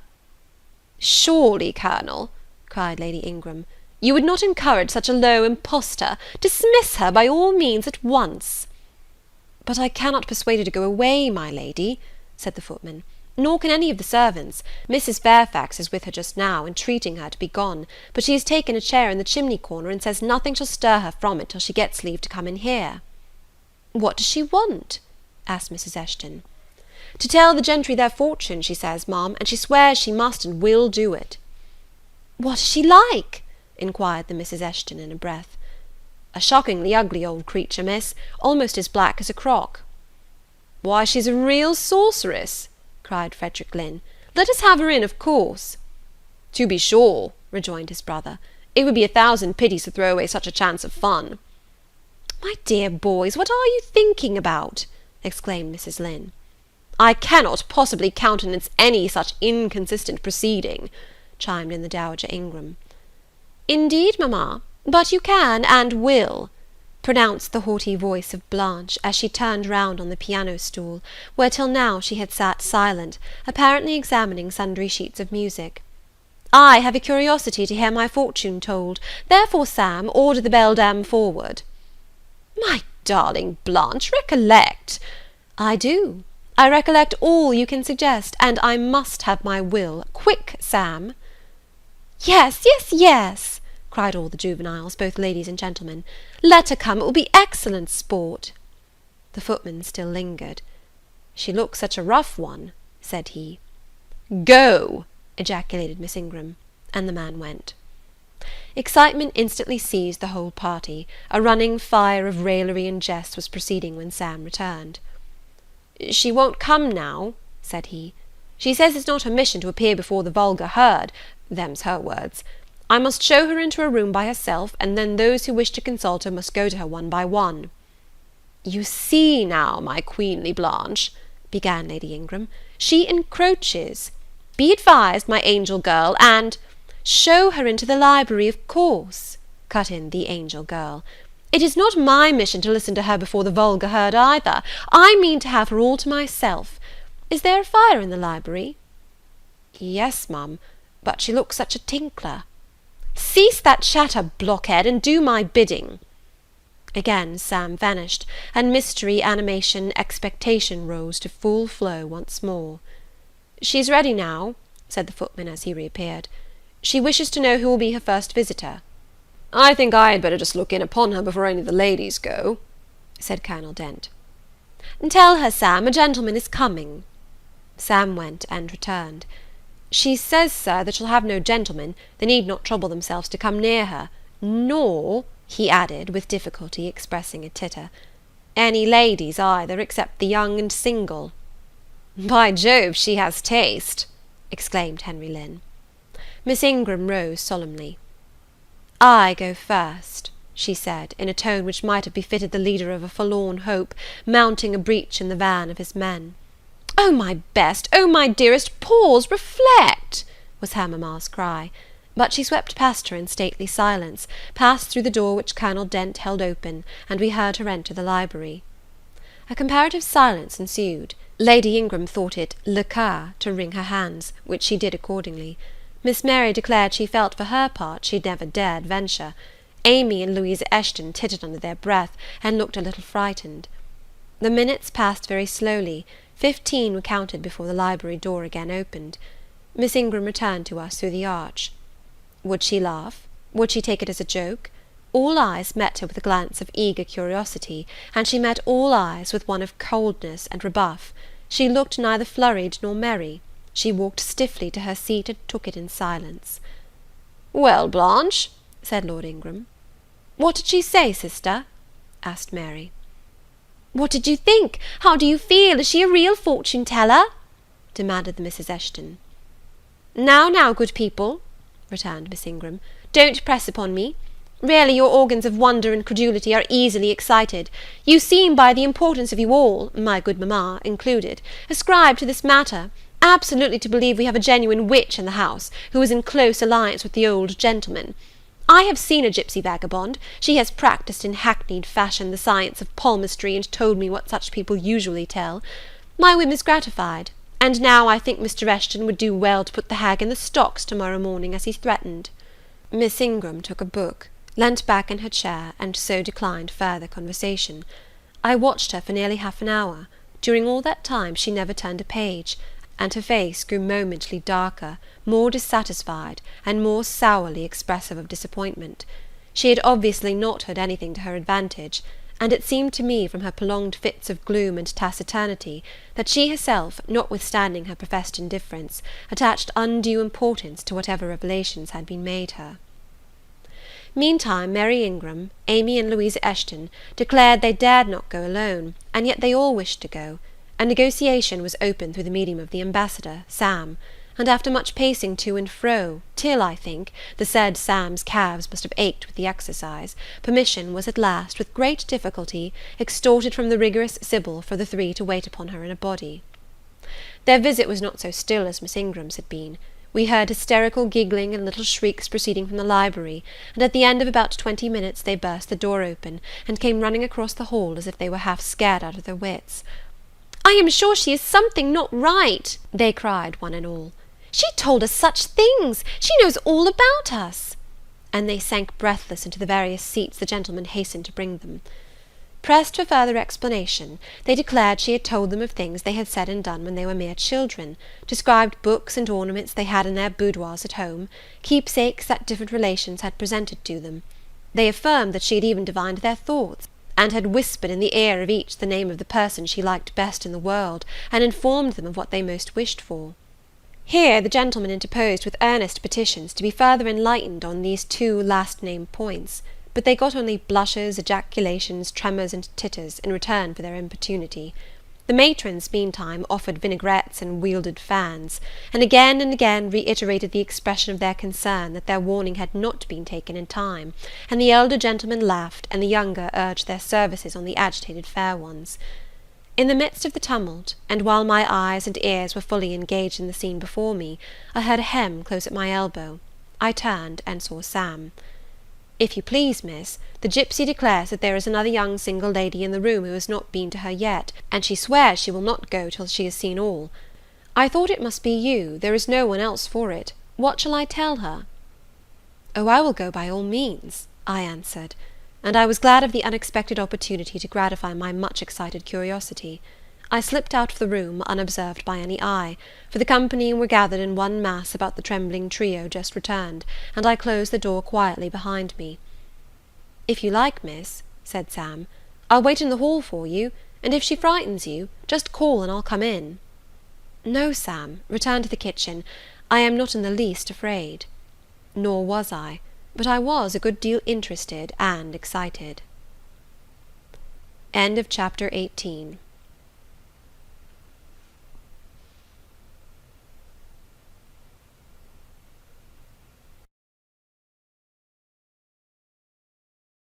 Jane Eyre by Charlotte Brontë. Chapter 19. The library looked tranquil enough as I entered it, and the Sibyl, if Sibyl she were, was seated snugly enough in an easy-chair at the chimney-corner. She had on a red cloak and a black bonnet, or rather a broad-brimmed gipsy hat, tied down with a striped handkerchief under her chin. An extinguished candle stood on the table. She was bending over the fire, and seemed reading in a little black book, like a prayer-book, by the light of the blaze. She muttered the words to herself, as most old women do while she read. She did not desist immediately on my entrance. It appeared she wished to finish a paragraph. I stood on the rug and warmed my hands, which were rather cold with sitting at a distance from the drawing-room fire. I felt now as composed as ever I did in my life. There was nothing, indeed, in the gipsy's appearance to trouble one's calm. She shut her book and looked slowly up. Her hat brim partially shaded her face, yet I could see, as she raised it, that it was a strange one. It looked all brown and black. Elf-locks bristled out from beneath a white band which passed under her chin, and came half over her cheeks, or rather jaws. Her eye confronted me at once with a bold and direct gaze. "Well, and you want your fortune told?" she said, in a voice as decided as her glance, as harsh as her features. "I don't care about it, mother.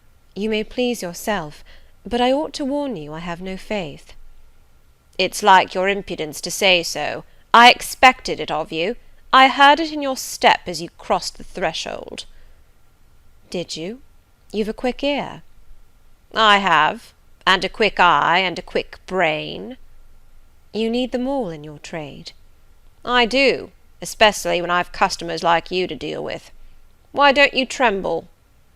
"I'm not cold." "Why don't you turn pale?" "I am not sick." "Why don't you consult my art?" "I'm not silly." The old crone knitted a laugh under her bonnet and bandage. She then drew out a short black pipe, and lighting it, began to smoke. Having indulged a while in this sedative, she raised her bent body, took the pipe from her lips, and while gazing steadily at the fire, said very deliberately, "You are cold, you are sick, and you are silly." "Prove it," I rejoined.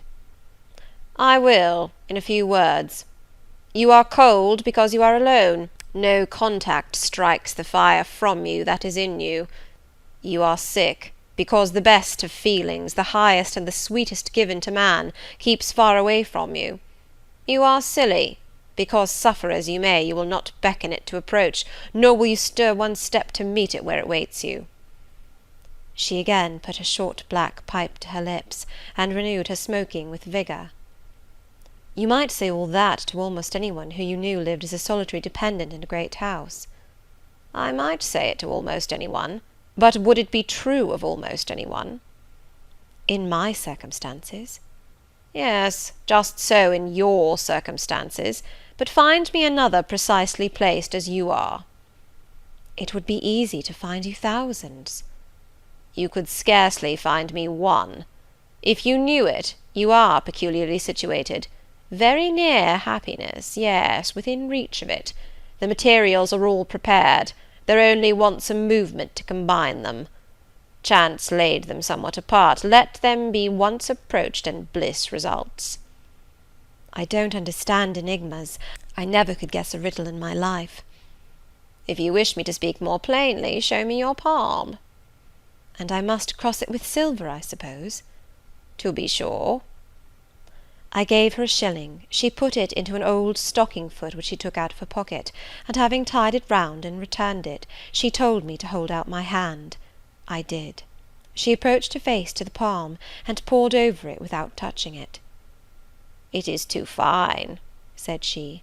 I can make nothing of such a hand as that, almost without lines. Besides, what is in a palm? Destiny is not written there. I believe you, I said. No, she continued. It is in the face, on the forehead, about the eyes, in the lines of the mouth. Kneel and lift up your head. Ah, now you are coming to reality, I said as I obeyed her. I shall begin to put some faith in you presently. I knelt within half a yard of her. She stirred the fire so that a ripple of light broke from the disturbed coal. The glare, however, as she sat, only threw her face into deeper shadow. Mine it illuminated. I wonder with what feelings you came to me to-night, she said, when she had examined me a little. I wonder what thoughts are busy in your heart during all the hours you sit in yonder room with the fine people flitting before you like shapes in a magic lantern, just as little sympathetic communion passing between you and them, as if they really were mere shadows of human forms, and not the actual substance. I feel tired often, sleepy sometimes, but seldom sad. Then you have some secret hope to buoy you up and please you with whispers of the future. Not I. The utmost I hope is to save money enough out of my earnings to set up a school some day in a little house rented by myself. A mean nutriment for the spirit to exist on, and sitting in that window-seat, you see I know your habits. You have learned them from the servants. Ah, you think yourself sharp? Well, perhaps I have. To speak truth, I have an acquaintance with one of them, Mrs. Poole. I started to my feet when I heard the name. You have you? thought I. There is diablerie in the business after all, then. Don't be alarmed, continued the strange being. She's a safe hand, is Mrs. Poole, close and quiet. Any one may repose confidence in her. But as I was saying, sitting in that window-seat, do you think of nothing but your future school? Have you no present interest in any of the company who occupy the sofas and chairs before you? Is there not one face you study, one figure whose movements you follow with the least curiosity? I like to observe all the faces and all the figures. But do you never single one out from the rest? Or it may be two? I do, frequently. When the gestures or looks of a pair seem telling a tale, it amuses me to watch them. What tale do you like best to hear? Oh, I have not much choice. They generally run on the same theme, courtship, and promise to end in the same catastrophe, marriage. And do you like that monotonous theme? Positively I don't care about it. It is nothing to me. Nothing to you? When a lady, young and full of life and health, charming with beauty and endowed with the gifts of rank and fortune, sits and smiles in the eyes of a gentleman you— I what? You know, and perhaps think well of. I don't know the gentleman here. I have scarcely interchanged a syllable with one of them, and as to thinking well of them, I consider some respectable, and stately and middle-aged, and others young, dashing, handsome, and lively. but certainly they are all at liberty to be the recipients of whose smiles they please, without my feeling disposed to consider the transaction of any moment to me." "You don't know the gentlemen here? You have not exchanged a syllable with one of them? Will you say that of the master of the house?" "He is not at home." "A profound remark! A most ingenious quibble! He went to milk it this morning, and will be back here to-night or to-morrow. Does that circumstance exclude him from the list of your acquaintance, blot him, as it were, out of existence?" "No, but I can scarcely see what Mr. Rochester has to do with the theme you had introduced." "I was talking of ladies smiling in the eyes of gentlemen, and of late so many smiles have been shed into Mr. Rochester's eyes that they overflow like two cups filled above the brim. Have you never remarked that?" "Mr. Rochester has a right to enjoy the society of his guests." "No question about his right.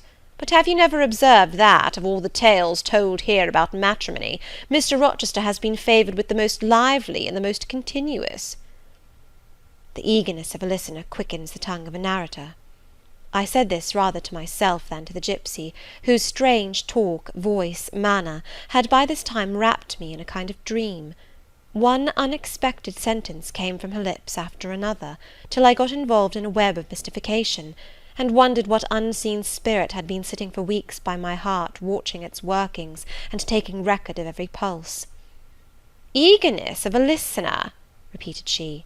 "Yes, Mr. Rochester has sat by the hour, his ear inclined to the fascinating lips that took such delight in their task of communicating, and Mr. Rochester was so willing to receive, and looked so grateful for the pastime given him. You have noticed this?" "Grateful? I cannot remember detecting gratitude in his face." "Detecting? You have analysed, then? And what did you detect, if not gratitude?" I said nothing. "You have seen love, have you not?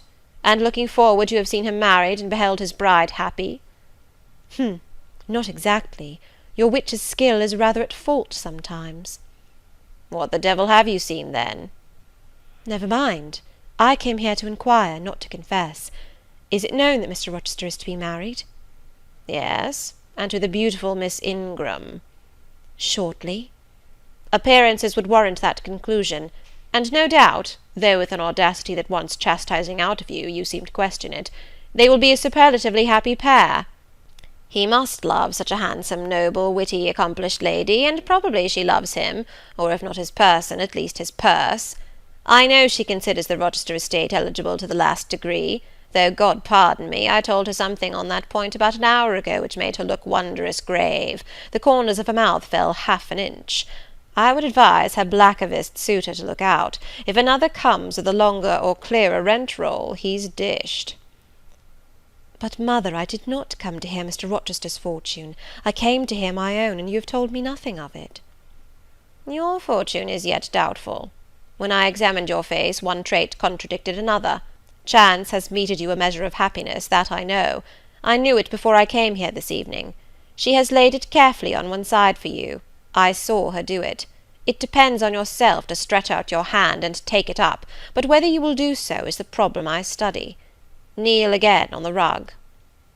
"Don't keep me long. The fire scorches me." I knelt. She did not stoop towards me, but only gazed, leaning back in her chair. She began muttering.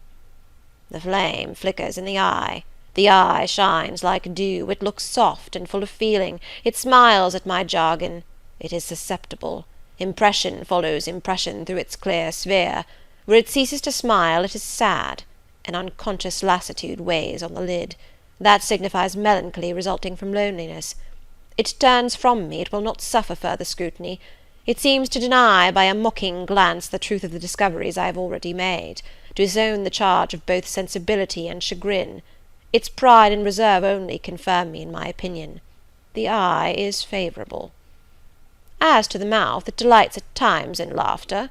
It is disposed to impart all that the brain conceives, though I dare say it would be silent on much the heart experiences. Mobile and flexible, it was never intended to be compressed in the eternal silence of solitude. It is a mouth which should speak much and smile often, and have human affection for its interlocutor. That feature, too, is propitious. I see no enemy to a fortunate issue but in the brow, and that brow professes to say, I can live alone, if self-respect and circumstances require me to do so. I need not sell my soul to buy bliss. I have an inward treasure born with me, which can keep me alive if all extraneous delight should be withheld, or offered only at a price I cannot afford to give. The forehead declares, reason sits firm and holds the reins, and she will not let the feelings burst away and hurry her to wild chasms. The passions may rage furiously, like true heathens as they are, and the desires may imagine all sorts of vain things, but judgment still shall have the last word in every argument, and the casting vote in every decision. Strong wind, earthquake, shock, and fire may pass by, but I shall follow the guiding of that still small voice which interprets the dictates of conscience. Well said, forehead. Your declaration shall be respected. I have formed my plans. Right plans I deem them, and in them I have attended to the claims of conscience, the counsels of reason. I know how soon youth would fade and bloom perish, if in the cup of bliss offered but one dreg of shame or one flavour of remorse were detected, and I do not want sacrifice, sorrow, dissolution. Such is not my taste. I wish to foster, not to blight, to earn gratitude, not to wring tears of blood, no, nor of brine. My harvest must be in smiles, in endearments, in sweet— That will do. I think I rave in a kind of exquisite delirium. I should wish now to protract this moment ad infinitum, but I dare not. So far I have governed myself thoroughly.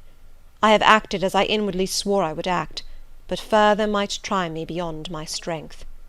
Rise, Miss Eyre, leave me. The play is played out. Where was I? Did I wake or sleep? Had I been dreaming? Did I dream still? The old woman's voice had changed. Her accent, her gesture, and all were familiar to me as my own face in a glass, as the speech of my own tongue. I got up, but did not go. I looked, I stirred the fire, and I looked again. But she drew her bonnet and her bandage closer about her face, and again beckoned me to depart. The flame illuminated her hand stretched out. Roused now, and on the alert for discoveries, I at once noticed that hand. It was no more the withered limb of eld than my own. It was a round, supple member, with smooth fingers symmetrically turned. A broad ring flashed on the little finger, and stooping forward, I looked at it, and saw a gem I had seen 100 times before. Again I looked at the face, which was no longer turned from me. On the contrary, the bonnet was doffed, the bandage displaced, the head advanced. "Well, Jane, do you know me?" asked the familiar voice. "Only take off the red cloak, sir, and then—" "But the string is in a knot. Help me." "Break it, sir." "There, then. Off, ye lendings!" And Mr. Rochester stepped out of his disguise. "Now, sir, what a strange idea!" "But well carried out, eh? Don't you think so?" "With the ladies you must have managed well." "But not with you." "You did not act the character of a gypsy with me." "What character did I act? My own?" "No, some unaccountable one. In short, I believe you have been trying to draw me out. Or in. You have been talking nonsense to make me talk nonsense. It is scarcely fair, sir." "Do you forgive me, Jane?" "I cannot tell till I have thought it all over. If, on reflection, I find I have fallen into no great absurdity, I shall try to forgive you. But it was not right." "Oh, you have been very correct, very careful, very sensible." I reflected, and thought, on the whole, I had. It was a comfort. But indeed I had been on my guard almost from the beginning of the interview. Something of masquerade I suspected. I knew gypsies and fortune-tellers did not express themselves as this seeming old woman had expressed herself. Besides, I had noted her feigned voice, her anxiety to conceal her features. But my mind had been running on Grace Poole, that living enigma, that mystery of mysteries, as I considered her. I had never thought of Mr. Rochester. "Well," said he, "what are you musing about? What does that grave smile signify?" "Wonder and self-congratulation, sir. I have your permission to retire now, I suppose?" "No, stay a moment, and tell me what the people in the drawing-room yonder are doing." "Discussing the gypsy, I dare say." "Sit down. Let me hear what they have said about me." I had better not stay long, sir. It must be near 11 o'clock. Oh, are you aware, Mr. Rochester, that a stranger has arrived here since you left this morning?" "A stranger? No. Who can it be? I expected no one. Is he gone?" "No. He said he had known you long, and that he could take the liberty of installing himself here till you returned." "The devil he did! Did he give his name?" "His name is Mason, sir, and he comes from the West Indies, from Spanish Town in Jamaica, I think." Mr. Rochester was standing near me. He had taken my hand as if to lead me to a chair. As I spoke, he gave my wrist a convulsive grip. The smile on his lips froze. Apparently a spasm caught his breath. "Mason, the West Indies," he said in the tone one might fancy a speaking automaton to announce its single words. "Mason, the West Indies," he reiterated, and he went over the syllables 3 times, growing in the intervals of speaking whiter than ashes. He hardly seemed to know what he was doing. "Do you feel ill, sir?" I inquired. "Jane, I've got a blow. I've got a blow, Jane," he staggered. "Oh, lean on me, sir." "Jane, you offered me your shoulder once before. Let me have it now." "Yes, sir, yes, and my arm." He sat down and made me sit beside him. Holding my hand in both his own, he chafed it, gazing on me at the same time with the most troubled and dreary look. "My little friend," said he, "I wish I were in a quiet island with only you, and trouble and danger and hideous recollections removed from me." "Can I help you, sir? I'd give my life to serve you." "Jane, if aid is wanted, I'll seek it at your hands, I promise you that." "Thank you, sir. Tell me what to do. I'll try at least to do it."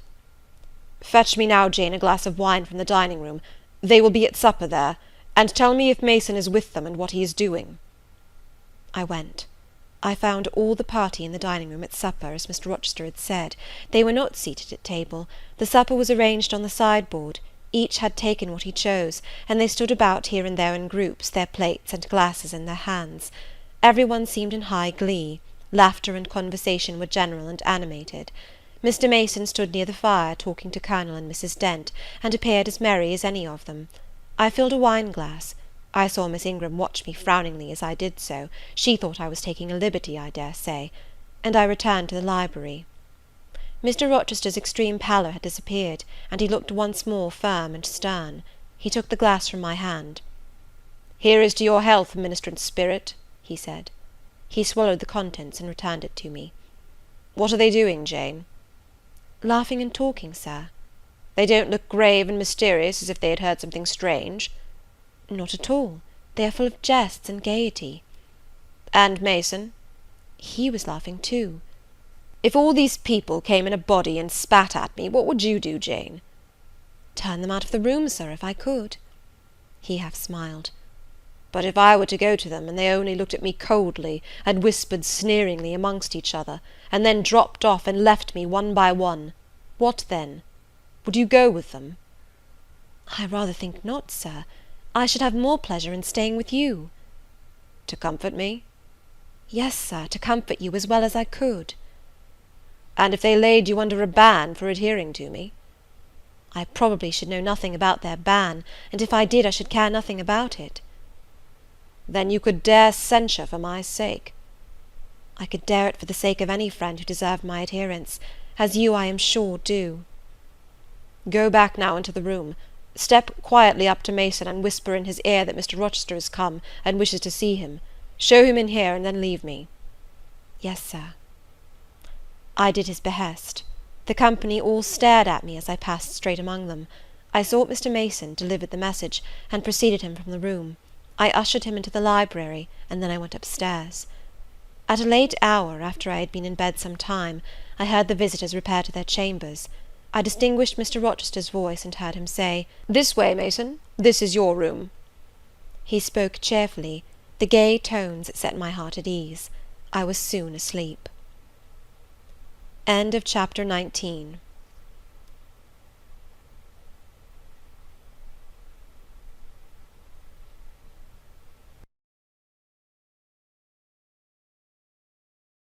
Jane Eyre by Charlotte Brontë. Chapter 20. I had forgotten to draw my curtain, which I usually did, and also to let down my window blind. The consequence was, that when the moon, which was full and bright, for the night was fine, came in her course to that space in the sky opposite my casement, and looked in at me through the unveiled panes, her glorious gaze roused me. Awaking in the dead of night, I opened my eyes on her disk, silver white and crystal clear. It was beautiful, but too solemn. I half rose, and stretched my arm to draw the curtain. Good God! What a cry! The night, its silence, its rest, was rent in twain by a savage, a sharp, a shrilly sound that ran from end to end of Thornfield Hall. My pulse stopped, my heart stood still, my stretched arm was paralyzed. The cry died and was not renewed. Indeed, whatever being uttered that fearful shriek could not soon repeat it. Not the widest winged condor in the Andes could, twice in succession, send out such a yell from the cloud shrouding his eyrie. The thing delivering such utterance must rest ere it could repeat the effort. It came out of the third story, for it passed overhead. And overhead, yes, in the room just above my chamber ceiling, I now heard a struggle, a deadly one it seemed from the noise, and a half-smothered voice shouted, "Help! Help! Help!" 3 times rapidly. "Will no one come?" it cried. And then, while the staggering and stamping went on wildly, I distinguished through plank and plaster, "Rochester! Rochester! For God's sake, come!" A chamber door opened, some one ran or rushed along the gallery, another step stamped on the flooring above, and something fell, and there was silence. I had put on some clothes, though horror shook all my limbs. I issued from my apartment.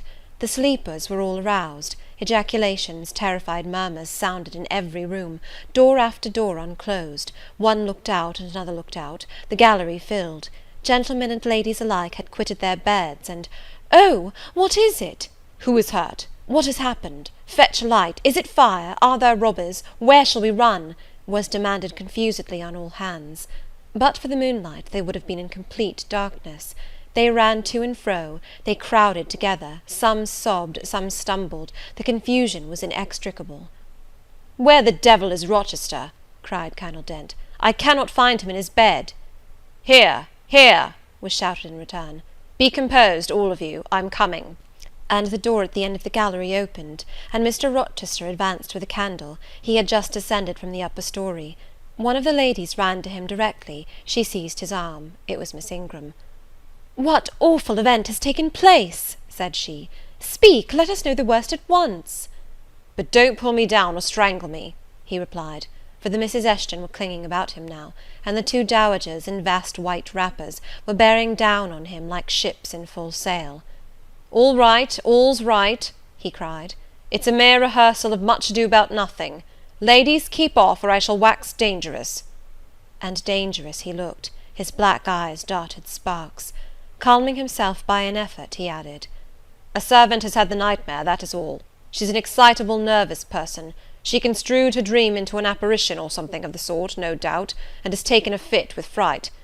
Now then, I must see you all back into your rooms, for till the house is settled she cannot be looked after. Gentlemen, have the goodness to set the ladies the example. Miss Ingram, I am sure you will not fail in evincing superiority to idle terrors. Amy and Louisa, return to your nests like a pair of doves, as you are. Madame," to the dowagers, "you will take cold to a dead certainty if you stay in this chill gallery any longer." And so, by dint of alternate coaxing and commanding, he contrived to get them all once more enclosed in their separate dormitories. I did not wait to be ordered back to mine, but retreated unnoticed, as unnoticed I had left it. Not, however, to go to bed. On the contrary, I began and dressed myself carefully.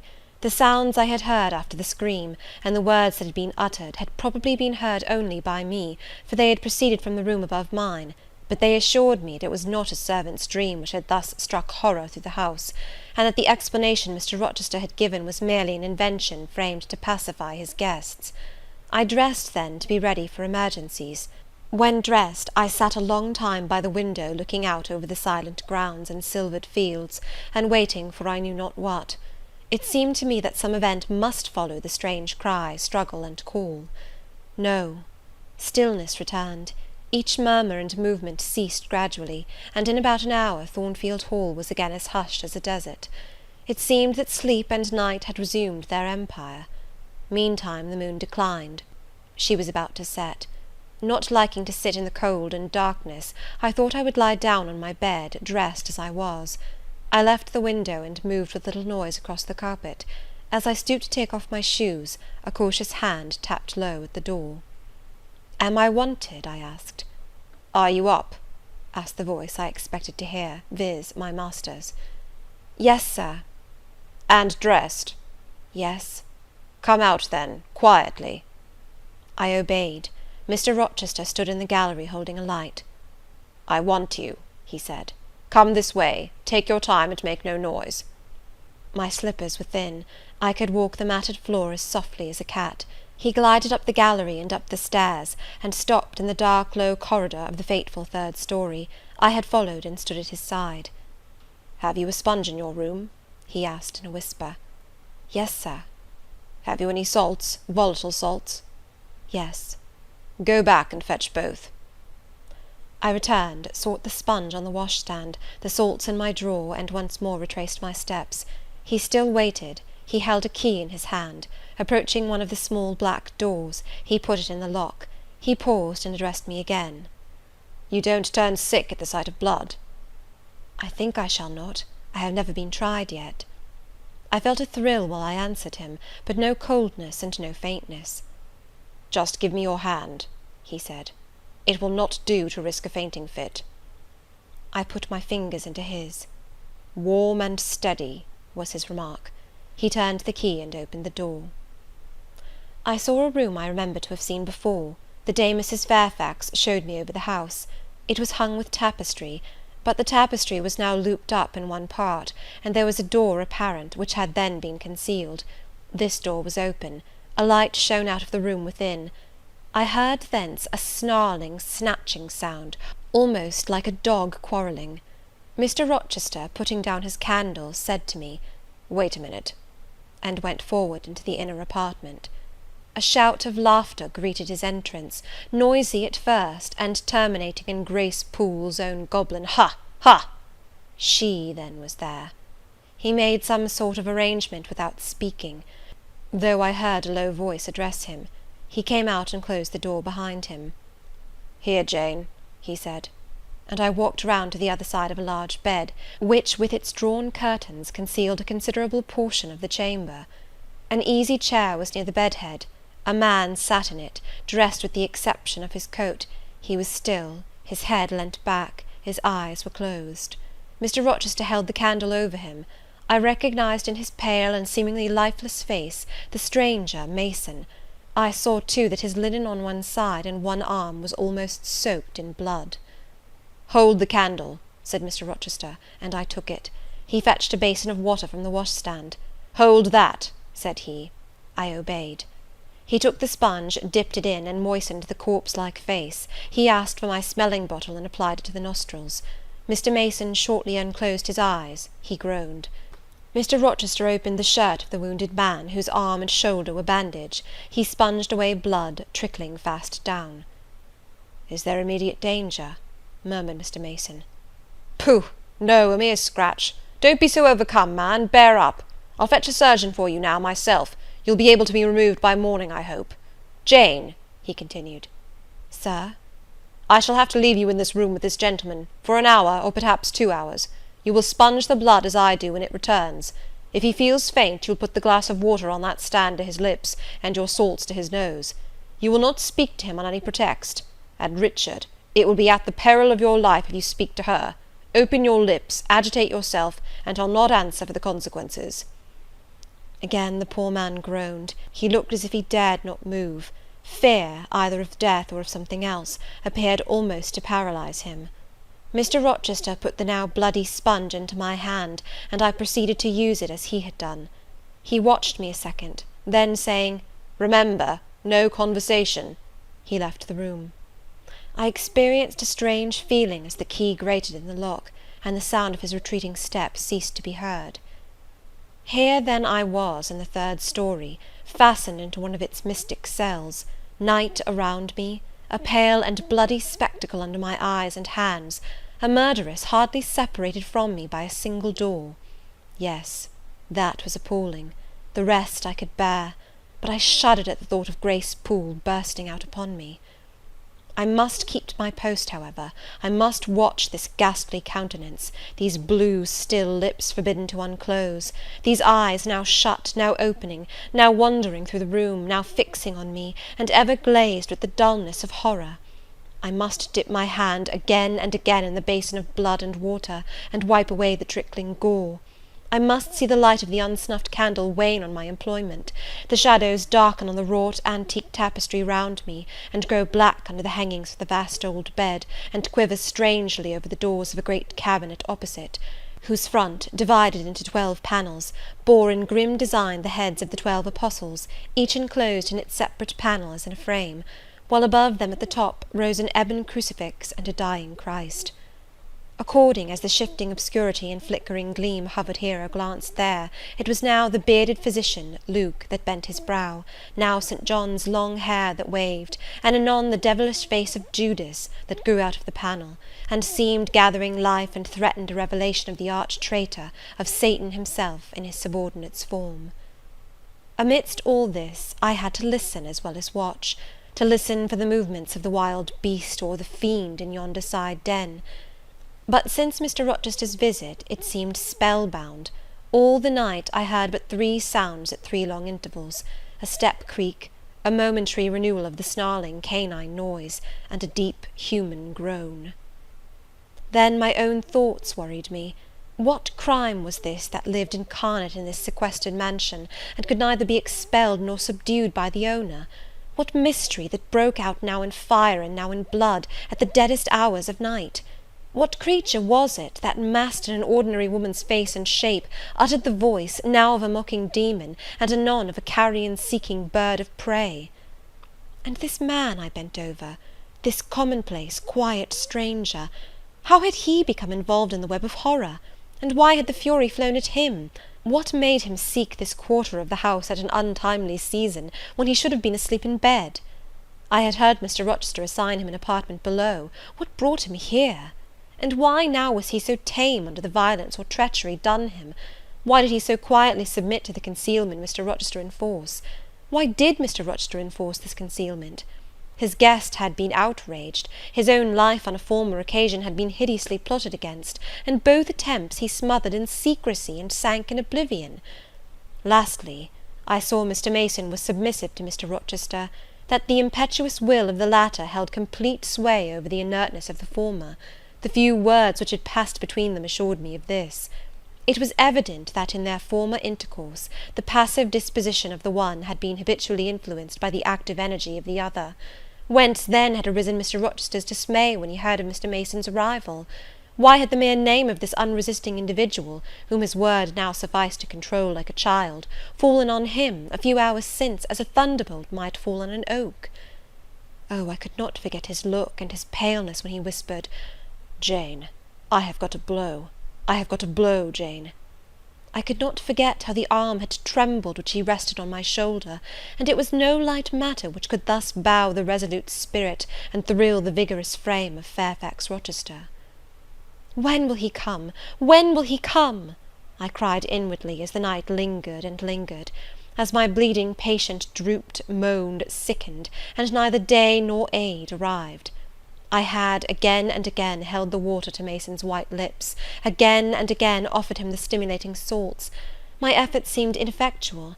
Either bodily or mental suffering, or loss of blood, or all 3 combined, were fast prostrating his strength. He moaned so, and looked so weak, wild, and lost, I feared he was dying, and I might not even speak to him. The candle, wasted at last, went out. As it expired, I perceived streaks of grey light edging the window curtains. Dawn was then approaching. Presently I heard Pilot bark far below, out of his distant kennel in the courtyard. Hope revived. Nor was it unwarranted. In 5 minutes more, the grating key, the yielding lock, warned me my watch was relieved. It could not have lasted more than 2 hours. Many a week has seemed shorter. Mr. Rochester entered, and with him the surgeon he had been to fetch. "Now, Carter, be on the alert," he said to this last. I give you but half an hour for dressing the wound, fastening the bandages, getting the patient downstairs and all." "But is he fit to move, sir?" "No doubt of it. It is nothing serious. He is nervous. His spirits must be kept up. Come, set to work." Mr. Rochester drew back the thick curtain, drew up the Holland blind, let in all the daylight he could, and I was surprised and cheered to see how far dawn was advanced, what rosy streaks were beginning to brighten the east. Then he approached Mason, whom the surgeon was already handling. "Now, my good fellow, how are you?" he asked. "She's done for me, I fear," was the faint reply. "Not a whit. Courage! This day fortnight you'll hardly be a pin the worse of it. You've lost a little blood, that's all. Carter, assure him there's no danger." "I can do that conscientiously," said Carter, who had now undone the bandages. "Only I wish I could have got here sooner. He would not have bled so much. But how is this? The flesh on the shoulder is torn as well as cut. This wound was not done with a knife. There have been teeth here." "She bit me," he murmured. "She worried me like a tigress when Rochester got the knife from her." "You should not have yielded. You should have grappled with her at once," said Mr. Rochester. "But under such circumstances what could one do?" returned Mason. "Oh, it was frightful," he added, shuddering. "She looked so quiet at first." "I warned you," was his friend's answer. "I said, be on your guard when you go near her. Besides, you might have waited till tomorrow and had me with you. It was mere folly to attempt the interview tonight, and alone." "I thought I could have done some good." You thought! Yes, it makes me impatient to hear you. But however, you have suffered, and are likely to suffer enough for not taking my advice, so I'll say no more. Carter, hurry! The sun will soon rise, and I must have him off." "Directly, sir. The shoulder is just bandaged. I must look to this other wound in the arm. She has had her teeth here too, I think." "She sucked the blood. She said she'd drain my heart," said Mason. I saw Mr. Rochester shudder. A singularly marked expression of disgust, horror, hatred, warped his countenance almost to distortion, but he only said, "Come, be silent, Richard, and never mind her gibberish. Don't repeat it." "I wish I could forget it," was the answer. "You will when you are out of the country. When you get back to Spanish Town you may think of her as dead and buried, or rather you need not think of her at all." "Impossible to forget this night." "It is not impossible. Have some energy, man. You thought you were as dead as a herring 2 hours since, and you are all alive and talking now. There, Carter is done with you, or nearly so. I'll make you decent in a trice. Jane," he turned to me for the first time since his re-entrance, "take this key, go down to my bedroom, and walk straight forward into my dressing-room. Open the top drawer of the wardrobe, and take out a clean shirt and neck-handkerchief. Bring them here, and be nimble." I went out, sought the repository he had mentioned, found the articles named, and returned with them. "Now," said he, "go to the other side of the bed while I order his toilet, but don't leave the room. You may be wanted again." I retired as directed. "Was anybody stirring below when you went down, Jane?" inquired Mr. Rochester presently. "No, sir, all was very still." "We shall get you off cannily, Dick, and it will be better, both for your sake and for that of the poor creature in yonder. I have striven long to avoid exposure, and I should not like it to come at last. Here, Carter, help him on with his waistcoat. Where did you leave your furred cloak? You can't travel a mile without that, I know, in this damned cold climate. In your room. Jane, run down to Mr. Mason's room, the one next mine, and fetch a cloak you will see there." Again I ran and returned, bearing an immense mantle lined and edged with fur. "Now I've another errand for you," said my untiring master. "You must away to my room again. What a mercy you are shod with velvet, Jane! A clod-hopping messenger would never do at this juncture. You must open the middle drawer of my toilet table, and take out a little phial and a little glass you will find there. Quick!" I flew thither and back, bringing the desired vessels. "That's well. Now, doctor, I shall take the liberty of administering a dose myself, on my own responsibility. I got this cordial at Rome, of an Italian charlatan, a fellow you would have kicked, Carter. It is not a thing to be used indiscriminately, but it is good upon occasion, as now, for instance. Jane, a little water." He held out the tiny glass, and I half filled it from the water bottle on a washstand. "That will do. Now wet the lip of the phial." I did so. He measured 12 drops of a crimson liquid, and presented it to Mason. "Drink, Richard. It will give you the heart you lack, for an hour or so." "But will it hurt me? Is it inflammatory? Drink, drink, drink!" Mr. Mason obeyed, because it was evidently useless to resist. He was dressed now. He still looked pale, but he was no longer gory and sullied. Mr. Rochester let him sit 3 minutes after he had swallowed the liquid. He then took his arm. "Now I am sure you can get on your feet," he said. "Try." The patient rose. "Carter, take him under the other shoulder. Be of good cheer, Richard. Step out, that's it." "I do feel better," remarked Mr. Mason. "I am sure you do. Now, Jane, trip on before us away to the back stairs. Unbolt the side passage door, and tell the driver of the post-chaise you will see in the yard, or just outside, for I told him not to drive his rattling wheels over the pavement, to be ready, we are coming. And, Jane, if any one is about, come to the foot of the stairs and hem." It was by this time 5:30, and the sun was on the point of rising, but I found the kitchen still dark and silent. The side passage door was fastened. I opened it with as little noise as possible. All the yard was quiet, but the gates stood wide open, and there was a post-chaise, with horses ready harnessed, and the driver seated on the box, stationed outside. I approached him, and said the gentlemen were coming. He nodded. Then I looked carefully round and listened. The stillness of early morning slumbered everywhere. The curtains were yet drawn over the servants' chamber windows. Little birds were just twittering in the blossom-blanched orchard trees, whose boughs drooped like white garlands over the wall enclosing one side of the yard. The carriage horses stamped from time to time in their closed stables. All else was still. The gentlemen now appeared. Mason, supported by Mr. Rochester and the surgeon, seemed to walk with tolerable ease. They assisted him into the chaise. Carter followed. "Take care of him," said Mr. Rochester to the latter, "and keep him at your house till he is quite well. I shall ride over in a day or two to see how he gets on. Richard, how is it with you?" "The fresh air revives me, Fairfax." "Leave the window open on his side, Carter. There is no wind. Good-bye, Dick." "Fairfax." "Well, what is it?" "Let her be taken care of. Let her be treated as tenderly as may be. Let her—" He stopped, and burst into tears. "I do my best, and have done it, and will do it," was the answer. He shut up the chaise door, and the vehicle drove away. "Yet would to God there was an end of all this," added Mr. Rochester, as he closed and barred the heavy yard gates. This done, he moved with slow step and abstracted air towards a door in the wall bordering the orchard. I, supposing he had done with me, prepared to return to the house.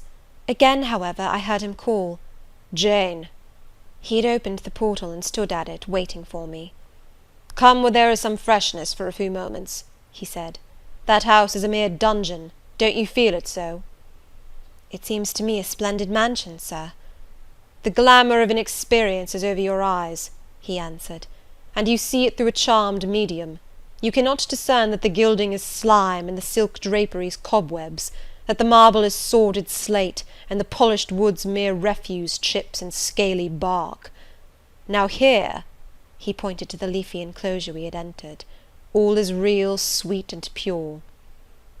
He strayed down a walk edged with box, with apple trees, pear trees, and cherry trees on one side, and a border on the other full of all sorts of old-fashioned flowers, stocks, sweet williams, primroses, pansies, mingled with southernwood, sweetbriar, and various fragrant herbs.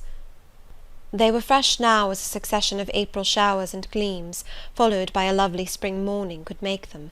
The sun was just entering the dappled east, and his light illumined the wreathed and dewy orchard trees, and shone down the quiet walks under them. "Jane, will you have a flower?" He gathered a half-blown rose, the first on the bush, and offered it to me. "Thank you, sir." "Do you like this sunrise, Jane?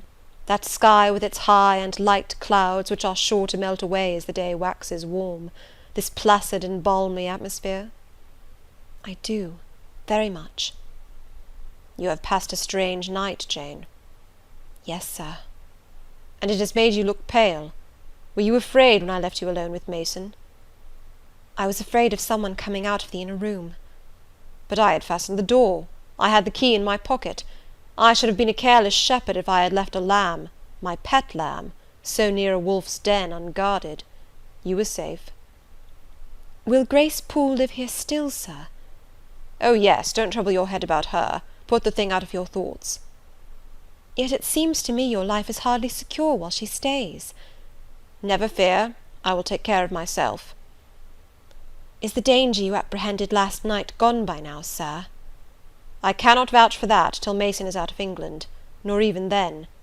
To live, for me, Jane, is to stand on a crater crust which may crack and spew fire any day." "But Mr. Mason seems a man easily led.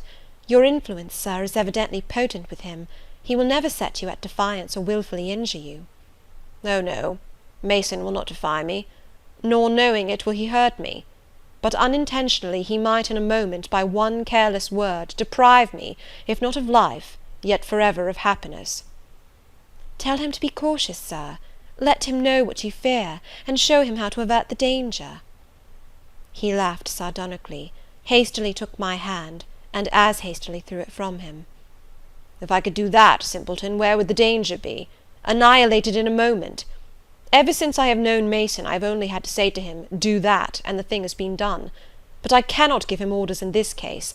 I cannot say, 'Beware of harming me, Richard,' for it is imperative that I should keep him ignorant that harm to me is possible. Now you look puzzled, and I will puzzle you further. You are my little friend, are you not?"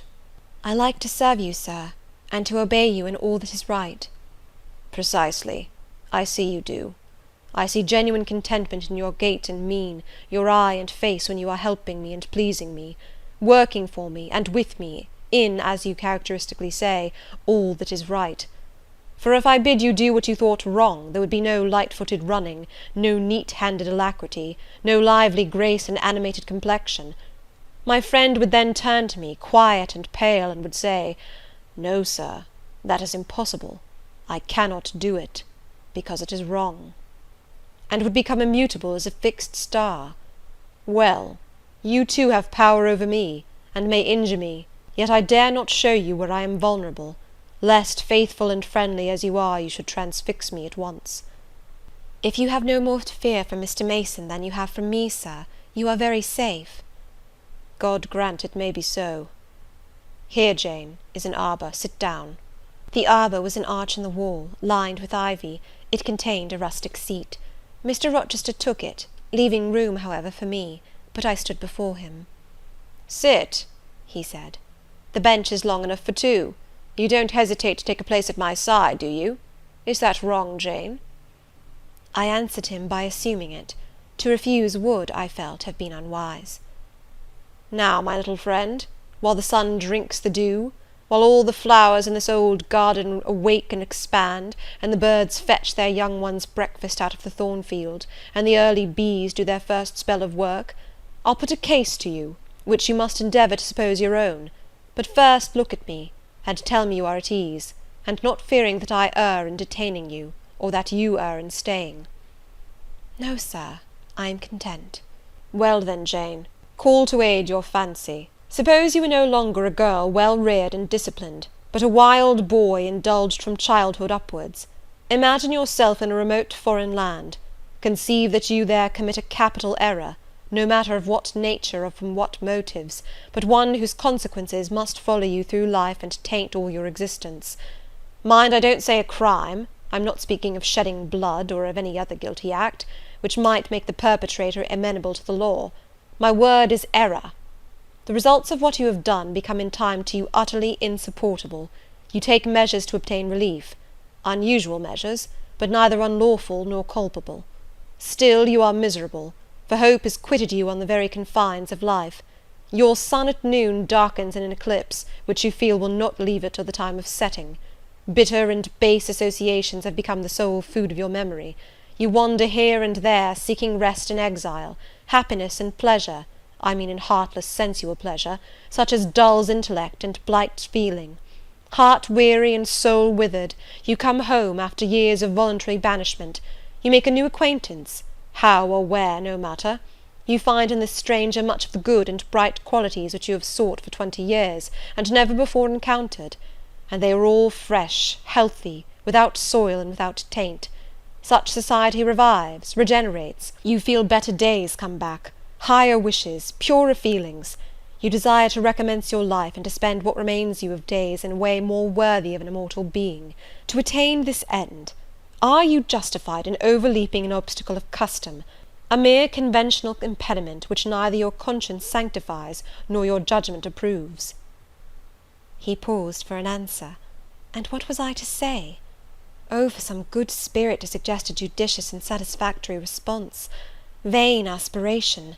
The west wind whispered in the ivy round me, but no gentle Ariel borrowed its breath as a medium of speech. The birds sang in the tree-tops, but their song, however sweet, was inarticulate. Again Mr. Rochester propounded his query.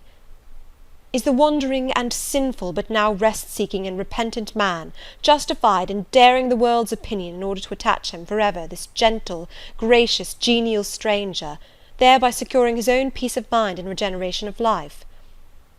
"Sir," I answered, "a wanderer's repose or a sinner's reformation should never depend on a fellow creature.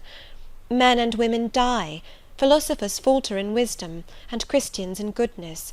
If any one you know has suffered and erred, let him look higher than his equals for strength to amend and solace to heal." "But the instrument, the instrument! God, who does the work, ordains the instrument. I have myself, I tell it to you without parable, been a worldly, dissipated, restless man, and I believe I have found the instrument of my cure in—" He paused. The birds went on carolling, the leaves lightly rustling. I almost wondered they did not check their songs and whispers to catch this suspended revelation; but they would have had to wait many minutes, so long was the silence protracted. At last I looked up at the tardy speaker.